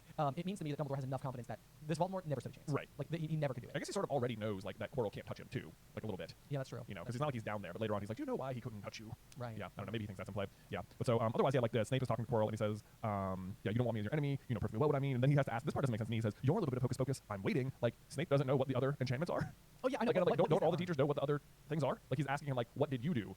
Like what did Dumbledore ask you to do? Like how are you protecting the stone? Right. So the owl hoots, which basically is why we don't get the full context of the sentence. It says an owl hooted loudly and Harry nearly fell out of the tree. He said to himself in time to hear Snape say, "You're a little bit of hocus pocus. I'm waiting." So it's like, what is the front half of that sentence? I don't know. All I can imagine is that it's like you're right. It's like as if Snape is coming to Quirrell as if Snape is trying to steal the stone and he's trying to get Quirrell to tell him like as part of his cover he has to like pretend he doesn't know what Quirrell. Like, if I'm trying to steal a stone, then I'll need to know how to get past what you did. So tell me, what's your bit of hocus pocus? Right. Yes. And at this point in time, it would come across to me as if Snape doesn't know the involvement of the other professors. Like that's how it kind of reads. Yeah. Like so again, Snape is a double agent inside of the situation. Then basically what he's saying is like I'm trying to help you here, and unless you can let me know your little bit of hocus pocus, like what did you do? Like that, if you're not willing to tell me, then you need to really determine where your allegiances lie. Right. Because where else would they lie? Right. With the school? I know. Like was it I know. Like the allegiance, unless you're letting Quirrell know that you think he's trying to steal the stone, is your allegiance with me, Snape, or with the school? Yeah. And if it's with the school, I'm your enemy. Right. Exactly. Yeah. So anyway, I think it's unnecessarily misleading. I think without this particular page, you the reader already think it's Snape. Like you've already been misled well enough. But this one feels like it goes a little bit too far. So anyway, we can move on from there, where Harry does return to the Gryffindor common room, and Ron is shouting, "We won! You won! And he gets this line and says, "And I gave Malfoy a black eye, and Neville tried to take on Crabbe and Goyle single-handed. He's still out cold, but Madam Pomfrey says he'll be all right." Oh man, talk about showing Slytherin. I always love that line just because it's like Neville tried to take on Crabbe and Goyle single-handed. I mean, he lost, of course, but he tried. But he went for it, man. Yeah, we're proud of him. We're proud of him. No doubt. Way to go, Neville. I So love just a little bit of bravery coming through. Yeah. We get a little bit of a Marauders map action here too, where Fred and George stole quote unquote some cakes and stuff from the kitchens, where it's like they later find out that Fred and George are not stealing anything, that they just basically show up in the house of, they're like, here, you want food? Yes, they're very willing to do so. So that's like one of those party tricks. It's a little bit less impressive when you know how easy it is otherwise. Exactly. Let's see here. So anything else major? Nothing else major in the chapter. Basically, the trio just concludes that the stone is only safe as long as Quirrell's able to stand up to Snape. Oh no, we're all doomed. Yeah. Of course, at this point, they still don't even know Voldemort's involved. They're just like concerned about the safety of the stone. Yes. And it is a little bit interesting that nobody's theorized at this point in time that the most obvious threat to everybody is the one that would be coming back. Right. Exactly. So it is interesting how the story is laid out, where like you're distracted by the mystery of who Nicholas Flamel is, and then by the idea that Snape is trying to steal the stone. And at no point, even though you've been introduced to the idea of Voldemort, like, are you concerned that he's even at play? Right. Yeah, it's much more just a mean school teacher who you're worried about. Right. On some level, like this is like one of the things that I'm sure we'll talk about a lot with Umbridge. But like when you get to book 5, the thing that makes Umbridge so despicable, to the point where I think a lot of people hate Umbridge more than they hate Voldemort himself, is it's a much more relatable villain. And I think that this is also true once again for the exact same reasons. It's like as an 11-year-old, the idea of like the power that teachers hold over you as a 3rd, 4th grade student, is rather substantial. And so the idea of having like that mean teacher who's got it out for you, like that's way more. It's easier to worry about and despise that character than it is some otherworldly dark lord that wants to seize all power and rain darkness on. Right. Like, as an 11-year-old, you're not worried about those things. Right. Yeah. Like, it's harder to understand. But when he's a big bad that's just hiding, looming in the shadows or whatever, it's like when he shows up, you'll understand it when he gets there. Right. You know how to understand a big bad basically now because he's just a classic villain. So. Right, exactly. Anyway, how about chapter art? What do you think? Chapter art. So this one is interesting. So it is basically just Snape running into the forest. I think it's a little bit confusing because it doesn't really match the title of Nicholas Flamel that much, which I think is like that's not Nicholas Flamel running into the woods right there. Although this one's it's fairly interesting because this particular chapter art was used as cover art as well for some U.S.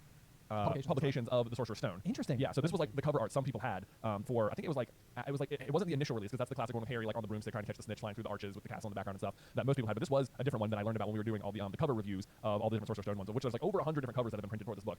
But this was one of the U.S. ones. I think it was like a book fair edition. Like if you had the book fair come to your school, this is the cover you got. Yeah, so there's that. Otherwise, I don't necessarily love this one just because it doesn't match the title that much, and it's like it's not clear I guess whether it's Snape or Quirrell. It is Snape, I guess, running with you. Harry eventually says he sees there. That doesn't look like a beech tree either, as far as I know. Yeah, those are pine trees. Those are pine trees. Yeah. There is a question. Maybe this would be a separate game instead of rating our chapter art. Almost sort of like what would you rename the chapter to be? Yeah. Because there's a part of me, like I know that in let's see, is it Half-Blood Prince? I think it is. There's a chapter called Draco's Detour. I know that this is absolutely just stealing from that one, in which case you might need to rename that particular chapter. But Snape's Detour feels like it could just as easily be the name of this particular chapter. It does, right? Like what? Yeah. It's interesting to me. This would be like one of the ones that would totally get me on a quiz where it's like, what is the name of the chapter where Harry beats Hufflepuff in record time? And it's like you would never think that a Quidditch game takes place in the chapter titled Nicholas Flamel. I know. I would even maybe just call it the Sorcerer's Stone. You could call it because they find out about it. I think most books have one of the chapters named after the title of the book. Certainly Chamber of Secrets. Yeah, Chamber of Secrets does. The Prisoner of Azkaban. Prisoner? Maybe not. Goblet of Fire. Goblet of Fire does. Order of the Phoenix absolutely does. The Half-Blood Prince. I think the book, right? I think so. Yeah, the book is, and then the Deathly Hallows. Yeah, I think so. Or is that chapter called Xenophilius Lovegood? Ooh, no, I think it's A Tale of the Three Brothers. Okay.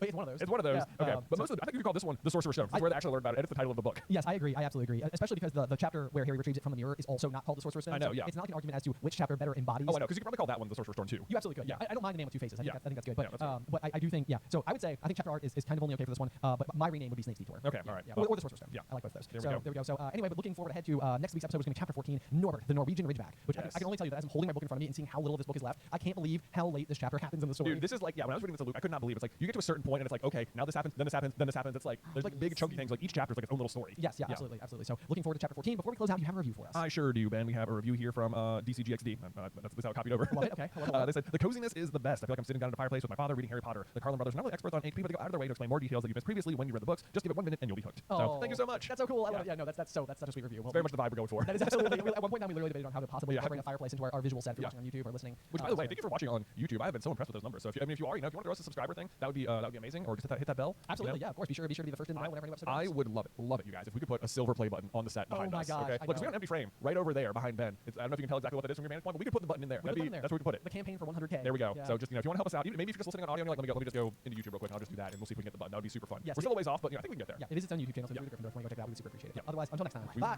Whoa. Excuse me. Sorry. Jeez, man. I believe we end episodes differently around here. It's been a minute. Okay. It's all right. Join us next time through the Griffin Door. Totally nailed it. Well done.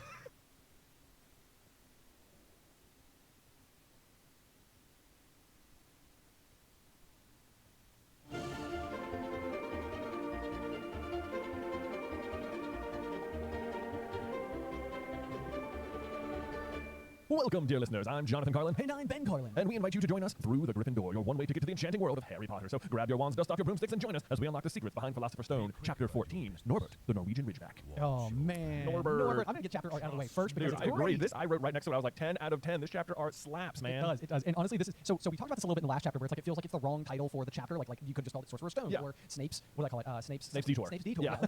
I literally remember ending last week's episode and saying like, yeah, I'll just go with Snape's Detour. And I was like, no, Sorcerer's Stone. That was the right answer. We just had a whole conversation about it, and I said the wrong name. And so I was like, anyway. So I wanted to backtrack from last week's episode and make that small correction there. But yeah, no, this is like one of those examples of this chapter is like a side quest. It is such a side quest chapter. It is such a like there needs to be a reason for Harry to end up in the forest to confront Voldemort and talk to Firenze to tell him that it was Voldemort, so that Harry realizes that that Snape is not in it for himself, but actually it's way worse than he thought. Yes, exactly. There's like a lot of like very work backwardsy kind of writing related things that I think you can observe happening. Like this whole chapter, for example, is almost like clearly the outline of the whole story had been written, and it almost feels like the Norbert chapter was like one big thing that allowed a couple of other things, important vital details, to fall where they needed to fall. Yes. So specifically Malfoy discovering that they're going to be out in the middle of the night. The absolute, this is what I kept writing it down in this chapter, like Malfoy needs to get a life. Like he's being such a bother in this chapter. He's a plot device. He is such a plot device in this, specifically in this chapter. And then at the same time, Harry, Ron, and Hermione are being like more careless than ever. Like they're so sloppy this chapter. They are indeed a little uncharacteristically. There's another little detail I'm going to point out that also feels rather uncharacteristic of one of our Golden Trio members. So, without any further ado, we can dive in proper to the discussion of Norbert the Norwegian Ridgeback. Which again, so the big thing for me is sort of like coming into the chapter. There's a scene where I think Ron is the one in particular who has been going and spending time with Hagrid,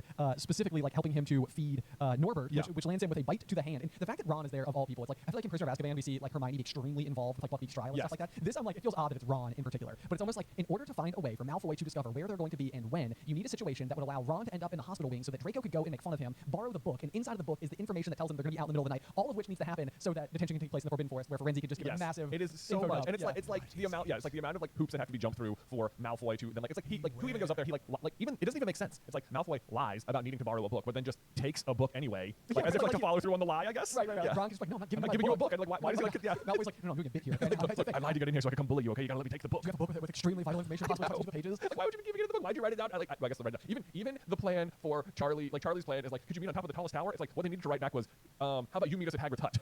Like why add this needless complication? And then even then, like it baffles me that Hagrid lets the 3 first years handle this for him. Oh my gosh. Like he does all of the wrongdoing here, and like Harry, Ron, and Hermione are like, dude, you gotta get rid of this thing. And he's like, yeah, I guess you're right. I probably do. It is illegal. You guys just want to carry it up to the tower for and it's just being Harry and Hermione, and they in the middle of the night carrying a dragon. A dragon that is apparently big enough that when it swipes its tail inside of Hagrid's hut, the window shakes. Yes, this is a house-shaking sized baby dragon now. That the 2 of them, not even 3 of them, have to get underneath the invisibility cloak, carry it, as far as I'm concerned, up the hill to the castle, and then up through the tallest tower, completely unnoticed by anybody, like at all. It's like Hagrid, why can't Hagrid just carry it up there? Oh, I have you no know, idea. why aren't they like Hagrid? Great news. We've arranged for Charlie to meet you at the top of the tower. Right, yes. It's like here's what we'll do. You can borrow the cloak and put it over the crate. How about that? Then you'll just be taking. There's no like it's not suspicious for Hagrid to just be in the castle. He's the keeper of keys. Keeper of keys. You know, like I'm here checking on Fluffy. There you go. Lie accomplished. Yeah, you know, easy, what are you doing with a monster? Dumbledore asked me to put this with a stone. Like there's so many ways they get around this, and it's like that Hagrid ends up with the dragon, and then I guess the dragon Norbert is also the reason that Quirrell and Voldemort figure out how to get past Fluffy. So that's another big plot element at play here right, that we don't quite know about yet. We don't quite know about yet, but no, I literally there's one sentence in particular that I found to just be properly absurd. And forgive me because it's on the second to last page of the chapter. Sure. But so it's exactly as you described. So Harry and Hermione by themselves without Ron, who's in the hospital wings for convenient purposes, so that Draco can get in trouble. Like by themselves, are going to have to carry this giant dragon, which otherwise, for all intents and purposes, I have to imagine is not happy about being in the crate. I know. And is actively going to be blowing fire at them or what kind of fireproof crate do they have here? I don't know. Also, not for nothing, Ron gets bit on the hand when we know for a fact that one of the requirements for being a first year is gloves, dragonhide glove, or similar. You absolutely have dragonhide gloves, and if ever there was an occasion to be wearing them, especially because Hagrid will go on to be the defense dark arts teacher, the Charismatic creatures teacher. It's yeah. Like, come on, Hagrid, you're like almost a professor here. Like you need to be guiding Ron on. Because that's the thing about Hagrid too. That's like is underdone in this particular chapter. It's like Hagrid actually is good and tender with animals and creatures and beasts and stuff like that. And this is like one of those where it's like Hagrid, how are you being so blinded by all of this type of stuff? You're making such bad decisions. Also, like Ron's down there, like Ron is down there helping Hagrid feed the dragon. It's like, why does he need help? What is Ron doing that Hagrid can't do by himself? Jay, he's administering the proper blend of brandy and chicken blood. Okay, this chapter is so absurd. I don't like it is the most absurd chapter of the whole book by far. I haven't even gotten my highlighted line here. This sentence is the most absurd sentence. Yeah, I'm sorry. Go ahead. All right, ready? Yeah. Okay. Again, Harry and Hermione carrying a dragon up to the tallest tower from Hagrid's hut. This is the quote: "How they managed to get the crate back up to the castle, they never knew." Yeah, right. Like they never knew. The ones who did it never knew how they did it. They did it. So next. Quite literally, it's one of these things where it's like I don't know how to explain how they did it. The fact that they don't even know how they did it. The fact is, it's like there's no way these 2 11-year-olds carried a house dragon up to the castle. That's the thing. They carry it too. When they're like the one signature known spell we know they can do is make stuff float. Yes. But Wingardium Leviosa. Look, everyone, Strange just done it. Actually, it feels like a level in a video game, quite frankly, which is that you, the character, have the crate covered in the invisibility cloak, so nobody can see what you're moving. So you have Wingardium Leviosa, the crate, lifted in the air, and then you are walking through the halls of Hogwarts and having to get past like other students and Filch, and like occasionally like the dragon will breathe fire, and you have to make sure you're not near anybody during that. Like it feels like a game where it's sort of like okay, set the dragon down for a second, wait for Peeves to pass. Okay, dragon's back up, lift to continue. Yeah, I mean 1000% this level exists in the Harry Potter and the Sorcerer's Stone computer game for Windows 95. Is this like, in fact a task? I mean, it is a real thing. I'm not sure about the like moving the crate around or anything, but like there is the level where you're under the invisibility cloak and have to avoid like Filch and Peeves and Mrs. Norris and take some roundabout way through the castle and like do like the spy game, like wait for them to turn around and sneak past. And because even though you're invisible, of course they can see with lanterns and stuff. Right. You know? I'm very much imagining. I play a lot of Breath of the Wild, and there's like one ability that you Link have to like pick up objects and sort of like swivel them around when you're doing puzzles and stuff like that. So that's very much what I'm picturing. Is sort of like the weird kind of like video game joystick mechanics that are required to sort of use both joysticks at the same time to sort of navigate the up, down, left, right, moving forward, back,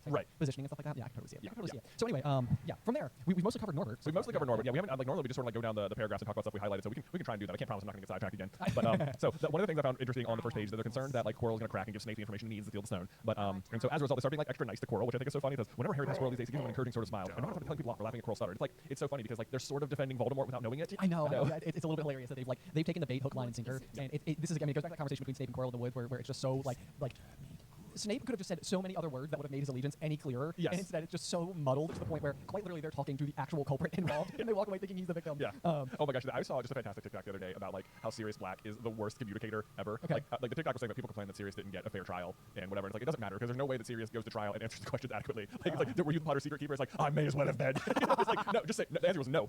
No. Yeah, right.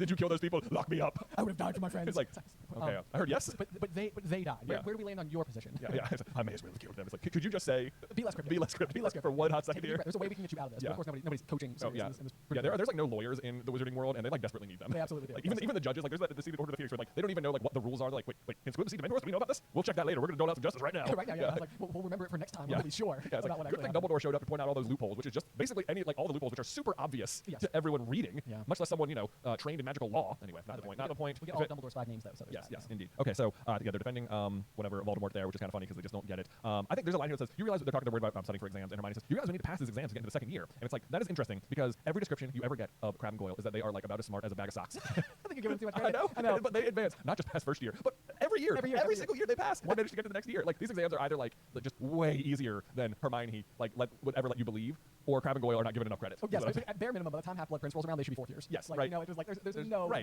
that they pass their OWLs. Yeah. No, I know. This is like one of those things where it's like Crabbe and Goyle are painted as so inexplicably incompetent. Like even from like Malfoy's perspective, it seems like they are nothing more than just like brute strength. Yeah. But it's like they must be a little bit more capable. They than must be. telling us. Like or else all I can imagine is that like the day before the exams, Snape comes into the common room and is like, Crabbe, Goyle, other students who don't know what they're doing, here are literally the answers to the quests. Okay, you're going to have to make a pineapple tap dance. Here's the incantation. Crabbe, do it. Right, good. Just point them on and say this. Good, that'll pass. That's good. It jiggled a bit. You're good. You'll make it to next year. The thing I want to bring up, because I've talked about this a couple of times earlier on in the series, but I actually highlighted the exact same sentence that you just said. So you realize we need to pass these exams to get in the second year. They're very important. I should have started studying a month ago.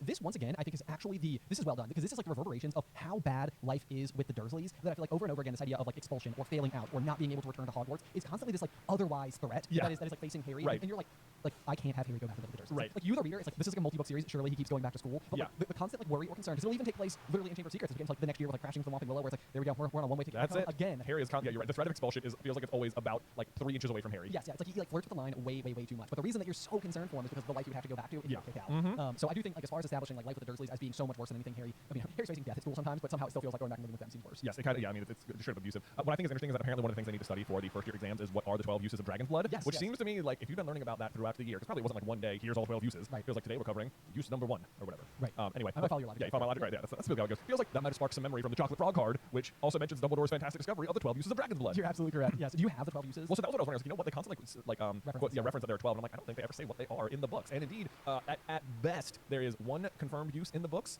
if not like maybe like 1 in 1 quarter. Okay. But it almost feels like more of an. I'll go through them. I looked this up. There are 3 apparent known named uses, but none of them are in the books. 2 of them are like in interviews. 1 with the author, 1 with the screenwriter Steve Clove, and then 1 was like I can't remember the last one, but none of them are like official. Is one of them Oven Cleaner? One of them was Oven Cleaner. Okay, that's one. Yes. I feel like I knew that one. But which honestly, so it says spot remover, a cure for verruca, and the 12th use was as an oven cleaner, which also seems like spot remover. It kind of does, yeah. It seems like for this to be one of Dumbledore's like chief accolades, it seems like a lot of what it's doing is sort of like cleaning solution. Yeah. Now that said, in Order of the Phoenix, after Hagrid comes back from, or after he comes back from the Giants, they go to his hut and he's holding up a bloody dragon stake to his face to help deal with the wounds. So the fact that it is a bloody dragon stake kind of makes it sound like one of the uses of dragon's blood might be to like help with swelling on wounds. Like a salve? Yeah, like a salve or something like that. Okay. So that's there. And then the only other time we actually see it be used to any effectiveness is when Slughorn uses it to disguise the room he's destroyed, as if someone has been horribly bloody murdered. Yeah, that's kind of a curious thing too, because it makes you wonder whether or not we're jumping way ahead. Yes, we are. But it makes you wonder whether or not dragon's blood has similar properties to human blood for some reason. I know. I love the idea that one of the 12 uses of dragon's blood is as fake human blood. Yes, it looks like other blood. Looks like other blood, like hard to discern from other kinds of blood. This is one of the uses. Right. Not magical use in any way. Right. Yeah. And then it always does make me feel a little bit bad because I think Slughorn's blood gets a little dusty in the cleanup there. Oh yeah, right. And ruined blood. Dusty blood. Not so pure blood now, is it? Do you feel like there's any like foreshadowing or anything with the fact that we get dragon's blood of all things? We haven't really heard reference to the 12 uses ever since the Chocolate Frog card, specifically to the tune of this being a very dragon-centric chapter. I know you think like, oh, well, maybe they can use the blood or something, but maybe it's just like, hey, dragons are a thing in this world. As a gentle reminder. That is sort of the thing. They kind of like point out that there are, in fact, wild dragons in Great Britain, Commonwealth Greens, and Hebridean Blacks, aka Hogwarts Castle, former shape. Yes, this is like one of those things where I refuse to go and read the comments on the video that we made where we suggested that Hogwarts Castle was a previous gigantic Hebridean Black hiding in the foothills of Scotland. Yes. Because I don't want to see people contesting it, which I feel like they probably are. We just need like t-shirts or something for this show, because this is where we came up with that theory. It was on the show. I know, on the fly. On the fly. Patrick the Draconis, yeah, Head of the yeah. Dragon, and then the Hogwarts motto. So we just see shirts that just said like Hogwarts was a dragon. Hogwarts was a yeah, dragon, and it's like, right, you know. Right. No, Oh my no. gosh, yes. No, that's a good one. That's a good one. I also highlighted, speaking of dragons, all of the various books that Hagrid checks out of the library, which includes Dragon Species of Great Britain and Ireland, From Egg to Inferno, A Dragon Keeper's Guide, which is 3 different books. But this is like one of those trivia questions where it's like, which of these books did Hagrid not check out? During Harry's first year when heading to Norbert. Apparently, it's inside of these books where he learns enough information to know that they again require that healthy blend of brandy and chicken blood, which is those are the books he did not check out. Oh, you're right. Right, Those are yeah. the ones that he didn't check out. Yeah. No, let's see here. What is the name of the book he actually ends up getting? Gosh, we just read it. Yeah, it's a little bit later, I think, because they haven't quite gotten there. It's a dragon breeding for pleasure and profit. For pleasure and profit. Yeah, that's the one he landed on. Yeah. For pleasure and so does that mean that must sound like he was planning on selling Norbert Unless it was just for fun. for pleasure and profit. Yeah, well, I mean, he could be excluding the for-profit part. He ends up giving it away, so for freezies. For freezies, I know. Like, come on, dude. At least sell it to these Romanians. Right. Also on the note of dragon on dragons, and on the note of dragon breeding in particular, it's again Ron who sort of uncharacteristically has a little dragon factoid drop on us because it feels like a Hermione quote that is just like then given to Ron. But it says, "But it's against our laws," said Ron. Dragon breeding was outlawed by the Warlocks Convention of 1709. It seems like later on in the story, he would say maybe something to that effect, but he'd be like, it was outlawed by the Warlocks Convention of 1709 or something or whatever. Like he would like have like a little misnomer there at the end. Like I don't really know the exact date, but like it's known. It's known. This one actually I think has stood out to me a little bit too because as two individuals who would love at some point in time to be involved with writing lore that goes much further back in the Wizarding world, timeline. The thing that stands out to me is that like if the Warlocks Convention of 1709 is such common knowledge that Ron is able to drop it in this sort of like secondhand regard, like just sort of like yes, of course, like this thing, like it almost to me reads sort of like America gained independence on July 4th, 1776. Like it's a quote that like anybody who has lived in the country would know this information. Right. It's iconic and important enough. Like what else happened at this Warlock Convention? Well, what else happened? Or else how big or important were dragons to Wizarding culture prior to 1709? That's true. To where this was like a really big deal. Yeah, so, they were probably huge, like castle size or something. Almost castle size. That's not bad. Like you literally almost have to wonder if at some point in time like dragons were like almost like maybe like some people were successfully taming them in some capacity in a similar like vein to like Voldemort attempting to get like the giants of the Acromantula on his side. Well, there almost must have been because like there are these books about it. True, like according to Ron, you can't tame them, but like there must have been enough success to at least write the books. I wonder if that is why inside of the like when Hagrid is talking about it, he specifically says like books are a bit outdated, which of course they would be if he's reading a book about Right, if it's been outlawed since 1709, like it must be at least that old. Yeah, like almost 300 years. Wow, like, it's impressive that it's still around. It is very impressive that it's still around. Yeah, so that's kind of interesting. All right, that's pretty. I like that headcanon that the book he checks out is 300 years old because otherwise it's like just the very act of printing this book is like promoting illegal activity. Yeah, because the exact line says, "Got this out of the library. Dragon breeding for pleasure and profit." It's a bit out of date, of course, but it's all in here. Yeah, of course it's out. Well, it's not even that it's any less accurate than it was when it was written. It's just the book is extremely old. Yeah.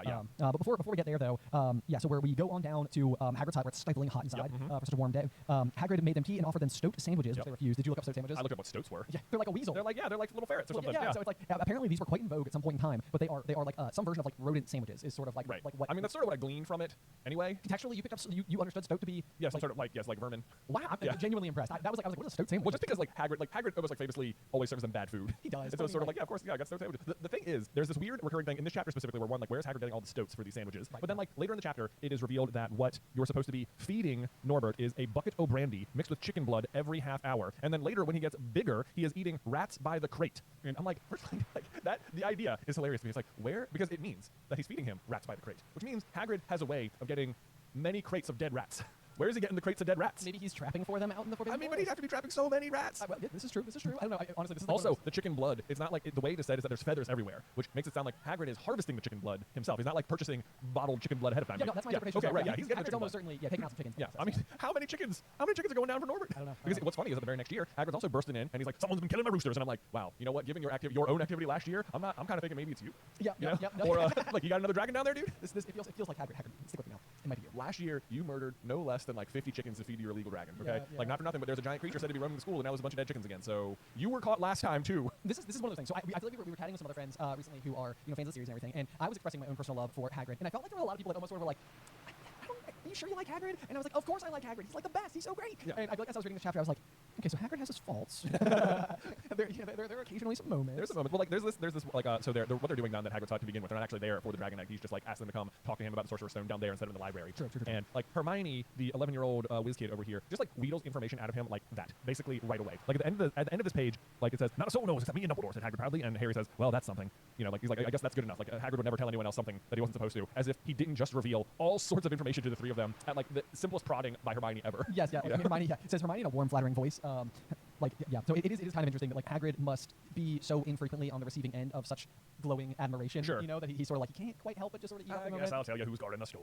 Once again, when it kind of comes back to Dumbledore's big plan, there's always that sentiment that like Dumbledore of course trusts Hagrid above all else, and this is one of those things where it's like this might be one of those situations where Dumbledore just knows Hagrid so through and through that he trusts that Hagrid will mess up in the exact way that he wants him to, so that Harry will learn what he needs to know about how to. I trust Hagrid. We'll mess up. Yes, that's what I mean by I trust Hagrid. It's like I know exactly what Hagrid's always going to do, always, and it works out well in my favor. Okay, good. I was gonna say before we get to the line that you just mentioned there, though, we do get a line. We talked about this a little bit in last week's episode about whether or not Snape might know all of the other obstacles. Yes, that's exactly what I was gonna say. Okay, perfect. Yeah. So Hagrid says, number one, I don't know myself. Number two, you know too much already. I wouldn't tell you if I could. the stone's here for a reason. It's almost stolen out of Gringotts. So that sort of suggests to me, because Hagrid is also one of the professors. Well, he's not a professor. He's one of staff who's involved with protecting the stone. And he doesn't know what the other teachers did. Right. So I think it does stand to reason that the conversation that Snape is having with Quirrell, that what the information, it seems like he's trying to get out that kind of like hocus pocus line, is some version of like, how do I get past York? Exactly. Challenge. Yeah. Yes. Also, his next sentence is, beats me how you even know about Fluffy. Like, well, that part's pretty easy. What do you mean how do you know? We opened the wrong door.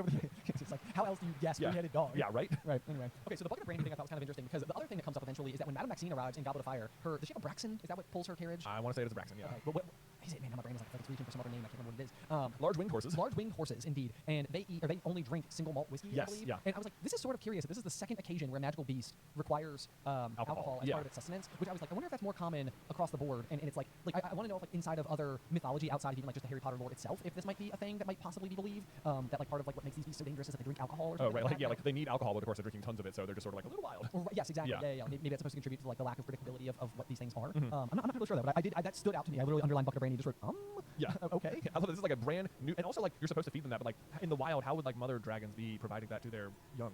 Oh, no, yeah, I mean, it must assume in some capacity that whatever or however mother dragons feed their baby dragons, the solution is, like, from a nutritional standpoint, similar to these ingredients. Got it. Dragon's milk is alcoholic. Got it. Yeah, right, yeah. You read between the lines. Yeah, I see what you're saying. Yeah, you nailed it. Anyway, so as we turn to the next page, though, there's another little interesting tidbit, which is that Hagrid has basically gone from hiding the dragon from anybody to actively sending Harry a note that says it's hatching. Yeah. So he's sort of like, well, as long as you know, I'd love for you to be a part of this special yeah, get down there. Go and be involved. Of course, naturally, as they're talking about going down there, Malfoy's only a few feet away and it's stopped dead to listen because he has nothing better to do. Come on. Ever. I literally just wrote, dude, go do something else. You gotta get like a hobby or something. Then there's this like, they talk about how they're gonna go see it. They're arguing about whether or not they're gonna go see it, and eventually they agree that they'll go down to Hagrid's during morning break. And it's like, it's such an obvious solution. I'm not sure why they ever had to argue about it. Yeah, right. Yeah, it's like the big question is, it's like, well, we're gonna go now in this class, or could we go immediately after during morning break? Yeah, it's like morning break should yeah, be fine. that sounds good. Yeah, come on, guys. They make it in time. I do love the description of a freshly hatched Norwegian Wood. Like a crumpled black umbrella. A crumpled black umbrella. It's like I don't know why, but I'm like, yeah. I see that. I guess the wings are so spiny, but I like that the word umbrella is used because that's also like Hagrid's wand. That's and it's like Hagrid's dragon. It kind of feels like, yeah, that works. That kind of makes his wand a little more dragony. How would you describe Hagrid? He's kind of like umbrella-ish. Yeah, you know. You know umbrellas? He's like Hagrid. That's Hagrid. Yeah, They're one get the it. same. Yep. And then when the little baby Norbert sneezes, a couple sparks flew out of his mouth. So it's a little bit adorable at first, but Hagrid immediately picks up on and says, "Isn't he beautiful?"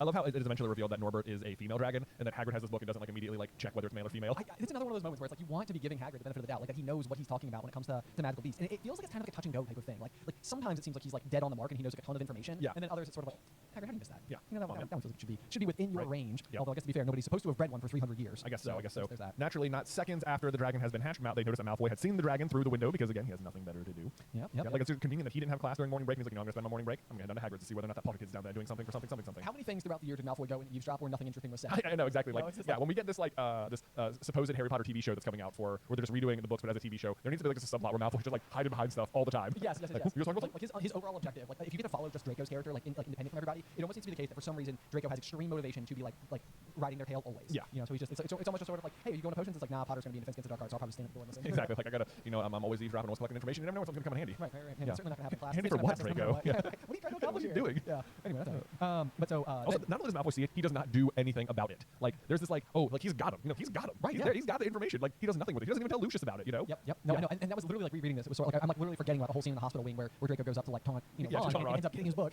with all the necessary vital bits to figure out how to go and find them in the middle of the night. Which again, earlier in this exact same book, there is the midnight duel. Like he was supposed to confront them in the middle of the night once already and didn't. And this time he's apparently all about it. He's like, I'm not missing my chance again. Exactly. Yeah. This time I'm actually gonna go. Like instead of tipping someone off that they're going to be there like he did last time, he's like, I need to personally oversee. But like, what's he gonna do? Like just be out there and catch them, but then he'll also be out of bed, which is exactly what happens. Yeah. Like he'd be better off just tipping someone off again. Doing the exact same play. Just try the same plan. Which on some level feels like maybe because McGonagall's the one who catches him. Right. So it does. One of the rare times she's just out of bed, in the middle controlling the corridors. Right. Which must be a duty. It has to be a duty. Yeah. Like it must just like you're weak. Yeah. To be out there making sure that everybody's being up to the right amount of good. Let's see here. So then you start to run into the issue of what do we do? And once again, we get a lot more Charlie than we tend to get for the rest of the series, where Ron basically comes up with the idea like, hey, maybe Charlie can take this dragon. Like how hard could that be? And I do feel like Hagrid agreeing to this feels slightly out of character for Hagrid. Like he's almost immediately like, okay, if we have to. Yeah. And it's like. I don't know why. I mean, it seems like maybe he could have just like fought back a little bit harder or whatever. So then they end up writing Charlie a letter where they get back, and I actually really like the letter from Charlie. It feels just so like cordial and maybe slightly out of character amongst the rest of like the Weasley brothers. Yeah. Where it's just like, dear Ron, how are you? Thanks for the letter. I'd be glad to take the Norwegian Wood Creek back. Let me help you present a plan. Right back to me as soon as possible. Love, Charlie. Right. And I was like, what a good brother. I was like, wow, Charlie seems like a good dude. Because they're like pretty far apart, like age-wise. This is just like very much like getting it from your much younger brother. Yeah, like, absolutely. I'll help you out of a jam, little bro. I can do that. I can do that. Look at this, guys. Yeah, I agree. Like his request, I do. It like also so much of it like just relies on trust because like Charlie's basically going to have to start like arranging this before he even gets the send back. It seems like, you know, it's like, can you get them up to the tallest tower at midnight on Saturday? It's like, okay, I guess we'll send the letter back and just hope that you get it and see you there. Right. Yes, yeah. No, it definitely seems like. I mean, and this is. I mean, it always reminds me of like pre-cell phone days. So, which, I mean, I remember like we lived in that era. Like we didn't grow up like as like, little kids with our parents having cell phones or anything. Yeah. Not necessarily at least. And so I mean, it is like a different kind of communication if you were to go back like pre-telephones where you couldn't even be like, hey, okay, meet at 6. Okay, good. See you then. Like, this is like placing a letter in the mail, sending it to them. They receive it like about a week later, where they respond and agree to meet you at 6 o'clock on like the 21st. Right. It's like there's such little follow up. Like I feel like before I leave my house to go meet somebody for dinner plans at 6, I'll usually send them a text at like 5:15, like, hey, we still on for 6? Like I feel and it's like one of those things where like, does the fact that we are able to communicate so much more directly all of the time mean that you should follow up so much more? Like because the opportunity, like you're right. Like if I said, okay, we're gonna meet at 6 on Saturday, and then we just left work, and like that was the next time we were gonna see each other, and we're gonna communicate. Like if you had no way to get in touch with me, you just have to show up. You would just have to show up. Yeah. Your commitment to being there. Yeah. Seems much more. Is much greater. Yes, Whereas like you can commit to 6 o'clock on Saturday now and just know that like, you know, if something comes up, so I'll just like cancel it, just text them like as late as like 15 minutes ahead of time. Yeah, okay, I'm not gonna make it. So, okay, thanks for letting me know. Right, exactly. And like that would seem perfectly adequate, but you're right. Yeah, so they have to really rely on a lot of trust. I was reading, I'm like, it is like such a missed opportunity to just meet Charlie in this chapter. Sure. Like, you know, he sends a letter back, but like he isn't coming, just his friends are. It's like why the decision not to have Charlie be there? You know, I don't know. I don't have a good answer for that. I know. You're right. Like, it does feel like it does. It also doesn't seem like it needs to be on the tallest tower. Yeah. Like actually, we're just gonna keep it Hagrid's side. He's really big. You know about dragons, right? You study them. Do you think? Is there anything even to, like that we would need to question about the fact that like Charlie's friends are just simply able to fly right up to Hogwarts? Oh, I thought about that. I mean, because so I was thinking about in Prisoner of Azkaban where it's like, oh yeah, getting to Hogwarts is very difficult. Yes. But like in that case, they do have the Dementor, so I don't think in like you could just fly up during year 3 or something. Without the Dementor, maybe sensing and then in pursuit. Yeah. That makes sense. Yeah. But I mean, even in this book, like Voldemort has just entered the castle just by walking in, basically. No, I know. This is like it's basically like everything Draco goes through in Half-Blood Prince in order to be able to like gain access. It's like it just doesn't seem like it would have been that difficult. Well, by the time we get to Half-Blood Prince, though, like Voldemort is known to be back, so the security is a lot higher. A lot higher. That's a good point. Yeah. That's a good point. Okay. Yeah, that was one of the things where I was like, could you just fly? And then I was like, I don't really see what would stop you from simply flying right up to it. Yeah, but like so Half-Blood Prince again, when Harry and Dumbledore are going up to see the Dark Mark, like Dumbledore is like murmuring a bunch of spells and like undoing a bunch of protective enchantments around the castle so that they can fly to it. That's a good point. Yeah. So it must be the case that those enchantments are new by the time Half-Blood Prince rolls around. So maybe security is a little bit like more relaxed, given the fact that it's been a decade since Voldemort's fallen. Yeah. There's just not quite the same level. Right. Okay, I can live with that. Okay. That's not a problem. But yeah, so then I think pretty much from there we've got let's see. Yeah, this is where Ron goes down and gets his hand bitten because he's not wearing gloves, helping Hagrid feed Norbert crates of rats, I guess, so that he can get sent to the hospital wing so that Malfoy can come like just laugh at him basically. Again, it's like I just imagine Draco in the common room being like, I'm going to the hospital wing. We're gonna go have a laugh at Weasley. You want to come? Like, no, Draco. We don't. We're trying to make Pineapple's Tap Dance. We're not going to make it a second year. I bet yours is just doing ballet at this point. I know. Yeah, come on. You're so far ahead. You have time to do this. The big question here, though, is sort of like, does Madame Pomfrey? Like, I almost wonder if she just excludes herself from the politics of the school hard stop. Like, her goal, her objective is to look after the students, regardless of what happens, regardless of what shows up. It's a magical school. Calamities can happen. I'm not here to ask questions about why, because we know that like Harry, Ron, and Hermione in the next book are illegally brewing Polyjuice Potion, and it seems like Hermione is able to go and be treated by Madame Pomfrey, and like it doesn't seem like that ends up coming up as a big issue. Like she should have. What happened to you? Turn into a cat. Yep, come with me. We'll solve it. We'll figure it out. Figure that so out. you know, but like in this instance, I think Ron lies and says that a dog bit his hand, but he doesn't think that Madame Pomfrey believes him. Which, you know, what we come to know about Madame Pomfrey, almost certainly she knows this is no... Yeah, not like a dog bite. Right. Yeah. It's like, I bet from her point of view, it's like, clearly something you don't want to tell me happened to your hand. That's fine. The important thing is we need to heal it, because whatever you did, I still don't want you to die. Exactly. Yeah. So we need to treat it, we'll just leave it there. Because at that point in time, it's like, you know, like Madame Pomfrey could just be the reason that they get in trouble. Like, we don't need to have necessarily the next passage delving into like them actually being caught. Right. It does seem like, like they wonder whether or not she can recognize a dragon's bite. And I almost have to think she can't, because it does seem like Dragon would cross the line of, like, we need to tell Dumbledore about this. Unless she does go and tell Dumbledore. And once again, I mean, true. You know, like Dumbledore knows everything that goes on within the school. He's so like, I know. It's like, who do you think gave the idea for Quirrell to go and bet the egg? Yeah. It was me. It was me. Now, Quirrell, just like conversation here over breakfast and crumpets. You don't by chance have any like dangerous magical beast artifacts lying around, do you? Because I might have an egg that I can loan you if you're feeling like when gambling. And if you ask me, I bet Hagrid would tell you almost anything to get this dragon's egg. Yes. It's like classic Dumbledore. Classic Dumbledore. Yeah. Gotta make sure Harry gets there eventually somehow, right? Yeah. I want to say there's like actually maybe like a neat connection here because we know that Quirrell is good with trolls. Like that is his bit of Hocus Pocus, and he's the one who let the troll in. Right. And I want to say that in Fantastic Beasts and Where to Find Them, like the guidebook when you get to the section on trolls, like there is like the mountain trolls are like from Norway or something. So like it stands to reason that like that's why he has a Norwegian ridgeback, is because that's where the trolls are too. That is sort of cool. Yeah. Yeah. So maybe he spent a lot of time in that part of the world and encountered these. I like that. Yeah. Oh, yeah. I was like, ooh, that's pretty cool. That's a good one. That is super cool. That is super cool. Yeah. So anyway, I mean, we're sort of at the end of the chapter though. So they somehow, they don't even know how, managed to get the crate to the tallest tower in the middle of the night. No help from Hagrid.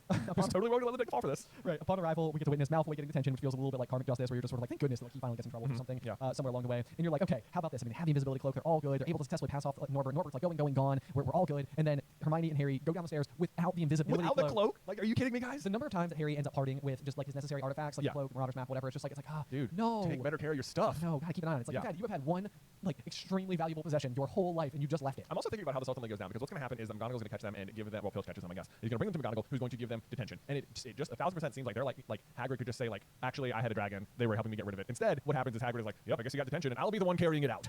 Right. Yes. Yeah. Remember when I got a dragon and you got in trouble? Great. Now I will be punishing you personally. Right. Yeah. We're going to go into a very dark and dangerous war that includes the Dark Lord that gave you the scar and killed your parents. Sound good? Sound good? Sound good. He's like, I've never known anything to kill a unicorn ever. They're way too fast. It must be insanely dangerous. Let's go. No big deal. So anyway, that was chapter 14 for you. Chapter 14. It's a wild ride. It's a wild ride. It's kind of hilarious. It's one of those. I mean, it's left out of the film. Norbert obviously is in there a little bit, but we don't get the entire like exchange and the return to to Charlie and stuff like that. Which I think on the whole just sort of is easy enough to live without. I mean, it's a fun saga, and it's cool to like get more of like the relationship and the way that like the Golden Trio interacts with Hagrid, and the rest of that type of thing. But it definitely feels like a lot. From like an outlining the story standpoint, I can't help but feel like this whole chapter is here for the purposes of getting them the detention so they end up in the Forbidden Forest. Basically, to get more information. Yeah, because we're closing in. We're closing in. The end of the We've got 3 chapters left. I know, I can't believe it. So next week we're going to be diving into chapter 15, the Forbidden Forest. Yeah, which should be just another hoot and holler and good time as per always. JD, have a review for us. I think I could rustle up a review for us here. Let's take ourselves a little quick peek. All right, this is from, man, I don't know why the reviews on Apple always just like fudge up whatever the person's name is, but it's from UJBHHJN. Wow, what's your username? I know, great one. It just says, hey brother, love your podcast. It is amazing. I listen to it every day. I love the way you deep dive the story. I have a great theory idea. What if Draco was in Gryffindor? I know it's not very likely, but it is an interesting scenario. Ooh. So there you go. What do you think? What if Draco was in Gryffindor? Is he like nicer? Is he friends with Harry? Okay, so I feel like, I mean, it seems to me like the thing you would need almost right off the bat is for Draco to sort of take on a rather Sirius Black sort of like perspective. Yeah, like demeanor. Like it almost means he's like anti his parents or something. It feels like he'd be anti his parents. We know from like the deep dives on Pottermore and the archives and stuff like that that Malfoy has been told, or Draco Malfoy for that matter, has been told for most of his life that Harry could be the second coming of the Dark Lord, and that this could be somebody that we could rally behind. So I could see a world where Draco basically like calls an audible up on site where he discovers like Harry's not going to go for Slytherin. It's like if I'm going to be able to like get this guy on our side, I'm going to need to go into Gryffindor. You know, like and so basically I could almost see it being a situation where like Draco then goes on to be the sort of like counterproductive member of Harry's own house. Maybe like in a Peter Pettigrew-esque type role. Maybe in a Peter Pettigrew-esque role, but like I mean Draco's more competent than Peter. As far as all things being equal, I could see a world where like maybe the first half of the series, what you're getting is a man on the inside who's trying to like kind of foil Harry's plans, or maybe like throughout the series, like you don't know how they keep getting caught or something, and then you come to discover that it's been Draco like pulling the curtain out. Oh right, yeah. You know, like he's the informant, but nobody's expecting somebody from their own dormitory. Right. But that would make him extremely privy to as much information as he clearly wants. Right. I suspect that early on he still tries to like upend Harry's success, but like being exposed to them so frequently and so often, and like being united under the banner of Gryffindor, I can imagine a scenario where like they get in the tension of the woods here, and it's like Harry still helps him out of a jam, and it's like, oh wait, he actually still helped me even though I've been working against him this whole time. Is that wait, what just happened? Right. So I like the idea that the reason that Draco goes into Gryffindor in the first place is specifically like because he's attempting to get something out of Harry. That's just still the most Slytherin move ever, though. It of course is. Yeah, I mean it's extremely nefarious. But I like the idea that what this would do is almost like provide somebody who could be like counter to the Golden Trio's objectives from inside of their own camp. But then with time and exposure, Draco ultimately slowly works his way around, and maybe by the end of like Goblet starts to actually like be more like an ally. Yeah. So yeah, I mean imagine if Harry gets chosen as champion while Draco's in Gryffindor. Is he still like Cedric Diggory, the real champion? You know? Right. Like, excuse me. Yeah. Have in a locker. I never imagined lockers at Hogwarts. No, they're not. They just find one. Yeah. Fred George just like summon one. Yeah, so exactly. Jeez, man. That's my personal thought. Would he be on the Quidditch team? Ooh. Yeah, I think so. I think he still is. I think Draco's actually quite good at Quidditch. I think you're right. I think he's the seeker for Slytherin because like he has to be seeker because Harry's the seeker. But like I think he could probably play. He'd probably just be chaser, I guess. Yeah, very like a Ginny-esque kind of character that can sort of do it all. Yeah, sort of do it all. Exactly. Stop there. Yeah. I like that. Yeah, but not till second year. I still think Harry not till second year. And I have to imagine that. I have to imagine Lucius is like, okay, the whole point of doing this is so that Draco gets to be as special as Harry. So instead of buying the entire team, he probably just gives Draco the 2001. I thought you were going to say gives everybody the 2001 except for Harry. Yeah, no, not going to do that either. That's 2 on the nose. Even Oliver Wood would have to be kind of like, this is pretty sweet. Yeah, no. How does Oliver handle that? Like, well. Oliver takes every advantage he can get. Yeah, right. 100%, yeah. No, if he's giving them his 2001s, he's using them. For sure. Yeah, he can be bought. He can be bought. He has a price. I like it. Oh man. Anyway, guys, as ever, like we said, super excited for next week's chapter 15, the Forbidden Forest. Yes, join us next time through the Gryffindor.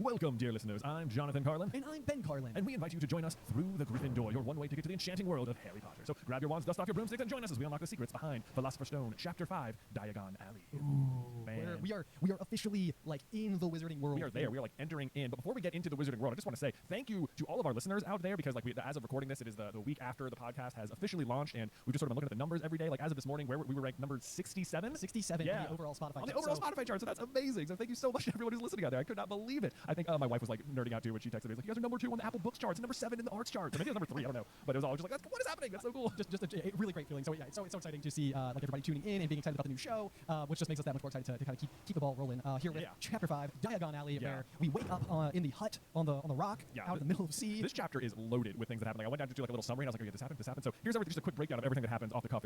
They leave the hut on the rock, go to Diagon Alley, meet Professor Quirrell, visit Gringotts for the first time, get the Sorcerer's Stone, meet Malfoy, buy Hedwig, and Harry gets his wand. It's like a lot. So much happens. In a lot of ways, I feel like Harry getting his wand by itself could be its own chapter. Oh my god, it really could. Yeah, it could have been like, oh, only one thing left, Harry. We gotta get your wand. Chapter 6, the wand maker. Right. Yeah. And it's just like a quietly short chapter, but that's not really how these books work. Like, there's a lot. At any given point in time, I feel like several chapters could be, or one chapter could be several chapters. But this is like a real symptom of Philosopher's Stone too, where like it is a much shorter book, and like the end result is that every chapter is packed with like a lot of different things happening. There is, and the other theme that continued, and I'll try to spot them as I go, is that I feel like these early first 5 chapters or so are just absolutely cram-packed with obscure little trivia facts. That like come back in such big ways later on. Yes, it's wild. I was like, oh, this comes back. There's so many guys. Like the first 5 chapters of Philosopher's Stone, they set up so many things for Deathly Hallows. Right. Yes. Yep. So, but yeah, the chapter kicks off with Harry sort of like in this half dreamlike state, where he's kind of got that like dreadful, crushing feeling, which is that like it was just all a dream. That must be the case. Like I dreamed that I was a wizard and that I was going to get to be taken away, and like this will all be better.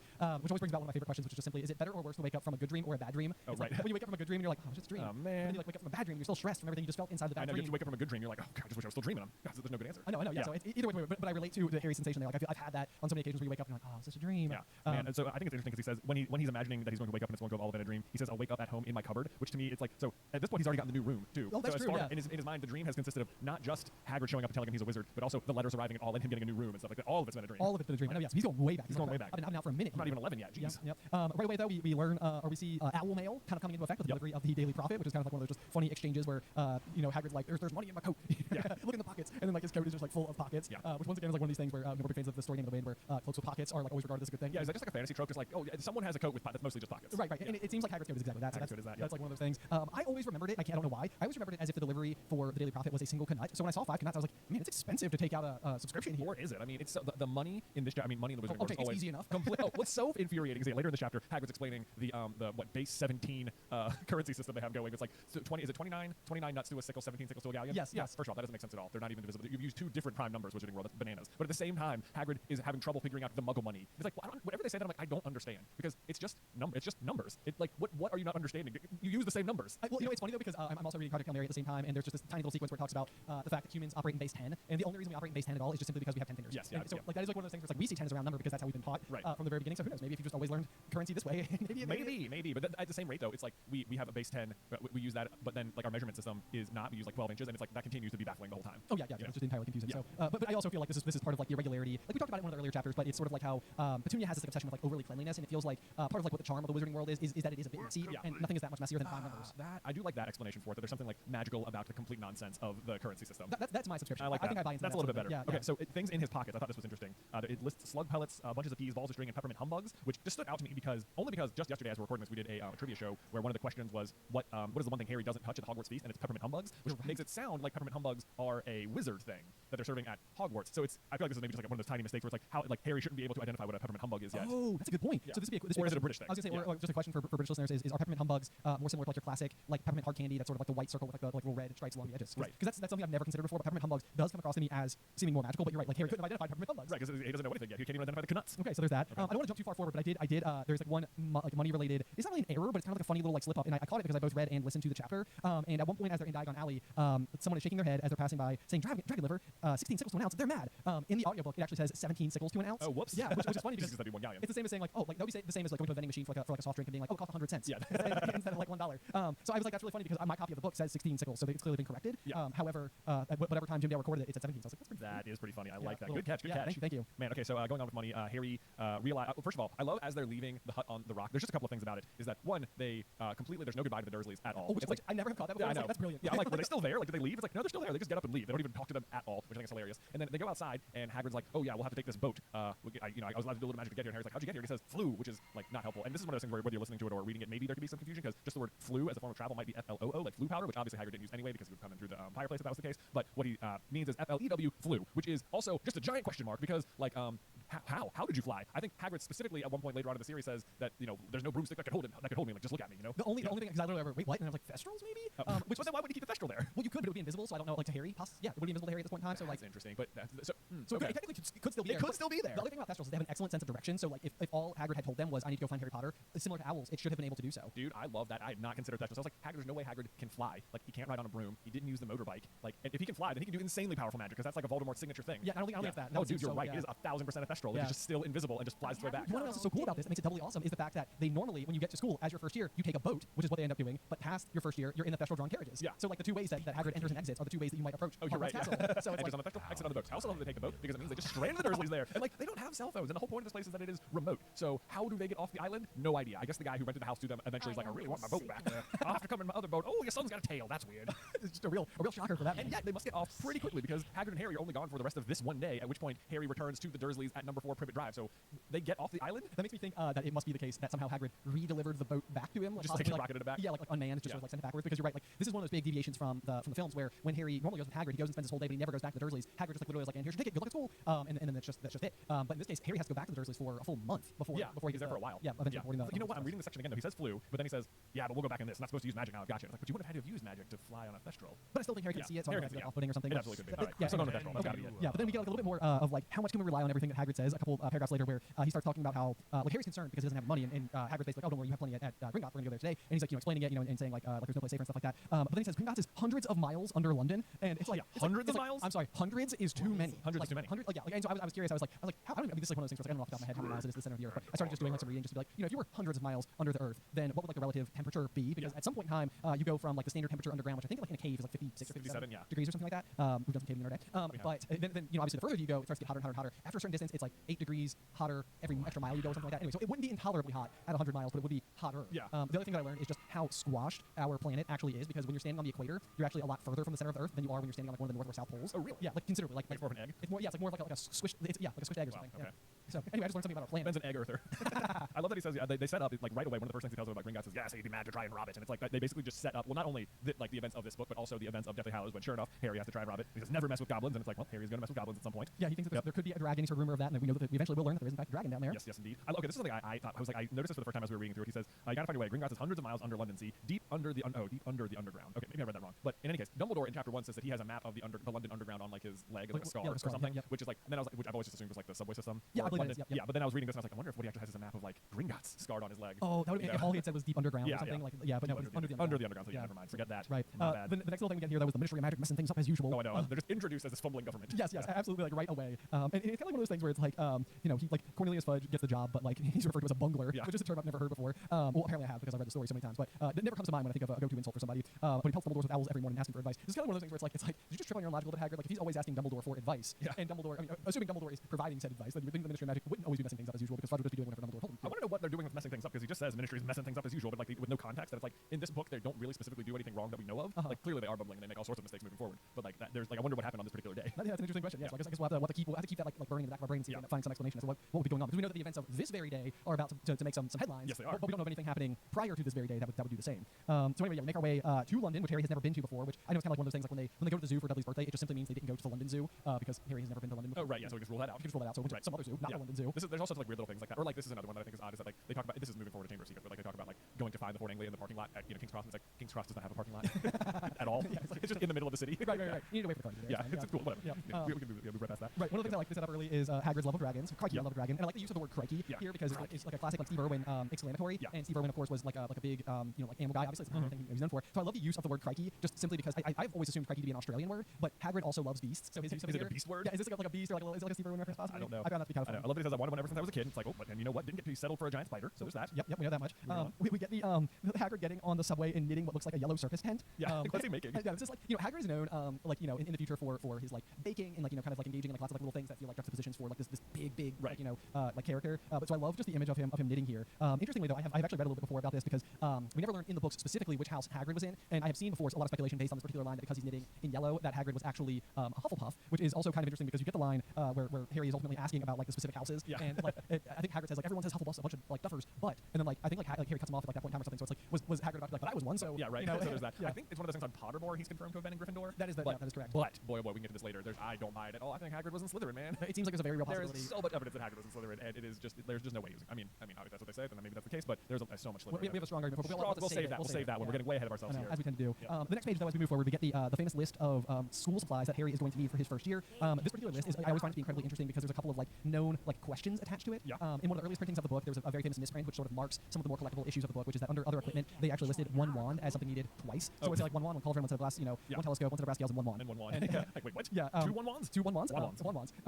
Immediately under that, we also have students may bring an owl or a cat or a toad or a rat, I guess, if you want. Yeah. Ron. Or is Ron just breaking the rules? Like I find it really funny that that's something that. What's extra funny is that Percy gave him the rat, so Percy was breaking the rules. Also, managed to become prefect anyway. I know. So that's like why is that look? The other things that we have that kind of stand out to me a little bit are the inclusion of the textbook The Fantastic Beasts and Where to Find Them by Newt Scamander. Absolutely. This one is always fascinating because you don't start Care of Magical Creatures until year 3, and even in year 3, there's a different textbook for that class. Yeah, so it's like, why do they? In what class are they using fantastic beasts and where to find them? Like, arguably Defense Against the Dark Arts, because like when Lupin's teaching them, mostly what he teaches them about is like dangerous beasts. So I've always thought that too. could be it. Right, captains and punks and stuff. Either way, it's clearly also the first time you hear about the book Fantastic Beasts and Where to Find Them, which goes on to become the movie, and we get to meet a lot more of Newt in the movies there. This is also the first time you hear about Mathilda Bagshot of A History of Magic, who it turns out is a pretty important character herself. Yep. Adalbert Waffling, I believe, is another one of the characters that Dumbledore is supposedly having correspondence with before even leaving his time at Hogwarts. So that's just like a fun little Easter egg there, where when it comes back up later, you're like, oh my gosh, like one of the guys he was talking to literally has a first year book that they need. Look, if Dumbledore's the one making this list, he includes Adalbert Waffling and Newt Scamander and Mathilda Bagshot. That was surprising he includes Mathilda Bagshot on the list here, given his relationship with like Grindelwald. Because that's Grindelwald's aunt. Yeah, that's he true. clearly doesn't have a very good relationship with her. But I guess she's they're not all evil. Obviously, Harry's parents are friends with Mathilda Bagshot as well. So that's very true. That's very true. Yeah. Let's see. So as we keep going forward, we make our way to the Leaky Cauldron, which I just wrote a little note here because one of the fun things that we did when we were in our trip to London years ago now for the History of Magic exhibit at the British Library was we got to go to the physical location. Yes, we did. This was so cool because it's not really noteworthy all that much at all. Like it's the type of place you might visit on like a Harry Potter film's like walking tour of London or something similar. But it was just very interesting to like see the exterior of the place and then like look at it in the film and be like, wow, we were there. Yeah, we were there, but they like really change it for the film. Yeah. But it is like I mean, the point of it in the book is that it's really innocuous and like Muggles won't notice, and like sure enough, in real life you won't notice. Yeah, no, it's you could walk right past it and have no idea that it's like a place worth remarking over. So kind of just a fun little detail that I wrote down there. This is another tiny little detail that I recently learned is that they're talking about walking past music stores, hamburger restaurants, and cinemas. Hamburger is a word that pops up in these first like 5 chapters like 5 times. Like the use of the word hamburger is there a lot, and then it is never used again. Like it is an extremely Muggle-sounding word that came up a lot until Harry got to Hogwarts, and then never again. I know, yeah, which is just absolutely hilarious. Yeah. So, a little bit of the word hamburger that's about to just go extinct for the rest of the series. We also meet Tom, the bartender at the Leaky Cauldron, which is just one of those like it's like a throwaway character you wouldn't think about it. And it's like, but the fact that his name is Tom is like specifically relevant to Voldemort choosing to not be called Tom Riddle. Yes, because like what drives Voldemort crazy about the name Tom is that there are a lot of Toms. Right. So this is an example of one of I think the example of the other Tom. Yes. Yeah. I mean, realistically, especially because Tom Riddle's having a very similar experience to Harry in that he is essentially an orphan, going to Diagon Alley. He goes by himself, and the first person he's likely to meet inside the Wizarding World is someone who shares his name. Oh gosh, he would hate that. I never thought about that. You're right. It's probably the first person he met. Yeah. Other than Dumbledore. Yeah. Okay. So this is another interesting thing is that everyone at the Leaky Cauldron, Hagrid doesn't say he's there with Harry. He just says, "I'm on Hogwarts business," and like taps Harry on the shoulder. And suddenly everyone's like, "Good Lord, is that Harry Potter?" Right. It's like they all immediately know what he looks like. To which it's just like, how does everyone know what he looks like? I don't understand. No one's seen him. All I can think is I have the same note here is that like as Hagrid walks in, Tom is just like the usual Hagrid, and Hagrid's like, "Hey Tom, I'm on Hogwarts business," and it's like if Hagrid is enough of a regular at the Leaky Cauldron for Tom to say like the usual, then it's entirely possible that Hagrid has known he would have this mission for a minute, and upon saying like I'm on official Hogwarts business, it's like this is Harry Potter, this is the one I was telling you about. Yeah, that could be the case. But like that almost makes more sense because like you think if this is the reaction and everyone just knows what he looks like, then the moment he gets into Diagon Alley, he'd be swarmed by everyone immediately. And yet it's like in the Leaky Cauldron, everyone recognizes him. Once they go into Diagon Alley, nobody recognizes him. He does kind of get by. Yeah, he gets by. The other thing is that like this is sort of like one of those like it feels like it doesn't quite add up, but it could just be that. But when he's talking to Malfoy later at Madame Malkin's, it's like Malfoy is otherwise an extremely well-informed child per Wizarding World's 11-year-old standards. Sure, like he normally has more information than Harry and Ron or Hermione usually have, just because his dad tells him everything. And yet Malfoy doesn't recognize Harry Potter in a world where people who haven't seen him do recognize him. And this is like the son of a Death Eater, so it's like I don't know why he doesn't recognize him. What's especially interesting about that, and we'll come back to Leaky Cauldron a little bit because he meets Quirrell. Yeah, we definitely talk about that. One of the big things about Harry in his return to the Wizarding World, especially as you get like into the back catalog of information like on Pottermore about like what's happening and like how the rest of like the Death Eaters and everything might be viewing him, is like in a lot of ways the Death Eaters were people who were looking for the biggest baddest guy on the playground to like band together around to sort of like seek power around. And a lot of rumors were flying that like because Harry was able to take down Voldemort, that like it was very possible that Harry was going to be like the new second coming of the Dark Lord. Right. And so at this point in time, like everybody kind of watching with bated breath to see like what does this boy end up doing? Like, what will he embody? And yeah, like how will he be relevant? And so especially through the lens of young Draco here, it has to be the case that Lucius like is very much aware of the fact that he has a child the same age as the Harry Potter. And it would not surprise me in the slightest if Lucius wasn't instructing Draco on his behalf to be like, look, there's going to be a kid in your class. You need to be like on him, like Yeah, and like sure enough, it seems like he does have a conversation with him like after this encounter, because then when Draco finds out that oh, it's true what they're saying on the train, Harry Potter has come to Hogwarts. Right. Like, he is like on him like immediately like, I'll be your best friend, Harry. That's true. And I mean, I think really what's most likely in this particular situation is that Draco is so self-absorbed and smarmy and awful that like I could see a world where he can't imagine that he's meeting somebody more important than himself. Well, that's absolutely the case too. I think he barely looks up at him. Anyway, back to the Leaky Cauldron, because sure enough, we meet a very important character, Mr. Professor Quirrell. Yes, and this is like one of those really interesting ones because like Quirrell is I think very strategically placed inside of the story to where like he has a lot of relevance, but Harry doesn't have a very particular relationship with him as a teacher. Yeah. Like so we don't get like, a lot of time between Harry and Quirrell, and it's like he's the first one we're really introduced to, and he like comes across as like so innocuous and not dangerous. Oh yeah, I mean you meet him and then are immediately dissuaded away from him as like a threat at all. Exactly. Yeah. There is one of like the age-old questions attached to this particular exchange, which basically is Professor Quirrell steps forward and says, Potter, stand by Professor Quirrell grasping Harry's hand. Can't tell you how pleased I am to meet you. This is like one of those things where like we know the story will culminate with basically the key thing that Harry has is that Voldemort can't stand to physically touch him. So what it must tell us is at this point in time Quirrell is already being impacted by the potential control that Voldemort will eventually have over him. But I also think because Harry doesn't have like the splitting scar moment either, and because they're able to physically touch, it must be the case that at this point in time Voldemort is not actively occupying Quirrell's body. I think that has been confirmed as well. You're right, because you're right. Like if Voldemort was already possessing him, then he should not be able to shake Harry's hand without basically losing it. I mean like at this point in time like Harry would accidentally defeat Voldemort 35 seconds into the Wizarding World. Right. Whoops. Like, well, how about, and Harry would be like, what do you know? So who are you? Right. Yeah. Like wow, Harry, really impressive.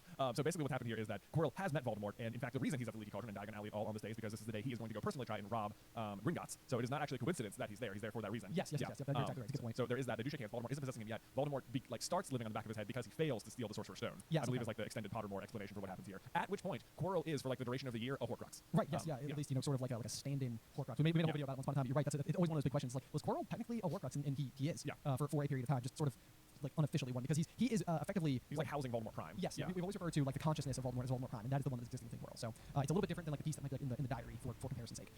As we move forward and enter Diagon Alley, there's the 3 up 2 across, which is the tapping of the bricks to get into Diagon Alley. I just write it down as a bit of trivia. That's always one of those. Always good trivia. What is the pattern that you need to do in order to enter the Wizarding World?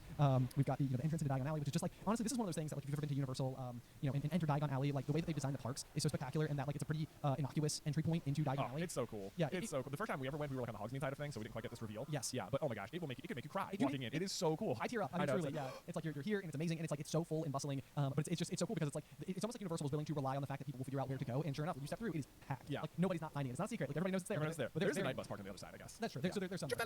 Classic. Anyway, so now we're in Diagon Alley. We're walking down the street. I made a note here that it's odd nobody recognizes Harry, but we already sort of talked about that. This is like one of those funny little anachronistic things where this book came out in 1997. Is that right? Yes, I believe so. So the kids are looking through the window with the broomsticks, and they're saying, "Oh, the new Nimbus 2000, fastest ever." And it's like, okay, that's like if you were alive in 1997, you were very aware that the year 2000 was coming soon. So everything was called 2000. It was a really like common naming convention. Right. So at the time. you can, it feels like it was written with that in mind. However, in universe, it's only the year 1991, so it's sort of weird that Nimbus called their broomstick the Nimbus 2000, especially because then in 1992 they're like, well, we may as well just 2001 it. Yeah, exactly. Yeah. It's like, or you guys just found this company like 2,000 years prior, and now it's just lining up ever so slightly close to. Man, that would be impressive. They just started just before they started the years. they're like 10 off. Right. Yeah. Jeez, we were founded in 9 BC. Right. Yeah. Broomsticks actually outpace our calendar. Yeah. We get the really cool entry into Gringotts Bank, where you're getting to see like all the very clever goblins, sort of like sorting and sifting through all the treasure.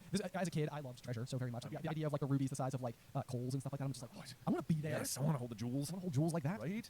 We learned about Vault 713, which is the vault that Sorcerer's Stone is in. Yeah, Sorcerer's Stone, Philosopher's Stone is stored inside of. One of the things I did write down about this particular vault that I find to be interesting is that like it's very, very, very deep within the Gringotts vault. It's got to be like one of the more like original vaults for the school. But I do find it to be kind of interesting that like the only thing inside of it is the Philosopher's Stone, because almost certainly this vault has belonged to the school for a very, very long time, and it's almost like curious to me like what are they normally keeping here? Like because it's in this particular case it's like hey, we finally we have a use for 713. Yeah. But like in the meantime, is it just empty? I guess so. I have no idea. Yeah. Right? Yeah. I also think the number itself 713 like stands out a little bit to me. I mean right away like the number 7 is lucky and 13 is unlucky, so it's sort of like an interesting pairing of those numbers together right there. But then if you write it backwards, it's 317, and I think like the way in Europe they write dates is with the day of the month first and then the month. Yes, you are correct. In which case it would be 317, which is Harry's birthday. Oh, that's so cool. I know, which is so funny because Harry is the Philosopher's Stone, as we talked about back in chapter 1. Although I need to issue a quick correction on the Harry is the Philosopher's Stone theory, where I've said I think that Sirius physically picks Harry up, hands him to Hagrid, who then hands him to Dumbledore. Sirius never picks up Harry in when he's in the wreckage. You're right. Hagrid is there first. He fishes him out. Then Sirius shows up and says, "Give him to me, Hagrid. I'm his godfather." And he's like, "Nope, I'm taking him to Dumbledore." See it, but it is still the first 3 characters who interact with him are Sirius, Hagrid, and Dumbledore. Good so save. there you go. Yep, Anyway, there we go. As we continue down to the vaults to get that precious Philosopher's Stone, there's just one line that I just found to be hilarious that never stands out to me, but I think is amazing. But they're seeing the stalactites and stalagmites, and Harry says, "I never know like what's the difference between stalagmite and stalactite." And Hagrid says, "Stalagmites has got an M in it." I literally just wrote LOL next to it. Oh my gosh. The actual difference is that stalactites hang tight to the ceiling, and stalagmites might reach them one day. Yep. Yeah, that's my 4th grade. Shout out to Miss Hall. I drew a little diagram in my book. Oh, that's amazing. Which ones are which? Oh my gosh, that's so great. That's so great. Yeah. Let's see here. Oh, this was something I didn't note. I underlined as I was reading through it. When they get to Harry's vault, I feel like isn't Harry's vault number always like a trivia question we have to deal with? I feel like it is. I don't think it's mentioned in the book, at least not here. You're right. As you were saying the 713 thing, I was like, oh, you go backwards. Is it Harry's vault number? And I was like, no. It's. Do we know Harry's vault number? I don't know. All of a sudden, I was like, I'm pretty sure it's supposed to be here, but it's not. But anyway, what I thought was interesting was Griphook unlocked the door. A lot of green smoke came billowing out, and as it cleared, Harry gasped. Inside were gold coins, columns of silver, heaps of little round stuff. What is the green smoke? What is the green smoke in Harry's vault? Like, what protection did the Potters put on their gold? I want to know because it's never mentioned again. Why is there green smoke in there? Maybe they went and placed something in their vault, and then because it's been like 10 years since anybody's been to said vault, it just has rotted. Oh God, it feels like it's got to be the protection of some No, kind. I agree with you. I know, but it seems like it's not dangerous once the door has been opened as well. Yeah, so it's like what? I mean, maybe if you were standing there and it like hit you because I guess it doesn't touch them. That's a good point. It's a good point. So, but I don't know. Yeah, so I want to know. I'm trying to think of anything else in the Wizarding World makes up like green smoke. Green smoke. Yeah. Yeah. It is like one of those things when we talked a little bit about the colors associated with Harry. Like he's got like the red from Gryffindor. He has the red Expelliarmus, but then he's got like the green eyes in contrast with Voldemort's red eyes and green spell from Avada Kedavra and green from Slytherin and everything. So the green is always interesting whenever it's attached to Harry in any capacity. So there's we're keeping those notes on track. Yeah. This is where Hagrid also gives us the conversion rate between galleons, sickles, and nuts, which is bananas. Yeah. So, I mean, seriously, like also just to get a single nut into a galleon is crazy, right? It's 17 times 29. Nuts to a galleon? Yep. Yeah. So that's not math I can just do in my head. Not so much, but I mean, like, if you were to think about transferring pennies to a $10 bill or something, like that's a lot of pennies. I mean, it's a lot of pennies. Yeah, but I can still tell you how many it took. No, that's a good point. That's a good point. Yeah, that's a good point. I mean, the currency is just wacky. There's no ways about it. Nothing doesn't cost what it's supposed to cost. We actually did just make an entire video where we broke down, like, if you were to take a galleon and just assume that it is the same shape and size as a British pound, and then we converted that amount of gold into a weight, and then we cross-referenced the current value of gold with that weight, then like a single gold galleon would be worth approximately $1,400. Which is crazy. I think in 1991 it was close to like 300 or something. Yeah, right? gold has really like skyrocketed over the past like 30 years. But yeah, in 2023, if a gold galleon is the same size as a British pound, then it is worth about $1,400 worth of gold. Yes, which is whoa. I know, which is kind of amazing. Harry is rich. Harry is super wealthy, which I think is true kind of either way, depending on how you look at it. Speaking of wealthy, of course, then we go to Madam Malkin's, where we meet Malfoy. Malfoy. I guess we don't learn his name just yet. No, we don't. But he's just some annoying turd. What's a good word to turd? Is just a real butthead. Yeah. One of the things that I think is particularly interesting, and we just made a video again about this, is also it's the early influence that Harry gets about the various houses. Yeah, this is it's like there's so much that could have changed about Harry's whole life without this conversation. Yeah, absolutely. Because it's really the conversation with Malfoy that ultimately leads Harry to asking Hagrid about the various houses. And upon asking Hagrid about the houses is when Hagrid explains that, like, not a witcher wizard who's ever gone bad wasn't in Slytherin or something, which is always one of those like double triple negatives. I can never like. Is that word? Yeah, it's also just not true. Yeah, also just not true. Yeah. Peter Pettigrew, right? Quirrell. Yeah, exactly. I guess technically those have not been found out about yet. No, I guess there's that, but whatever. But still, it's Lockhart's already doing his thing. You know. You know, Hagrid believed that Gringotts was hundreds of miles under London, so it's safe to give a couple of passes and assume that not everything Hagrid says is always dead accurate.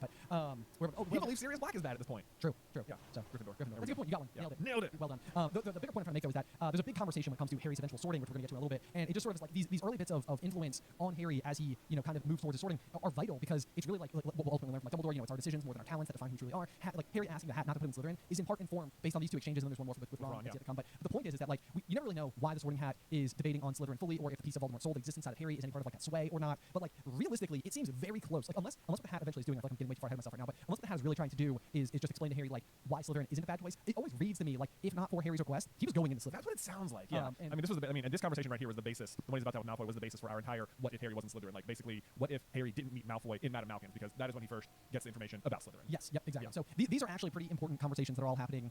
Like in terms of framing. I mean, Harry at this point in time is building the basic foundation of his knowledge of the wizarding world. Yeah. He's getting like he's drinking from a fire hose, as they say, like in terms of all this new information just stampeding over him. Yeah. But as he's going forward, I mean, these are like whenever you're into anything new, your first and earliest impressions are like lasting sometimes. Exactly. So there, it is a pretty big conversation that he has here. I picked up on this, and I was just like, it just really stood out as like a big detail, sort of. When he's talking to Malfoy, he says, "My father's next door buying my books, and mother's up the street looking at wands," which makes it sound, and it's possible that Narcissa is just looking at wands for herself or something. But if like the way he phrases that, Lucius is next door buying my books, it sounds like his mom is looking at wands for him. That's why I read this. Right? Okay. All right. Well, now that is a freaking giant detail right there, because if Draco doesn't go to if Narcissa just buys Draco a wand, right, he didn't go there and have the wand choose him. Well, like that's a huge detail, because Draco's wand is part of the final battle, and its allegiance to Harry at the end is like a huge deal. So it's like if Draco's wand didn't choose Draco, then Harry stealing Draco's wand from him shouldn't constitute ownership of the wand that Draco is the master of going to Harry. Oh my! I can't. Honestly, this is like one of those situations where it's like it is one of my least favorite parts of the entire saga is the explanation that Harry becomes master of the Elder Wand because he stole Draco's wand from him in a physical like fight, right. like some other time. Right.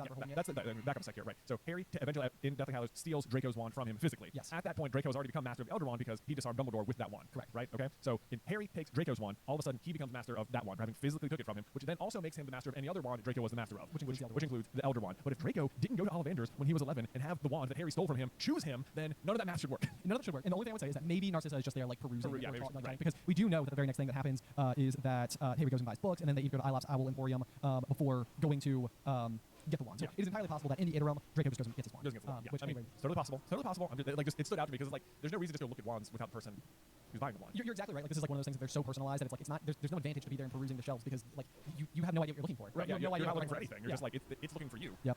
Anyway, we move forward just a little bit. We go into Flourish and Blotts for the first time with the other books. I did find it particularly interesting that one of the books that Harry particularly wanted was Curses and Counter Curses. That's something that I feel like eventually his affinity for Defense Against the Dark Arts, it feels like a natural fit. Right. Yeah. For what he'll end up doing. So it's just kind of fun that that's like what he would have picked out. Yeah. Which Hagrid tells him he's not quite qualified to have yet. I also love when he's talking to Draco. He like looks up at Hagrid's eventually standing there and he went and get ice creams. But like the reason Harry's in there by himself is because Hagrid tells him like, "Oh, I need to pick me up the leaky cauldron," and it's like not like 2 minutes have passed. So clearly Hagrid goes into, or he sends Harry into the robe shop, and Hagrid's like, "I'm getting ice cream instead."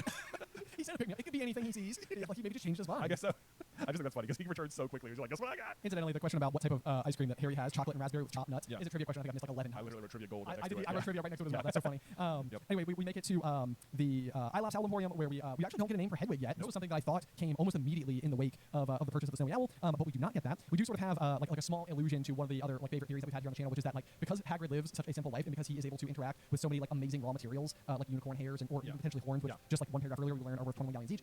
Which seems like a steal if you ask me. It really does. I mean, because like a unicorn, according to Slughorn in book 6, a single unicorn tail hair could be worth 10 galleons. Yes. And it's like on a single unicorn there's got to be like hundreds of hairs, but there's only ever one horn. Just one horn, and it's only barely worth twice as much as a single hair. Like either unicorn horns are just plumb unmagical, which seems silly to me because the horn has got to be the most magical part of a unicorn, right? That's the only thing making it not a horse. this is a good. Right? Like the horn has got to be worth so much more. That's the phrase of the whole episode. Right there. It's the only thing not making it a horse. It's a good point. It's a good point. So anyway, I'd be. What I'm saying is, if it's me, I'm investing in these 21 galleon silver unicorn horns. There you go. Good to know. And either way, my point I was going to make is that we've always sort of assumed that there's like some chance that Hagrid is just very quietly wealthy. Which, when he goes to buy Harry an owl, which we know is kind of like a big ticket item, for someone in the Wizarding world. Like it's not like he went and bought him like an ice cream cone. He already did that. Which already did do. He bought him like one of the most significant purchases that you could make. And even his own logic, he's like, I don't like cats. They make me sneeze. Toads went out of fashion years ago. Neville. Poor Neville. That is a slight. Like you don't realize it at the moment, but that is throwing Neville under the bus a few chapters from now. It really is. Yeah. But then it's like when it comes down to these three, it kind of seems like anybody would pick an owl. Like they provide like the most function. I mean, cats would certainly offer like a certain amount of comfort, which is not nothing. But like it just I don't know. It seems like it also offers comfort and is also useful. There's also exactly. It's just like if you're coming in, if you're like a wizard or a witch, like what there's nothing particularly magical about cats. I mean, I guess Crookshanks is like half Weasel, so there is that. I guess you could argue that, but it just seems like that's such a Muggle pet. All the Muggles have cats. I know. Not as magical. And then like it's not that Toad. I mean, I don't know anyone who owns a Toad. I'm sure certainly some people out there do, but we never learn anything magical about Toads. Like they don't do anything that we ever learn of. I wish Trevor the Toad had ever done something fun. Remarkable. Besides try to run away. Yeah. In our saga about what if Neville was the chosen one, we did have it be the case that Harry has a Toad. Yeah, named Hedwig. Yeah. And is a golden toad and really awesome. Anyway, so moving on, we find our way into Ollivander's shop, which was founded in 382 BC. Just another fun trivia fact for you. So this company has been around for a very, very long time. So kind of remarkable in that regard. One of the things that I've always thought was really cool as a characteristic to give to Ollivander is his absolute memory of every single wand and like characteristic. Like it's just such a cool like detail for Ollivander to have because like I think it does speak to his just sheer affinity and love for the creation of magical wands. Yeah. Which I find really cool. You learn about both of his parents' wands. There's like Easter eggs there too. Yeah, there are. So you want to do Lily's and I'll do James. Yeah. Okay. So he describes Harry's mom's wand as 10 and a quarter inches long, swishy, made of willow. Nice wand for charm work. So it sounds like that's a what the Easter egg is that when he says charm work, it's a reference to the sacrificial love that protected Harry from dying. Yes. Yep. And then additionally, we learned just a little bit about the Father's wand, or James Potter's wand, which is a mahogany wand, 11 inches pliable, a little bit more power and excellent for transfiguration. This is just a kind of like early and fun nod to the fact that James ultimately ends up doing one of the most complicated transfiguration things you can in spellcasting, which is becoming Animagus. Yep. So just kind of neat that that detail is there from the very, very beginning. Gotta love that. You get the exchange with Ollivander where it kind of seems like he's like possibly scolding Hagrid a little bit, but once again, it feels like this is like one of those exchanges that suggests that like Hagrid's wand, if it was broken in half, is absolutely no longer broken in half, and Hagrid is very intentionally skirting the truth in his entire exchange because it seems like Ollivander's like, but you're not using it, of course, right? Right. And Hagrid's like, oh no, of course, no, I would never do that. It's like, still got the pieces. So many things are weird about this whole exchange. One, he says, still got the pieces though, and it's like, why would if you broke someone's wand in half, would you just give them the pieces back? Like, either it's useless. It's useless. I guess there's that. It just seems weird to return them to them. But even at that, he says his wand is snapped in half for having been expelled from school, and yet all of the Death Eaters in Azkaban, Sirius Black even, their wands are just intact. Like why are their wands snapped in half? It does seem like one of the big challenges, and they even eventually kidnap Ollivander, and it almost even feels. I think that there's a couple of wands that he makes while he's captive, but it almost feels like the plot related reason why you would kidnap Ollivander sooner is quite literally because like all of these Death Eaters would need wands. It does feel like this should be like, if it's in Azkaban, your wand should absolutely just they only wands. That's the problem. Yeah, if you're expelled from school and they do it, like absolutely. Yeah, they can't go like buy you new wands or whatever. Right. So the other really cool thing, or well, actually before we get to the next cool thing, I would say is as he pulls his first couple of wands, Ollivander does that is for Harry, and one of them kind of stood out to me. It is Maple and Phoenix Feather 7 inches, quite whippy. This is a ridiculously short wand. Like we know that Umbridge's wand is 8 inches, and it's like when it comes to wand lengths, they don't necessarily always speak to character unless they're extremely long or extremely short. In the cases of Hagrid, who needed something longer because he's a half giant, and then Umbridge, who is like it's supposed to suggest that her 8-inch wand represents her like lacking of character. Yeah. So a 7-inch wand, like that is it's like a really real short. It's a really short. It's like a twig. So I just found that to be kind of interesting. I know. I wonder. I should have looked up what the wand wood, or like what the meaning of the wand wood was for that on like Pottermore, because you can look that sort of stuff up. That might have been interesting to know. 7 inches. It could be like him being like, oh, 7's the powerfully magical number. Maybe Harry Potter needs a 7-inch wand or something. Well, the thing that I do think is interesting about the wand that Harry ends up with is that it's Hollywood. Yeah. And Hollywood is famous. And he's famous. It's like another one of those details. I know he's never confirmed to me at least that is an intended detail, but it feels like so funny. on the nose. But it's also like a remarkably American thing. So it's possible to me that it is just actual coincidence. It could be. We also learned about Voldemort's wand that it's Yew, which I think Yew is like traditionally the tree of death. Right? Yeah, that is correct. So, Yep. Sneaky. And I think also like holly is a very commonly associated wood with Christmas, and Harry does eventually come back from the dead. So a little bit of like Christ imagery there. Just a tiny bit. Yeah. There's not zero of that in the story. Right. Not that, I can't personally speak a whole lot to it. It's just I do think that there's some like the selections of the woods for all the various characters does end up having like obviously a rather considerable amount of meaning, and it is always very interesting to dig into what the characters have and how it's reflected in the wand description. So gotta love that. We learn, of course, one of the most vital details, which is that Harry's wand is extremely curious in the eyes of Ollivander because it has the same phoenix feather, or the phoenix feather that resides in Harry's wand has a brother, which is the only other feather given by the phoenix, and it was in fact obviously Voldemort's wand. I think I said that in the most like disjointed way. We learned that the feather in Harry's wand is related to the feather in Voldemort's wand. Yes, it's the only other one. And it's the only other one. This is another one of those things where it's like I desperately want more of this story because what we'll obviously again go on to learn is that it's not just any phoenix, it's Fawkes the Phoenix that like resides with Dumbledore, and we know in the Fantastic Beasts saga that there is a phoenix that Credence is caring for, and is supposedly supposed to be the mark of Credence's like actual heritage as a Dumbledore, as Aurelius Dumbledore. Yeah, and there's this like known characteristic of Dumbledore's that a phoenix will come to aid Dumbledore in need, which is we dug into this. I have to imagine deeper than any other person like alive has, because we got through the end of Crimes of Grindelwald, which unfortunately was just kind of a tragedy of a movie. It was just very like disconnected. A lot of stuff doesn't hold up very well, and it's very complicated. But we worked so hard to find ways for it to make sense. But inside of that whole story is the predictions of Tycho Dodonis, which, oh gosh, I normally can remember it. let's see here. Despair of the daughter, return great avenger with wings from the water. There's an opening line there too. There is, yeah, but you got the gist of it at the very least. The big return great avenger with wings from the water. There's a lot of big questions inside of the Fantastic Beasts saga about what that could be in reference to. Ultimately, we know that there's like the baby swap that happens at sea, and that there's a child who is ultimately lost at sea as a result. And it seems as if there's the return great avenger with wings from the water. That what's happening is the baby who's lost in that situation is the one that returns to Credence later, and is the very Phoenix that he's looking after. Right. And so that the assumption is, and we just don't know, is that Phoenix is Fox. Right. But that would also mean that Fox, in some ways, has this very unique heritage back to Corvus Lestrange, and the Lestrange family is not exactly noted for their like innate goodness. Right. So this is just like one of I feel like I'm deep in the weeds now, but like no, you are. But then there's another layer of this where it's like that comes up in the Fantastic Beasts. I just realized the other day, like another theory we had about that was that when we learned about the brother wands we see in Goblet of Fire, that like what it means is that when they're forced to fight each other, they will form this like golden strand, and there will be a bead that appears between them, and like force them back and forth, and whoever wins, whatever. Like that's what happens in the graveyard when Harry and Voldemort are fighting. And we had a theory that Dumbledore's original wand was a brother wand to the Elder Wand, and that it shared a core, like a thestral hair from the same thestral that gave it a hair to the Elder Wand. And then like I'll tell you what, then in Secrets of Dumbledore, I did not realize it, but when Grindelwald and Dumbledore are dueling, that's exactly what happens. There's like a connection with a bead that goes back and forth, and Grindelwald is winning, and then Dumbledore shoves it back the other way. And I was like, I cannot believe it. And I realized, I was like, oh my gosh, it looks like they're connected. I was like, oh, I wonder, could it be possible to have a twin core? I was like, oh, we made that theory. Oh my god. It's like we didn't even pat ourselves on the back. I know. I was like, how did I notice that? No, it's amazing. Yeah. So maybe that's more new when you go back and visit that. Not that I feel like it matters, because I don't think they're making a fourth Fantastic Beasts movie, but whatever. That's all right. Anyway, so as we close out this chapter, though, we get yet another hamburger reference. I underlined it. Yeah, the most muggle word. The most muggle word imaginable. And this is always just like one of those things like where like they go in, they're just sitting on like plastic seats and eating hamburgers. It's just like it feels like imagining Hagrid in that situation is like they've just left like the most magical place shy of Hogwarts. Yeah. And now they're sitting on plastic seats eating hamburgers. It's like nothing could go from like super wizarding hard turn back into the muggle world. Yeah. Other than that particular situation, which I think is kind of There's also a line down towards the bottom of this page where he says, I can't even remember what I'm famous for. And I think that's just a funny line because like he says he can't remember it, but then later on in book 3 when the Dementors show up, he sure can then. Well, it comes back to him. Yeah, it does come back to him. Like a resurface memory. So they unlock it. So not in a good way or anything. Right. Yeah. So I guess eventually you will remember it, Harry. Yeah. Is the point there? And then lastly, we kind of end with sort of like a rather mysterious little detail, which is just simply that like Hagrid is basically wishing him well. He's going to go back to the Dursleys, and then sort of like Harry turns to look back at Hagrid, and like as he does turn, Hagrid's just gone. I wrote, "There's no way Hagrid can apparate." I wrote apparition. Yeah, there's no way. Yeah. First of all, you don't learn to do it until your 6th year, I believe, right? Yeah, because you have to be 17 or whatever to do it. So Hagrid would not have been old enough to do it. 2, there's a lot more of Hagrid to do with apparating, and it feels like the amount of density you are matters in apparition based on like eventually how they're describing it to you. And 3, apparently he's not supposed to do magic after he gets Harry. So it's like he's not supposed he wasn't old enough to learn how to, and at no point should he have been able to learn to do it or like allowed to learn how to do it. And even if he was allowed to learn how to do it, it feels like it'd be really difficult, in particular for Hagrid to do it. It does seem like he'd be facing. I'm not sure how he vanished. Yeah, maybe just his moleskin coat when reversed is an invisibility cloak. Maybe he's borrowing the cloak. He could be borrowing the cloak. Yeah. We know that Dumbledore has it at this point in time. Although for it to be that close to Harry and not return to Harry would seem kind of like. Come on, dude. But the other thing is that we know that another way to make an invisibility cloak is with demiguise hairs, and which is something that we need again in the Fantastic Beasts. But like it's possible. I was like, could it be like a disillusionment charm or something? I guess. I suppose it could be. I was just gonna say. I mean, we know Hagrid's really good with Fantastic Beasts, so it's entirely possible maybe he has a demiguise coat. Was able to just like invisibilize himself. I guess it'd be a lot of demiguise. They're not very big. Yeah, that's true.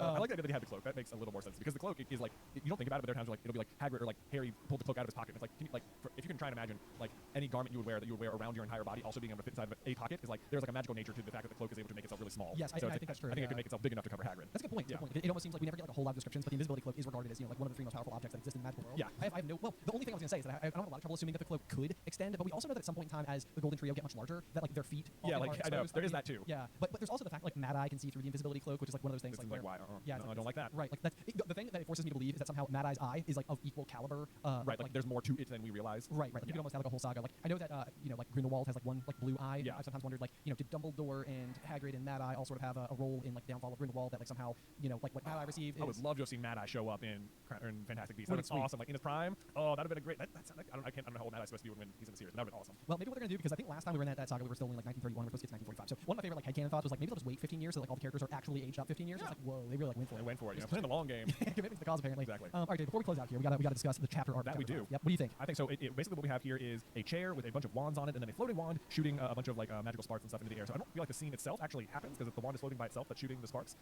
It does. I guess it's supposed to make you like wonder like, ooh, is Harry gonna get a wand in this one? So that's kind of fun. I would say it's probably the weakest one we've seen so far. Yeah, I feel somewhat similar. Like it's such an iconic one. Yeah. For the amount of things that happen in this chapter, like why does it Harry just holding a wand or Hedwig or a goblin or right?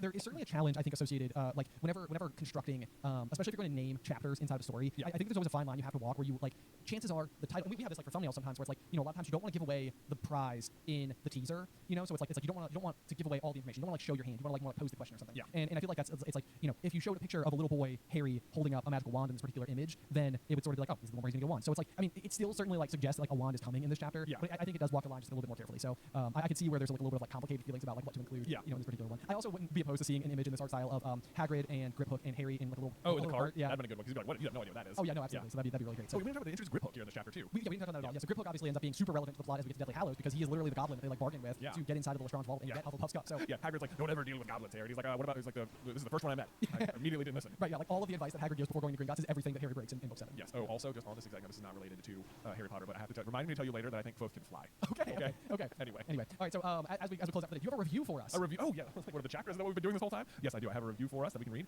Every week we'll be trying to read a review from one of you guys about the podcast. So this person didn't really leave their name. It just said AR1105. It said, can't wait for more. Just finished the first 3 on YouTube. Can't wait for this to become my weekly routine. HB after all these years is still my go-to book when I can't sleep or have too much going through my head at night. And listening to the audiobooks has helped me a lot in the past few years. I read my first Harry Potter book 2 when I was 12, and now 23 years later I still reread the books. I wonder where all of us will be in life when this whole series ends and the last line of the book is read. That is true. I picked this one because of that line. I was like, ooh yes, like where will my life be like 4 years from now when the podcast reaches the end of Deathly Hallows? I know. It's incredibly interesting. It sounds like a 4th grader. Ooh, that's crazy. wild. Yeah, I know. Yeah, it's like an arrow shot to the future. No, I know. And it's really interesting too because the thing that stood out to me was just like the rereading of the saga and like I think that throughout life like that's sort of like what this story has done for me on so many different occasions is that like you go through these like tumultuous and difficult times and so often it's like being able to go dive back into like a familiar world with characters that you love and like these themes of positivity and like openness and welcoming.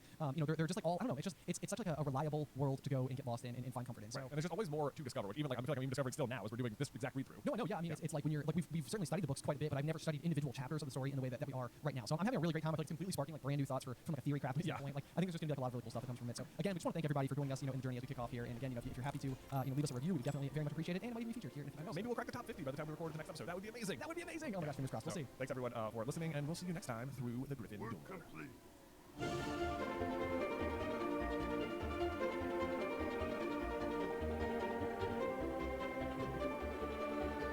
Welcome, dear listeners. I'm Jonathan Carlin. And I'm Benjamin Carlin. And we invite you to join us through the Griffin Door, your one-way ticket to the enchanting world of Harry Potter. So grab your wands and dust off your broomsticks and join us as we unlock the secrets behind Philosopher's Stone, Chapter 6, The Journey from Platform 9 3/4. Oh boy. How you doing, Ben? I'm doing great. I'm very excited. I think this is a really fun chapter. I think there's like some interesting like little bits of connective tissue that I think hold up pretty well. I think that there are some like little clearly this was the first books and certain things had not been established. Yes, there was a bunch of times where I was like, this sentence didn't age well. Yeah, or this doesn't make sense. Like I understand what you're trying to say about this character, but also it doesn't make sense. I will say I was checking the charts, as I do before we started. I will say that I found this one pretty interesting, not to brag or anything, but we are presently #1 on the books chart in Sweden. What? Yeah, Shout out to Sweden. What up, Sweden? Thanks for listening. Thank you so much. We're in like the top 10 of the books chart of like almost every country, but Sweden, top spot. How about that? I wonder how or why. For the longest time, I feel like on the Super Carlin Mother channel, we were making a reasonable amount of Frozen related content. And I was always like, that's like Scandinavian, Norway. I was like, is this possibly how or why this particular area of the world is tuned in? But maybe they're just big Potter fanatics. Maybe that's what it is. That's always one of those like, do people from that region love Frozen? Or are they like, oh, Frozen? I don't know. But it's always a good question because like whenever you're depicted in some capacity, we frequently said this about like the Percy Jackson books, how oftentimes like a lot of the very like American references end up feeling like they fall flat more than they feel like whimsical. Yeah.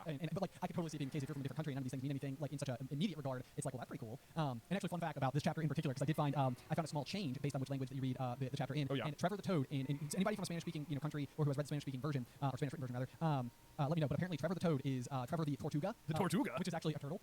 So that makes so much sense, though, doesn't it? Like I think God, this is just connecting some dots in my brain. I want to say like, isn't it in like Aladdin, the King of Thieves? They're looking for like the Isle of Tortuga or something. Oh, you could be correct. I think that's what it's called. And of course, it's just an island in the back of a floating turtle. You're right. Yeah. You're right. So maybe, but literally, I was going off the Trevor in Tortuga. Or is Tortuga the village in Pirates of the Caribbean? It could be both. Could be both. Okay. Anyway, we're not even talking about Harry Potter at the moment. I know. Yeah, we've gone off the proverbial rails. Well, if you listen to Popcorn Culture, that would have been the whole episode. We'd continue down that line of thought for 1 hour. But instead, we will start with the journey from Platform 9 3/4. Yes. The chapter does begin once again where there's Harry is back at the Dursleys for a full month. And honestly, all I can say is pretty much fortunately we spend no more than about a page and a half back at the Dursleys before we successfully make it. Thankfully. I mean, yes. they managed to be pretty awful inside of that like one page wherein Harry asks them, can you give me a ride to King's Cross, which they begrudgingly agree to because they just happen to already be going to London.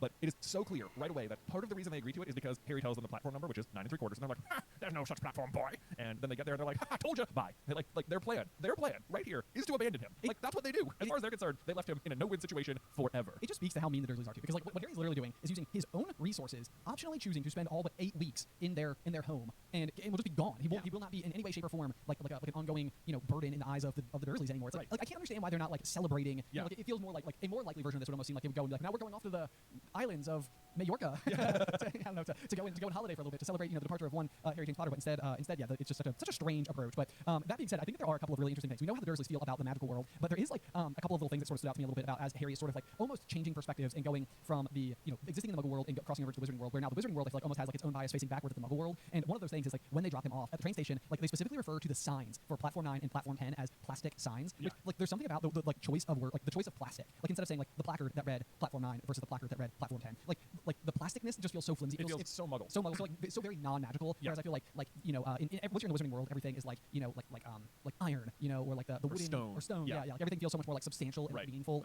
and not plastic. Yeah. Also, there's like a bit of a weird inconsistency just between this book and the other book and the other books moving forward. Neither of which I think is accurate to the actual location of King's Cross, wherein it says in this book that they basically have a good terms, and Uncle Vernon with an even nastier smile. He left it under the word. Harry returned and told the Dursleys drive away. Okay, so that suggests that from their car they are parking between platforms 9 and 10 and just like saying, here, look, there's nothing there. See ya. Like they're still in their car having the conversation, which is like one that is certainly not where you would arrive to. Like you can't park between platforms 9 and 10 in a car. Like you have to like walk into a building to get to where the platforms are at all. You couldn't be sitting next to the spots in a car. Right. Which is just funny because then in the next book they're gonna go out to the parking lot to get into the car to fly it to the school, and there's also no parking lot. So it's just funny that on 2 occasions the way in which cars interact with this building are inaccurate. It does feel surprising just because it's like King's Cross clearly like goes on to be a really, really significant location, as does Platform 9 3/4, which we can get to in a minute as well, because I have something to say about that. Yeah. But like, eventually, I mean, if you fast forward literally to like the very end of the saga, like, when Harry goes and faces death in the forest, where he ends up going to is King's Cross Station. Yeah. It's sort of like this place where Harry sort of like leaves the the Muggle world behind and really enters the magical world like in a much more proper way. Like, he's of course gone to Diagon Alley already, but like the significance of this location in particular is rather prominent, and like the selection of this location had to have been like pretty specific, for a certain amount of reasons. I mean, I guess there's the cross metaphor. Oh yeah, like symbolism, there's a things like very that. biblical allegory happening wherein Harry dies and ends up in King's Cross before he comes back to life. Yeah, it's yeah. like that's okay. That's so very on the nose. Yeah, it truly is though. Yeah. But either way, so Harry wakes up early, and I do love like for him. There's a couple of these like little moments, but just like his excitement, waking up early. I mean, it does remind me a lot of like waking up early for like Christmas or something like that. Like, just like normally waking up early in the morning as a young kid is never ever the preferred scenario. So I love the excitement for him that he's just like anxiously awaiting his ability to to head off to school. He does successfully make it to King's Cross Station, where the Dursleys, as we said, leave him, assuming that he's probably just going to be like stranded at this point in time. Although to be fair, Harry did just strand them boatless on in the hut on the rock in the very last chapter. So I guess they got back within a day though. They seem to make it. They seem to be okay. Yeah, I do like that when they leave him. It says according to the large clock over the arrivals board, he had 10 minutes left to get on the train, and I like to think that that's more of like a rounding thing, and that it was closer to like 9 3/4 minutes left. Hey, I love it. That's so good. That's so good. Speaking of 9 3/4 though, Harry doesn't know what to do because he doesn't know where 9 3/4 is. Enter the Weasley family, where there is no Arthur for some reason. Yeah, no, he's not there. He's not there to drop kids off. Yeah, which, just working I was having so much fun with this chapter. So packed with Muggles, of course. That is the very first line from any Weasley we hear in the story. Oh, that's a fun fact. Yeah, so who's the first Weasley we ever hear speak? Is Molly. Is Molly, and then I think it's also fun. I think you hear Ginny talk next before you talk to any of the other ones. Yes. Mom, can't I go? Which is so funny. And then what I think is so funny is that Ginny's the first one to talk. And it's like I just highlighted that line too. It's like they're gonna get married. That's Harry seeing his wife for the first time. That's so fun. I know, it's really wild. There's of course Molly asking the family, now what's the platform number? And this is one of those things where it's like even in the I think in the film, Hagrid says like, now what's your platform number? Stick to your number. That's very important. And it's like one of those things where like it must have just not been decided yet, like whether or not these quirky, like would they rotate? Getting like next year could it be like 7 1/8, right? Or like would it always be ever so slightly different? But I feel like this was like one of those things where maybe it wasn't known how iconic platform 9 3/4 would be, and then it was like, well, now that we've established it, it can't be. That's almost exactly what it had to be because now what's the platform number? I literally highlighted that and then wrote the word nope next to it. Oh, It's like no, I'm sorry. In your world, this is an incredibly iconic location to everyone, and the number is very obvious. You do not need to check. Like there's no way Molly Weasley doesn't know that you board the Hogwarts Express at platform 9 3/4, especially since this isn't like her first year. Like she's not like, oh yeah, I graduated a long time ago and this is my first kid. It's like no. In this chapter, we learned that you've got 7 kids. Yeah, so two fully graduated. Yeah, so you've been here every single year for at least the last 9-10 years. Right. Yeah. But then can I say on the flip end of the spectrum is I feel like the introduction to Fred and George is so perfect. Like their characters, I feel like we're just locked in from the very beginning. Absolutely. So we get like the exchange, and it's like it's always been one of my favorites. But Molly basically says, Fred, you next, and let's see here. Fred says, I'm not Fred, I'm George to the boy. Honestly, woman, you call yourself our mother. Can't you tell I'm George? Sorry, George here. Oh, I'm joking. I am Fred. It's the first thing you know about them. Right. It's just like everything else that follows just fits that exchange perfectly. Yeah. And so that's like a fun piece of like continuity that will just like continue on forever. And then actually there's even an additional piece of continuity that I don't know that I've ever picked up on before, which is that shortly thereafter, as like the train is leaving, I'm just jumping ahead a little bit right now, but Fred and George tell Ginny that they will mail her a toilet seat. Yes. And like a Hogwarts toilet seat or whatever, as like a joke. And this is always one of those like trivia facts that I feel like gets lost in my brain sometimes because I'm like, I swear I thought Fred and George tried to send Harry a toilet seat at the end of this book when he's in the hospital wing after his eventual battle with Quirrell and Voldemort. And I went to one of the last pages, and sure enough, they did attempt to send him a toilet seat. Oh. So they like their relationship with this whole toilet seat thing, which is prompted to them by their mother. By their mom, yeah. Who I think specifically says like, now behave yourself this year. Like, don't go blowing up any toilets. We've never blown up any toilets. What idea though? Yeah. So like they really, I was gonna say, so they just I feel like Fred and George from the very beginning are exactly Fred and George, and I love that there's like this hilarious like throwback to the toilet seat joke. Oh yeah, right away. Yeah, That's super fun. I also noticed something as I was reading through this chapter that I'd never noticed the first time, and maybe it's just because last week we made 2 videos basically pointing out like how brave Harry is the whole time. Yep. But like there are I think like 4 occasions in this chapter alone where Harry like is described as brave or whatever, or has to do something. Like I kept underlining like he's brave again. I'm like, wow, they're really hammering, which makes sense. This is the chapter right before he's gonna get sorted into Gryffindor, and that's like the thing. So maybe it's like, oh yeah, really establish Harry's bravery here, like on the train ride. But like as Molly is describing how to get onto the platform, and she says, don't stop and don't be scared to crash into it. That's very important. I literally highlighted, don't be scared. I was like, as if. So that's the first thing he has to do right there. And then I think it keeps coming up as well. I'll bring it up as we keep going on because I kept highlighting it. But then he gets on the platform, and this is what I thought was a weird thing. It's like cats of every color wound here and there between their legs. And I was like, I guess we're just trying to paint a scene for like, oh, isn't it so magical? Look at all these animals just everywhere. But like, why are the cats just roaming around? It's like they would almost certainly, just like the owls, probably be in some type of like transportation container. Right. Yeah. Why? Right. Yeah. So it does seem kind of unlikely. Not to mention, it seems like when Hermione eventually has Crookshanks, it's not like it needs to say like Crookshanks was playing with another cat in the corner of the Gryffindor common room. It's like it doesn't seem like other cats ever come up other than Crookshanks ever. I know. It seems like this is worse. Yeah. With this many cats around, like you never hear about other students having cats, even though some other Gryffindors must just have animals. Oh, absolutely. Right. Yep. Speaking of which, we also get Neville's first line ever, which is, "Ran, I've lost my toad again." Yes, I know. And this was the thing. Like I was kind of like mind blown how much you get beaten over the head. Like it's almost like to the point where I'm like, is this like Virgin verging on like a little bit like redundant or possibly even like unnecessary, because I think Neville, like the like disruptions or the number of like interjections that come from Neville losing his toad, I think is like 4 It is times. like 4. It's like, yeah, that's the very first thing he ever says. And then, I mean, even then it says, I lost my toad again. So it's like clear this has happened before, but now he's boarding the train. He must find Trevor on the train and then lose him again, because then he's traveling the corridors. Yeah, and he's asking, and then eventually Hermione interjects saying that Neville has lost a toad. And then by the time they board the boats to go to Hogwarts, Hagrid asks, like, Neville, did you find your toad? And He it's just says, is that your toad? Oh, yeah, And okay, it's like, that to me, the way he says it, it's almost like, did Neville not even realize Trevor was in the boat? I know, yeah. It's like I can't imagine how Trevor ends up being a character in any capacity at all. Like, it would have been fine even if they just had Trevor jump off the boat and go like live in the Black Lake from the very beginning. And it was just sort of like, yeah, this kid is not intended to have the boat, or not the toad. So like, but I ended up doing a little bit of reading on this, because this has always been one of those things where I'm kind of like clearly what you're trying to establish with Neville is that like he's kind of got this like forgetfulness, or like maybe like he's not always paying attention, so like the remember all that's coming will eventually make sense. But like one of the things I saw sprout up is that apparently like when the book first came out, or maybe like a few books in, when we eventually learn about Neville's uncle Algie, who was the one who I believe originally gifted Neville the toad, like there was some possibility that Trevor is actually Uncle Algie as an animagus, and he's like constantly trying to like escape. Why? Like, I have no idea. It's like it doesn't really hold up very well at all, because it's like if you're an animagus, it's like you could just get away extremely easily. Or Well, maybe you'd think, except boy, does Peter have a time escaping Crookshanks in a couple years. That's true. Maybe, okay, new theory. Maybe, because you never learn anything specifically magical about Trevor at all. Like, he keeps being lost, and that's sort of his one-trick gag the whole time. Yeah. Just that he's trying to get away from Neville. What if his power is that something about him produces like some sort of like memory loss toxin? Oh, that would be extremely interesting. Yeah, I like that. It's not that Neville's like losing him or that he's trying to escape. It's just that he keeps forgetting about him at all because of him. Well, and there's a couple of big things that we can talk about here, not the least of which is the fact that both Ron and Neville have one arm tied behind their back going to school, and that they're both using hand-me-down wands.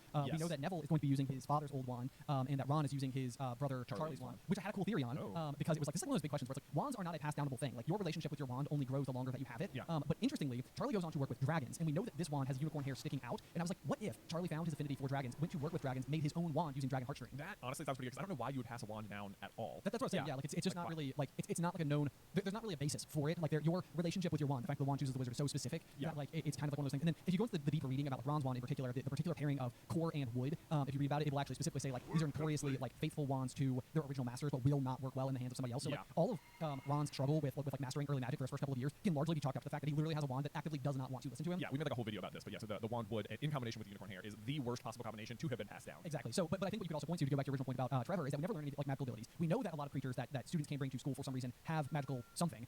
Crookshanks, even being half Kneazle, is an incredibly clever cat and is able to like reveal a lot of plot-related things in Prisoner of Azkaban. So I like your thinking, because it also suggests, because I think after maybe year 3 as well, we don't see Trevor anymore. I can't remember when he stops. Finally goes away. Yeah, he just sort of like disappears. But we know that like Neville is being hampered in a lot of ways, like magically, by some of the like generational like pressure that his grandmother is placing upon him, the shadow that he's living in the wake of his parents who were both brilliant wizards, the trauma associated with what happens to them. But we also know that Neville himself ends up being quite a talented wizard. So it's like it would make more sense if like what's literally happening is like Trevor has a particular ability that is not useful for its master, and he's also using a wand that is actively like lessening his ability to excel. And so it's like Neville's a great wizard. He just has bad like aura around him. Right. Yeah, he's been like poorly equipped to go to school. Exactly. Yeah. But interestingly, someone who is equipped with something kind of fascinating to me is Lee Jordan. I know. Who ends up being like another one of those characters I absolutely love. Obviously Lee will do the commentary for the Quidditch matches. And he's got like it was like sad to me like reading through when Lee Jordan had graduated out and like wasn't him anymore. Yeah. We eventually get Luna, which is like well worth the wait. Which is well worth it. And Lee does go on to do Potter Watch, which is also great. That's cool. So yeah, you get like a good throwback. So he just had that commentator. Yeah. Like a host. Exactly. Yeah. He had that. But the thing that he's bringing with him to school, he has a box with something inside that poked out a long hairy leg, which we eventually learned to be like a giant tarantula. They describe it as a giant tarantula, but I like right next to like acromantula, because like we are exposed to Aragog, the giant spider in the forest, who was believed to be the monster associated with Chamber of Secrets. Right, and he's of course just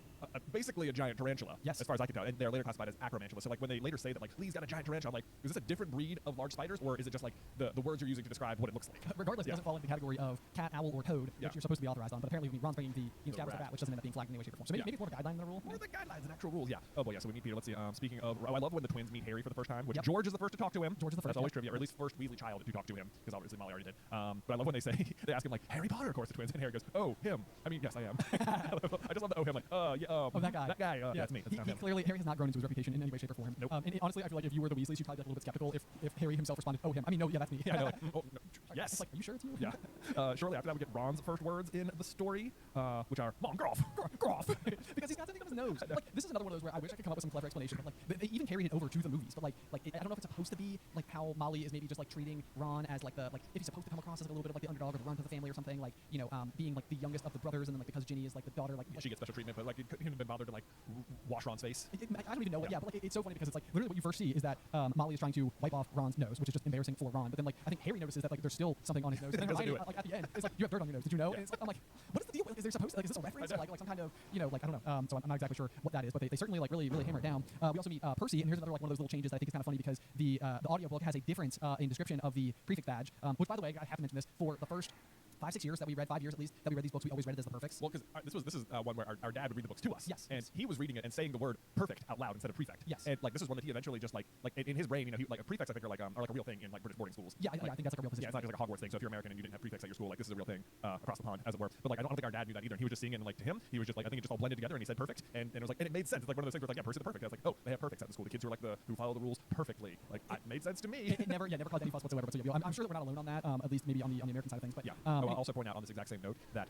since this is the chapter where we meet Hermione, we also called Hermione Hermione for like I don't know until the movies. Yeah, we had no idea how to pronounce it. Yeah, but that was a huge one. That was like one of those things again where I think I've watched an episode or a season of Great British Bake Off where there is somebody who is named Hermione as one of the contestants. And I'm like, oh my gosh, okay, like that's so cool to see like another person bear this name. Anyway, long story long, the shiny red and gold badge as written in the book that I'm holding is read in the audiobook as a shiny silver badge, and apparently this change was made because in Order of the Phoenix, when Ron eventually gets his badge, it is described as being like a P with like the Gryffindor like emblem on it. Okay. So it's meant to sort of like retroactively match what they would look like in the future. Yeah, the house specifically. Okay. So anyway, silver badge is how Jim Dale will read it. Red and gold badge is how it is written in the book. What I find interesting about this is that occasionally when we're doing trivia for on the Super Carlin channel, like Dave Spence type stuff, there will be like oh my gosh, I swear I remembered it as this instead of that, and occasionally we'll be like, let's go to the book, let's see what it says, and like a lot of times you'll fact check, you're like, no, it is right there. So anyway, I feel like I had to make like a point out of that because it's like, okay, what color is the prefix badge? And it's like red and gold. And it's like silver. Silver's like no, there's been a change. I know, yeah, that was a little altercation. Yep, exactly. So anyway, so the prefix badge, we get a little bit more Fred and George action with it. It's like, hang on, I think I remember him saying something about it said the other one once or twice, a minute, all summer. They're just like so in sync, and it's like your first interactions with them are all the same. It's just like they're just on all the time. Yep. The other thing to kind of keep an eye out for, and this was something that a patron of ours once pointed out to me, but it was the fact that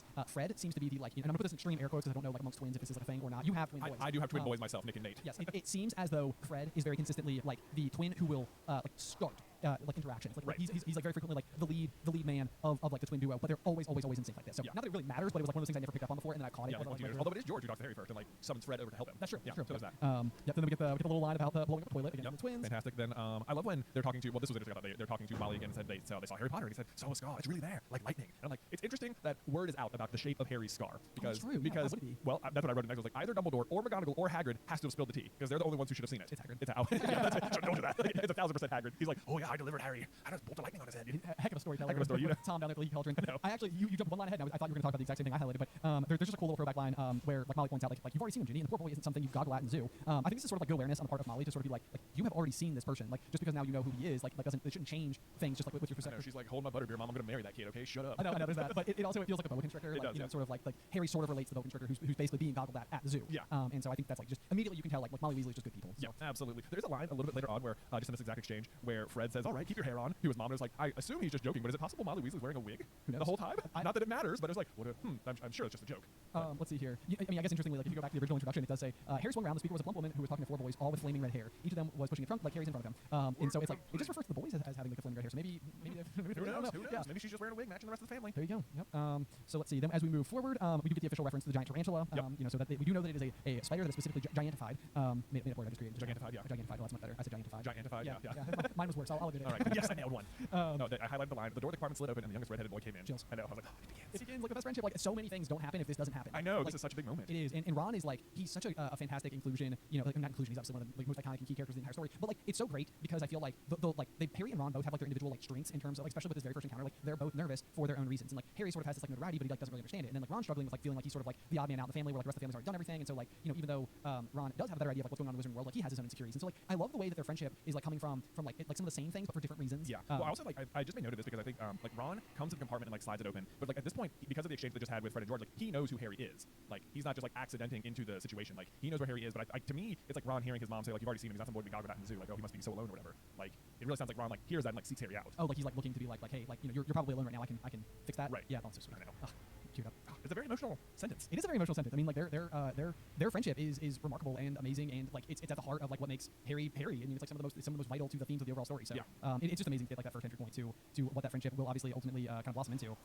As we get like some of the exchanges with Ron and Harry, you get a little bit more. I mentioned before like the thing about like the plastic. There's sort of the exchange where Harry's asking like, are all of your family wizards? And Ron's like, I think so. I think Mom's got a second cousin who's an accountant, but we never talk about him. No. I don't think that's true. No. Okay. No. Okay. So I looked it up. And I was like, I'm curious who the second cousin might be. Okay. So it's like no one knows how second cousins are related to you, but I'm just going to read it to you. Second cousins have the same great grandparents as you. So think of it this way: your mom's first cousin's child is your second cousin. Okay. So your mom, or your grandpa's brother's grandchild, right? So it is Molly's second cousin. That means it's her grandfather or just her grandparents' brother's grandchild. Okay. Right? Yeah, I mean, yes. Well, but here's the thing. All of the Weasleys are purebloods, right? So Molly's a pureblood, meaning that her great-grandparent is a pureblood, meaning his brother was a pureblood. So his descendants, no matter what, are not muggles, but squibs. Squibs, yeah, almost certainly. Yeah, that's a good point. That's a good point. So yeah, so no, they're not. I guess that's not even the question, though, is it? It's are all your family wizards? So I guess it's maybe that's more of it. So I guess he's not saying he's a muggle, but he exists within the muggle world. He exists within the muggle world, but would not be like a full-on. He would at least qualify as squib rather than muggle. Yes, that would almost certainly have to be the case. And just to back up and further clarify, we of course know that Molly comes from the Pruitt line, which is also pureblood, as well as Arthur's line, which is Weasley, which is also pureblood. So, either way, just to get those family trees knocked out and corrected. But I feel like what I read from that is there's almost like a like I don't even know if there's some possibility like this particular member of the Weasley family is sort of like we don't really talk about him. We don't talk about him. So, just sort of some of that like otherwise like reverse facing bias, I guess. Yeah. Somebody says he must know loads of magic already. Not even a little bit, which is kind of surprising. You'd think Ron would know some magic. Yeah, you would think so. And as we like sort of jump forward as well, we get the introduction to Hermione, which is super fun here in a few different pages, or a few pages ahead rather. And this is like another one of those moments, and we can jump back around a little bit. But Hermione sort of like immediately says like I practiced a few basic spells already. And it's like when? When? Like all I can think is that like once you're on the train, it seems like you might just be allowed to perform magic because there are older. Oh, there's no way to do it there. Yeah, and also the train itself is physically moving, so I feel like your like geographic location can be kind of specific when casting a spell to like figure out where the spell happened. To me, I've always thought that like, she must have done this like before she even got on the train though. I know, but like, just at home. Yeah, I feel like she's right. Like that would violate. I guess it would violate it. It seems like it might fall into the category of like accidental magic or something, even though they clearly tell like specific spells are being cast. But I wonder if maybe the rule doesn't apply until like you've actually gone to school. You know, the other possibility is just that literally Hermione has wizard neighbors. Oh, also possible. Even likely. Right. Yeah. So it's like on Privet Drive, it feels pretty clear that with the exception of Mrs. Fig, everybody there is distinctly non-magical in all ways. And so it feels like maybe it's like it really stands out a year later. But I suppose it's always entirely possible that like a lot of wizards have to live places. You know, they don't all live in. Hogsmeade I think is the only fully magical community like in the world. I think. Yeah. So it's or at least in like Britain. Right. So I mean that means that like it wouldn't be entirely uncommon. So maybe that's how she's just getting away with it. And Harry's just really unfortunate circumstances. Yeah. That's like no, it's very clearly just you. There's no way around it, Harry. We know you did it. Not somehow self-named doctor. Are you kidding? Yeah. Right. Also, so next page we meet Percy's old rat, which is of course Pettigrew, aka Scabbers. So right away, this is our first introduction to Peter Pettigrew, the rat, who's just sitting there. Oh man, that guy, I guess sucks. I know. This is like one of those things too, like where it would be so interesting to get a little bit of a backstory as to just like how the Weasleys came to, because we know that Ron and Harry Scabbers from Percy. But it's like, where and when did Percy get this rat? I know they just show up like in Percy's room, right? Just like, hey, what's up? I'm your rat now. I'll be here. Like I suppose I think at some point we get like an explanation where like Peter needed to be able to like hear wizard news, and so he was like looking for a wizard family to like take him in, which like makes sense. But like I don't know, in general, like you would think that if suddenly you found a rat in the house, you try and get rid of it rather than be like it's a pet. Especially Percy. Percy's like I want to keep this rat as a pet. Like it doesn't feel like it adds up. It doesn't totally. I mean, I suppose there's some question as like whether or not like Bill and Charlie, like you never get like a really good feel for how Percy feels about Bill and Charlie, and like whether or not like he like looked up to them, because you almost always see Percy as like the oldest brother. He seems like the oldest one because he's the oldest one at school with them. Right, but like possibly Bill and Charlie both had pets. Like maybe he'd be like, it's very important to me that I have a pet at school. I guess so. So and it seems like maybe Ron has just recently inherited Scabbers, basically with Percy being receiving that prefix status and receiving the. Well, that's the other thing. He just gives. Who gives away their pet to a sibling? To a sibling who's gonna be that'd be like, and they like live. I mean, I guess he doesn't know it's gonna be in Gryffindor or anything for sure. Although it seems like you probably can just tell since all of the Weasleys have it. It's like, here, Ron, you have my rat, and then Ron will just be at school playing with your pet. You know. Yeah. The whole situation seems weird. It's not the last weird thing that happened with Scabbers on this train ride. But before that, Harry says the word Voldemort out loud, and Ron gasps. Then he says, "I'm not trying to be brave." So once again, Harry's bravery is described. It's like never much of an effort for Harry to be brave. I know, but it is interesting too because I feel like this is such a defining factor of bravery. So I highlighted that same exact passage, and it's like bravery is not the absence of fear. Bravery is the willingness to act in the face of fear. Right. Because it's what I always say is basically like if you're not afraid of doing something, then you're not being brave by doing it. Because bravery specifically is like a reflection of fear. Right. Like it's sort of like the counter to that concept. So it's like while somebody may fear, like snakes, for example. Like if you handle snakes all the time, you're not afraid of snakes. Then you going and handling a snake. It's not like, oh wow, you're so brave. It's just sort of like I just do this. Like this is just like I'm not worried that anything's gonna happen. I know my relationship with them well enough. I know the ins and outs well enough. So, but I feel like that's a little bit of what's happening here. Is like Harry is like he just doesn't know enough about what's happening in the world to necessarily be terrified of the name. Although knowing that this particular person was the one who like killed his parents, it would seem like just on reputation alone at this point in time, with the knowledge he does have, it feels like there's a good possibility that an 11-year-old would be pretty scared. And it does say later in the chapter that he was starting to get a prickle of fear anytime someone said the name, but that was just part of entering the Wizarding World, I suppose. Yes. Yep. As we scoot forward a little bit, we get the Trolley Witch. The Trolley Witch, yes indeed. And Harry is so excited because he finally has some gold and he's going to buy as many Mars bars as he could carry. Boy, it falls right in there with hamburger. It's just a really muggle sounding thing. It does, but like Mars bars I think are kind of interesting as well because I feel like it must be, I think it's a muggle British thing. I think so. Like if you went to like the checkout counter at a grocery store, like we have plenty of candy from the Mars candy company. Like I think M&M's are making Mars. Yeah. But we don't have Mars bars just like on the shelf here. I think I've looked this up before that Mars bars are just rebranded as Milky Ways in America. Okay, that seems entirely reasonable. Yeah. But I do remember that when we were kids, our mom and dad went to Ireland to run a marathon in Dublin, and when they returned, they brought us back each a Mars bar. I remember it being the best candy bar. It was pretty cool. I feel like it was the best because it was like, oh my gosh, it's so foreign. But like like at the same time, not. And actually on this exact same token, this is just an anecdote about my own life, is that my wife Alice is absolutely obsessed with white chocolate crunch bars, which can only be purchased like internationally, and they're not available here in the United States. And so like when we first started dating, one of the things I got her for Christmas was a whole case shipped over. Wow, but that's hilarious. It was such like an alarming. It was like $100 for like 12 white chocolate crunch bars to be shipped internationally. That's hilarious. Yeah. Okay, so here's what it is. Okay. In the United States, there's been like almost intentionally and laughable confusion about this, but the Mars bar was sold as the Milky Way bar in North America. But then back in the UK, they also sold something called a Milky Way, but it's just a different chocolate bar altogether, Wow. which is extra confusing. Meanwhile, you can also buy in the United States a Mars bar, which is a candy bar with nougat and toasted almonds coated with milk chocolate. So there is a Mars bar and a Milky Way bar in America, which is different from the Mars bar and the Milky Way bar in the UK. Wow. But the Mars bar, so it starts with the Mars bar in the UK, then there's the Milky Way bar, that is the American name for it. Okay. Then they made a Milky Way bar in the UK, which is different, which is confusing. And then back in America, they also made Mars bar, which is different from the Mars bar and the Milky Way in the UK. So there's just so much confusion. Anyway, Milky Ways are good. There we go. Yes, and Harry was not about to buy Mars bars. No. In the meantime, though, Ron, of course, has his corned beef sandwiches. Which Four of them. Four of them. I noticed that. I was like, why so many? Quite a plenty. Quite a plenty. But I will tell you that, like, as I read that, I was like, I know that I'm supposed to be like, excited for like wizard candy and stuff like that. But I was like, I can go for a corned beef I sandwich. know. And it's like, he's not like a huge fan of it. Which again, this is like one of those things where it's like Mrs. Weasley is so kind and thoughtful and considerate and like a great mom and all these things. But it does feel like Ron just very consistently, it's like the short end of the stick in a way that like even when you hear about like the Yule Ball in year 4, like it doesn't seem like Fred and George wear like secondhand dress robes. Like they're not embarrassed to wear like whatever it is that they've got. But like Ron is laden with like the lacy. Even Ginny must have okay ones. Right, exactly. You know? Yeah. Like maybe she didn't need hers until later or something, but like still, like Ron is the one who definitely gets the short end of the stick. He gets the color sweater he doesn't like. He later gets socks that don't go well with his clothing. It's like he gets these sandwiches, but it's like he's also a little defensive about it. He says she hasn't got much time, which is like I feel like that sentence doesn't really like line up with magic in general because like you can just make the sandwiches with magic and you can duplicate the sandwiches with magic. So it's like the time is not much of an excuse for your crummy sandwiches. I don't think. Yeah, I know it's a really strange one too. Because that's the other thing too is that like this is really the only time that anything that Mrs. Weasley makes is ever regarded as less than. Oh, I know. Yeah, it's like why aren't they good sandwiches? It's like they're dry. And it's like that doesn't sound like Mrs. Weasley. All of Mrs. Weasley's food is amazing all the time, except for these sandwiches. Right, it's a specific plot point in Deathly Hallows that like Ron is struggling with camping specifically because he's used to square meals either from the Hogwarts house elves or from his mom's spectacular cooking. So it's like one of those. I mean, it's like a platform now 3/4 second. We spent way too much time talking about it for how important it is to the plot, but it is always just like one of those things where it's like, oh, all right then. Let's see. So then the next moment though I really do like a lot. This is Harry's ability because he's never had anything to share before or indeed anyone to share with. Yes. This is like both a sad and happy moment because it's so neat to see that like the moment that Harry has anything to share, his first instinct is to do so. Yeah. Like it's like you could see a situation where it's like I'm sorry, but like my whole life I've never been able to buy candy and I can and I just really want to be able to enjoy it all. Want to try it all. Like I mean, it wouldn't match Harry's character in any way, but like for an 11-year-old to have that take or that perspective on it, like not unheard of. Not unheard of. Yeah. So I love this. I love that like the first thing that Harry really does is look an act of generosity and a way to bond with Ron. Yes, I love that as well. And in doing that, they start opening the chocolate frog cards. Ron says he's missing Agrippa, which this is one of those things whenever you're listening to it, it sounds like he's missing a Agrippa card, but it's not. He's missing an Agrippa card. And I looked it up because I was like, we don't get much more content, so I can just tell you for a fun fact who Agrippa is in the wizarding world. He lived from 1486 to 1535. He wrote books about magic and wizards. Some important people thought his books were evil, so they put him in jail for writing them. That's what it says on the chocolate frog card. Wow. Okay. So Yes. it's an interesting little piece of information. Yeah, 100%. I always thought this was like a strange occasion where Agrippa was a fantastic beast of some kind, and it was sort of like it was almost as if like this was less of a specific person and more of like just a species. Like a species. Yeah. Like I'm missing a demigod card. Exactly. Yes. Precisely. Yeah. The other one he's missing is the Ptolemy card. And this is sort of like a funny thing because it's similar to Nicholas Flamel, who will come up in a second. Ptolemy was just a real person in real history. So it's just sort of funny that like the wizard, like as you're reading it, you realize like, oh, these famous people from what you think of as famous people from Muggle history, maybe they're actually famous because they were wizards. Yes. Or whatever. But hilariously, what Ptolemy is famous for is he's a 2nd century Greek mathematician, astronomer, and geographer who is famous for his controversial and wrong opinion of a geocentric theory of the universe, which is the idea that the Earth is the center of the universe. So that is what Ptolemy is famous for. So it's funny that he's just famously wrong about it. That is very famous. That's very interesting. And I'm glad you looked into it because I was like, these certainly are people. Then we get Albus Dumbledore. One of the things I'm just really curious about is underneath it says currently headmaster of Hogwarts. I am so fascinated to know whether or not the chocolate frog card might update like itself. I know. I literally highlighted the word currently. Yes. Like, I wonder if he stopped being it, would it change it? Because if that's the case, or like if he does other accolades, like how did they go about choosing which accolades go on there, or is it just sort of like the card's ability to be like, no, this is what this person's known for. I'll adjust my information accordingly. It would be especially funny as time went on because I feel like when Dumbledore is under the scrutiny of the like he like loses his Order of Merlin and he's like taken away from like all the other councils and everything. But like I think Bill or Fred or George or someone jokingly says like the only thing he cares about is they keep him on the chocolate frog card. And it would be so funny if like at that point in time all the other accolades were like removed and it just said like Albus Dumbledore on a chocolate frog card. That'd be so funny. I also love his description on the chocolate frog card. It just says particularly famous for his defeat of the Dark Wizard Grindelwald in 1945. Next, like what a simplification of that whole event since there was apparently going to be 5 full movies about it. That was funny. Then of course this is when they name drop Nicholas Flamel for the first time, which is like, oh, if you're paying attention, there it is. And then it ends with chamber music and Tandy Bowling, which is just super funny. That's one of the things. I like to think Dumbledore like insisted, like wrote his own chocolate frog card or something. Oh, I know. Yeah, I don't even know what chamber music is. I think like I always thought it was just like church music or something. Okay. I don't know. Now that you say it, I'm like, Yeah, like for some reason I always associate it, and I have no explanation for this, with the toilet. With like a chamber pot, like elevator music but in a bathroom. Yeah, exactly that. Exactly that. Oh man, hold on. Let's see. Hold on. I'm gonna look up chamber music. Chamber music is a form of classical music that is composed for a small group of instruments, traditionally a group that could fit in a palace or chamber or large room.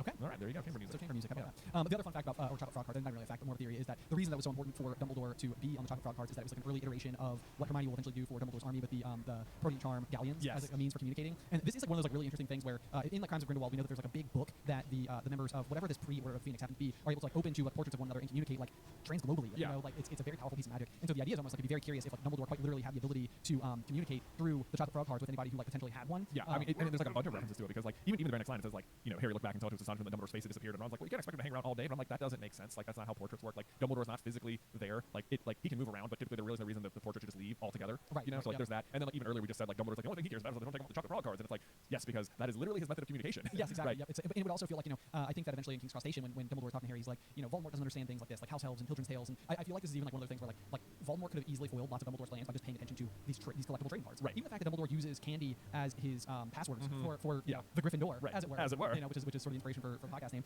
It's like it just suggests that like this is like one of like Dumbledore's like aware of the fact he's like everybody underestimates candy. Like candy is a very powerful thing because it brings joy to people, and that joy is like it's like reflected in like what it means otherwise. So anyway, I've always loved that thought. Like I think it's just so fascinating and interesting that especially because eventually what Hermione does for Dumbledore's army is effectively a rudimentary version of this exact same concept. So yeah, like, little like when they walk talkies.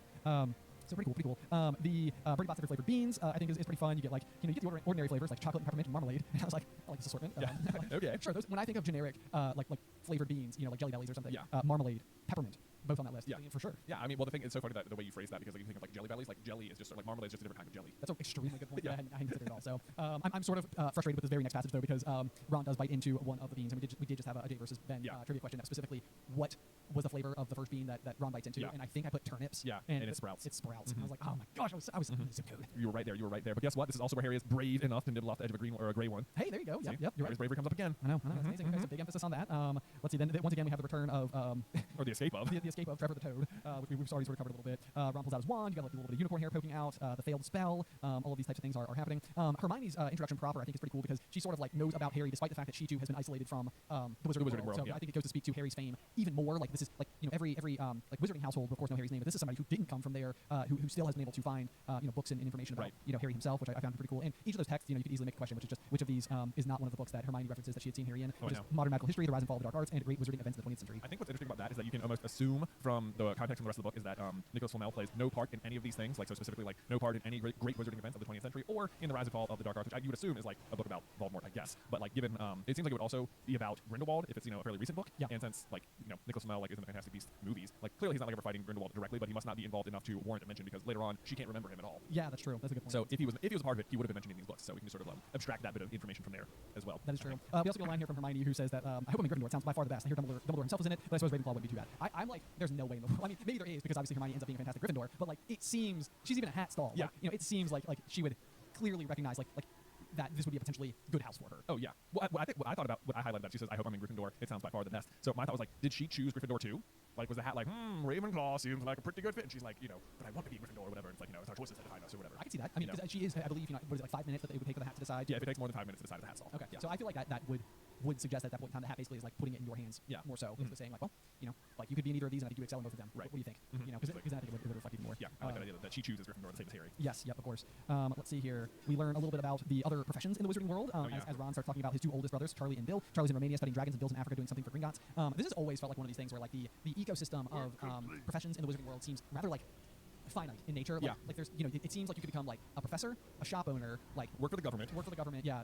Like or like kind of what else? And so it's kind of fascinating that Quidditch player. Yeah, potential profession. But yes, there's not that many different like pathways for all these people to go. And realistically, when it comes down to it, I think what we've always kind of said is that like in Harry's year, if there's 5 boys, let's just assume that there are also 5 girls. 4 houses means 40 new students per year, and this is all rough numbers, but then 7 years of students at school at once means 280 students across this entire age range, at least in like Britain. Yeah. It's like the wizarding population, at least in this particular area, is not huge. Yeah, it's like there's like up, as many as 40 new people joining the workforce per year, right. which is pretty small. Now, I have heard arguments before that like perhaps Hogwarts population is particularly small while Harry is there because of the first Wizarding War, so lots of like potential parents would have died in the war, yielding a smaller crop of students for this generation. That totally makes sense. Yeah. I feel like that definitely tracks, and it does feel like the type of thing where I suspect the school would almost be a bit of its own room of requirement, if you will, where it's like it will always be able to perfectly house however many students are there, like without issue. I think that's probably true too. It'll just sort of expand as needed. I think there's an interesting line in here though. They're talking about Gryffindor and Slytherin and stuff like that, and Harry says that's the house vault. I mean, you know who was in, and Ron's like, yeah. Or Ron confirms, that he's aware of that. But what is interesting to me is that like it seems to be fairly well known that Voldemort was in Slytherin, but not very well known that Tom Riddle is Voldemort. Because like even the next year, Ron is polishing the trophy for special services to the school, which is Tom Riddle on it, and it's not like he's like, oh god, I know who this is, even though he knows Voldemort was in Slytherin. So it seems like people just sort of know he was there, but no one seems to be able to piece together like the connective tissue that Tom Riddle is Voldemort. Like, who do they think he was then? Well, I know, and this is a good point. I mean, you and I have just recently spent a little bit of time sort of like delving into those first years after Tom Riddle graduates, which I always struggle to remember what year he's in Chamber of Secrets when Hagrid basically is accused of opening the chamber. He's 5th year. He's a 5th year. Okay. So anyway, so like that roughly speaking means that Tom Riddle would graduate in the mid-1940s, and we know that he goes on to work for Borden Burks, which is when like all the Hepzibah Smith stuff and everything happens.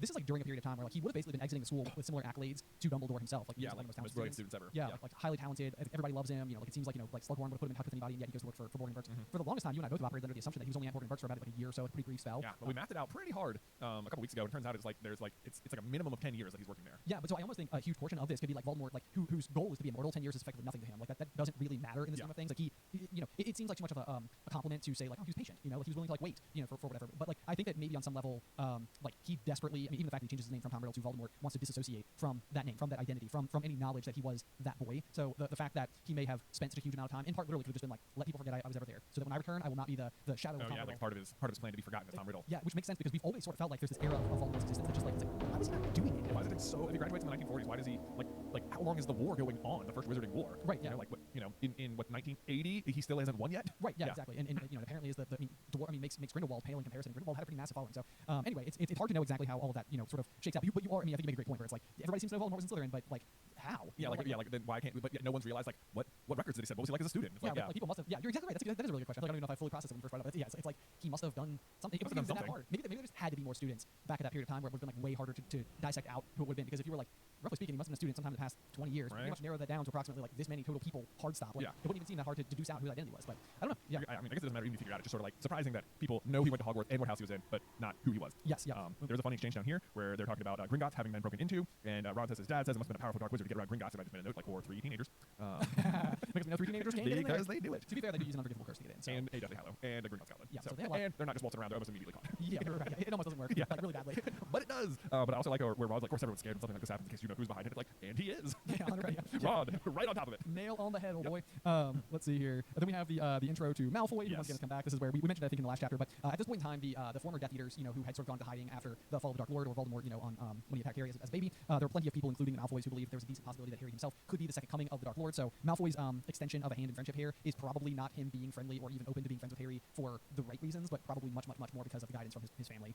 Is the way I read it. Yeah. What I think is interesting here is that like Malfoy comes down, he sort of opens the compartment and he says, "Is it true? They're saying down the train Harry Potter's in this compartment. So it's you, is it?" So it's like that's him seeing Harry and being like, "It must be you. You're Harry Potter." But then later on the next page he said, "I'd be careful if I were you, Potter. Unless you're a bit politer, you go the same way as your parents. They didn't know what was good for them either. You hang around with riffraff like the Weasleys and Hagrid, and it'll rub off on you." Which is interesting to me because he references Hagrid here, meaning that since he has come into the compartment, he has remembered that it was Harry who he was talking to in Madame Malkin's. Oh, because like otherwise he'd have no data point for Hagrid. For Hagrid, yeah, that's true. So he's like, he's talking to him. He's like, "I've already stepped in with this kid, but I have met you already. Oh man, I had the chance. I blew it." Interestingly, though, we do have a kind of unexpected situation that comes in this wake. This obviously starts a little bit of a fight. Crabbe or Goyle ends up reaching towards the chocolate frogs to sort of just like bully them away from Ron. And of all characters, it is Scabbers who's the hero of the scene, who basically chomps right into Goyle's hand and then gets like thrown against the window. This instance makes no sense to me. Like I don't get it at all. The only thing I can think here is that at this moment you have a young Peter Pettigrew who does not know that the Dark Lord could be back and is literally facing down one of his best friend's sons who have in his family. Like, unless you're a bit politer, you'll go the same way as your parents. Like, from Peter's perspective, I mean, he's no hero. I'm not here to defend Peter Pettigrew at all. But like, this could have like raised Peter's hackles a little bit. Essentially, Peter being like, you know, I turned on the Potters out of fear, not out of like lack of, not because I didn't like James Potter, not because I even like followed the Dark Lord's regime. And Peter is a coward. Is what it really comes down to. So the fact that he acts in this situation at all is surprising. But I would say my explanation is just literally that Malfoy has just insulted James and Lily in front of who was one of their best friends. But it's his fault they're dead. It absolutely is. It barely makes sense. I'm giving the best argument. I know. I'm like, I don't get why he does this just at all. Other than you're right. Everything he does is cowardly. Except even then attacking someone seems like a little more brave than I'd give him credit for. It's really his peak moment as a character. This is basically it. Yeah. Even like the sparing of Harry's life. That's like a, you know, even that it's barely a sparing. It's like it's a more moment of hesitance. It is. You know, which just turns on him immediately. But so anyway, the weird scene. But then he probably goes back to sleep. So that's the other thing too. Is I'm like, gosh, if I was in Animagus form all the time, I would be so bored. I know. I would be so bored. I would just, you know, especially like at the very least, on the flip side, maybe I wouldn't be bored. Maybe I would use my animal-like abilities to go and do fun things. But like all he seems to do is sleep all the time, which just sounds miserable. Anyway, so as we scoot forward, though, we do finally make it to Hogwarts. We're in our robes. Yeah, we do. We have found our way to basically Hagrid, who's calling for all the first years. Of course, Hagrid spots Harry immediately, which is always just kind of great. Like I feel like there's so much comfort. I actually felt this way like going to my own college orientation. Like you go to orientation and you really don't know anybody, but then you meet like the 10 people at orientation. So like when you go back a month later, and it's like, hey, you from orientation. It's like, I remember you. I know a person, and you are that person, and we are now friends. Want to go get lunch, please? Yeah. Because I need someone to make me feel like I'm at home. So I can relate to sort of like Harry getting there. He's in a brand new space. He's never like it's dark. You know, it's like they're in the depths of Scotland and the mountains and the lake and everything. And there's a friendly face. So I love that for him. I do love the.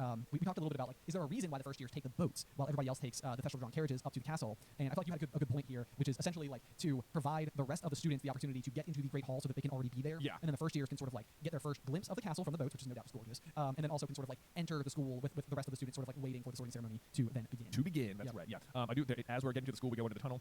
This is where Neville loses Trevor again, and they're getting out of the boats, and Hagrid calls out like, "Oh, you there? Is this your Toad?" No, it's such a bad Hagrid. Sorry. And Neville turns around and goes, "Trevor!" And he's like, "It doesn't Neville's found him here. It's not like, oh, yeah, right, I forgot him. It's like, I found him, which to me sounds like somehow Trevor got in the boat with him. Like, he keeps trying to escape, but then did follow Neville into the boat, which is also weird. Yeah. It's like, I don't get it.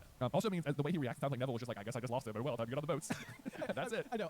It's so miserable to think that you have like your brand new pet coming to school with you, and like it's just like could you even imagine like not even making it into the threshold of the castle and having just lost the new pet entirely? Oh, I know. Not only that, I mean, what is it? One sentence later, Hagrid immediately is like, you still got your toad? Not even one. And I love that Hagrid immediately is able to, he's like, oh, you there, is this your toad? He picks up, like, I'm imagining Hagrid sees the toad, looks around, that kid brought the toad. Him. I know who brought the toad. Yeah, especially because Hagrid's the one who told us that toads went out of style years ago. He's like, I've sorted this. That one. I will say, the amount that Neville loses his toad in this chapter, I feel like if I hadn't ever put chapter 6 under such a specific spotlight as we're doing for this podcast, I don't know that it's ever really stood out to me, but I got to the end of this chapter and I was like, I'm really tired of Trevor being lost. Yeah. Like, I was like, you are really, really beat over the head with it. It's like, all I can think is that, like, what we're going for here is, like, we gotta make sure that remember all makes sense. I'm like, I don't even think you really do. I think it would have been fine. It's fine. Yeah, like, I don't know that We get it. It gives me anxiety to think the number of times that this toad is off. I'm like, how is he ever going to get, like, through the sorting ceremony? Like, where does the toad go? Where does Trevor go for the sorting? I know, he's still holding his, he just walks up there, hands it to McGonagall. Hold this. I can see McGonagall just being like, Not Gryffindor. Please, not Gryffindor. Gryffindor, man! Actually, Neville also had salsa. It would have been 5 minutes of McGonagall having to hold the toad. That's true. I think he's not quite. He's just shy of the hat. Oh, is he? Yeah, I think I was reading that last week because Neville is. Well, we're about to get to it anyway. But Neville's insisting for Hufflepuff. Yeah. The hat just does not listen. He's just like, dude. I see what's inside you. I know better than you, my man. Yep. All right. Well, anyway, so that brings us to the end of our discussion of chapter 6, where now we of course need to discuss our chapter art. We have a little image here of a just really big looking chocolate frog. Yeah. And a photo of a really happy looking, almost Santa Claus-esque Albus Dumbledore. I will say that I don't mind the artwork that much, but one of my most disappointing sensations with like the Wizarding World as it has been manufactured into like merch and stuff like that is that the chocolate frogs are just chronically disappointing. Oh, they are terrible. Yeah. Like they are. I mean, one, they are massive. Yes. They are very big if you buy them. So maybe to scale, this is correct.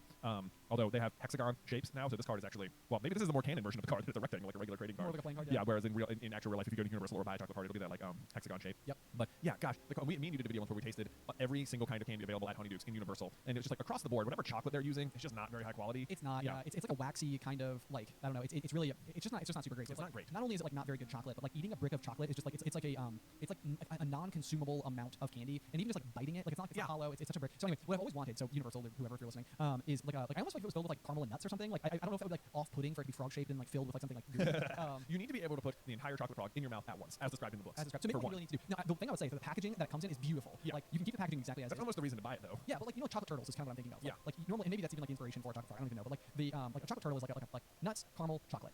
So just pack like 3 or 4 of those inside of the exact same box, make them like delicious and tasty instead of this very like otherwise unusable brick of. I mean, it is, yeah, because all the chocolate there is like the same chocolate, but at least some of the other chocolate has like fun, whimsical wizard things like mixed in. Yeah. To, like it's not all chocolate, but this is like it is. What's frustrating is that it's the most famous candy in the store, Yeah. and also the worst one there. And it's just not good. It's just not good, and it's like it should be because it's expensive. It's the one you want. It's like when you go in, you're like, I want to try butterbeer and I want to get a chocolate frog, and it's like, don't get the chocolate frog. It's not good. They don't. And yeah, I mean, if you want it for the sake of display, that's for one thing. If you want the card, that's great. But yeah, I wish the candy itself tasted better. It would almost be better if it was like a bar of soap. a brown bar of soap. It's a brown bar of soap. Yeah. You know, It'd be more useful. Chocolate soap. So anyway, I do like the artwork on this one. It is fun. I like when they're eating the chocolate frogs, and obviously it's cool that they put the chocolate frog, the Dumbledore card on there because it's such a. It feels like a little just like MacGuffin when Harry gets it. And it's like, oh, Dumbledore, but it's like, no, that was important. Yeah, exactly. That's a big clue. How about a review? Do you have a review for us? I do. I have a review for us of the podcast.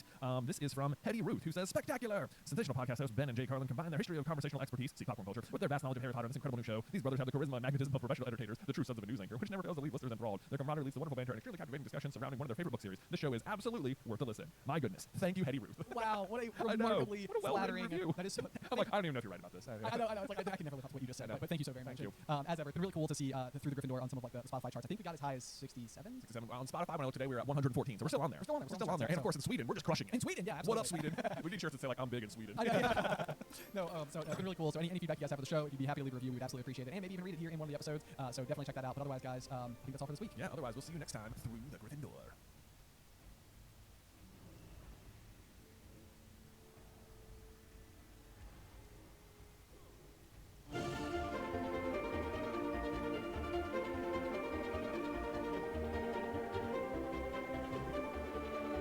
Welcome, dear listeners. I'm Jonathan Carlin. Oh, and I'm Ben Carlin. I forgot I had a part. You do. And we invite you to join us through the Gryffindor, your one-way ticket to the enchanting world of Harry Potter. So grab your wands, dust off your broomsticks, and join us as we unlock the secrets behind Philosopher's Stone, Chapter 7, The Sorting Hat. I gotta say, I feel like because we started just writing chaotic. Yeah. But I feel like very fitting because the chapter art for the Sorting Hat. Yeah, let's talk about that one just immediately. Because it is remarkably not the hat. It is. Yeah, I wrote down. I literally like before I even finished chapter 6, I looked over and was like, what is this? I wrote terrible art to chapter name. It's like one. Yeah, the chapter art, in case you're wondering, depicts Peeves holding the walking sticks, looking all angry and floating up in the air. But like one, the chapter is called The Sorting Hat, and the Sorting Hat and the act of being sorted into Gryffindor for Harry is one of the most significant moments in all of wizarding history. Not just like in this book. Like this is a huge monumental moment. So that the chapter art is not the hat or Harry wearing the hat. Like it is terrible. And then not only that, on top of that, the picture of Peeves is also a terrible picture of Peeves. Yeah. It's like he's not even like funny. Yeah, right. I know. Like he's not nearly like whimsical enough. Like he just seems like actually like a mean creature. Right. And that's not how Peeves is. So, Right. He should look like everything is a joke. Yes, absolutely, absolutely. So we'll come back to I can go deep into Peeves, you know, as we get I closer know to you can. the poltergeist Yes. lore there. But no, so this was like one of those things where I did write Peeves, you know, who was also famously like not in the films. I think probably just like one of those things that was just like too hard to incorporate as like an additional detail. But either which way, I feel like the Sorting Hat is highly depictable. It feels like there's really no excuse. Like I know a lot of times it's like there's a little bit of caution being added towards the chapter art, like not being too much like a giveaway. But like quite literally, It's called the Sorting It's called the Sorting Hat. It's like even though in this chapter like we will be mildly more informed than the characters themselves about how the sorting is going to go down. Like we already know it's going to be a hat. So anyway, just show us the hat. It's such a cool thing. So anyway, but that being said, I feel like there's no way to not talk about it first things first as we enter this chapter. Although I will say then before we dive too far in that I have some other I know last week we were #1 on the Books podcast in Sweden, if you recall. Oh yeah, shout out to Sweden. Yeah, what up Sweden? Well, I was looking through the charts today, and we are presently #3 in Sweden. So there is that. However, Ben, we are #1 in books in Lebanon. What's up? Perhaps you've heard of us. We're kind of a big deal in Lebanon. This is like the new running gag for the show. It's just like which country are we the #1 on books in this week? We're #3 in America. Okay. So that's pretty good. I'll take that. I mean, way to go to all of our listeners out there. I'm just I'm just proud of our audience for boosting through the Gryffindor to the #3 book slot. It's pretty cool. It's pretty cool. Just a little bit of sophomore slump for Sweden. That's all. They'll be back. Look, if you're a Swedish listener, just go through right now. Just give it a rating, give it a review. Maybe we'll read it next time. Make sure you include "I'm from Sweden" in your review, and that, I promise you, if there's a variety, I'll pick one of them. But if there's not, I'll still pick the "I'm from Sweden" one. Okay. So there you go. There we go. All right, we'll get to the review later. Anyway, let's talk about the chapter itself. Yes. The Sorting Hat. Where mainly what happens is the first years arrive into the Great Hall and they go through the sorting ceremony, and that is we were introduced to Snape for the first time from afar. Although the next chapter is called the Potions Master, so we're gonna get a full-on introduction there. And Harry sees Dumbledore for the first time, and that's the gist of what happens in the chapter. But there is still a lot to unpack. Oh my gosh, yeah, it's just like endless amounts and lots of like really cool I think ideas and stuff. But kind of first and foremost, like so we can kind of get the ball rolling here is the fact that of all people, both Ron and Hermione are both unaware of what the sorting ceremony actually entails. It is very unusual that yes, no one, even Malfoy, doesn't seem like he knows how the sorting is going to go. Yes, and so like you get like a little bit of a suggestion from Ron, sort of on behalf of Fred and George, where Ron says the line like some sort of test. I think Fred said it hurts a lot, but I think he was joking. And like when you know the Weasleys and like even especially the more you get to know the Weasleys, it wouldn't surprise you in the slightest that Fred and George were just trying to like mess with Ron. Yeah. But then like in addition to that, like Hermione knows that like that the ceiling of the Great Hall is enchanted because she read about it in Hogwarts history. And it's like how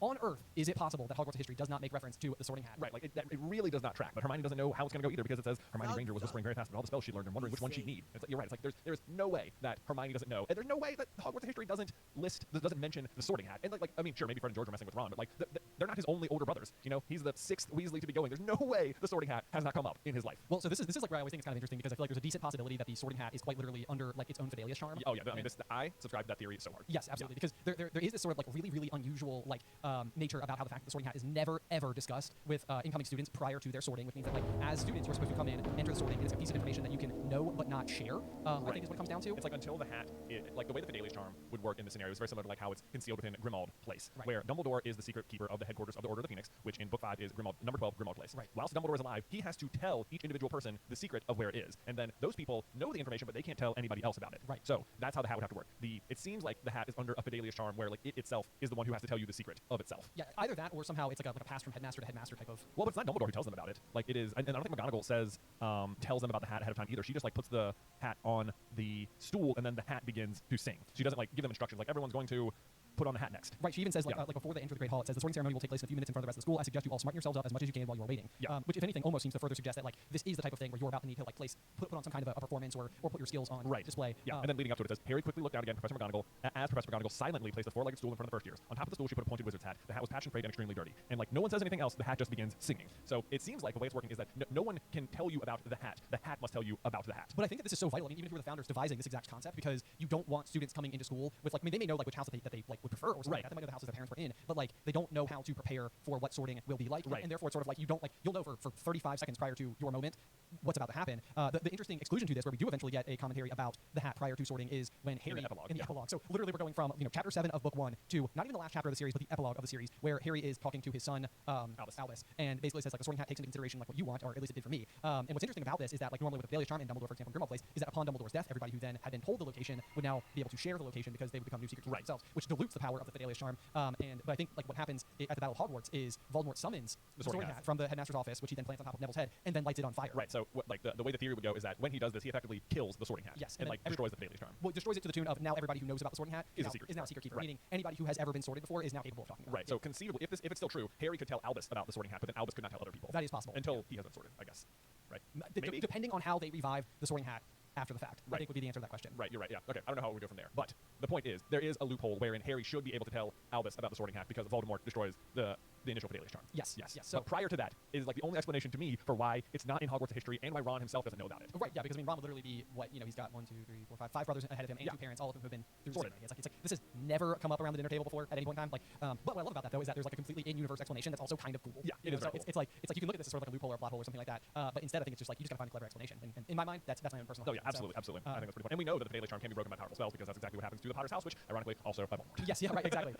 Yep, so that's exactly right. The other kind of interesting thing here that I found is like another one of those little bit of like an interesting inconsistency is the stool itself. I think that in Prisoner of Azkaban, and I went through and I was trying to fact check this a little bit, and it seems like things have also been like edited throughout the years. But I think when Flitwick brings out the stool for the sorting ceremony in Prisoner, it's a 3-legged stool, or it has once been described as a 3-legged stool, and it's since been corrected to be a 4-legged stool. But this is kind of funny because I am absolutely certain that in J versus Trivia before we have had the question before how many legs are on the stool, and it basically is like it pretty much has to be 3 or 4. Yeah. So that's kind of like one of those things where it's like, was that like an inconsistency that was like covered up? Is there any like other reason about a 3-legged stool that like it wouldn't be the correct kind of stool? Or I think that the reason, like, if you wanted to back, I don't know. So are you saying that it did say 3 in here? It has been corrected if you go to the latest copy of Prisoner of Azkaban. It says 4 in here, and it says 4 now in Prisoner of Azkaban. But there are reports online that at one point in time, Prisoner described a 3-legged stool. Oh, okay, that seems backwards. I could have argued towards like it being a 3-legged stool here and have been a 4-legged stool in Prisoner, solely because the 3-legged stool could then represent Gryffindor, Ravenclaw, and Hufflepuff. Okay. And like would be 3-legged because Slytherin had split from the school, and then after Chamber of Secrets, the Chamber of Secrets like lore would have been resolved. At which point the stool could have 4 legs again because like the school would no longer be split by that particular mystery, which was what happened upon Slytherin splitting from the school. But apparently it's backwards, so I don't think that actually tracks. I know, that's very interesting. But while you're on that exact note, I think it's a perfect time to jump just a little bit ahead. We can always jump back. Yeah. There is, of course, the opening feast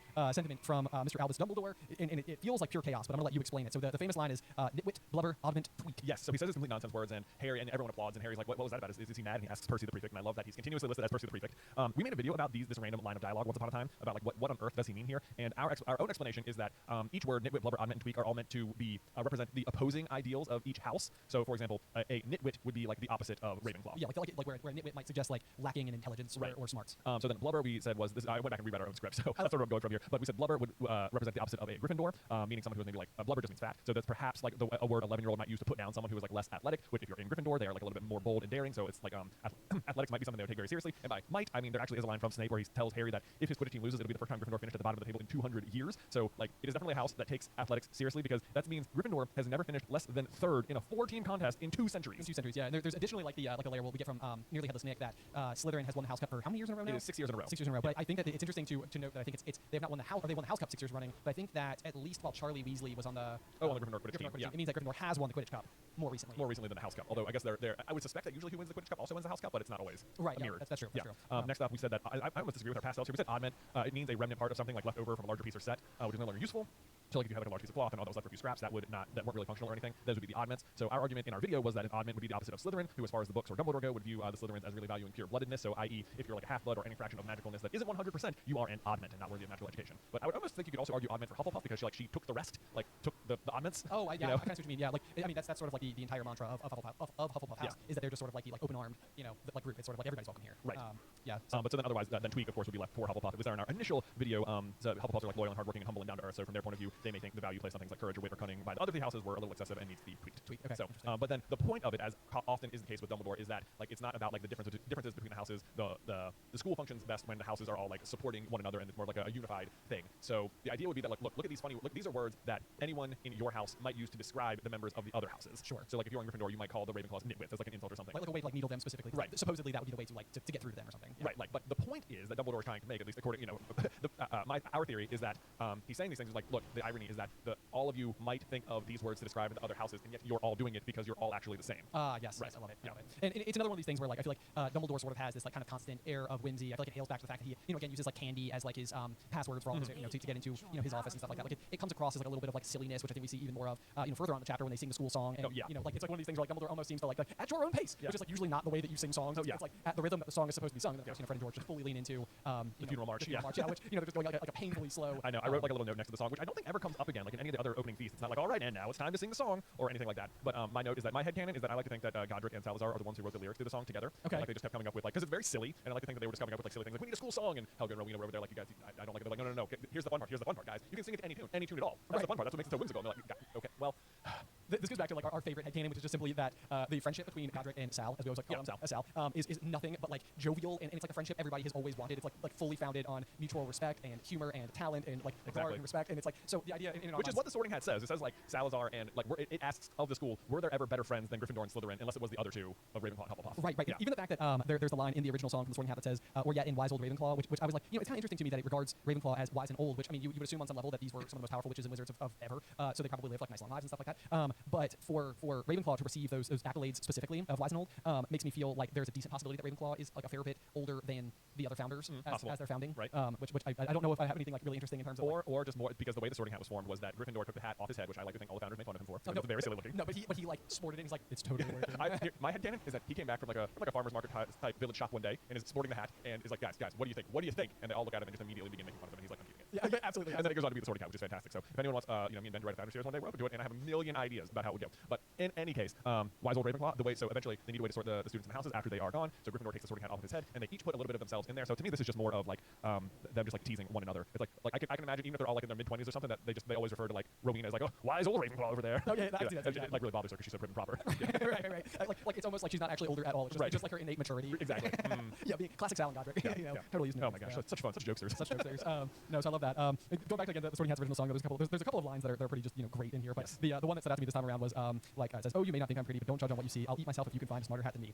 The "I'll eat myself" is a really funny reference to just like a sort of slang throwaway term. It's like I'll eat my hat. Oh, you know, and it's like the Sorting Hat is basically saying like I'll eat myself because I can't eat my hat because I am a hat. Oh, I also like when he says, "For I'm the Hogwarts Sorting Hat and I can cap them all," and it's like he's making a hat pun. He the hat is making a hat pun about capping people. That's hilarious. I also what I appreciate about the opening song is that despite this is I think very cleverly done is that despite all of the negativity you've heard about Slytherin going in, the hat itself does not give Slytherin like a negative spin. He just says you'll make your real friends. Those cunning folks use any means to achieve their ends, and it's like you could interpret that, but it's like for all intents and purposes that's just like oh yeah these people get stuff done. But I don't know if you ever do this. Whenever I read this particular phrasing, it's like I always feel like the word bitter has been left out. Like these cunning folks use any means to achieve their bitter ends. Like I don't know why my brain always fills that in. Do you ever fill that in? I have never filled that in my head before, but I can absolutely see like where you're coming from. Right? Is that a phrase like to achieve? Is like bitter? Is that part of like a phrase? I mean like the phrase like to the bitter end. Sort of like and it held out till the bitter end.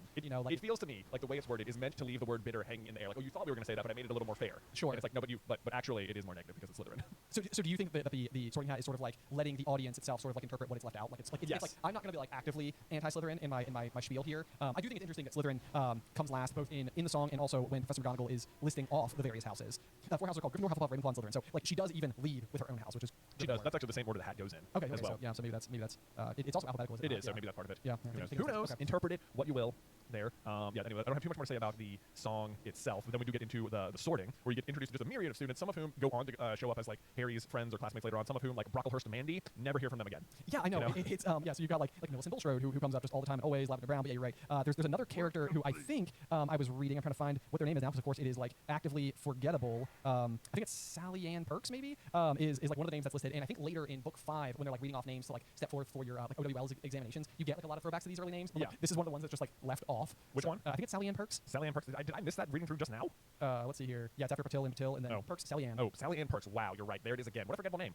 There's a bunch of other interesting things that like happen during the sorting. Seamus Finnegan, for example, is like someone who is like one of the only ones that gets like well maybe Neville does too, but Seamus specifically has like a little bit of like a pause. Yeah. And what's interesting about that is Seamus is the one sorted directly before Hermione, who quite literally we know through like Pottermore reading is a hat stall. Yeah. So it's like it literally says like Finnegan Seamus, the sandy haired boy next to Harry in line, sat on the stool for almost a whole minute before the hat cleared in the Gryffindor, and then Granger Hermione, and it's just like the hat went on. Yeah. Gryffindor. I know. It's like this is definitely like a retcon thing. It's like Hermione, definitely that one was more important. But like where else would you even put like Seamus? Like, it doesn't seem like he in the same way as like some of the others have like an obvious like you could say like Ron and Hufflepuff, Hermione and Ravenclaw, like Neville and Hufflepuff or whatever. Like, but this is not one where like Seamus is always like embodied. I know. I underlined almost a whole minute and wrote down like I wonder what the debate was between. I know. Yeah. Like the only thing that really stands out to me is that later on in book 5 when the Ministry is like attacking Harry, Seamus is like the Gryffindor boy who's kind of against Harry that year, like clinging more to like his mom's beliefs that the Ministry is correct. I don't know where that would place Seamus otherwise then though. Like what that attitude might represent. Like possibly like he's just like more loyal to his family, so maybe like Hufflepuff or something, or maybe just like all the Slytherins are against Harry, so maybe Slytherin. It doesn't seem like I don't have any arguments for Ravenclaw. Yeah, it doesn't seem like he's ever been like described as like being like a super student or something like that. He almost seems more like a little bit like a class clown jokester type. Yeah, I mean like the attitude he displays when he isn't aligning with Harry is like maybe more similar to like Zacharias Smith.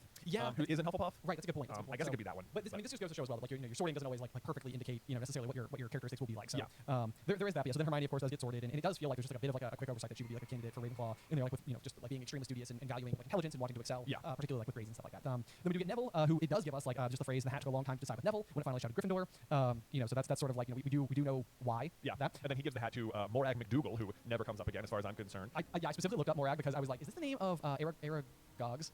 I almost did the thing. Oh, yeah. Aragog's wife. Mosag. Mosag. Yeah. But interestingly, Morag is the name of the second most famous like loch monster.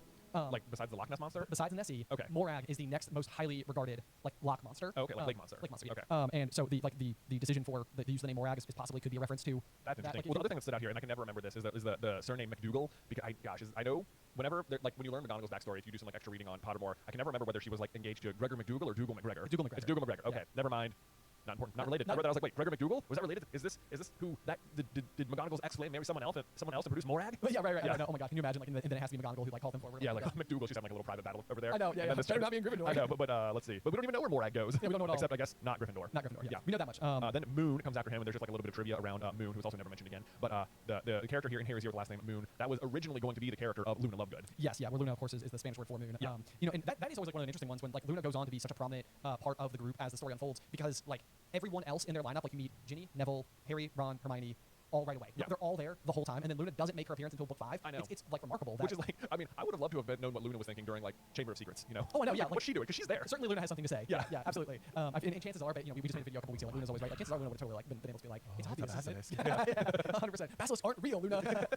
It'd be so funny because if she brought that up, I'd be like, that's a pretty good guess, actually. That makes a lot of sense now that you say it. Now Yeah. you say, that's pretty spot on. Yep. Yep. And Luna does seem to have like a bit of a knowledge base about Fantastic Beasts, so it seems entirely possible. She actually would have cracked open the otherwise non-essential reading Fantastic Beasts and where to find them as a first year. I know, as a first year. There she is right there. Yep.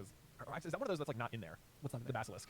Oh, maybe it's. Oh man, I can't remember now. My brain literally was like having a ping pong battle on whether or not I thought it was. I thought it was. God, I'm so curious. Now I want to know because this is like a weird thing that you can like buy the apparent textbook Fantastic Beasts and Where to Find Them, which is published for us Muggles apparently, but you're like buying like Newt Scamander's version of it. Yes. Yeah, and like, but what's weird about it is that there are so many animals that like even in the movies for the Fantastic Beasts movies, you see Newt interact with that are not in the book. Notably, the Zowu is like one of the really big ones, and then the Manticore I think is like a very misrepresented creature. Then there's the Swooping Evil, which is like Newt's like little ace monster up his sleeve, like the entire first movie. That's not in there. Or the Chillin. Or the Chillin. Yeah, which is spelled Q-I-L-I-N. Yeah. The Chillin, that's like a little horse dragon thing that can tell whether or not you're pure of heart. And it's like you can see maybe why Newt wouldn't put that in there. Like he like within the context of the movie Secrets of Dumbledore, the Chillin is this like super rare animal that like is nearly endangered. There's like maybe 3 in the world or something. Would you describe it as a horse dragon? That is what I would describe it as a deer. But when I was recently reading about it for a video, the Wikipedia page listed it as like a half dragon, half horse. Oh, and I was like, I was gonna say I would go with deer like 11 times out of 10. So would I. But apparently that's what it's supposed to look like. Is half dragon, half horse. Okay. So anyway, I can see why Newt, who cares about Fantastic Beasts and their preservation, would not actually list where to find it or tell you anything about the Chillin at all. So now I'm wondering, like, if basilisks are in Fantastic Beasts and Where to Find Them, then there's almost no reason the entire school isn't immediately onto the fact that it's a basilisk because, like, even first year should have learned about them. Right. So then it would almost be interesting if it's not in there because it's like that's why they didn't figure it out. That's why they didn't figure it out. This is really your fault, Newt. Newt, come on, man. Although they literally have the Chocolate Frog card with Dumbledore on it that has Nicholas Flamel, and nobody can think of why the name like brings that out of the back of their minds. Well, that's true too, but like it doesn't just have to be first year. It's surprising to me that Dumbledore can't figure out it's a basilisk, you know,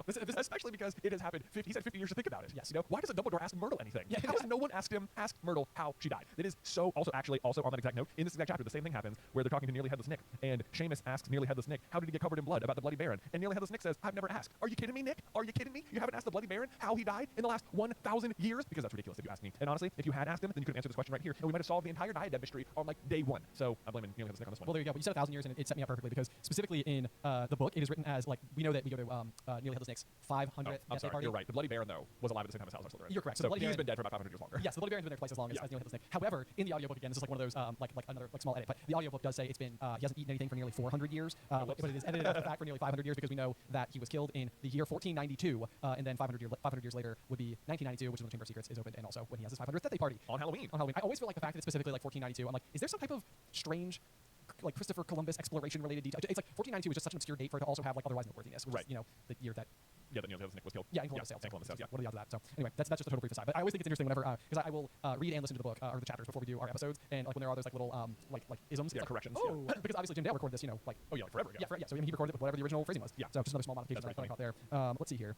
Let's see. Harry sees Professor Quirrell up at the table as he's looking down there, and I guess it describes him as he was looking very peculiar in a large purple turban. This is like I mentioned it. Like, was he not wearing the turban when they met the first time? I guess not. We made this point, I think, actually, because at the time that he would have met Harry at the Leaky Cauldron, Harry shakes his hand, and it's like he's wearing the turban to conceal. Yeah, I mean he's wearing the turban now to conceal Voldemort. Right, but Harry shakes his hand, which means that Voldemort wasn't occupying his body at the time of the Leaky Cauldron. Right. So this was a change. So I actually appreciate this line because it does explain that that something has happened of note in this like interim. But I always thought that this line was such a like the misdirect between Quirrell and Snape throughout this whole book is so like well played. Even in the movies, like you have the scene like where Harry like makes like eye contact with Snape and like Quirrell is quite literally like facing the other way behind him. It's like man, like you have to get that detail right because it is so important, but it's so easy to not realize what's actually happening. Oh, it's very good. The same thing happens in the Quidditch match when like Hermione lights Snape's robes on fire. Like you can go see Quirrell get knocked down. Yes. Like that's actually what does it, which is sneaky. The thing about this particular scene is like it is cleverly done where it's like Quirrell's looking the other way, which so it's actually Voldemort causing his scar to hurt, not Snape. But like what that sort of means is that like for the rest of the year, Quirrell never had his back turned to Harry like in class or anything. You know? Well, he is facing the class class with a rather large iguana. Yeah, we all seen that one, of course, of course. It is one of those things where it is so hilarious to me that in the films when they show Quirrell teaching, that he's holding this just comically large iguana because it's just such a like obviously non-magical creature. But, but why?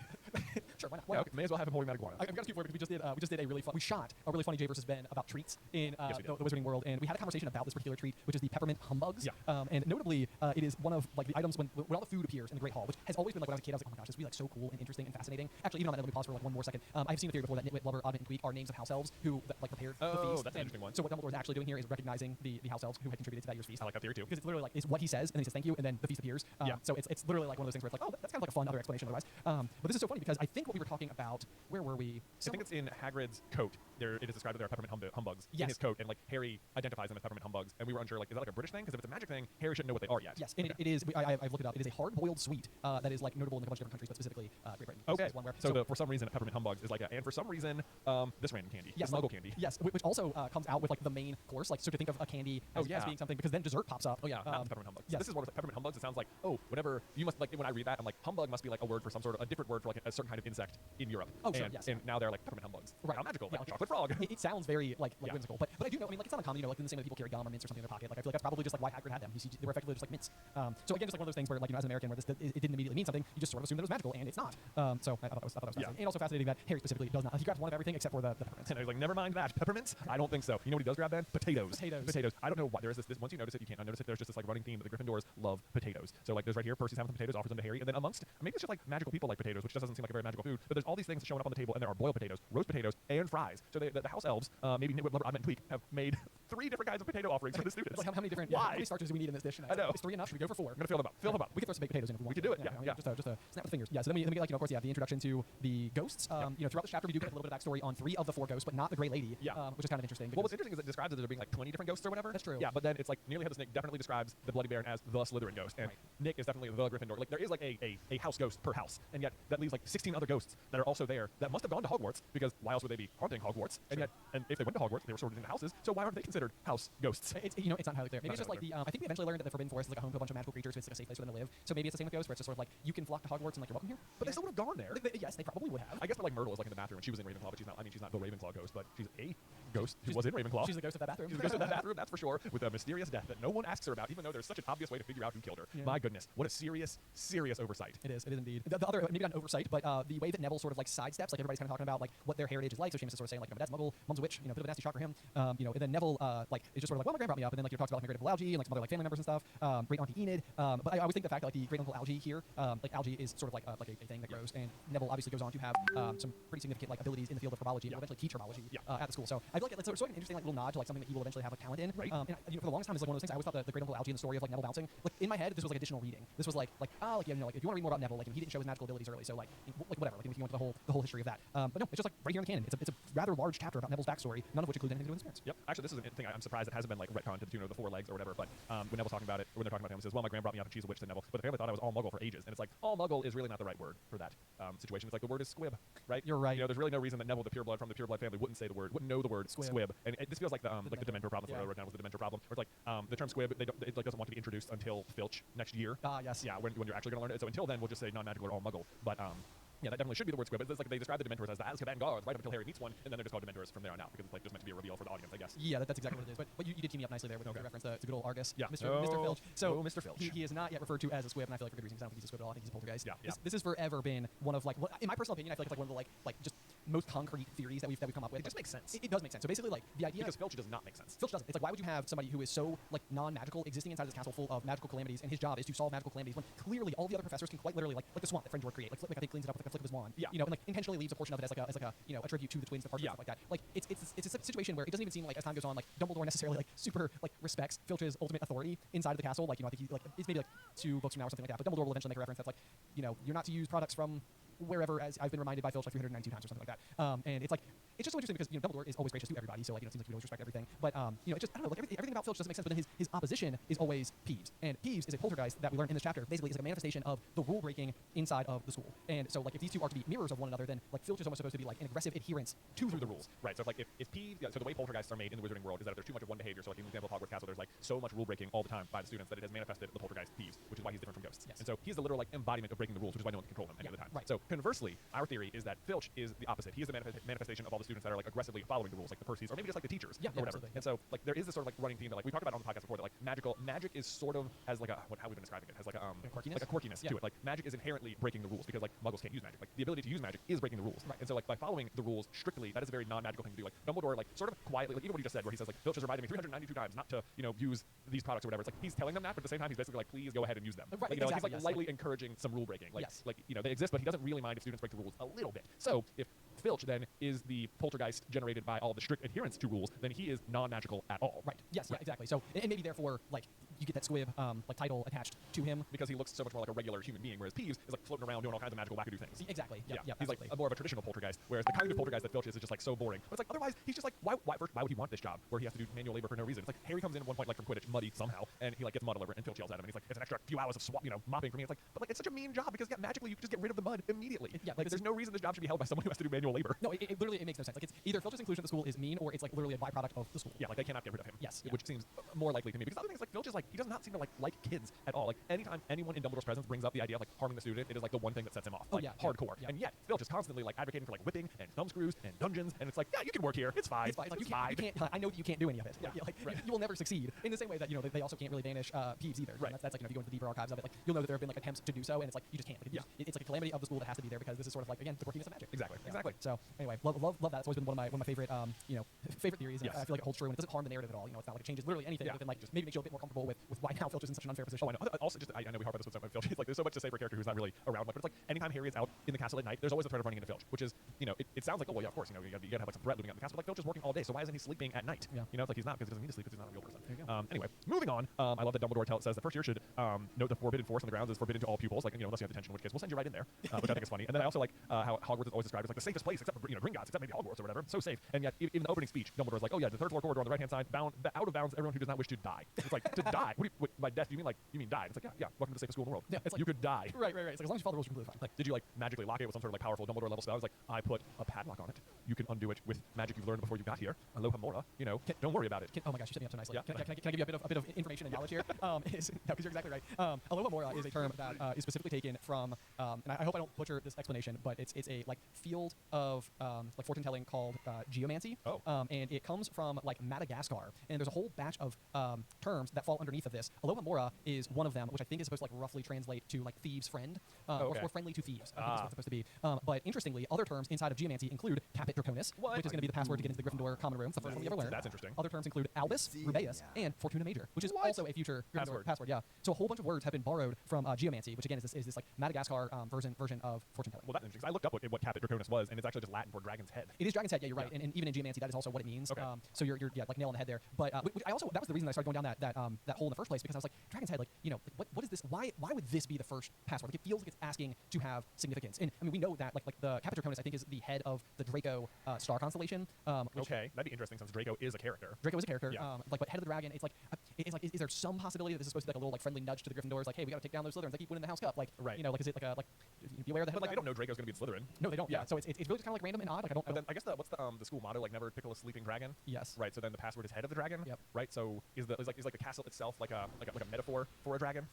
In which case, then the Gryffindors are basically like, yeah, we're the head of the dragon. They are a tower. They are a tower, and then if you were to say like never tickle a sleeping dragon, that could be like a reference to like Voldemort attacking the school in book 7. Like, look what happens. If you do. Priority incantata. No, that's the wrong word. What is it? Locomotor. Oh, Pure totem locomotor. Yeah. Oh, you mean the defensive spell? I always wanted to use that spell. One of the greatest Maggie Smith Minerva McGonagall moments in all of the So films, good. which is saying something for Chess Money. Yeah, really. But anyway, yeah. So no, I thought that was. I thought it was very, you brought the Aloha Mora, and I was like, oh my gosh, I have so many fun facts about exactly where this came from. I'm loving the idea of Hogwarts as a dragon. Yeah. Never tickle a sleeping dragon. Yeah. Never tickle. Oh man. Then it's like, oh boy, now I'm going like, sorry, my head is immediately spinning. I'm like, what if the castle is like a transfigured dragon? Whoa. Mm-hmm. Okay. Here we go. All right. Yeah. All right. I'm gonna think about it more. Let me know what you guys think in review form. 5 stars. Yeah, right. Okay, so here now my mind is like spinning on like a season finale of our Founder series where the 4 founders have found themselves in like the mountains of Scotland, and there's a gigantic dragon. Like huge, massive. And it's like the adversary, but like maybe it's not an evil kind of adversary. It's more like dangerous because of like some other reason, but it's not really like the dragon's fault. Right. But like so the end result is sort of like they have this like haha hilarious calamity, like don't tickle sleeping dragon. Like we all know better now, don't we? But like at least now we're living inside the halls that was formerly that giant. That was formerly a dragon. But this reminds me, like, because we have the theory that the night bus is like a transfigured Zowu. Yes, we do. Yeah, which is like so that would lend some credence to like animals could become. It's just transfiguration. Animals could become like a larger physical structure. We even know that like in Transfiguration class, it's pretty common for them to transfigure like objects into animals. The more I'm thinking about it, the more I'm loving this idea. Just straight up that the castle was a dragon. And that the Gryffindor common room is the head of the dragon. The Gryffindor common room is the head of the dragon. Oh, there's so okay. There's other things you have to explain, but I thought already worked. Okay, all right, let's see. I believe the reason the castle is located where it is because Rowena Ravenclaw was a seer, right? And she had a dream one night about a boar digging in the ground on top of a cliff. Okay. And then which is why it's called Hogwarts, because it's a hog that's digging in the ground. And like that's the location where the castle is built. Okay. So they go there, and then apparently when they dig where the hog was digging, that's when they find the pensive, which is I don't know how that fits in with the dragon idea. Now I'm like, is the pensive the brain of the dragon or something? That would be really cool. They have a very singular object. Right. Exactly. But like pensives are not necessarily singular things unless this happened more times than once. Right. So what is the description that's given when Muggles see Hogwarts? Because it's supposed to is it like smoldering. It's supposed to look like ruins. Yeah. Does it say smoldering or am I adding smoldering? I don't know. Because it feels like that's a Goblet of Fire trivia question. That's when they're talking about how no one knows where Hogwarts is. Yeah. But like that's like one of those where it's like smoldering. Smoldering's a little more dragony. I know. Yeah. I was like, oh, hold on. Okay, I'm gonna look up smoldering on my ebook version of Goblet of Fire because I'm really curious. Are we onto something? Are we having a theory mid podcast? Oh my gosh, I can't even tell you guys. This is so frequently how it happens. And I know. One of the chief objectives I feel like we had in doing this particular podcast, doing through the Gryffindor was like we're gonna be combing through this book in a way that we've never done it before. Like, we've both read it a lot, but we've never gone through like really examined like every single detail in the same way that we are this time. So it's fun to even like feel it like happening real time. Okay, smoldering is used, but it is not to describe what the castle looks like to Muggles. Butts. I know. Darn, double darn. Butts. Okay. I'm just gonna look up ruins and see what the word actually is. Not that it necessarily matters. The matter is, ruins isn't even used to describe the castle itself at all. So don't worry about that. We'll worry about this later.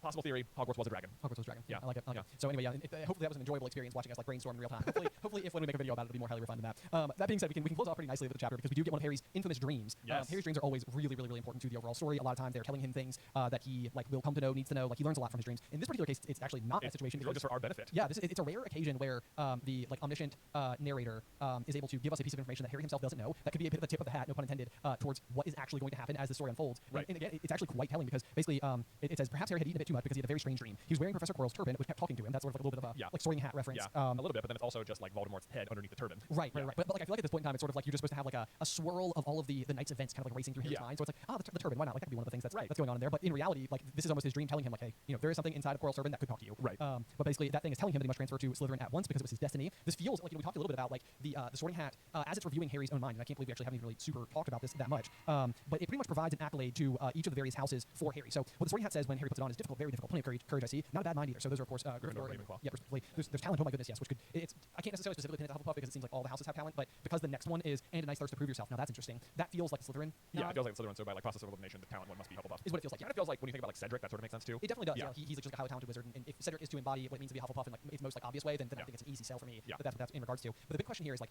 is part of the reason that the house is considering Slytherin, the hat is considering Slytherin for Harry because of the piece of Voldemort's soul that we know is inside of Harry. Right. Like, is it misleading the hat? Because the hat's like, I'm never wrong. And it's like, yeah, but how often are you examining a soul that literally has two souls? Right. And so what's kind of interesting about it is that, like, the fact that the turban is insisting that Harry transfer to Slytherin because it was his destiny, like, to me, that feels like that's what it's saying. Like, that it is the piece of Voldemort's soul. Oh, that's like telling him to go to Slytherin? Yeah. Or that's informing the hat? Yeah. Well, the other part that you could, I guess you could say is that because we know that under the turban is Voldemort. Yes. Right, so if that's the case, then if the turban is talking to him in his dream, is it possible that like Voldemort is already aware of Harry and like is he the one behind the dream? Ooh. You know? Like he's just like, oh, I know who I'm gonna mess with tonight. Well, I think that's very likely because we know that like for the first time we ever witnessed having like a physiological reaction to the proximity to Voldemort is when Quirrell's turban is facing him. Yeah. And in that instance, it basically feels like what happened is Voldemort was like, there he is. Yep. You know, and like that made him feel, made Voldemort feel some kind of emotion that then Harry also tends to feel because it seems like that's how it usually works. Yeah. Harry typically feels his scar hurt whenever Voldemort is feeling something strongly. Right. So that I don't know, I think that's pretty interesting. But it's a pretty it's a pretty telling dream. And of course you get a little bit of Malfoy in there, a little bit of Snape in there, Yeah, whom, like throw you off a little. Yeah, pretty much constant red herrings for the next 5 books where you're Until they aren't. Until they aren't. And you finally get to be like, wow, Harry has only said it like 8 million times, and now we finally got to be right. Yep. But yeah, so that's sort of like what closes it out on. I feel like I relate to this dream because I feel like I have dreams like this constantly, where it's just like a total amalgamation of my day's events, Right. sort of like all morphing into this weird blob Right. of like connective. Like, why am I having all of these different people in the same room at the same time? And it's like because they were all stressful things that happen inside your day, and they're all sort of Right. like coalesced into this weird jelly of brain thought. So Jelly of brain thought. Jelly of brain thought. Yeah, so anyway, when I read that, I'm like, I've had this dream before. Not quite literally, but pretty close. Anyways, that is chapter 7. That's chapter 7. Yeah, a lot happens. It's a pretty cool chapter. I feel like I have really enjoyed this one. There's so much that we were able to unpack overall from it. So Yeah, I mean, it's a very important chapter here getting sorted, and like the ramifications of this night to like set up most of book 2. Yes. Yep, absolutely. So I do have a review Oh, lay it on me. for the day. This is from Everywhere Adam, who says, "Hey brother," and then 4 fire emojis. This is a short one. It just says, "I've loved the Harry Potter series for 26 years. The Carlin brothers are my only source for deep dives into the wizard world." Oh, that's so cool. Thanks, Everywhere Adam. I love that. Yeah, thank you so much, Adam, for leaving a review. As ever, if you would like to leave a review, on the podcast, it certainly helps us out a lot in some discoverability, and we might just read your review here on the pod. Especially if you're reviewing from Sweden. That's just a gentle reminder. Just a gentle reminder. We want to get back to number 1, okay? I want to be back in your good books. Yeah, back to your good books. Let's do it. You get it, good books. I get it. Yeah. It was incredibly clever. Yes, no doubt. Anyway, guys, I think that is all for this week. Yeah, join us next week for Chapter 8, The Potions Master Through the Gryffindor.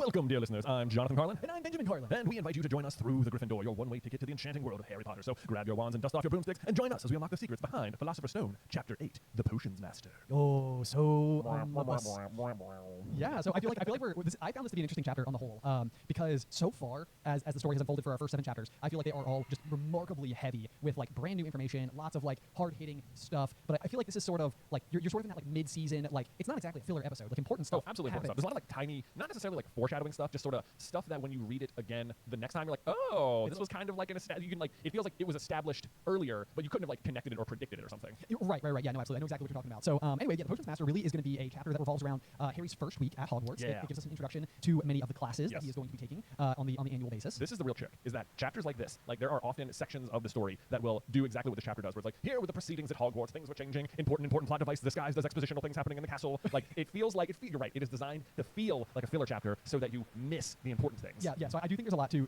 unlock in here in terms of some really fun details. But right away, we sort of get like the introduction, where like the chapter starts with minimal context other than just, there, look, where? Next to the tall kid with red hair, wearing glasses, did you see his face? Did you see his scar? So it's just sort of like marking almost immediately how recognizable Harry's going to be inside of, the wizarding world at school. All of his fellow classmates, have heard the tale, they know who he is. It's remarkable that he's there. So you start to get like a feel for the additional pressure Harry will always have on himself as he moves forward as a student. Like he's, no matter what, he's living a rather unique existence, but his, even compared to other students, is that much more unique. Absolutely, just, to establish right away. And then you start hearing about the castle itself, how there's 142 staircases, just a real popular trivia question. Remember that one, 142 staircases at Hogwarts. Yeah, this is one of those where I remember once upon a time when I was losing so horrendously in the Jay vs. Ben episodes, I remember I was like, I'm going to read through, I'm going to start making notes, I'm going to have like mnemonic devices and different ways to to remember details. And my really ridiculous one is that I remember in elementary school, kids would say 143, or 143 meant I love you because it was like 1 for I, 4 for love, and then 3 for you, so 143 meant I love you. Like the number of letters in each thing. Yes, I was like, why would that mean that? I know, literally I had to remember why it worked, because Okay. I was like, I know at one point in time I knew how this was a thing, but I can't remember why it is now a thing. But so literally my ridiculous device for remembering the staircases is it's 143 minus 1. There you go. Yeah. It's like, I love you minus 1. I have mild attachment. Like I have some reason I can remember the number 143, and that just helps me then backpedal into 142. Yeah, the weird thing is whenever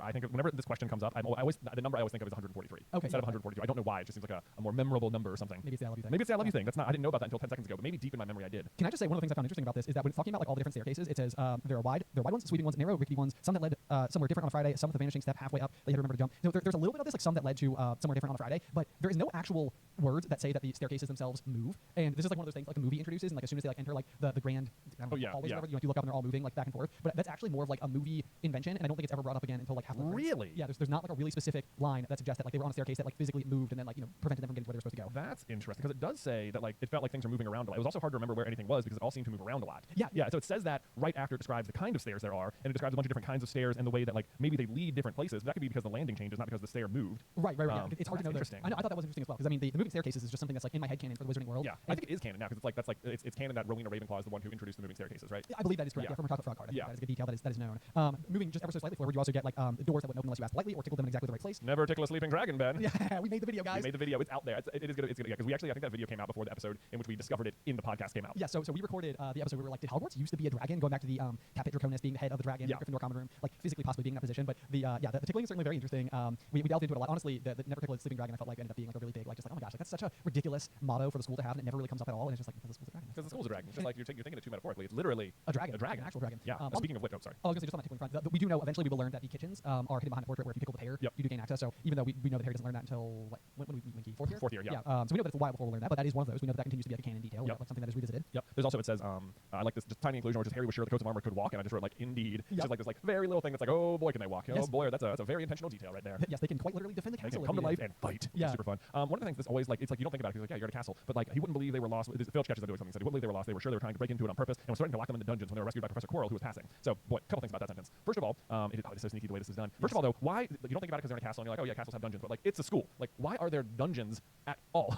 There should be no dungeons. There should be no dungeons unless dungeons are just like basements. I mean I thought that I was like maybe this is the case, but I looked up the word dungeon and it just means like secure prison cell, especially in a castle. Wow. So it's like there's not like mistaking it. You know, it's not like basement is just another word. Like a dungeon means dungeon. I mean that's what Filch is doing. He's threatening to lock them in the dungeons. Okay, so here's my thoughts on this because I thought this before, like going back to the late 9th century when the founders would have been basically in 10th century, I guess, founding the school of Hogwarts. Like I think there's a lot to be said for what is actually going on during this time in like actual real world history and like the perception of magic and witches and the way that people like this were being treated during those periods of time. Because this was obviously just like throughout history, even though magic and stuff, as far as we know, just isn't real in the capacity that we're reading about it. It's not like people have not been punished for such things in the past. So part of me almost thinks, like, if you were to really delve again into that Founder series and get a feel for what the founders were trying to accomplish with the Castle of Hogwarts, it almost occurs to me that there's some outside possibility that it wasn't solely intended to be just a school, Right. but also like a multifunctional. Yeah, like as a castle, was it more of like a genuine fortress or something, like a line of defense? Yeah, because and we also know that Hogsmeade, the town that literally exists right next to Hogwarts, I think is the only known, at least in England, the only exclusively wizarding population. Right. So I think it was Godric's Hollow has Muggles. Like, yeah. So was this like a place for the town to retreat to in case of attack or something? Almost certainly is sort of what my mind would say. So like I almost feel like what the founders were really attempting to do was provide safe haven for the wizarding world, and then once that was sort of happening, once there was a place for people to potentially go, it was like we can also like be teaching people while we're here. And like that way, if they have control of their magic, then it's altogether less dangerous. You know, Right. teach a code of conduct. Right. So I certainly think because the statute of secrecy won't be created for centuries. I think Yeah. it's not until like the 1600s or 1700s, and that's put into place. Right. I can't remember the specific detail, but either way, I mean, it means that there's a good possibility, especially being so remote, that they were just quite literally trying to provide a place for people to go and hide. Yeah, that's what it seems to me. I mean, the fact that they have dungeons means that they at one point were used for housing prisoners. So the castle must have served that function at some point. But it's certainly not for students. Certainly not for students. Yeah, Filch, the poltergeist. The other interesting thing about that exact sentence is that it says like this is such a tricky sentence because Filch is getting Harry and them in trouble for accidentally trying to get through the entrance of the out-of-bounds corridor where Fluffy is. They don't know that yet, but they're rescued by Professor Quirrell, who's passing by. And it's like, you think, oh, he rescued them, that's great. And it's like, no. He's investigating the spot. Like that's why he's there. And it's like it paints him as a good guy, but it's like a small detail that like no, he's the bad guy. It's like that's why Quirrell was there. Yeah, It's that's like, why Quirrell was there. It's like it's not convenient timing, and like if anything, like Quirrell probably like I imagine if you were to see the whole scene through his lens, what you would witness is him almost having a sense of feeling caught himself. Yeah. And then being like, oh no, Filch, these kids are fine. Like, Yeah. you know, like realizing in the moment, like, wait, no, I have the authority here. Like, Right, you know, exactly. like, I'm a teacher, like, as far as anybody else knows, I'm just a teacher. I'm allowed to be here. Right. But yeah, so again, I know that we talked a little bit about it in the last chapter, but I feel like you are getting a really significant contrast here between the two paragraphs of joining. So basically, you get one big paragraph about Peeves and what happens if you run into Peeves, and then you get a big paragraph about Filch and what happens if you run into Filch. And it's just again, I mean, these two are the antithesis of one another. Like they are exact equal opposites of one another. Like, I mean, even the length of paragraph looks the exact same. it really does. Like Yeah. this is, I mean, I don't want to harp on it for too long, because I know we talk about it all the time. It really has just always been one of my favorite theories, and I feel like I would love for this one to just be properly confirmed. Like it seems so harmless. Otherwise, it doesn't change anything about the story. No, just poltergeist. It just sort of explains at least the connection between him and Mrs. Norris. There's like something magical. Yes, almost certainly.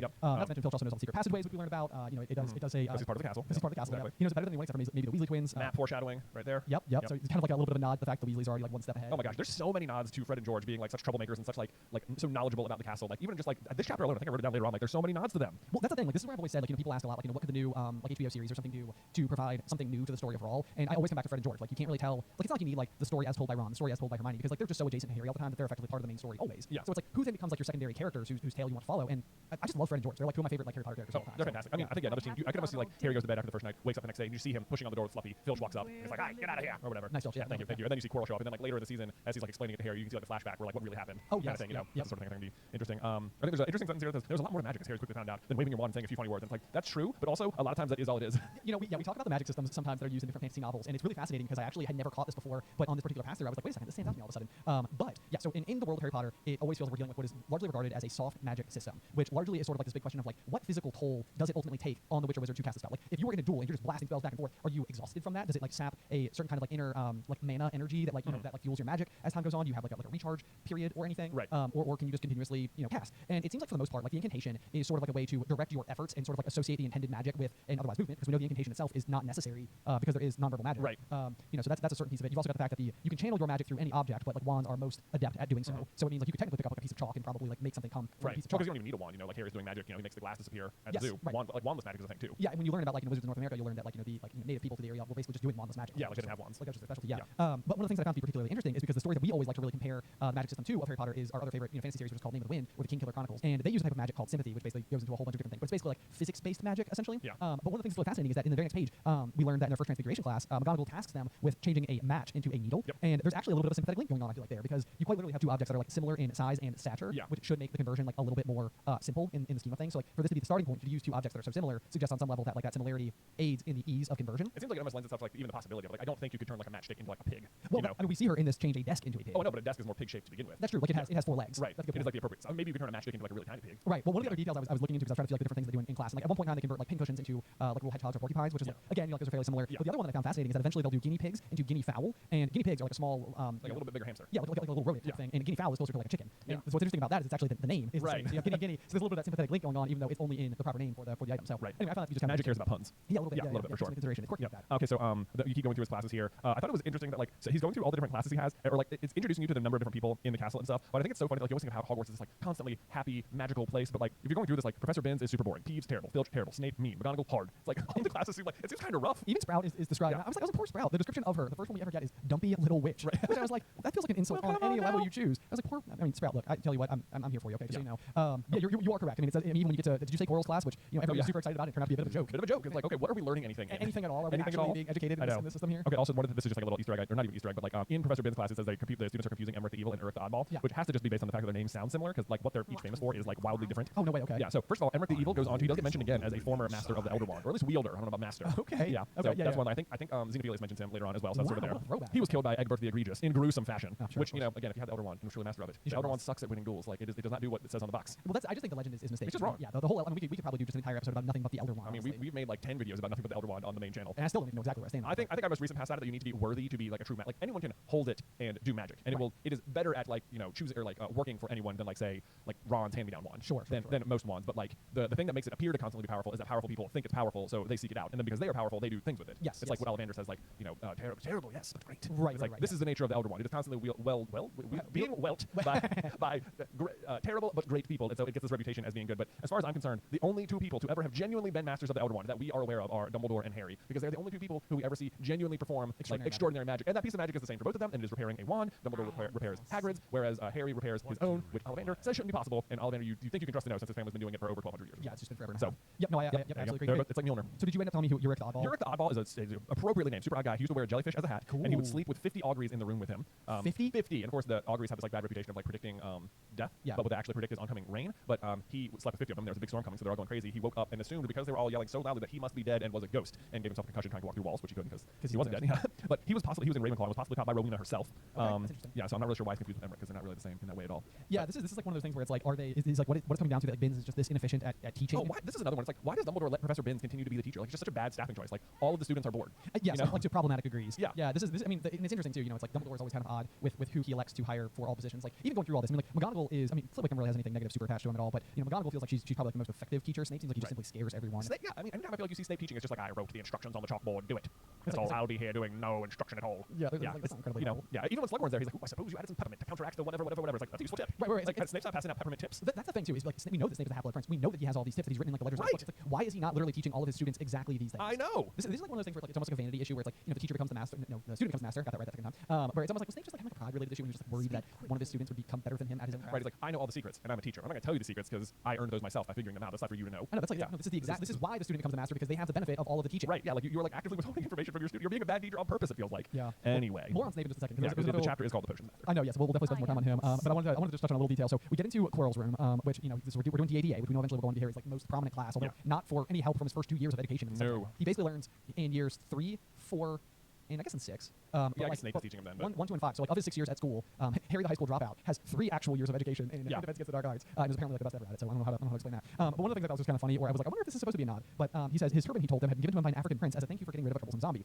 I have literally no idea if this is intended to be like a little bit of like a spoof on like the classic like Nigerian prince email scam that popped up. You know, because during like I think like the late 90s, early 2000s, it was just a really common like trope of a scam that happened. Was essentially like a wealthy African prince essentially would reach out to you and say like, hey, I'm on hard times, but if you can help me like through this difficult piece or whatever, then I will like reward you beyond your wildest dreams or something. And people are like, it's a prince reaching out for help. Of course I'll help. Of course. But like obviously like, even the class is like it says literally the next sentence, but they weren't sure they believed the story. And it's like even that feels like it like falls in line. Like, you know, if you're just like an everyday household United States resident, why would like a Nigerian prince be reaching out to you in particular? Right. It's like you should be skeptical of that story. Basically, is what it comes down to. And so I don't know whether or not it's supposed to be a nod at all, but I never caught that before. And I was like, oh, I wonder if that's like a joke or anything there. Well, it's almost certainly not true because we know the real reason he wears the turban is to conceal Voldemort in the back of his head. What's interesting is that I think it's like when you meet Quirrell in the movies, he's immediately wearing the turban, but it sounds like maybe he wasn't wearing the turban until term started. Yeah, I think that's true. Yeah, so like when Harry meets him in the Leaky Cauldron, he's not wearing the turban the first time. Correct. Yeah, and I think that's because like so again, I think we talked about that a little bit, but it's like, you know, Harry reaches out and is able to shake Quirrell's hand at the Leaky Cauldron without, you know, it being without hurting him. So that must mean that Voldemort has not yet taken up residence in the back of Quirrell's head. Yeah, but now he has. Now he has, for sure. Which also there's a nod to that as well, where it's a funny smell hung around the turban. That's just Voldemort. Yeah, it's like, does this suggest that Voldemort smells bad? Yeah. Well, I'm thinking of like during COVID times, you have to wear a mask all day. It's like, you know, you're just sort of breathing into the mask all day. Like the mask doesn't smell great by the end of the day. Sure.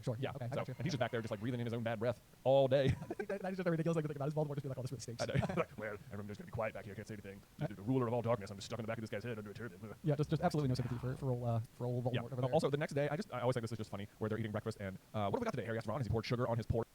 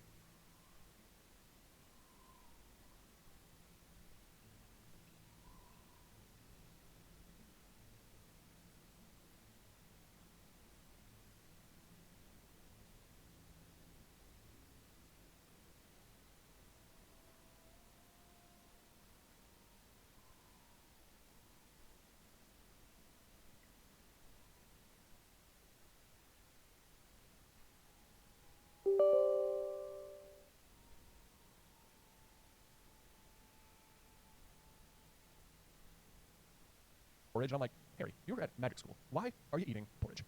Come on, man. There has got to be better options than porridge. than porridge. Like, yeah, but Which can't even be that good. You're like dumping sugar on it. Like even you were like, yeah, it's only okay. right. It's like I feel like around the future of all of wizarding meals. Yeah. I don't know, like Maybe occasionally Harry just like plain food. Plain food, He's yeah. like, I want baked potatoes and porridge. Yeah, just I'll take them together even. This was something I never really super considered before, but the double potions with the Slytherins. This was like one of those things. I've always interpreted double potions or any double class as like back-to-back lessons, but I don't know whether or not like they've had classes with anybody else so far. So it's like this could be interpreted as double potions means you're taking a class with another house at the same time. I think that is what it means, but they never describe it as like double care of magical creatures with the Slytherins. Yeah, that's true. Like, it does seem like potions is the one they always have double of, but then I think they're supposed to be taking not transfiguration, herbology like 3 days a week. Yeah, and they take, and I know in at least their second year they have herbology with the Hufflepuffs. Right, so is that double yeah, herbology? Is that double herbology? Or yeah, does double mean that the class is back to back, which would almost make sense for potions because you think maybe you need like a longer time to brew the potion or something. Well, like in college, yeah, like I like took like geology for example because I just needed the science, but it was like one of those things where I would have like a practical where you would go in and they would like teach you about the rocks and minerals and stuff like that, and you'd have the lab afterwards. So class was like 3 hours long because you spend the first hour and a half learning and the second hour and a half like doing the lab. Yeah. So I don't know whether it means potions class is just 2 classes back to back, or if it just means that you're having class with the second house. But either way, we know they constantly have double, or at least potions with the Slytherins and care of magical creatures with the Slytherins. Yes. And it seems I think they have whatchamacallit, I just said it, herbology with the Hufflepuffs. I don't think there's a single case where we see the Gryffindors having class with the Ravenclaws ever. Yeah. We know the fewest Ravenclaws I think of any other house. Yeah. We learn more about the other students in here and stuff. So that is very interesting. Real quick, there we do get the letter from Hagrid inviting Harry down to have tea after his first week. This is something that makes Harry happy though because he's then of course heading to his least favorite class where basically right away we get the line like Harry says at the start of our banquet Harry got the idea that Professor Snape disliked him. By the end of the first potions lesson he knew he'd been wrong. Snape didn't dislike Harry. He hated him. Fact. Yes. Straight fact. Yep. Snape basically goes on the offensive right away. Yeah. Like this, it's like the least professional thing he could possibly do. It really is. It's like it has to be the case, and it's like I'm sure if you talk to any teacher, I guarantee that there are students in every class where it's just like it would make my life a lot easier if you were just simply not in this class. Because it's always trouble, it's always something. But like I still don't think that they're like unnecessary. Like it is still not okay to be unfairly difficult on those students. It's like they are still just students. That you still have to treat them. Well, at this point he hasn't done anything either. I know, yeah. So he's just like just right away he's just super mean. Yeah. There is you do sort of get like a little bit of an idea that despite the fact that he always seems to covet the defense against the dark arts position, that he does have a deep passion for potions the way that he describes like the subtle science and exact art of potion making. Yeah, so he's talking about like, what you can learn in this class, and he says, I can teach you how to bottle fame, brew glory, and even put a stopper on death. And I was like trying to think if those things actually came to pass at any point. I mean, brew glory could be Felix Felicis. That is what I wrote. Is that Felix Felicis? And then I can teach you how to bottle fame. I wrote like Polyjuice potion next to that because they literally all transform into Harry, who is famous at one point. Like they use sort of bottled fame in that way. I don't know if that counts. Yeah, but like otherwise you would think that this would largely be like if it was just a potion that simply made you famous somehow, a la Genie making Aladdin a prince. Like it seems like if you took it and all of a sudden it's just like there's an entire wealth of knowledge about you as a person and all of your accolades and you're like a well-known person because you drank this potion. It's like I don't know how that would work. It seems like Gilderoy Lockhart absolutely would have been like an easier path to success to just brew a whole bunch of whatever that was. But exactly what you just said, if you could just turn into a person who everyone knew about, that would be like taking Polyjuice potion and just doing that with someone. That's true. Everyone already knew about. Yes, that's a very good point. That's a very good point. Which I mean does come up. And then even Stop or Death, I just wrote down like Bezoar, which he does literally teach them by the end of this page. Yes. Yeah, no, and Harry does use it. Yeah, so the Bezoar is kind of an interesting one because we do know that like fast forward to year 6, Harry will learn from Snape again, the Half-Blood Prince, that like the ultimate antidote for most things is just simply shoving a Bezoar down their throat and it will pretty much it's maybe not a perfect cure all, but like in most cases it will work. I think there's a funny moment there where I think because Harry pulls out the Bezoar in class and like Slughorn is like 10 points for sheer cheek or whatever. Yes. And Hermione's all mad because Harry learned about it from the book. And he's like, you could have learned about it in our first year if you were listening to Professor Snape. And it's like he still learned it from Professor Snape at the end. That's such a good point. That's such a good point. Interestingly with the Bezoar, you and I have held one. A real one. Yeah, Bezoars are real things. Not like they won't magically. No, they don't like cure you from poison. No, but I think that they are from the stomach of a goat. They are from the stomach of a goat. And I think the actual use in the wizarding world was the believed use of them in the real world at one point. Yeah. So this is not like necessarily invented. This is like more based on like kind of like some historical magic, I guess. Yeah. Proposed magic rather. The other really kind of interesting one here, I've seen a lot of speculation about this line, although I think that it's maybe not as like grounded, but I sort of love it like either way if this was the intention. But so Snape says, what would I get if I added powdered root of asphodel to an infusion of wormwood? This is an asphodel is a kind of lily, and it means remembrance, and supposedly wormwood is associated with regret. And basically, it's like essentially what Snape could be asking or saying here in code to Harry is effectively like, I regret the loss of your mother Lily. Oh, right. So it's like deeply coded, and Harry would never have any way of like determining this. Well, possibly you could, I guess, because the thing you'd actually make if you mix them together is the Draft of Living Death. Yes. Which is also then could be a reference to Lily, I guess, although it's not the Draft of Living Death doesn't kill you, just put you into sleep. But interestingly, for this like comparison in Harry's 6th year or his first class with Slughorn when they're competing to win the Felix Felicis, what they're supposed to brew is the Draft of Living Death. Yes. Which is so interesting that it's the very first thing he's asked about, and then it's the one that Harry brews correctly to win the Felix Felicis. Although I went and read that chapter again as well after this, and surprisingly, even though it talks about roots, it talks about like Harry and like Ron chopping up the roots at the beginning. Those are Valerian roots. So part of the Draft of Living Death includes chopped Valerian roots, powdered root of asphodel, and an infusion of wormwood. Like these two ingredients don't come up in book 6, even though they're both mentioned right here. Oh, interesting. Yeah. Interesting. So it's like he's only giving you about half the ingredients here. Okay. Yeah. Well, that is definitely pretty fascinating as well. And yeah, I do love the fact though that like, a lot of this stuff does end up ultimately coming back as the story continues. Yeah. As well. Also, this is another just random thing. It's like Hermione like immediately puts her hand in the air because she knows the answer to the question. But it's like it's confusing to me that even Hermione knows the answer to the question. Like, what would you do here? Because we know that the Draft of Living Death is a Newt or an NEWT level potion. So like, why would there have been any information about it at all in the year 1 books she got? Yes. 1,000 magical herbs and fungi. Yeah. Which interestingly, it seems like it would be the herbology book. It does. Not the potions book. But maybe this is like one of those areas where it's like herbology is quite literally growing the ingredients that could be. It does seem there's probably a lot of crossover. Like when you're learning about historical events in English because it helps you understand the book rather than learning about those historical events in history. Precisely. Yeah. That's a really good example. The other thing that happens here is that basically Harry does sort of snap back at Snape a little bit here, and he said, you know, basically like he's being grilled with all these questions very unfairly. To which Harry says, I don't know, to Harry quietly. I think Hermione does though. Why don't you try her? Which is completely like reasonable. You know, from Harry's perspective, he's like, I don't know what's going on or why you're picking on me, but someone's raising their hand. Right. I do think it's interesting that Snape says, in a point will be taken from Gryffindor House for your cheek color. The point scaling is like, yeah, the point power creep or whatever. The point power creep is really interesting, but I actually feel like there's a reasonable explanation, and like, I mean, I'd be curious to hear your thoughts on it. But sometimes it occurs to me that like as year one students, you're more likely to make mistakes or not know answers, and because everything is like a lower level, I almost am curious like if as a first year student, it's like typical like point gains and losses might be smaller because the associated victories and losses are also smaller. Right, like the amount of knowledge needed to have mastered to earn points as a first year isn't as great as 7th year, so 7th year points are like weighted heavier. Exactly. Yeah, I do like that explanation. Although I guess you can still lose points for certain out of boundedness because they go on to lose like 50 points apiece later on. Yes, and I mean that's the type of thing that I think would probably, especially if you were like a first year, you know, a freshman in the school and like you're upperclassman, like I mean that would be in and of itself a reason to stay in bounds because losing 50 points as a first year, like you're not even supposed to be able to do that. Like, you're not even in the zip code of losing 50 points. You should be losing a point.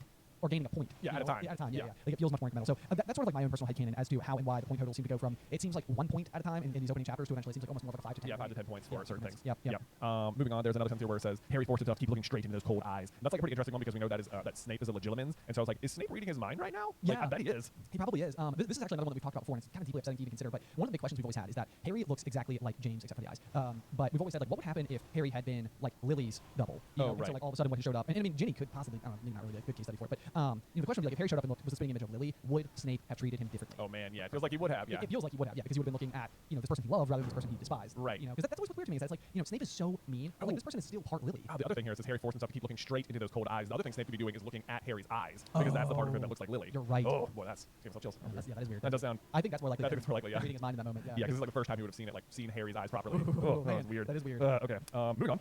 The next thing he says, or the next thing he reveals, that Monkshood and Wolfsbane are the same plant. They go by the name of Aconite. I feel like in retrospect, this feels like a light, Lupin reference as well, because Wolfsbane is part of the Wolfsbane potion, and this is sort of just like an early hint. I guess Snape might not know how much Harry knows about like James and his friends or anything, but this is like it feels like if you're including this to Harry, then it's like, yes, I know about the werewolf kind of thing. Yeah, that's a good point. And I mean, especially if if you were to make the assertion, and I'd be curious if you could draw anything out from these other questions that he's asking, if he is in some way, shape, or form alluding to each of the founders and Lily in any way, shape, or form. Like I mean, like we said, I mean, one of the things he's asked about is possibly already a direct reference to the loss of Lily Potter. You know, if this one here is supposed to be a little reference to Lupin, it's like does the Bezoar or what else does he have in here? He has a few questions that he kind of like rattles off all at once. It would just be interesting if like somehow they were like that's the Sirius Black reference, or like that's the Peter reference. That would be interesting. Yeah, man, I don't know. Yeah, we can try to look further into that, but it does seem like at least two of them get referenced right there. Yes. Yep. As we move forward a little bit, we see that like Neville obviously right away is starting to sort of struggle under the pressure that comes from Snape's teaching methods. He just straight up calls him an idiot. Yeah, I underlined that. I know, like so uncalled for. Like it's one thing to hate Harry because he looks like your mortal enemy. It is another to just bully Neville for no reason. Oh no. Well, I mean, even then, you know, he even takes it out on Harry one step further after poor Neville's already been sent to the hospital wing. You Potter, why didn't you tell him not to add the quill? Thought he'd make you look good if you got it wrong, did you? It's like Snape, how are you pulling this stuff? Like where? I don't even know how you think to be this mean. I know. It's like he's just down there teaching the 6 years Hufflepuffs at one point, and he's like, what is this? Where's Potter? This is his fault. You know what? I know it was Harry. This has got Potter all over it. It's like I was in a different class, sir. I'm not even in Hufflepuff. So this is not relevant yet, but I always love to imagine what it's like for Snape to have to teach Luna potions. Oh yeah, It's going to be really funny. No, it would be hilarious to see Luna in Snape's class. Well, I like to think that Luna would just be good at this. You know, like I mean, she is a Ravenclaw. She's very intelligent. Like I like to think that like she'd be the type of person who would just like intuitively know some of like the prince's secrets. Oh, I know. Like I have this sprig of peppermint. It's believed that blah blah blah. And it's like I know, like she's getting the right answers for the wrong reasons or something. Yeah, absolutely. It's so Luna. Which I feel like would be that could be like a skit unto itself. Just like watching Snape be like, that's just a good point. I can't fault what you did. It all worked out. As we move forward on to the next page, Ron is trying to cheer up Harry, and we do get that one of the references to Fred and George. Where speaking of Snape teaching other students, it says Snape's always taking points off of Fred and George, which you know is kind of like one of those things that's just sort of a testament. Again, it's like Fred and George are doing it right. If Snape doesn't like you, it's like that means you're probably right. Yeah, doing a good thing there. Yep. Yeah. Otherwise, Hagrid spent half his life chasing your twin brothers away from the forest. Like, what are they doing in there? Yep.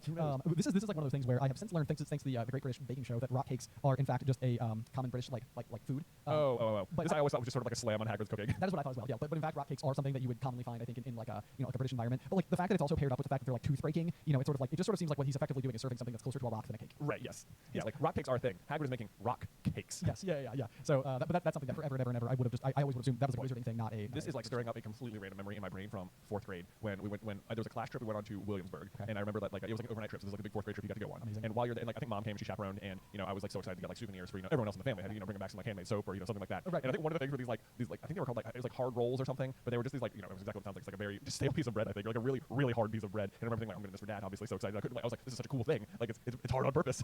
he's gonna love it. Yeah, 4th grade he was like I'm so excited to get this. And I remember like I can still picture like him at the table like absolutely doing his best to like seem excited about it and not be able to take a bite of it because it was such like a hard roll. Rock solid. I've never heard that story. Oh man, it just made me think of it. I was like, oh no, I feel so embarrassed. Like I must have misunderstood the rolls or something as a child, but I was like, I understand this completely and it's so cool. Well, I love that Mom was just like, she was there and she was like, do it.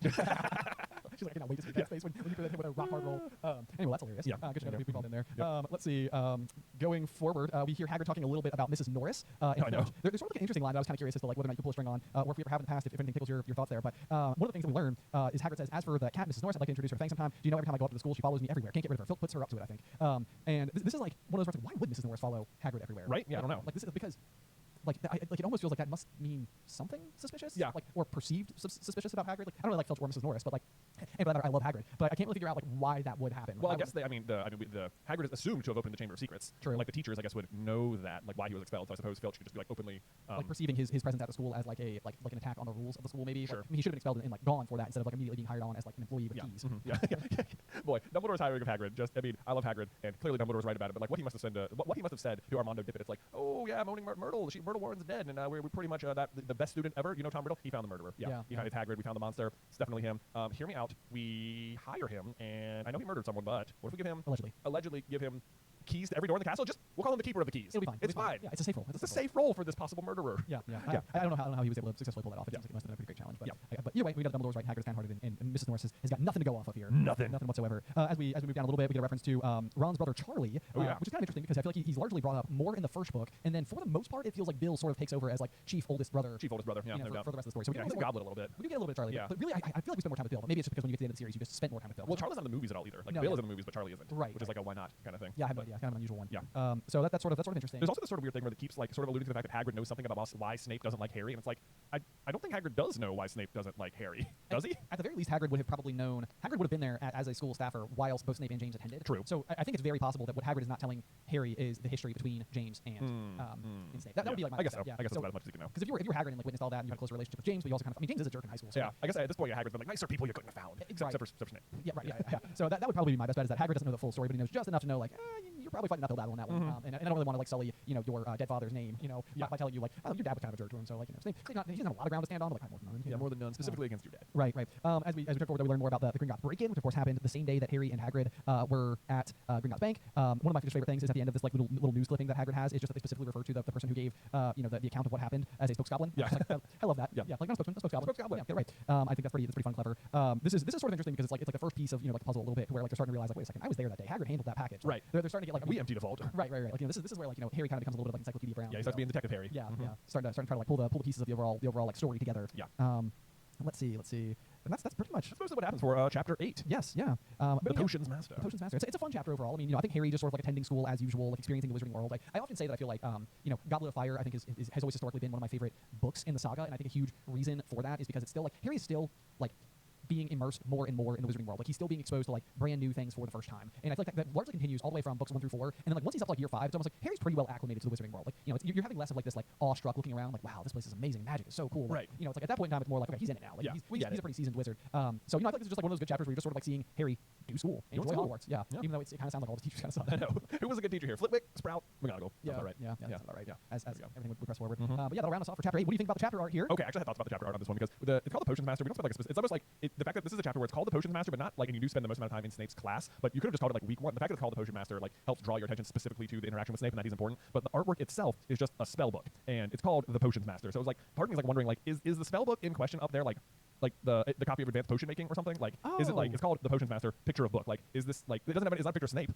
Why isn't it a picture of Snape or a cauldron or anything to do with potions? It's like must be a potions book, but there's a very specific potions book that is really important to the whole story. So it doesn't feel like the sort of information that would have been given out after book 1. Like make this a book because the 6th book's going to be about a book. Right. Yeah, like which represent which is the Half-Blood Prince. Yeah. I know. Yeah. So it's hard to know whether or not there'd be like that much forethought, but it does seem like a strange choice. Yeah. But the other thing too, and probably to your point, is that like you're attempting to really start shining the spotlight on Snape at this point in the story, like because what we know is that he's going to be the red herring for the whole freaking story. Yeah. Like we are pretty much suspecting Snape as like person number one. Person number one the whole time. Yeah. I mean Harry outright says like why did Snape hate him so much? And I literally wrote the note like only 7 books to go. Oh, I know. Yeah. That's the other thing too. Is and I wrote this on the last page. I just said like this. We get the introduction to the mystery. Like why does Snape hate Harry? So like a lot of these mysteries, I do remember experiencing them for the first time and just desperately wanting the answer because at this point in the story, you do not have enough information to go off of to be able to like Snape was in love with Harry's mother. Like there's no way you could have ever deduced that out at this stage.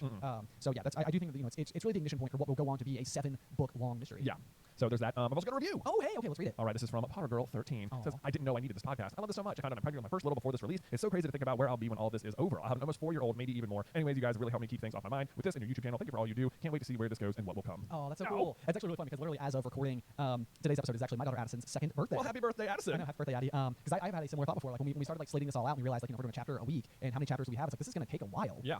You know, to get all the way through the whole saga and everything. So we have lots of runway left ahead of us, but it will be so fascinating to see like where everybody's lives are at. You know, by the time we get to the end of it. I know. It's gonna like, be- yeah. so yeah, it's like roughly 4 years from now. So like, how old will my kids be? Like 9, 10 for Luke? Like, ugh, Oh man, that's crazy to think about. That is wild. Yeah. That's absolutely wild. But also very exciting. Yeah, I know. Very I'm like, exciting. a 9-year-old. You crazy? Actually, I feel like he was just born. It does feel that way. It does feel that way. But anyway, guys, that is chapter 8 for you from Philosopher's Stone. If you would like to leave us a review, we would greatly appreciate it. It certainly helps, you know, with the discoverability of the podcast as it exists out there in the pod sphere. Plus, there's a good opportunity for us to potentially read it here in one of the future episodes. Absolutely. Be sure to go and leave a 5-star and a review. But I think that's all for today. Yeah, otherwise, join us next time through the Gryffindor.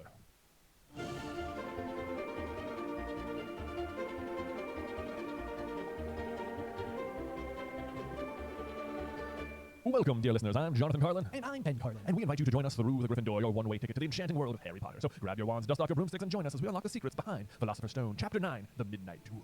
Ooh, the Midnight Duel. Of the chapters or sequences from the first book, which probably somehow I have actually read the fewest number of times, Really? I suspect, out of the whole Like when series. you restart, you're just like, skip to 2. Sometimes I'll skip to sometimes I'll skip to 2. A lot of times I'll just start with Goblet because that has historically been my favorite. And I'm like, yeah, you know, let's just I get the gist of it. We'll get right into the full swing of like Voldemort's return and everything that comes you know, in the wake of it. Yeah. But this is the Midnight Duel is one of those scenes that is just completely left out of the films. And The Midnight Duel is, yeah. But they Yeah. do go out and like find Fluffy. they do have Yeah. Fluffy, yes. So this is the chapter where, yeah, the Harry has flying lessons. He catches the Remember All, he makes a Quidditch team, and then Draco challenges him to a Midnight Duel, and he accepts. And then they go do that, and Draco doesn't show up, but they find Fluffy. That's right. Yeah, kind of interesting the fact that this is almost like the last chapter of the Potions Master, where like the chapter title is the Midnight Duel, which is sort of the catalyst for a lot of the events of the chapter. However, there is not actually a Midnight Duel. Yeah, there isn't one. Yeah, there's the challenge of the Midnight Duel, but it does not come to pass. It does not. It does not. So anyway, let's go ahead and dive right on in. We'll just kind of go through as we always do. As we and sort do. of figure out what happens and what stood out to us as the chapter unfolds. I know. Well, right away, the first sentence. I love that Harry is just like, what is it, like out of the furnace and into the fire when it comes to like Dudley and Draco. It really is the case. I mean, yeah, Draco could not, even down to the fact that they're like both like D names. Oh, feels D like, names and like the favorite only, you know, the spoiled only child Yes. of people who dislike Harry. Right, right. And it's remarkable that like literally it's like for Harry, it's like how could goodness, I'll never have to deal with Dudley again, ever again. And then it's like,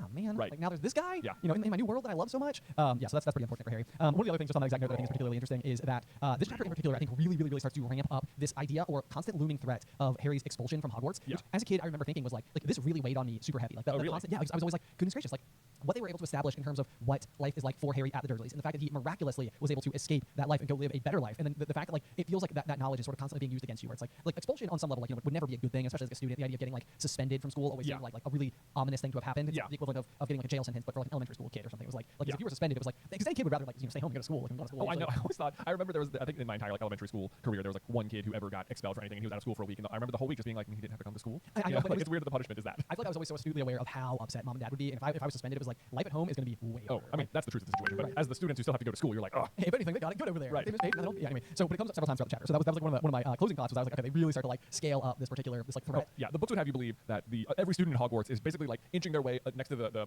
edge of a cliff, and at any moment might be expelled for any reason at all. But this is almost how like Wizarding World works as well, where it's like the fact that like any crime sends you to Azkaban. Oh, I it's, know. like, it's such a harsh punishment for any crime at all, and so it's like it is interesting. Like in a school that's like known to be filled with calamity, like where the Weasley twins have managed to like successfully make it through this many years of. Oh, I know. That's the other thing. It's like it's not really on the. The other thing is like you have to admire Harry, like 11-year-old Harry's humility in this situation, because like if he could like step back for like just a second and think about his own situation, like if he knew more about his own situation, like he is under zero threat of being expelled. Like Dumbledore's not letting this kid go at all. Yeah, You know? 100% no. Yeah. Like if he had any idea how important he was to the not just the overall equation, even just the Dumbledore as like an individual. Yeah, there's no way in the world. There's no way in the world. But anyway, it comes up several times in this chapter, and that was something that I thought was kind of remarkable. Because there are a multitude of different ways that they think they can be expelled just in this chapter alone. Oh, I know. So even at the bottom of the first page here, there's this introduction to the idea that like Malfoy's talking about how good he is at Quidditch, and he says, Ron says, anyway, I know Malfoy's always going on about how good he is at Quidditch, but I bet that's all talk. But it's not. Which there's this like sort of running trend where it's like Malfoy seems like this annoying obstacle all the time, but it's like he's not like incapable. Like he is a capable opponent, and he is frequently getting things done. Yes, yeah. And I think because like, a lot of times it comes through the lens of him being such a jerk and such a bully. Right. Like a lot of times you think that like this is your classic high schooler that's like being mean because he's otherwise compensating for something. But as we see with Malfoy as time goes on, it's like coming into this year, like part of his jealousy of Harry is literally going to spawn from the fact that what he expected for himself, like potentially being like a first year in a century to be selected for a Quidditch team, like all things being equal, like Malfoy probably had decent reason to believe that could have been him. Oh, I mean, if not for Harry, Draco probably is like the most popular kid that year. You know, I mean, he's very well liked by the other Slytherins, and he is good at other things, and he's even really good at school. Like, I mean, like Harry and Ron squeak into Slughorn's class in 6th year. Oh yeah, because but, he doesn't require like an outstanding on right. the well. But like Draco just got in. He just got in, and he's Yeah. also actively practicing like legilimency throughout the whole year against occlumency against Snape. Which is the thing like Harry can't grasp to save his life. He's like fixing the finishing cabinet. Like people don't give Malfoy I don't think enough credit for just being otherwise like I mean he's a pain. Oh, he's an absolute pain, an absolute jerk. But I think people like it's easy to like rope him in with a crab and Goyle. Like he's like annoying and he has resources, but he's not actually very good at this stuff. But like he is good at this stuff. He is good at stuff, for sure. One of the huge ironies, though, that we see inside this chapter is that, like, really, Draco is kind of his own worst enemy when it comes to this whole Quidditch thing. Because if not for his, like, sort of jerk move and picking on Neville and stealing the Remember All, like, then Harry does it. He's not able to display his, instinctive abilities on a broomstick. And yeah, my note at the end of the chapter was Malfoy keeps accidentally advancing the plot for Harry. Yes, Where, absolutely. Yeah, he takes the Remember All, Harry gets on the Quidditch team. He challenges it to the Midnight Duel, Harry finds the trap door. Even the fact that, like, from the very beginning, that, like, Draco was one of the first fellow students that he ever met and sort of, like, brought about this, like, negativity attached to the name of Slytherin House. Like, even that, it's like Draco was sort of, like, dictating some of, like, how Harry responds to what he sees. I know. There's like a certain amount of, like, Draco is Voldemort's worst enemy and has no idea. Yeah, right, yeah, exactly. No, that would be a hilarious plotline to tug on. Is sort of like, if anything, I think Malfoy keeps getting in the way of, like, what, Harry gets to Hogwarts and has no idea about any of this stuff. Like, there's a very real chance he just ends up in Slytherin. Just ends up in Slytherin, right, yeah. Where he, although that would even suck for Malfoy, because if he became Slytherin's Seeker, then that would mean Draco doesn't make the team as Seeker. Well, it would, but it's like, I wonder if Draco would have cared. It's like, I think Draco wants to be the Slytherin Seeker because Harry is the Gryffindor Seeker. So he wants to go toe-to-toe with him. Right, so because he wants to prove that he's better than him. But if they were in the same house and Harry was already the Seeker, I imagine Malfoy would still want to be on the team, just as a different, position. Yeah, that makes sense. That makes sense. And we do know from Ginny that you can play more than one position pretty easily, or at least possibly. Yeah. You can transferable skills. Yes, of course. We did sort of, we jumped around a little bit here, but like a couple of things I thought were particularly interesting is the piece of trivia that I just highlighted is that Dean's poster is of West Ham soccer team. Yep. One of the things I thought was sort of just mildly interesting, I'd be curious if like other copies of the book read it as football team, just because this is like a UK-based public, oh, you're right. But it does use the word soccer. Oh yeah, we do have like the Sorcerer's Stone version of the books. I do wonder if it says football. The next sentence after that says Ron couldn't see what was exciting about a game with only one ball where no one was allowed to fly. And like I'm reading that and like there is a chance to me that it reads as if Ron has never heard of soccer. That is how I would interpret it. Okay, yeah, right. Yeah. It's like, or is he coming into the argument like, oh, Dean, we're not putting that poster up in here. Like, soccer, are you kidding me? One ball, they don't fly? No. No, I think he doesn't understand. This to me feels like the inverse of sort of like, like the fish out of water, like mechanism, I guess, is that like normally Harry's a fish out of water because he's being just introduced to all things new. He's drinking from a fire hose in the Wizarding World. Like everything is new. But on the flip end of things, like soccer is one of the most popular sports on planet Earth, and so this is like one of those things where Ron has been isolated by the Wizarding World and doesn't know, which is bonkers, especially like in Britain where soccer is so big. Not to mention with his dad being Arthur Weasley, almost certainly Quidditch is Arthur's second favorite sport. Oh yeah, but it's probably not even soccer for like Arthur. He probably likes like cricket or something, some obscure Muggle sport. I say that as an American, knowing full well that cricket is wildly popular in almost everywhere else. Yeah, exactly. It's like so many people right now are like, why did you choose cricket? What are you doing? How about American football where it's played in America? yeah. We have other versions of it in Canada and Australia, but then also American football, so much fun. You guys see the Hokies last night? They stomped Syracuse. Wow. Yeah, totally stepping out of the context of our show here. I know. Yep. Sorry about that. We'll get back to this. Okay, but I thought that was funny because literally yesterday I had a message on Instagram where someone was like complaining that like there was no way the Harry Potter books actually took place in the 90s because at no point in the books did any of the characters say like, wow, can you believe the run the Bulls are having right now? It's like excellent point. But also Ron's never even heard of soccer, so I doubt they know about American basketball. I think we're clear. Yeah, they didn't know who Jordan was. No, that's hilarious. But okay, so as we move on past the West Ham team, the other thing that I find to be kind of interesting is the way that Hermione sort of struggles a little bit because you see the first time where like Quidditch is not something you can necessarily like you can read about it in books, but like it's not something you learn how to do from a book. Like it needs to be done through some level of like intuitive relationship with the broomstick. Yeah, I mean Harry is acting completely on instinct when he's on the broom. 100%. I mean, it technically is not the first time he's ever been on the broom. It's true. Because we know that Sirius gave him one for his first birthday that would hover like a foot off of the ground. Yeah. But like clearly Harry has some like instinctive abilities when it comes to flying. But it is always interesting to me because the other one that I think this also ends up being true for, where instincts sort of outplay what you can learn out of the textbook, is that Harry does outdo Hermione in Defense Against the Dark Arts. Yeah, so it does tie in there too. It's the one subject that he's able to sort of like edge her out on. So it's just kind of interesting that this is like also true for this particular other activity that Harry also happens to excel at. Yes, it does. So it's like no coincidence though. I also love when the mail gets there. When Neville gets the Remember All in this one, there's a few things that I like about this little section here. Is one that it says Harry hadn't had a single letter since Hagrid's note, something that Malfoy had been quick to notice. Which is just like, dude, Draco, how obsessed are you with Harry? Oh my god! Like, every morning you're like, did Potter get something? Potter, read a mail? Read a mail? He didn't get a mail, right? I'm looking. I'm watching. Yeah, I'm gonna make sure that I'm getting more mail than him. Honestly, it reminds me a lot of in Deathly Hallows. Harry ends up having this like weird obsession with Stan Sean Pike being like the one who's like being manipulated into being a Death Eater, and like it just keeps coming back to Stan. And I'm like, Harry, I don't think Stan was like a great dude who's like being like seduced to the dark side. I mean, he's under the Imperius Curse. Like, he's not actually a Death Eater. Yeah. But it's also like, is Stan the hill that we're dying on over Apparently, here? he is the hill that they're dying on. I also love that Malfoy gets packages of sweets from home like almost on the daily. It sounds like, because I'm just trying to imagine either Narcissa or Lucius like packing him a basket of treats. And I'm like, it's like in my mind, like you'd love to think that in most cases this is just like a mom being like, oh, he's probably homesick. I'm sending him some treats to make him feel good. But like in my mind, Narcissa is packing this basket solely with the intent that like when this lands, the other students will know Draco's better than them. I think that's exactly. I mean, her name is Narcissa. Yeah, that's true. Like, I mean, it's not that far off from Narcissus. So I think 100% she's just literally trying to ensure that everybody knows that like her son is getting like even more than the rest of them. Yeah. So like, I mean, almost to a fault, because I mean, on some level you could probably just send enough treats for a week and not send it now daily. Oh, I know, it's absolutely crazy. Then just a few lines down, there's when Neville gets to Remember All. Like there's Neville was trying to remember what he'd forgotten. I love that. It seems like the obvious problem with the Remember All. Like how is it ever going to help you do anything? But in the movies, there's like a very like just neat like eagle eye thing you can notice where like if you look at Neville's surroundings as he picks up the Remember All, it turns red. And it's like the thing he's forgotten is his robes. Like all the other students are wearing robes, but he is not. Oh, I've never caught that before. Yeah, so that is so the thing he's forgotten in the movie, which I always think is really fun. Nope, that's perfect. Yep. That's perfect. But then it also says when Malfoy comes over to like take it from Neville, it's like it says who was passing by the Gryffindor table, and it's like again Malfoy, stop being so obsessed because they have laid out for you how the tables are arranged, and there's just no reason at all for Draco to be meandering over towards the Gryffindor table. Like at all. He's gone drastically out of his way, and it's probably because he's not paying attention to his own owl's arrival. He's literally just watching what's happening amongst the other first-year Gryffindor boys, and he's gone far out of his way to go and be a menace. Which like that's like one of those things where it says like McGonagall, who could spot trouble quicker than any teacher in the school, was there in a flash. It's like no, I bet what McGonagall saw was Draco walking across the entire Great Hall. I know. Like, there's just no reason for him to be there. It's like guaranteed. This is just like trouble. So anyway, as we scoot forward though, there's just an interesting like little detail that I think helps give us some contextualization. Well, I don't know why I said context as to how many students are in each class. Yes. We've always did you pick up on this? I did. I circled it. Yeah. Okay. So like one of the things we've always been really curious about is it seems like there's shockingly few students at school. Basically, we know Harry is one of 5 boys in the Gryffindor common room. He's of course there with Ron, Neville, Dean, and Seamus.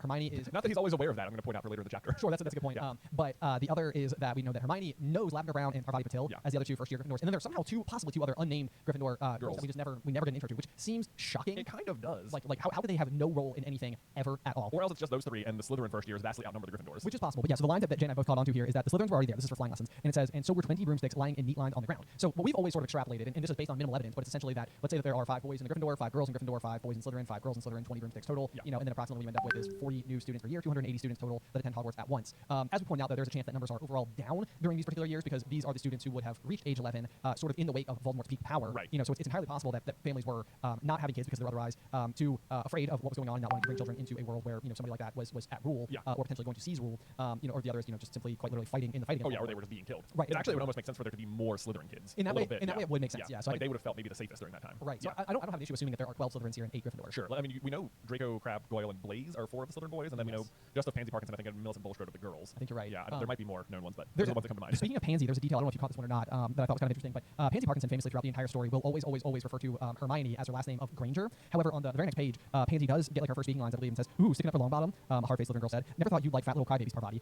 And so she refers to Parvati by her first name. That's like one of those things where it's like, is there a chance that the Patil twins would have grown up close to or in proximity to Pansy? I actually wrote that down too. I said, did they know each other? Yeah, yeah. I mean, because even the Patil twins are sorted into different houses, so but they've all got that like alliterative P name as well. They randomly. do. Yeah. And so this is like one of those things where like we know that prior to 8/11, wizarding kids are not they're not attending like a formalized school system. They're just educated by the parents. But it's not to say that like a lot of the wizarding families wouldn't just simply know one another and have their kids spending time. So that's like a really interesting like sleight of hand. I feel like that almost suggests like these girls grew up knowing each other. Well, then I think that might even continue to track. I think Order of the Phoenix, the Patil's parents are thinking of taking them out of school. That is true. So they might be more like on the ministry side of things. They very well could be. That is interesting. That's a good point. Yep. And that being said, Parvati and Lavender end up being, of course, best friends as Gryffindors, but they can be a little bit at times shallow. It feels like they sort of get like ultra enamored with like divination and like they're I guess Parvati has a little bit of a crush on Harry as a 4th year and of course attends the old ball with him. And it's like is that because like Harry's a middle school champion? It's a little bit of social hierarchy. A little bit. Yeah. I mean, then I think Seamus refers to Parvati and Padma as like the best looking girls in the class or something. Yes. Yeah. He does. Yeah. So I mean, they're like she's like a popular girl. Yeah. Absolutely. Basically. For sure. Yeah. But also that said, this was a great chapter for Parvati, which I've never really noticed before. Like when Malfoy starts, he says, "Did you see his face, the great lump?" And the other Slytherins start laughing. And Parvati is the one who speaks up and says, "Shut up, Malfoy." I was like, "Oh, good for you, Parvati." Like, you don't see Parvati do a lot of standing up to anyone for most of the book. I mean, she's in the DA later on, so there is like that. But like this is like a nice tiny little character moment for her. And then she has another one later on in the chapter as well. We'll see if I can find it again as we keep moving. Yeah. Well, speaking of tiny character roles, let's talk about Madame Hooch for just one hot second, who clearly has just got the most choice position at Hogwarts. Oh my gosh. Of anybody, because near as we know, like flying lessons are like a really big deal. And I suppose it's possible that like they have other flying lessons that they just don't tell us about. But as far as we know, this is the only one they ever have. And beyond this, the only other thing that we know Madame Hooch to do for the school at all is referee the Quidditch matches, which each team plays 3 games total per season. Like this is like one of those, like my brain can never math correctly, but 4 teams that all play each other, so that end up accumulating. I think it's 6 games total. Okay, yeah. So it's like it's not a terribly busy schedule. Yeah, right. It's not even like she's like running the Quidditch tryouts or overseeing practices or something. Like maybe she has to like keep track of the schedule when the captains schedule it or something. I don't know. Possibly, yeah. But it feels like one of these things. Like maybe she's just like a resident of Hogsmeade and just sort of like volunteers at the school because she was maybe like a former Holyhead Harpy or something like that. Like she was like a famous Quidditch player once upon a time. Is fierce and tough and stuff like that. But like pretty much just comes in, helps out Quidditch stuff. But like I think even later in this book, she like Snape replaces her as the referee for one of the Quidditch matches. You might be right. Kind of like, oh, didn't Snape so good on a broom? That is always kind of surprising. Yeah. It's like that's like one of those where I feel like there could be like a training montage in like a Marauder series where like Snape, because I mean Snape is not exactly regarded in any of the flashbacks as being particularly athletic. So it's like, is it possible that like what you would see if you were watching a Marauder series and James and the rest of them going through the years at Hogwarts rather, like if Snape would be like working really hard to actually like overcome what might be like some skill deficiencies in the world of flying and actually like rose to be good at it somehow. I mean, I can see him like privately training himself to be good at Quidditch just because of how jealous he is of James. Yes, almost And I mean, he does fly a broom in the Battle of the Seven Potters pretty effectively. That's true. So, like he can do it. Yeah. I mean, almost certainly at some point in time he becomes proficient. We don't actually know for sure that he ever wasn't, but that's just sort of asserting on the basis of James being your classic kind of like jock from high school and Snape being more of like your stereotypical like bookhead or something like that. Yeah. But anyway, so on the note of Madame Hooch a little bit, there's kind of like a nice sentimental moment, I guess, if you want to call it that, where she seems pretty tough. Like what are you all waiting for? She barks, and it's like it's almost immediately like she's kind of got a little bit of like intensity. But then Neville's broomstick, of course, sort of like goes rocketing off the ground. This is like one of those things in the movie that I actually like. I would argue was not a detail that was like well executed. Neville is sort of like klutzy on his own, but in the film, when Neville's broom goes up in the air, it's almost bucking him in the same way that Harry's broom is bucking him. Oh sure. Yeah. The only like big thing about that is that like we know why Harry's broom was bucking him. Right. It's specifically because Quirrell is there like actively trying to hurt him while he's on the broom. Like Harry hasn't like lost control. But like when they show like Neville doing the same thing, it's like you might just be under the impression like, oh, brooms just do that. Yeah. Like that might be like characters go. Whereas here in the book he like shoots up in the air and then it's like, oh, I just sort of like slumps off. Kind of almost immediately falls off. But anyway, so that's the thing. Neville falls to the ground. She immediately comes over, assesses the broken wrist, and I think that like she then like walks away with Madame Hooch, who had her arm around him. So it's like for someone who was otherwise kind of like fierce, it seems like Madame Hooch is like she clearly cares for like a student in need. Yeah, I mean there is that. I also feel like that when I was reading this, I was like, it seems like this she should have been prepared for almost this exact thing to happen. Like you have a bunch of first years who've never been on a broom before. Like certainly you're prepared for one of them to fall from a great distance. Like what this seems like the number one thing you should be looking out for. It seems like there should be like a spell cast across like the ground or something. Yeah, like you can't go more than 5 feet or something. Exactly. Yeah. I mean, if you do fall, it like will cushion your landing. Yeah. But like I don't know. Or then even she just like Neville falls and she's like, all right, I'll leave you all here unattended with the brooms. Yeah, right. I wrote, yeah, right. next to that. Yeah, Like, not not a good call, Madam Hooch. Not a great call. It seems like in every other occasion ever when somebody needs to be sent to the hospital wing, they're almost always sent off either on their own, which I think Neville was literally in the last chapter when he spilled potions on himself, or another student guides them up to the hospital. Yeah. Wing. So it's like the fact that the teacher's taking it's kind of like, is that necessary? Yeah, maybe because she's not a real teacher, she's just a volunteer. Just a volunteer, there you go. But then, let's see. No, never mind. Okay, never mind. Come back to it. Okay, Let's no see. problem. Malfoy goes into the air, he throws the Remember All. Harry realizes he's immediately good at flying and catches it, and then McGonagall sees him, and she comes down. She's like, "How dare you? I might have broken your neck." Yeah, so I'm surprised she's like so mad at him when she's there to. I think she's putting on a front. Oh, you think she's like? That's my thinking here because I think McGonagall has such a soft spot for Quidditch. Yeah. Like this is like one of those things where I think she's normally very stern as like a resting demeanor, but I think in this particular instance she knows that what the rest of the students need to see is sternness. Like that's my read on the situation. Like she's almost like, I can't go out there and just be like, well done, Potter. Yeah. You know, like that sends a bad message to the rest of the kids. It's like they need to think that he's being punished for exactly what's about to happen here. Because who speaks up? Who speaks up? Parvati. Is it Parvati? There you go. That's your She moment. says it wasn't his fault, Professor, and she says, "Be quiet, Miss Patil." I'm like, she's the first one to speak up for Harry. Way to go, Parvati. I know. Way to go. It's probably your best chapter. She does start strong. There's one thing we just glided over real quick. I just want to touch on Okay, simply because it comes up later. But Harry's first moment, coming off the ground on the broom, it says, in a rush of fierce joy, he realized he found something he could do without being taught. This was easy. This was wonderful. The only reason I bring it up is just this is the memory Harry goes back to when first trying to cast Patronus. Oh, you're right. Yeah. So this is that's just like sort of a notable that means that like in this moment, like this is like one of the best things that ever happened to Harry before. Right. Absolutely. Even more so than Hagrid's arrival, or going to Gringotts, or getting his wand, or meeting Ron, being on a broom. Yeah, being on a it's broom. like the amount to which Quidditch is important to Harry is like one of those things that like very much think it's like glossed over in the movies. He's sort of like just on the team in the movies, but like his motivation for like even learning the Patronus, it's not because he like cares about defeating Dementors or doesn't like them or something. It's like it's so he can play Quidditch. Yes. Like that is his primary motivation. Like when he's dating Cho, like the only thing he knows to talk about, let's talk about Quidditch. Yeah, this is my thing basically. This is it. It's that and feeding Dark Lords. That's it. That's what would you like to choose? You're a good boy from the field. I want them. Okay, so Quidditch it is. So Quidditch it is. And then she's like, no, actually, I really want to talk about that first one. Like only that.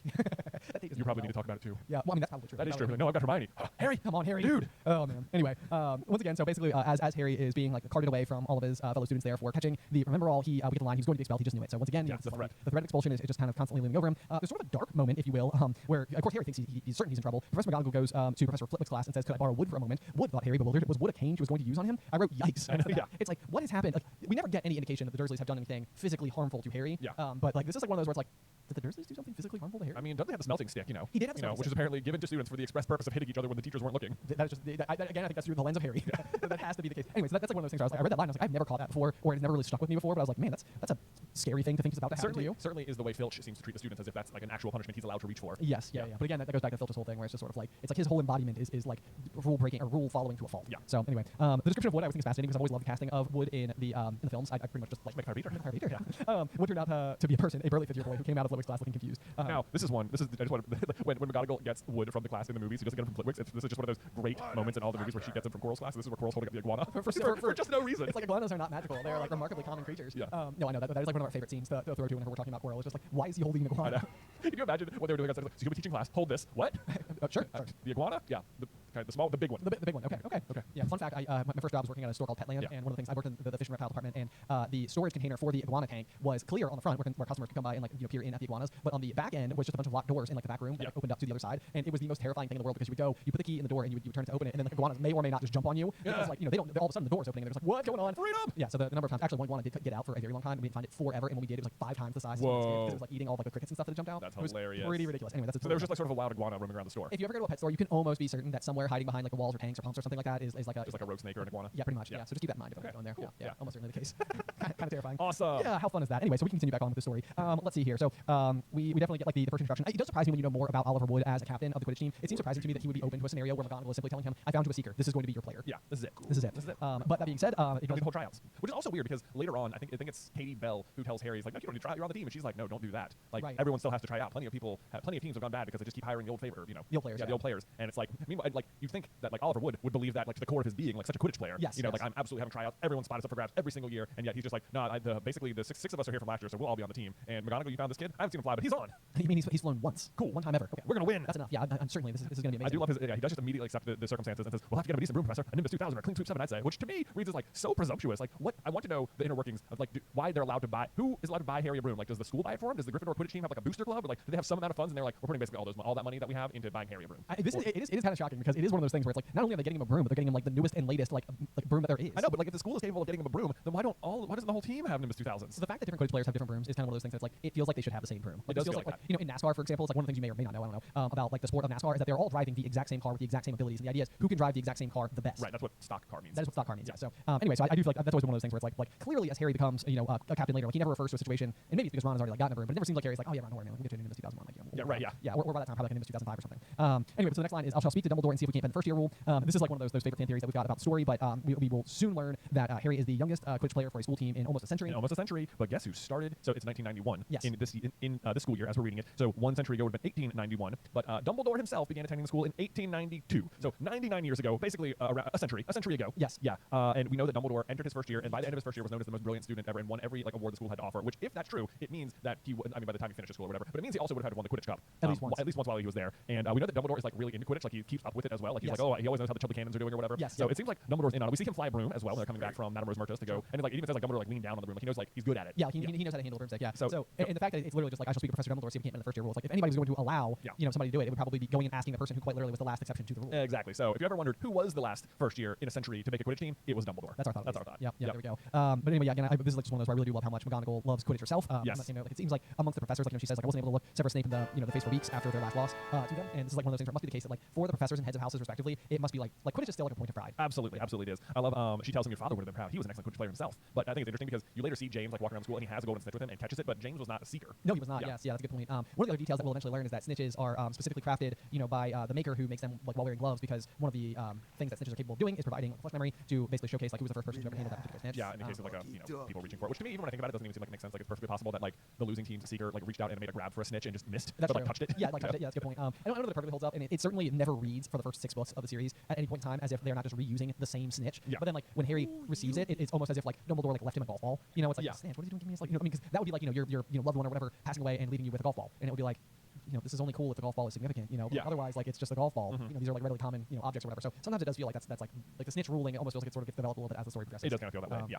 No doubt as well. I love the bottom of this page where Wood is talking to Harry, and he says, only don't tell anyone, or Harry has been told by Oliver not to tell anyone. He's talking to Ron, he says, I start training next week, only don't tell anyone. Wood wants to keep it a secret. And literally the next sentence is, Fred and George came into the hallway. Wood just told us. It's like, Wood's already talking about it, man. Or, I mean, it's still another team, but, like, but I think it's like one person can keep a secret, 2 can't, Right. Yep. No, so that's amazing.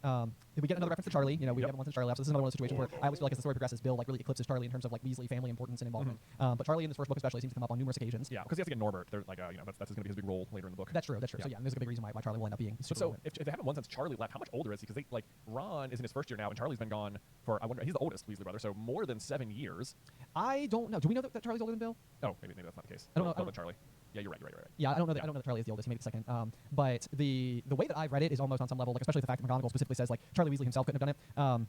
Talking about Harry's dive, it sort of reads to me as if like Oliver would have played with Charlie at some point. Oh, right, so he would have seen him. Yeah, like so that to me would almost suggest that like if Oliver is a 5th year and Harry's the youngest, it means the earliest Oliver could have started is his 2nd year, which would have been 3 years prior. Right. Which means that if Slytherin flattened them last year, then it means that Charlie has at least been out for 1 season. Right. So I would say that it seems like Charlie's maybe like 2 years out of school, but Sure. like, that might be like something that's still like you might just need like more information overall. And I've never paid close enough attention to it. I've always sort of assumed that Charlie was like quite a bit older, but I just don't know. Yeah. Well, no matter what, he's got to be at least by even your own math. They're still 8 years older than Ron. Yeah, that's true. That's true. Because they wouldn't have overlapped. Yeah, they don't overlap at Hogwarts at all. Yeah. And at least 1 year on top of that. Right. Anyway, moving on. So Fred and George exit this and they say Lee Jordan reckons he found the new secret passageway out of the school, but it's that one behind the statue of Gregory the Smarmy that we found in our first week. Which I love this because it's like in their first week, like I mean I love how quickly the twins start like searching for secret passageways because it means that they started finding some without the map. Yeah, no, it absolutely does mean that. So it means like these guys were like predetermined, absolutely. Which also makes me wonder, like Percy like doesn't look for secret passages. Right. It does make you again wonder. Speaking of Charlie and Bill, if either of them had sort of like found like 1 or 2 on their own, so that like Fred and George would even know to look. For right. Yeah. Like they're going in like oh yeah, our eyes are open. We're looking for all the secrets. Right. So you guys found a couple. We'll find all of them. Yeah. It's on. Gregory the Smarmy. I just highlighted just a trivia. That feels like one of those questions that's like in their first year. Who does Fred and George say that they where do they find their first secret passage?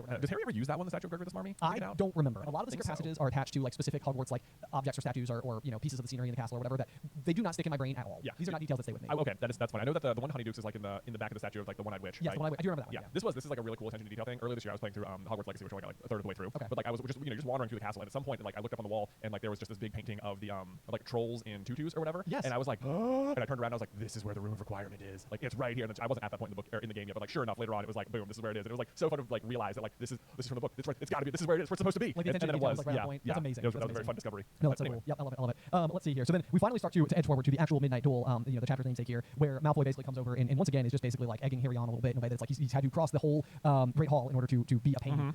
You start to learn like a little bit, I guess, about what like wizard dueling is, but it still feels sort of. It feels to me like this is like the 11-year-old's interpretation of how it's supposed to go down because like basically Ron basically steps in immediately knowing that Harry basically doesn't know what wizard's duel is, and Malfoy Malfoy says, like, never heard of a wizard's duel before, I suppose. And Ron's like, no, of course he has. I'm his second. Who's yours? And it's like, this idea of having like a second in a duel, like maybe this is a thing for like real world duels, you know, a la Alexander Hamilton or something. Yeah, I know. I'm like trying to figure out what they mean by like a wizard's duel here, because like if you're like, what is the situation they're in where it's like it is civil enough for there to be rules, like there's a second to come in, but it's like a situation where death is on the line, and like it feels like if you're like, I mean, you know, like when they're in like the Battle of Hogwarts, people are dueling all over the place, but that feels like dueling in a sense of like we're fighting in a war. Yes. What they're describing sounds more like a like organized event. It absolutely you know, does, but it's yes. like what are the situations where death is on the line, but you're like, but we'll have a backup person where the backup person isn't just helping you defeat your like deadly opponent. Well, I think it's like like defending of one's honor type of situation. Yeah. Like, I think, you know, like in Game of Thrones or whatever, I think Tyrion, this is where he has, oh goodness gracious, Jaime. Is it Jaime who fights on his behalf? Oh, well, that's, I mean, who he wants to fight on his behalf. But he ends up having Bronn Yeah. fights on his behalf. So it's like Tyrion and Bronn sort of have this particular relationship where it's like, if challenged to a duel, you may have somebody step in your stead and perform on your behalf. And it seems like there's almost like associated like legally binding or socially agreed upon like ramifications based on the win of the duel. Yeah. Like based on who wins. It's like, okay, well, now it's settled. Now we know. Yeah. Tyrion wins. Tyrion wins. But this, I mean, even this is different. It's not like they each get a champion, you know. Yeah, no, I know what you mean. Yeah, it's kind of a lot weird. So anyway, yeah, wizards duels apparently. But what we again realize here is that like I think it speaks a little bit to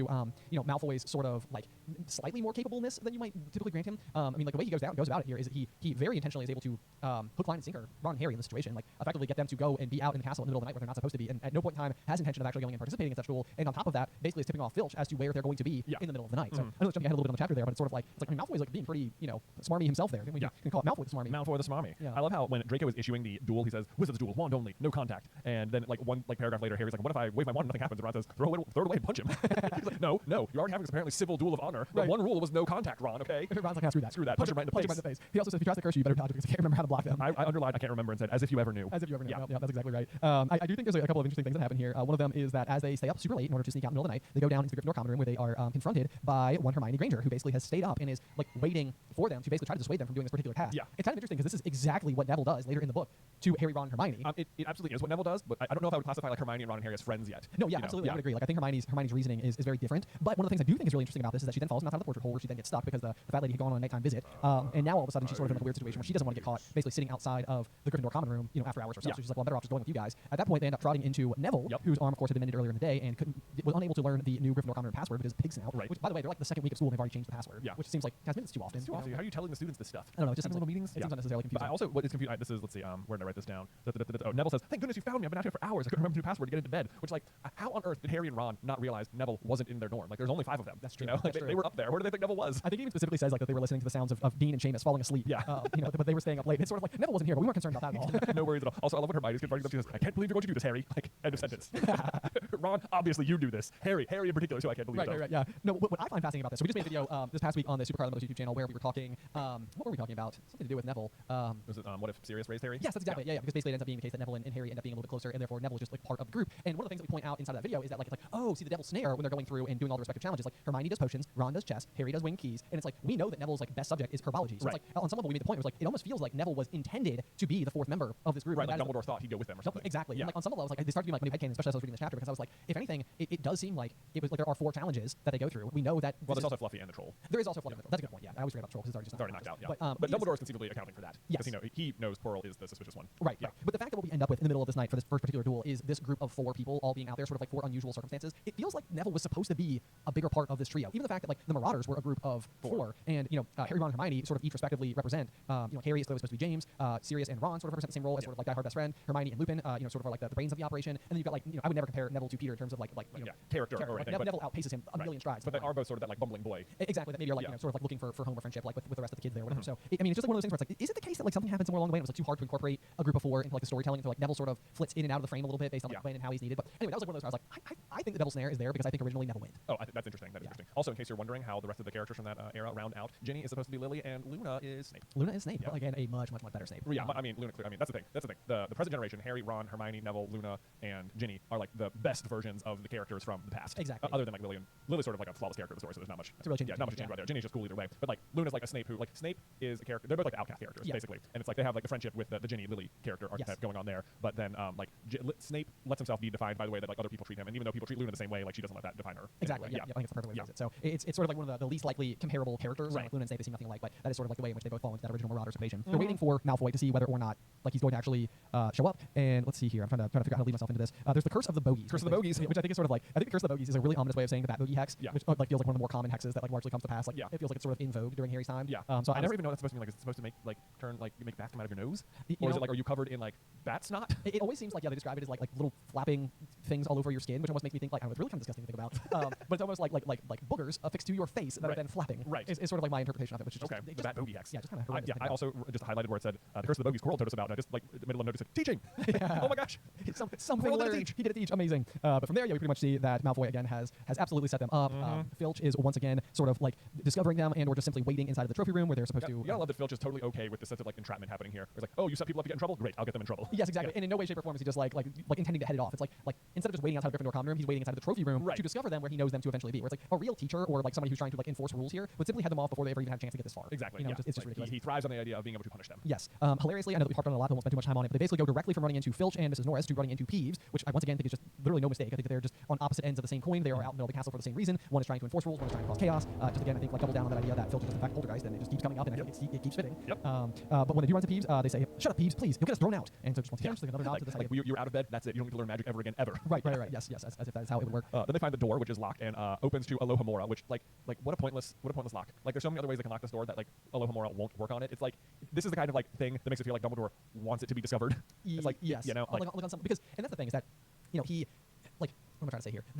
The accidental stumbling into this room is just an extremely dangerous thing to simply have happen. So it's like, okay, so it's locked. That means first years can't get into it. But like basically, like, as soon as you learn the spell, it's like, yeah, anyone can get in. But it's like it's not only a matter of like not wanting someone to be able to get in because they might get hurt by Fluffy. It's like making this door itself difficult to get through should just be another layer in guarding the stone. Yes, you know. Yeah. And that's like one of those as well, like where you can start to inch your way. And I won't do too much now because I want to save it for later. But the Dumbledore's big plan essentially suggests that everything to do with the recovery of the stone is effectively just an obstacle course specifically created for Harry and friends. Yeah. We'll definitely delve into that really big as we get towards the end of this book here. But so anyway, yeah. So they basically successfully escape Peeves. They eventually make it back to the they encounter Fluffy, who is that is one of those things as well where like Fluffy is just locked inside of this room. Oh, I know. For the whole year. A whole year. Ron even says like if any dog can exercise, that one does. And I was like, no, but for real, that is a real thing. Like I highlighted that same phrase and literally said not a terrible point. Yeah. Like that is just true. I know. More Fluffy up there. Yep. But then so they make it back into the common room by using the password Big Snout. We get the totally infamous line from Hermione who says, "I hope you're pleased with yourselves. We all could have been killed or worse, expelled." I know. I'll highlight that one. There's such a classic line. I noticed this too. Is that on just the page before that when they're in the room with Fluffy, it says Harry groped for the doorknob between Filch and death. He'd take Filch. So it's like Harry actually has like the same thought process but in reverse. Oh, that's hilarious. Like, yeah. Worse to be better to be expelled than dead. And then Hermione one page later is like, we could have been expelled. I'd rather have died. It's almost surprising in that case. Yeah, Hermione's not like, nope, we're staying in this room. We're not going out there and getting expelled. Right. Like, excuse me, take my chances with the dog. Right. So anyway, we're starting to get like the foundation a little bit for not only the relationship between who we affectionately refer to as the Golden Trio, but also sort of this habit they have of sneaking out in the middle of the night, which I do eventually think like pairs up really nicely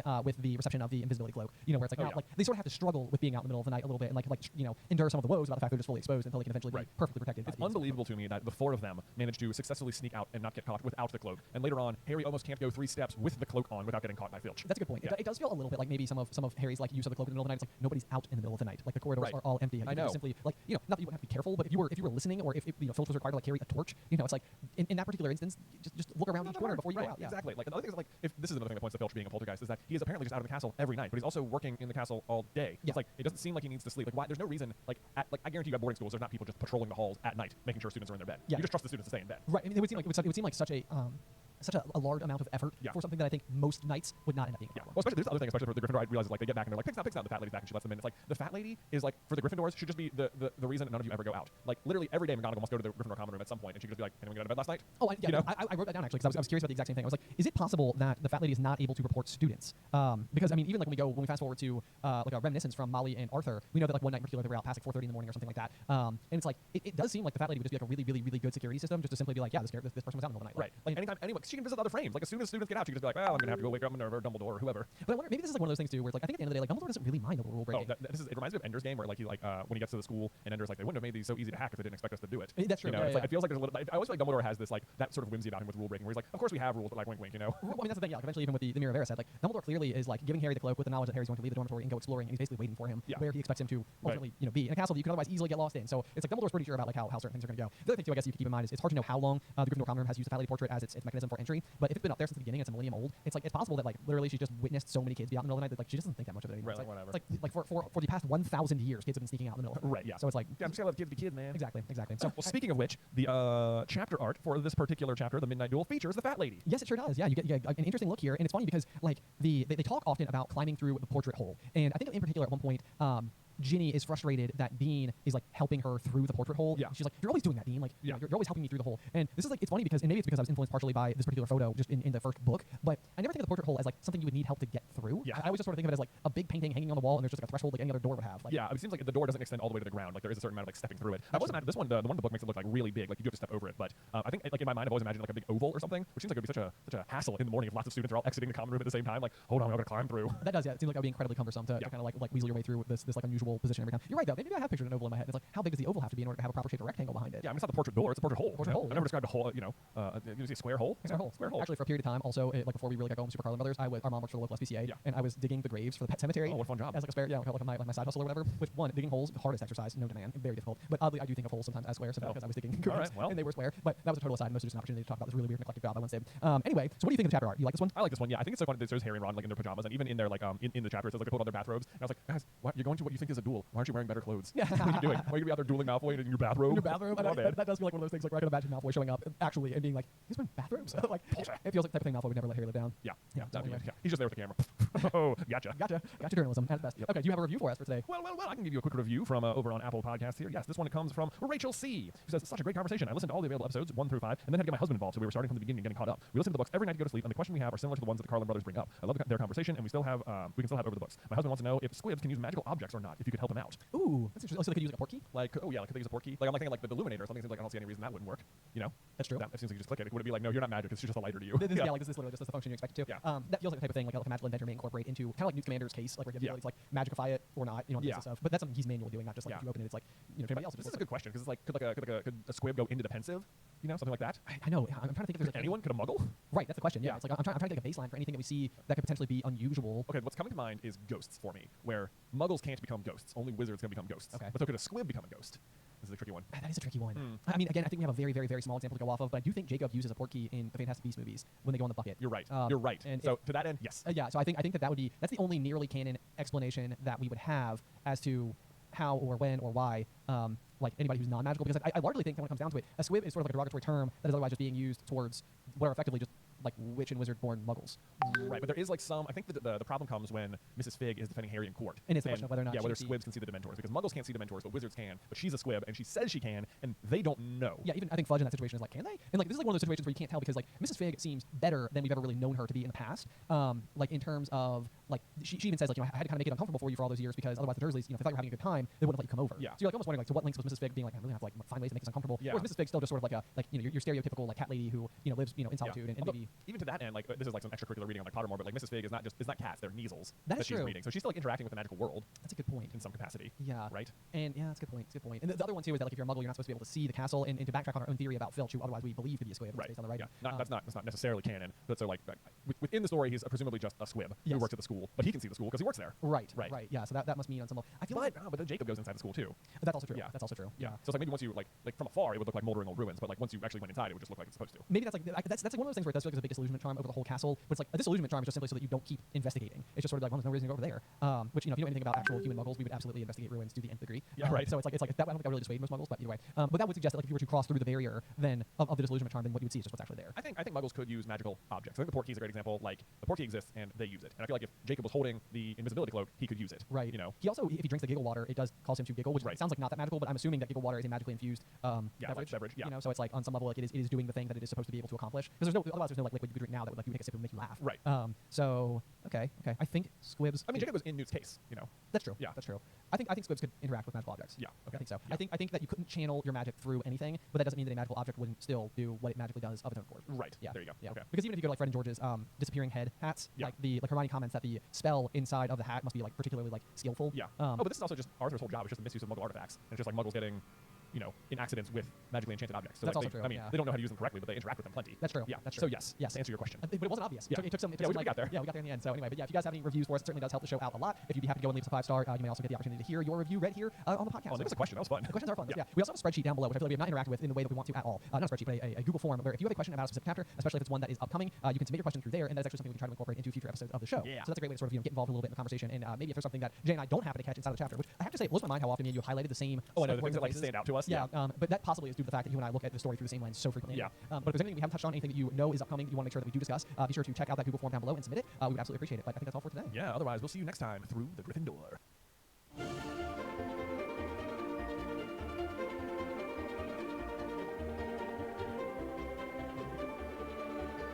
Welcome, dear listeners. I'm Jonathan Carlin. And I'm Ben Carlin. And we invite you to join us through the Griffin Door, your one-way ticket to the enchanting world of Harry Potter. So grab your wands, dust off your broomsticks, and join us as we unlock the secrets behind Philosopher's Stone, Chapter 10, Halloween.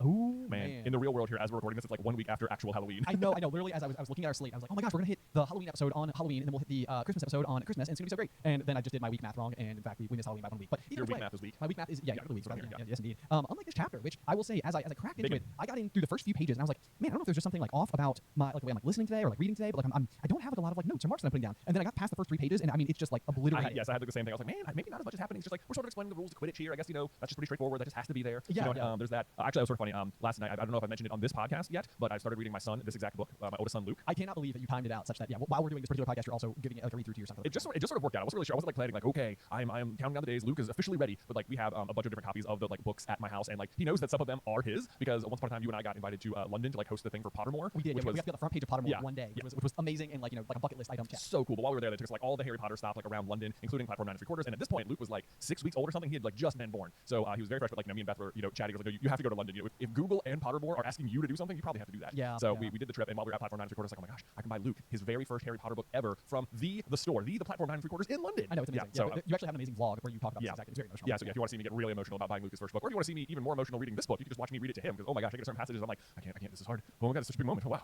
she's sharing this with Luke right now. Oh gosh. I know what you mean. Yeah, I think the number one thing when expecting our daughter Addison was like, oh my gosh, I'm gonna get to read your book one day. I know. Yeah. Good luck with that. But so yeah, when we were there, it was also the 20th anniversary of Harry Potter and the Philosopher's Stone, which is part of why we were there. I think. And so they had these 20th anniversary books out, which come in like different house varieties. So you can buy like the Gryffindor set of books or the Hufflepuff set of books. And I suddenly was like faced with trying to choose which house book was going to be Luke's first one. Right. And it was like I stood in that store for like 30 minutes, like not knowing what to do, and finally settled on the Gryffindor set of books because he had come out of the NICU, and I was like, he's so brave.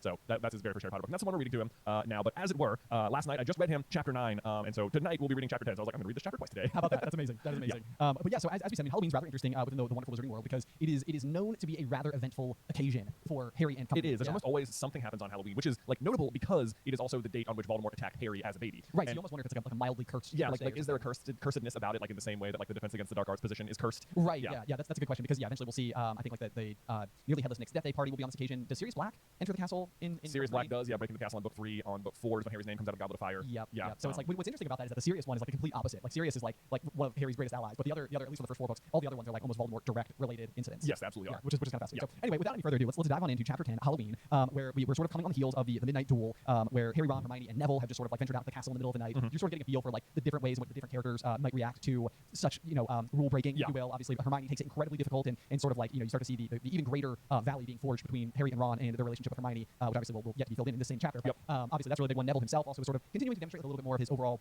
cowardice. Yeah, a little bit. Like I don't think he's really stepped into. Not quite. He's very much like I didn't want to be there. The entire experience was the worst, and I don't like dogs. Like I'm not even remotely curious what that dog is guarding. Right. Whatever it is, totally fine. Meanwhile, Harry and Ron are like, let's do it again. Let's have another wild adventure. That was the coolest thing ever. Yep. So they're all jazzed about it. Then of course, shortly thereafter, they go down to the Great Hall for breakfast, where the arrival of a large parcel being carried by no fewer than 6 Screech Owls. Yeah. Which will of course be Harry's Nimbus 2000. Oh yeah. Along with a letter, which the letter almost it feels like they could have like sent him a letter and been like, hey, can you come by my office later? It does seem like this was not the way to do it. Yes. Especially because here's the other thing too. It's like do not open the parcel table. Contain your Nimbus 2000, but I don't want everybody like you got a broomstick or they'll all want one. This is like one of those things where it's like this is not really a secret that needs to be kept necessarily. Like the word is starting to get out anyway, and also like the very thing that they're bending the rules for is a school-wide and attended event, which is Quidditch. So like people are going to know Harry was has a broomstick. He's breaking the first year rule and also is on the Quidditch team. So it's like it seems like maybe what they don't want them to know is that like the school bought him the broomstick, but then absolutely just should have been like, oh, Potter, could you stay behind Dr. Transfiguration? Right. This is like an interesting one though to me though as well because like and I wrote some notes down here because like when McGonagall takes Harry to talk to Oliver after catching the Remembrall in the first place, Oliver just sort of like offhandedly is like, Professor, we'll have to give him a broom, like as if this is just something that like Quidditch captains can sort of like dictate. Yeah. But like the fact that it's not just any broom, it's like currently the best broom that happens to be on the market, and that it's specifically from McGonagall. Like I have mixed feelings about it in every which direction because what I almost want to be the case here is that like McGonagall, who is a famously stern character, I sort of just like the idea that like maybe she's got like a little bit of empathy for both like Harry's circumstances, her own remembrance of like his parents, maybe some appreciation for the role that he played in the downfall of like Voldemort. Like I almost like to think that this is just quite literally a kind moment being demonstrated on behalf of one member of McGonagall. Yeah, not just outright favoritism. And not just outright favoritism, which I mean certainly on some level it feels like it is. Like even the fact that there are school brooms, it's like it's kind of like it feels like there are just school brooms, and it seems like in other instances Harry is required to fly a school broom when I think his Nimbus has been destroyed. Maybe he's received the firebolt. Yeah, but hasn't been allowed clear to play it to practice with the school brooms. With the school brooms, yeah. Which like, there was an option. They're like, no,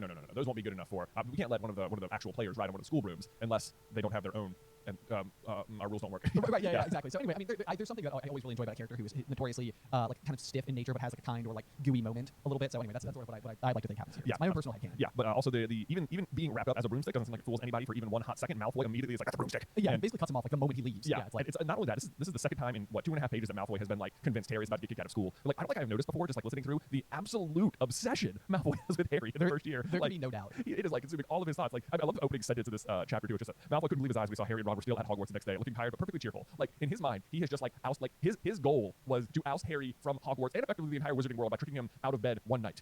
This is 11-year-old Malfoy's plan. He's like, I'm gonna just defeat Harry Potter right now. I'm gonna get him out of bed, and that's it. That'll be the end of him forever. See, but here's the thing too, is that it's like I think that what's happening is something that you can witness in a lot of like early like relationships as well. Like as you're sort of like going through your early foundational years and kind of like having those first like crushes or whatever the case may be. But like rejection, not that Malfoy necessarily has a crush on Harry, but I mean, he doesn't not Ben. Yeah, right. Like, he certainly has taken notice of him. But I think that what's happening here, is that Malfoy has extended that hand in friendship, which Harry basically was like no. And so I think that like it doesn't necessarily surprise me because like that sense or feeling of rejection can oftentimes lead to this sense of like need to prove oneself in some other capacity. Well, so not only was he rejected by Harry, but Harry is effectively filling the role he thought he would have at school. And if Harry wasn't there this year, he pretty much would have that role. We've said it over and over again. Yeah, it's hilarious because it's like we always see Malfoy as the adversary to Harry, but Malfoy seems to be pretty universally liked by just about everybody else. Who like it doesn't seem like Malfoy deals with the struggles that you might expect from somebody that is obviously just being a bully all the time. Right. It's almost much more like he's like the super popular kid who's decided like this is James Potter's dislike of Snape. Right. It's like people didn't dislike James Potter for his distaste of Snape. He was still renowned. That's such an interesting comparison. Like James is to Snape as Draco is to Harry. Yeah. Yeah, and it's like otherwise, it's like no one remembers James Potter as like some bad guy at school. Right. No, not at all. I mean, Draco doesn't become a Death Eater, so there's that. There's that, but he eventually comes around. He doesn't get quite. He doesn't get that. I mean, we'll talk about it way more in Deathly Hallows. He doesn't get quite the redemption arc I would have preferred. I would agree with that. Doesn't matter. So as we move forward here though, there's Malfoy, Crabbe, and Goyle kind of like pin Harry and Ron back to discover the Nimbus, which it's kind of interesting to me. They like literally like snatch it from his hands and then throw it back. I'm like, this feels like one of those instances where it's just like to remember all over again. Like I've got your broomstick, Potter. Now see you later. Yeah. I got my 2 big games with me. You can't have it back. But then even Flitwick's arrival, is sort of like an interesting neutral party here as like head of Ravenclaw House. Right. He's just sort of like, oh yes, of course I know about the situation entirely. Like it's like we all had a little good laugh about it. Of course, we'll break the rules for Harry. He saved all of wizard kind. I know. I wanted a bit like a Snape had been the one to stumble onto them here, like Potter. Oh, I know. Yeah. I mean, especially with the first match of the season being against Slytherin, right? Right. So it feels like the type of thing where McGonagall and Snape's rivalry. It almost feels to me like Snape would just be like, you're not supposed to have that, breaking the rules again, as I expected. Which also wouldn't totally surprise me. McGonagall like is quietly trying to keep the secret that Snape doesn't know. I know, but like clearly, if Flitwick knows, then Snape must know. Must know. Yeah. Right. Certainly. Also, Malfoy's personal broom is revealed to have been a Comet 260, yes. which is just a fun inclusion here because Ron has like an interesting relationship with hating this broom, this is also the broom that Cho is later riding. Whenever she gets introduced to the story, she rides a Comet 260 as well, and Ron is all like on her about like being a fair weather fan for the tornadoes. Yeah. She's like, what? No, everyone just likes them now because they're good. And like whoever rides the Comet 260, Ron's a little like, what is this? What? No. But I like the fact that they specifically say Comets look flashy, but they're not the same league as the Nimbus. It's like I feel like this is almost like car guys that I've known throughout my life. I feel like there is something to this kind of thing, like cars that might look fast but aren't fast, but then like a true gearhead knows like, oh no, like this is a car to appreciate because like underneath that hood, like it's a sleeper. Yeah, that thing can go. Now that is absolutely true. But also on that same note, Harry like one paragraph later is like, I have no idea what brooms are, but this looks nice. That's a good point. Speaking of, as we're getting the description of the Nimbus, it says, let's see here, it looked wonderful, sleek and shiny with a mahogany handle and a long tail of neat straight twigs and Nimbus 2000 written in gold near the top. One of the things I find kind of interesting about this in particular and the wood in particular is that it's mahogany, which is the same as James's wand. Ooh, yeah. Which is kind of a fun detail because I feel like Harry's affinity and knack for Quidditch is sort of like reflected through like his like skill inheritance from his father a little bit. So it feels like a little bit of like a nod there to that. Just another side note from reflecting on the movies. I always kind of felt like this maybe goes against literally the exact gearhead comment I just made, but the Nimbus always looks the way I feel like the Firebolt is supposed to look in the films, and then the Firebolt comes out and it's sort of got like a much more almost like off-road, rugged, scraggly appearance. Yeah, like the end of it looks like it's been going so fast that the bristles are just like sort of blown out looking. Yeah. Where it's like, but that is not at all how it is described in the book, where it's supposed to be like extremely sleek, extremely fast, like each twig handpicked, and it's like it doesn't look aerodynamic. No, it looks like closer to a broom. The Nimbus looks like an aerodynamic broom. Yeah. Like, from the moment I remember seeing that as a kid growing up, it was sort of like it sort of took this notion that I had in my head of like witches flying brooms in like Halloween posters. Yeah. Kind of being this like silly sort of like I always imagined like a broomstick like your classic like straw bottom with wooden handle that you find in like an actual household broom cupboard. And they showed us the Nimbus and I was like, dang, it's a vehicle. Yeah. Now that thing is cool looking, and to this day I've always sort of found it one side. I agree. I think the way they made the Nimbus look in the first 2 movies is amazing, and I think the way the Firebolt looks is dumb. And like they also added like the footrests on the Firebolt, which I'm so anti footrests on broomsticks. Yeah. Like I think it looks like they put training wheels on the broom. Like it's like, okay, but you took those off after they turned like 4, right? Okay. It's like a kickstand. That's like a kickstand for your broom. Right. Also, they abandoned the entire thing. We're supposed to be like up to make the brooms fly up. Like, right. that is never a thing again. That's like just the first time they ever ride them. Well, it does seem kind of silly unless there would be a situation where everybody's broomstick was already on the pitch, but I feel like they always show it to us with all the characters carrying them out there. So it'd be like hilarious if you like watch them all walk out, set the broomstick on the ground just so they could then summon it back into the to take off. But I feel like I could actually see a world where you like line up similar to like a soccer match, and it's like roughly in their position, and all the broomsticks are like laid out before them, and it's sort of like part of the strategic configuration as to how each team kicks off the match. It's like everybody's broomsticks start on the ground. Oh right, you have to like get it off the ground and kick off. It's like a tip off in basketball or something. It's like there's like a little bit of tip off can kind of go either way. It's like the athletic coin flip, so to speak. Which maybe anybody who plays basketball is like that is not a coin flip at all. And there's a ton of skill involved with having your best jumper or tallest. I'm sure there is. I mean, get to your point guard right away. People consider this. This is not like just not total fan, but either way. Yeah, we sort of get like a little bit of the introduction, a little bit more to Oliver Wood, who again as a kid was a character that I always just like endeared. Oh, I man. always loved Oliver Wood. Oliver Wood is great, and then his character in the movies is even like better. Like this kid with the Irish accent, and I feel like every girl I knew ever had a crush on Oliver Wood. Yeah. It's just like there's something like just exactly right about how he ends up being in the movies. Like, you make a fair Peter. Yeah. Which I was like, as I was like reading, I was like, does he say that in the book? Actually, I can't remember whether or not he does. Which of course I don't think he does in here. Oh, speaking of basketball, though, this is another one of those just like silly wizard things where Harry's like, oh, that's like basketball, but I'm broomstick with 6 hoops, and he's like, what's basketball? And I'm like, yeah. Are you telling me that wizard kids don't know any Muggle sports at all? Like, it seems, of course, Muggle kids can't know about Quidditch because that whole world's a secret. But like, sports are still a big. It doesn't track with me that wizards don't follow Muggle sports at all. It does, yeah, and you're right because I do think the perspective shift is very different based on like whether or not you're a wizard versus if you are a Muggle. Because you're exactly right, you hit the nail on the head. Like, the statute of secrecy dictates, and like primary objective of all wizard time is basically to exist essentially like unbeknownst to the Muggle world, non-magical world. And but like that means I think like Hogsmeade is one of the only British exclusive wizard communities. Like even Godric's Hollow, and before is like has Muggles that live there. So it's like you would have basic exposure just by existing kind of like quietly from within these right. Like even if you don't follow it seems hard to not know what basketball is, especially because not 2 paragraphs later he's throwing golf balls for Harry to catch as stand-in snitches, and it's like, okay, you have golf balls, which means you must know that those come from the Muggle sport of golf, and golf is just much more obscure than basketball. So no, it does seem a little bit surprising. And I wrote that exact same note down as well, where it's like, well, he knows about the golf balls, but I suppose there's some world where he just has small white balls and has no idea what the sport of golf is. Sure, I guess that's possible. He's just like, these are conveniently sized. Right. Yeah. This is about it. This is another one of those occasions like where as you get further into the series and you learn more about like the Golden Snitch and some of the attached lore of the Snitch in particular, is that it seems like they are one-time use objects. Like they're like effectively like created for every single match, and because I mean they like the one that Dumbledore will eventually give Harry is the one that he'll catch in his first ever match. Yeah. And that has like the flesh memory attached to it, so you know who like wins the contested bout or whatever, like who touched it first, which is also a little bit flawed logic because somebody could like nick it and just not touch it. But right. Either way, this is like one of those where it seems like the case contains what is otherwise like Hogwarts snitch. Yeah, or it's like a training snitch or something. Maybe it must be. Yeah, right, exactly. Like, what my honest opinion here is that the lore of the snitch had not been properly built out yet, and I'm not fussed about that. Right. But I would say at this point in the page, as these words were written down, I would suspect that it had not yet been concluded that every single snitch was unique in its own special way. Yeah, I would pretty much agree with you on that as well. Moving on, he starts getting to the rules of the game where there's so many things about Quidditch that I love, and so many things that I'm like, why this? Why is it that way? But the fact that I love the game design that catching the snitch ends the game, that there's not like a set time limit to it, so you can have very long games or very short games. Yep. That is so cool. But the 150 points is just too many. Like it is just like there's no way that there's like, I mean, he says it right there, next 150 points, so they nearly always win. It just like it makes it feel like the rest of the game, which is otherwise so cool, like doesn't matter. It's just like whoever catches the snitch pretty much gets it, Yeah. It needs to be like 30 points and you end the game or something. No, it's interesting too because I mean like you'll later on we'll get like I think the record for the longest match is 3 months. Yeah. Keep bringing on substitutes so players could get some sleep, which is just flat out absurd. 3 months would be like far too long. People wouldn't be able to continue to spectate. It would just be like and who are these like unbelievably inept seekers? I know. That, like the snitch can't leave the pitch area and they're just out there for multiple you know what the real problem is? I wrote this on another page. Is that if you're a team, it has to happen at some point in Hogwarts history where just like all of the beaters weren't very good or something. Like it seems to me that if you're at like middle school, high school age Quidditch, there's a lot of games that are severely dictated by the bludgers. Oh yeah.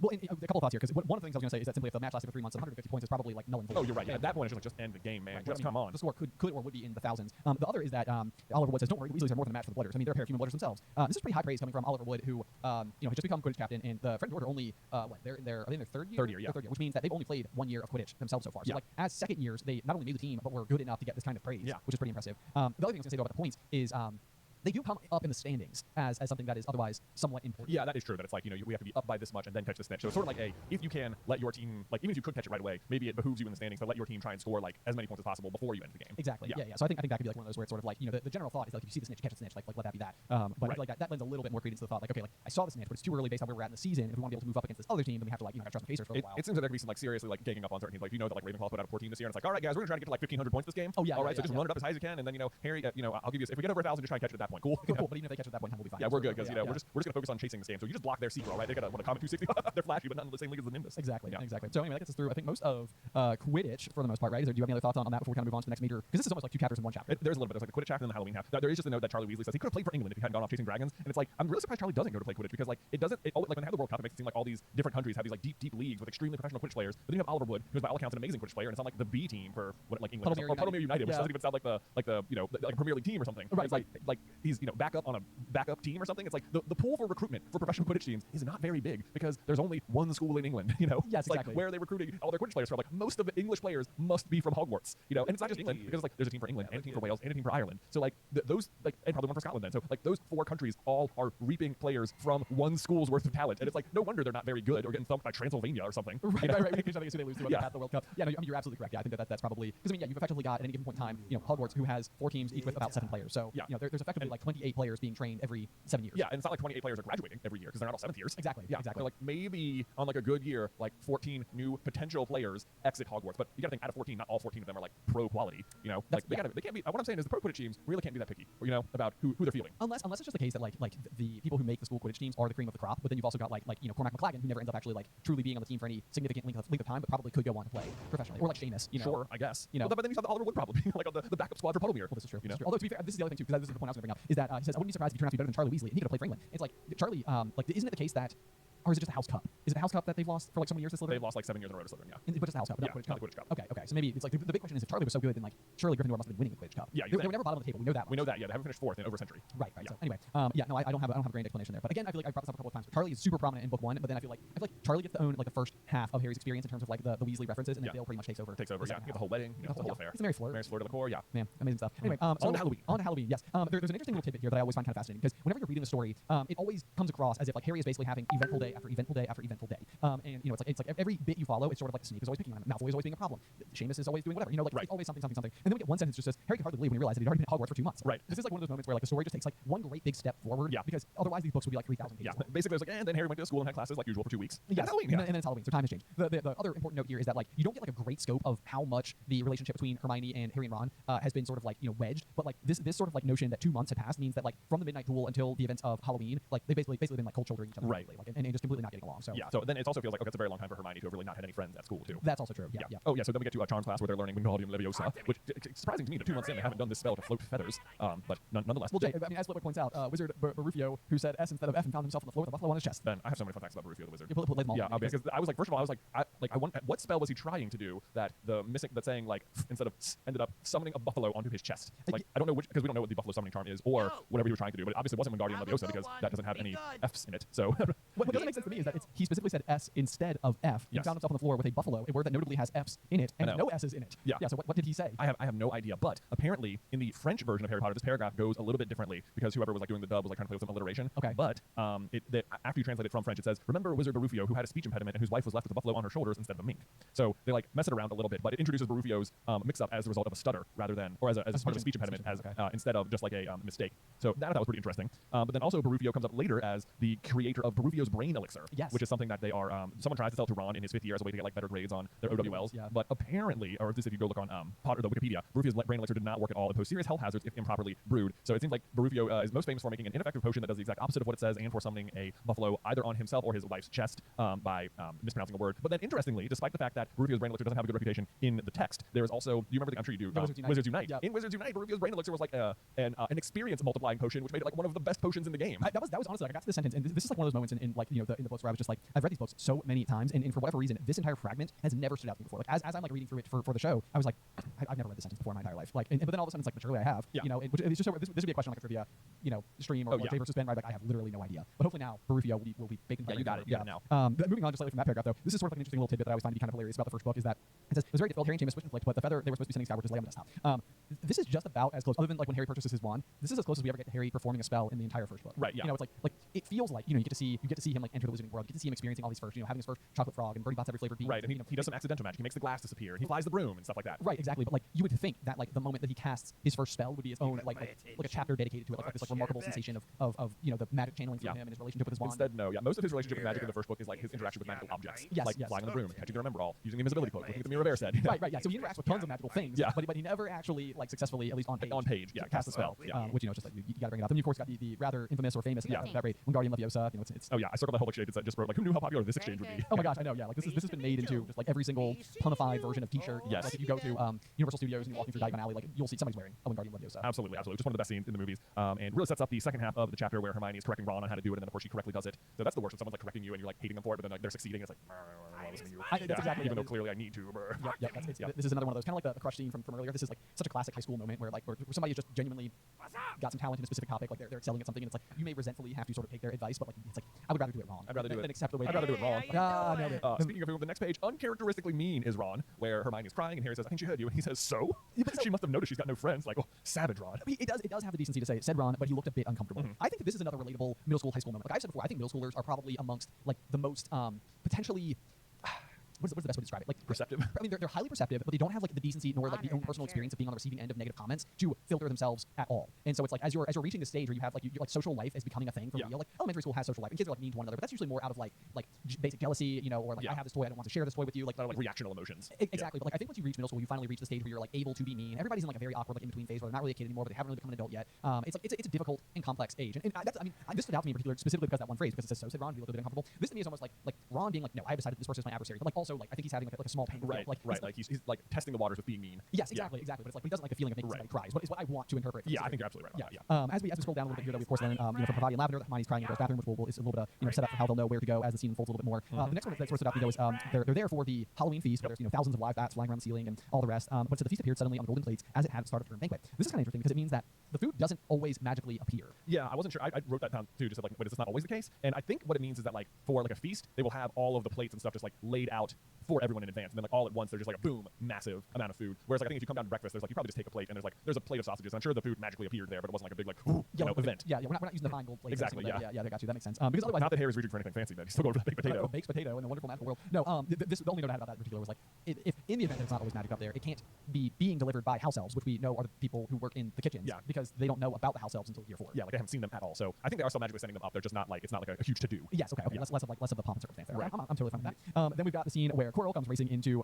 the Great Hall. Iconic, absolutely. This is like one of my favorite like clips to use from the movies in our SCD videos. But it's just the troll in the dungeons.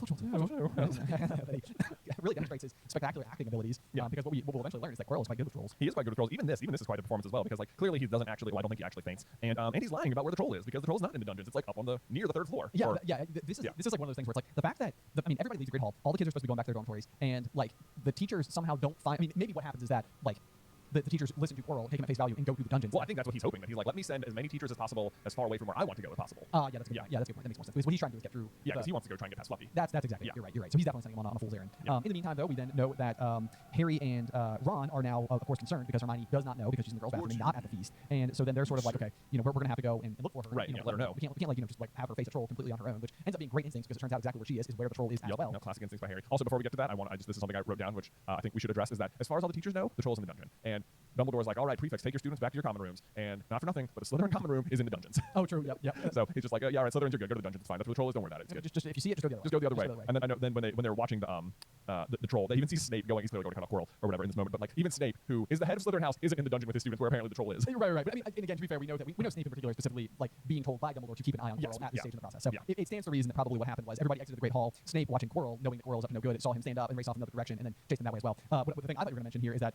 Harry and Ron hear somebody coming and they think it's Percy, so they hide behind a large stone griffin, which of course is the namesake here of our podcast. That's true. The Griffin door. Does that mean they're hiding right outside the headmaster's office? They are indeed. Oh, that's amazing. Yeah, that's my interpretation. Pretty much has to be it. Yeah.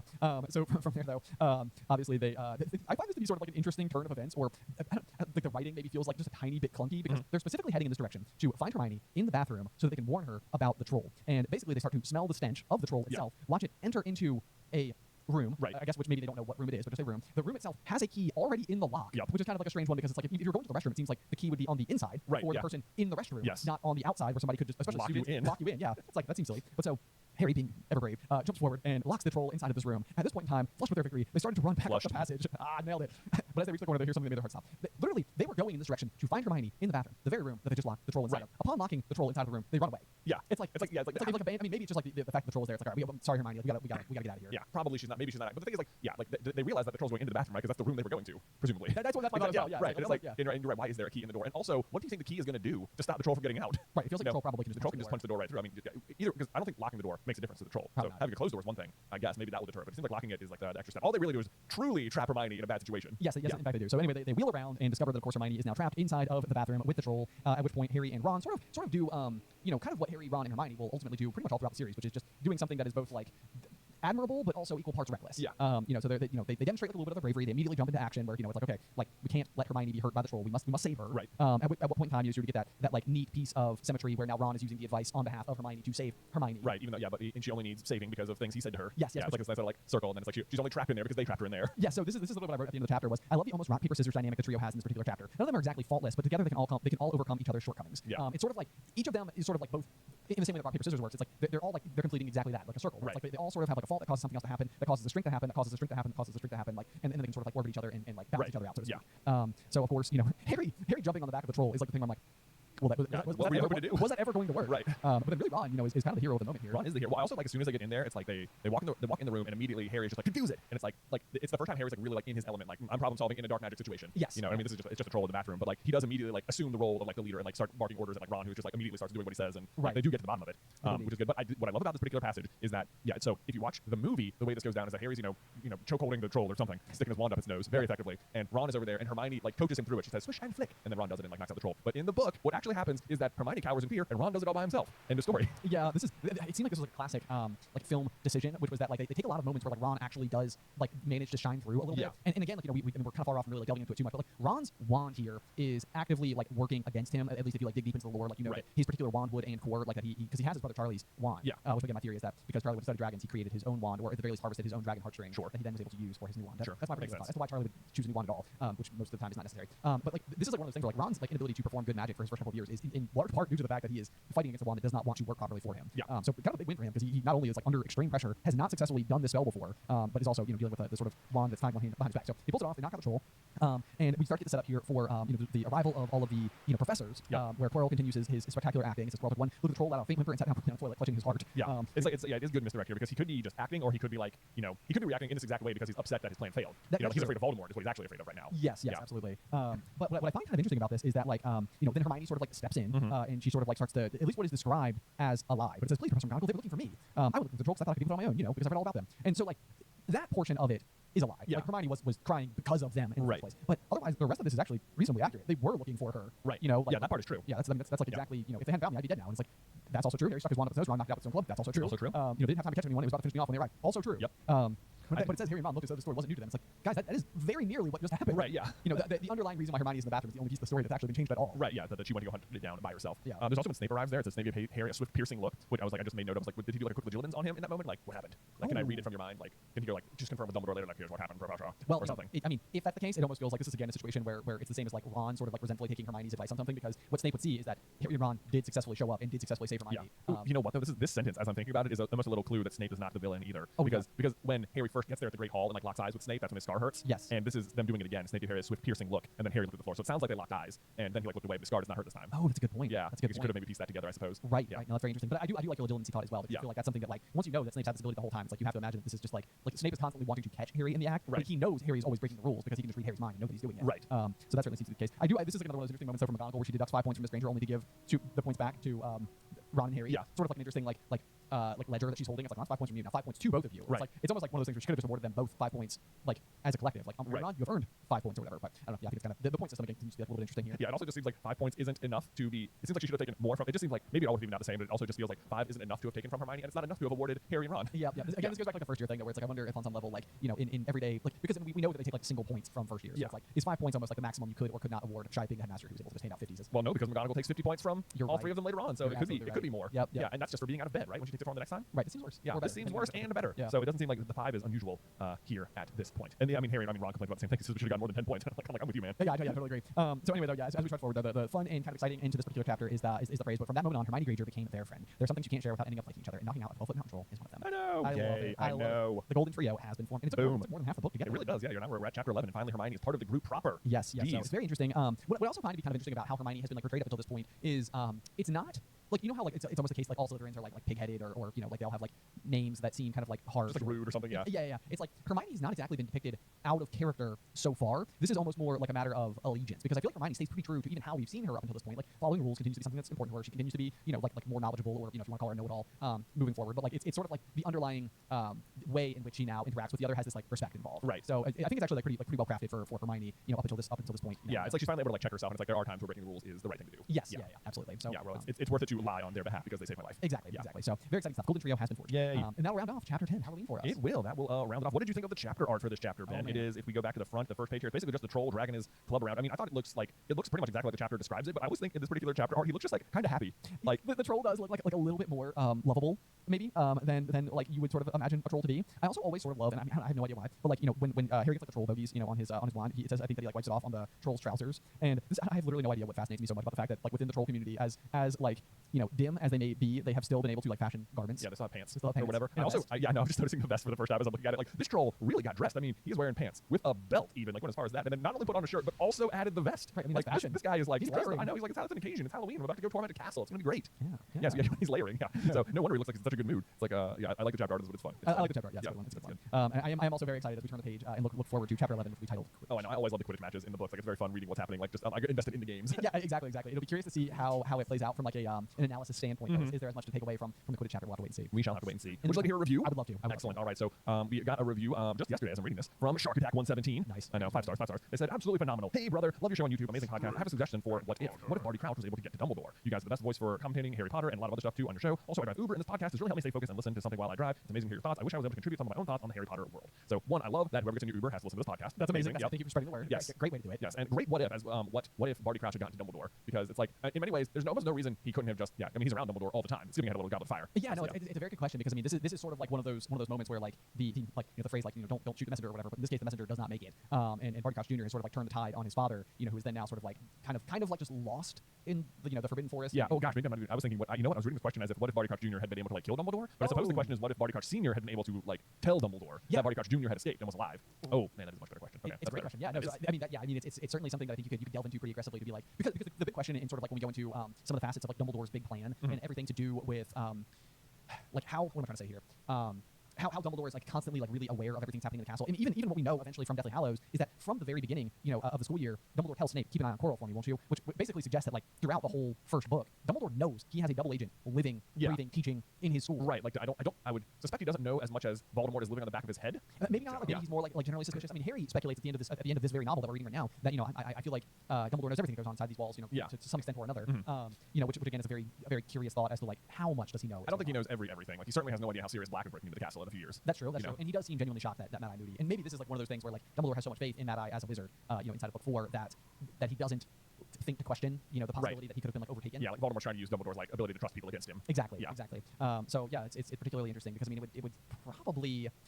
I mean, it would ward off at the very least the fact that Moody is the one who takes the cup to the middle of the maze. I mean, at that point, I guess he still wouldn't know it's Moody, would he? Even if he knew Barty Crouch Jr. was like loose. True. Right. So it doesn't necessarily mean that he would even like be able to sniff it out. Right. But he would be suspicious of the fact that somehow, some way, somebody, was able to get Harry's name inside of the goblet. Right. And that's the type of thing. He almost certainly is aware that Barty Crouch Jr. is the culprit for the Goblet of Fire. Yes. Yeah, and then it's like, but how did he get into the school? Like, he must have been there. He must be there somehow. But then this is like where it's like you have to credit Dumbledore's wisdom enough with the thought of he's able to suss out a lot of things. Yeah. Who's new this year? Right, exactly. So, yeah. But then it's like there's all those like Karkaroffs there, True. Like he is investigating Karkaroff and Ludo Bagman and stuff at the same time. So it's like, was it one of them? Is one of them? Like, I guess what do you think Polyjuice Potion was at play? I don't know. I guess he could if you put like Snape on alert that someone was making Polyjuice, because Snape realizes that Polyjuice Potion ingredients are stolen from him. Yeah, that's a good point. That's a good point. Yeah, so it'd be like, does he go to Dumbledore with that information? I can't remember. I don't know. He complains to Harry about it. He does. Yeah, like swing flies, boom sling skin. Someone is making Polyjuice Potion. Feels possible. I mean, again, this is like where you don't assume that Snape would necessarily be telling everything to Dumbledore, but when you know that Dumbledore is acting alongside Snape so directly, it's like it seems very possible they might be having meetings that be like someone's stealing Polyjuice Potion. Yeah. Well, this what if? Okay, so this what if really goes back to if Barty Crouch Jr. had been able to get to Dumbledore, it's because if Barty Crouch Sr. had been able to tell Dumbledore, like that would have happened if Barty Crouch Jr. didn't have the map. Right, like the reason he's able to interfere is because he has taken the Marauders map from Harry. Okay. So the real question is, what if he doesn't take the map? Because then Harry still has the map and would know that Barty Crouch Jr. is the bad guy, maybe. Yeah, we're gonna need to go some more time. Anyway, it's a great question. Who's our reviewer here? I don't know. It's a Shark Attack 117. Shark Attack 117. Yeah. Amazing. Well, thank you so much for a very thoughtful question. We have to just keep a lookout because I feel like this could certainly be a video sometime. I know it could be. Yeah, that's a good one to break down. It's amazing to me that as it always is with the Wizarding World that we keep finding new ways to discuss the story. I know. Yeah, very fun. But anyway, guys, thank you so much as ever, and until next time, we will see you through the Gryffindor.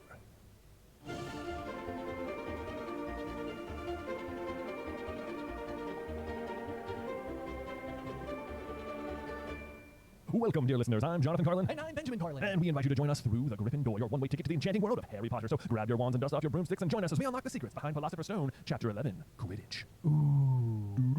Excellent intro today. Thank you. Really top shelf. Yeah, I really tried to hone in on my host voice. No, it was good. Yeah, I could tell. Yeah, you were clearly. Right, yes. Beth, last night I've been reading, as you know, I've been reading Harry Potter to my son Luke, and like I came downstairs and she was like, I just want to tell you, I heard you doing like McGonagall's voice, and I was like really impressed. Like, you sounded really good. And I was like, Thank you. Wow. Me, McGonagall. That's high praise. I know. I was like, you almost went out of your way to tell me that. So thank you so much. Now I'll see if I can summon it the next time McGonagall has a line in the book because I realized I just set myself up for total failure. Oh, I know. Yeah, It's like, wait a minute. it's like 99. Hold on. Would you like to demonstrate for us, or yeah, no pressure. Are you sweating? Just know that my wife is impressed with me. Yeah, there we go. Yeah, my wife thinks I'm cool. There you go. That's a good T-shirt. That's a good T-shirt. Yeah. No, that being said, yeah, chapter 11, the chapter that is Quidditch. Quidditch. I personally find to be a spectacular chapter. Oh. It does a really splendid job of both progressing. Well, let me back that up. I would say it does a really splendid job of telling a Quidditch match, making it fun and engaging for us, the reader, while also progressing the plot. It does. So Yeah, I think that's the proper order to deliver that in. Yeah, and the chapter, sort of like last week, the chapter is broken up into two sections. Basically, the front half is Snape takes Harry's Quidditch book and Harry tries to get it back, and then we just have the Quidditch match. Yeah, so this chapter in particular, I think, is the other thing I would say about it is it is slightly heavy-handed to the tune of, like, it had never really occurred to me until we read it through, like, in this way before, because normally, I mean, if you just read, you can finish this book in usually, like, 4 hours or something. Yeah, I mean, if you really wanted to, this is an easy book to finish in one day. So Yeah, no, the fact that we're taking 17 weeks to do it, no big deal. Yeah, no, so, but I would say the thing that I've noticed is that, like, up until this point, we know that, like, Snape clearly doesn't like Harry. He's clearly kind of, like, like, needled him a couple of times first day of class. There's, like, a moment with, like, the scar hurting, that type of thing. But for the most part, up until this point, though, we haven't had lots of other super major incidents where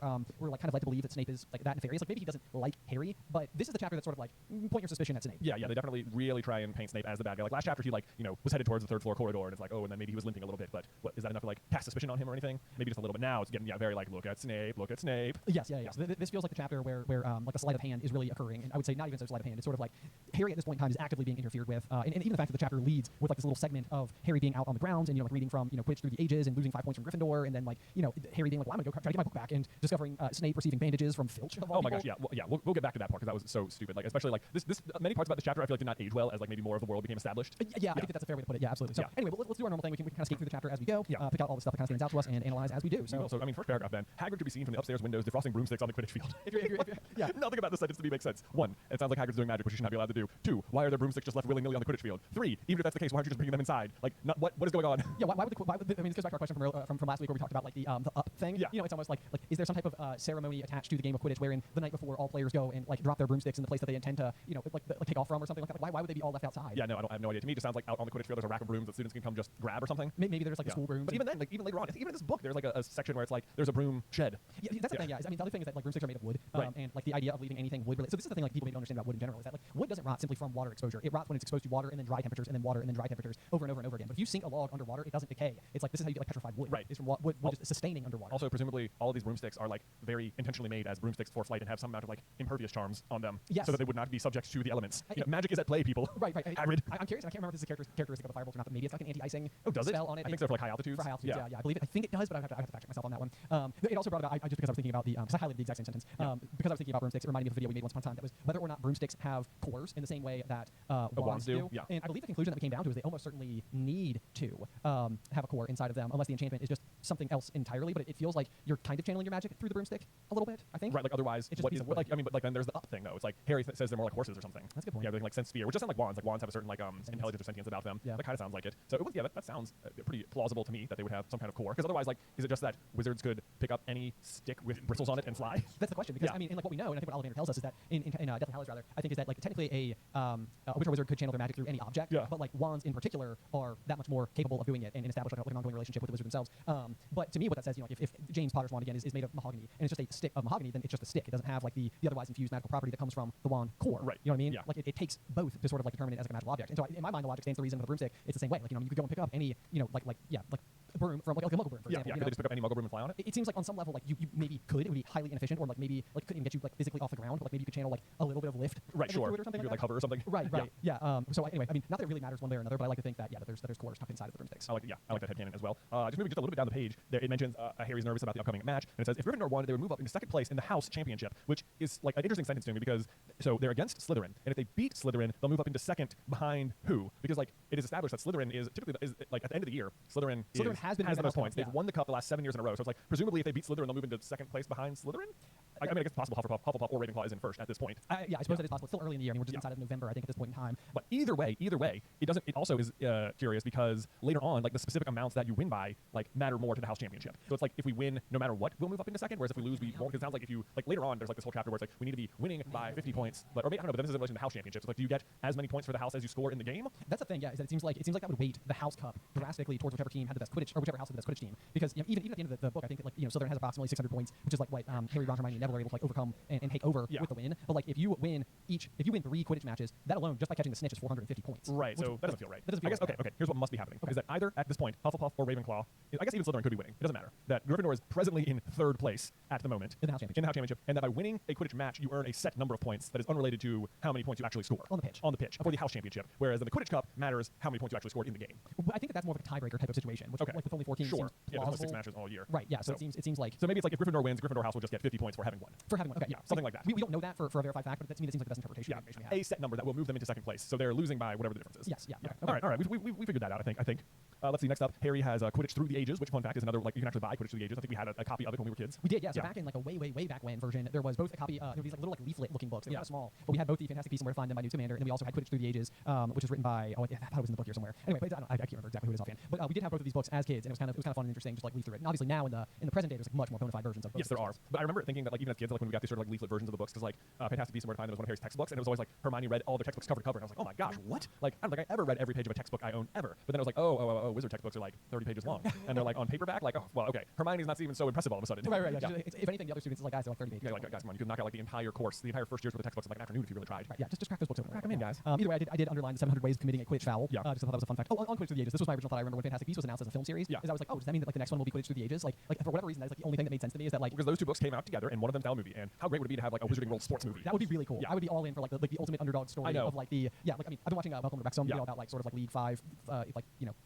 Like Welsh football, right? Sure, you know, English football, where they're like a sub league, the Champions League, I think is what it's called. And you know, like they're trying to like get promoted and work their way up the the ladder and stuff like that. So yeah, I'd be all for Quidditch Through the Ages, like film series. I know, like you don't even need it to be like some crazy dark wizard, big world threatening problem or anything. Just it's just a sports epic. Yeah, you know, it's just about it's like Miracle on Ice, but brooms in hail or something. Yeah, I love it. Or we can call it Quidditch Through the Ages. Yeah, okay, I love it. Yeah, we get the reference in Quidditch Through the Ages that let's see here. Most serious Quidditch accidents seem to happen to Seekers in particular, which I feel like I really like harken on. Yeah. Which, as we know, as Harry goes through his years of playing Quidditch, he certainly does sustain some injuries, but they don't always really seem Quidditch related necessarily. He just gets harmed. Even in this very chapter, like someone is actively trying to buck him off of his broom. Yeah, like he rarely gets injured in Quidditch because of the game. It's like because of interference. Because Dementors show up, or because the bludger is literally cursed to hunt him. Yes, exactly. Yeah. Then we got the let's see here. People rarely died playing Quidditch. Referees had to know to vanish and turn up months later in the Sahara Desert. Yeah. You know, like, what I think is interesting is like they didn't say there was an instance where a referee showed up years later or months later in the Sahara Desert. It's just like when they vanish, they go to the Sahara It's like it's happened on multiple occasions. The referees disappeared and showed up at the Sahara Desert. We don't know how it happens. We don't know how it happens. Yeah. That to me reads like whoever was making them disappear was the same culprit over and over. Yeah. Right. Yeah. Right. It's not just like Sahara Desert spell. Get out of here, ref. Okay, he's gone. And why not? Yep. Then we get our first glimpse of Hermione's like bright bluebell flame, which I feel like she uses, I think, on numerous occasions throughout the saga. Yeah, she absolutely does. It's like one of her little signature spells here. It is baffling to me that like they just have a little fire outside. One, that if it's so cold that they are outside, why not just go inside? Like they're just standing. They're not even standing talking. They're all standing, not facing each other, with their backs to the fire.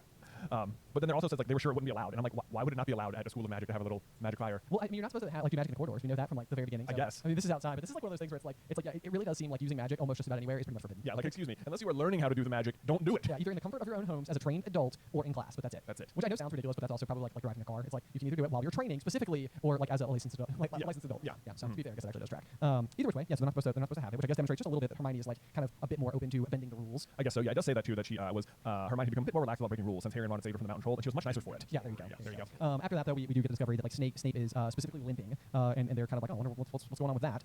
Which then obviously promptly comes up like 2.5 paragraphs later, where Harry's back up in the Gryffindor common room, and he's just like, man, I really just want to distract myself with some good old-fashioned Quidditch Through the Ages. Yeah, I know. It's just this whole thing seems contrived. It's like Harry was outside and Snape came and took his book. Harry wanted his book back, so he came and discovered Snape. Contrived is the right word. Yes. Yeah, it's set up specifically just so that Harry has like this feels like the bit that like it's just like how do I kind of progress this going like this plot forward a little bit? I've got it. I know. We need Harry to be really suspicious of Snape. So what if he sees him trying to fix his wounds, and then it's like so Harry walks in trying to get the book back.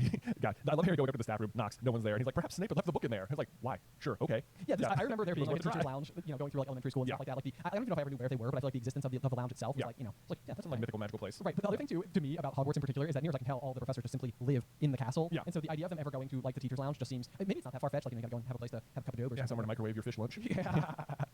Okay. All right, now here's a question: which Hogwarts professor is microwaving fish lunch? Oh my gosh, who is it? That's Trelawney. You know? Trelawney. She like, comes down from the tower and is like, hello. I said we're using the microwave. It's like we don't even have a microwave, Sybil. Yeah.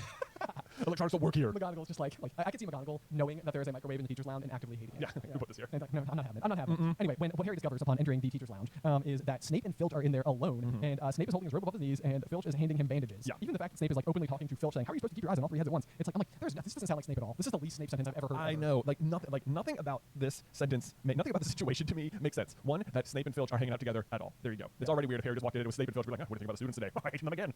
Like they're just not hanging out. I know. Two, that specifically what they're doing is changing Snape's bandages in the staff lounge of all places. Like, why are they doing this in Snape's office or whatever? He's clearly trying not to be seen, and this is a place where any teacher could walk in. Right. Alternatively, just simply the hospital wing. Well, I guess you could argue he doesn't want like the injury to be discovered by maybe the other teachers or something, and like Madam Humphrey would know then. You think the teachers' lounge is the best place to go? That's exactly what I'm saying, yeah, though. It's like, yeah, I mean, I understand where you're coming from, but just, So there's that. Okay. On top of that, like later, and this is another one of those situations where it's like maybe the world just wasn't as established yet or something, but like later on, when Harry hits Draco with Sectum Sempra, this like dark magic spell that like slices him with a sword, Snape arrives on the scene and is able to heal the spell like instantly. And this is like a dark magic spell, like at once with his wand, is able to like save Draco's life. This is Snape is suffering a dog bite apparently for several days and hasn't been able to heal it like himself magically. Like either. Well, Snape did invent Sectum Sempra, so maybe he knows the counter curse. I suppose you could argue that he knows the counter curse, but like Snape seems like a good enough wizard that he could heal a simple like bite wound. He is who Dumbledore goes to even after the he puts on the Horcrux. Yeah, he knows how to do that. He knows how to solve that. So there's that. All I can assume, all I can surmise from this is that Fluffy's like bite contains some sort of like absolutely horrendous venom in it. Ooh, you know, kind of like Basilisky. Exactly, like Basilisky or like Nagini or something. Because like Mr. Weasley gets bit by Nagini, and it's like he's like injured for a while until they can finally figure out how to heal it back up. And that's healers at St. Mungo's, whose actual career is like specifically doing that. Yeah, okay, I like that. So that is my new. That's the only thing that makes sense to me is that if Fluffy bites you, it is like more than it's like a cursed bite of sorts. Yeah, I bet Newt could do it. Yeah, well of course Newt can do it. Okay, Newt's the man. But he's in retirement, so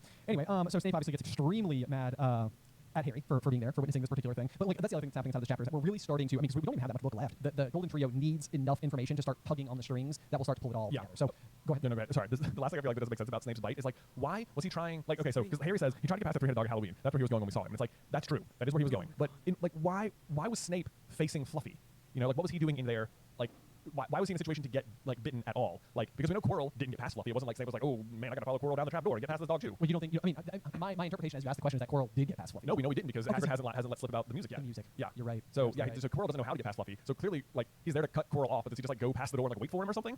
Yeah, like why not wait outside the door? There's not a particularly good reason why Snape would have to face Fluffy in this particular instance. Yeah. Yeah, right. That's a good point. The other kind of irony here is that he is struggling with a multi-faced foe, which Quirrell is also a multi-faced foe. That's true. That's funny. Yeah. So I mean, the specific things. How are you supposed to keep your eyes on all three heads at once? It's like I don't even know. I've never caught that before. But like I'm just wondering if that's supposed to be like a little nod, like more than one face. More than one face. Be on the lookout. Okay. I like it. Also, like Harry says, I bet my broomstick he let that troll in. I'm just like, you lost that bet, sir. Hand over that broomstick. I know. Although he's pretty close to the correct assessment. He is. Someone let in the troll to make it a version. It wasn't Snape in particular. But yeah. So then anyway, Harry starts to kind of like do the thing that Harry sometimes does, which is almost setting aside his daily high school existence in exchange for starting to wonder about like the bigger picture. You know, like what else is going on? Because he's basically struggling with his nerves about Quidditch and essentially ends up like being distracted, saying Harry went to bed with his head buzzing with the same question, which is like what's he after and what's that dog guarding? So this is just like another one of those sort of like innate inside of Harry situations where it's just sort of like as much as you might love Quidditch, it's like the thing that can distract him from Quidditch is justice. Right. Yeah, like, I gotta Snape is up to. Yep. What is going on? So anyway, the next morning kicks off, and we know that Harry's kind of having a very similar morning to what Ron's first Quidditch match looks like. Same as Ron later on. Yeah, exactly. So it's like when Ron is eventually, is it in year 5? It must be year 5. Yeah.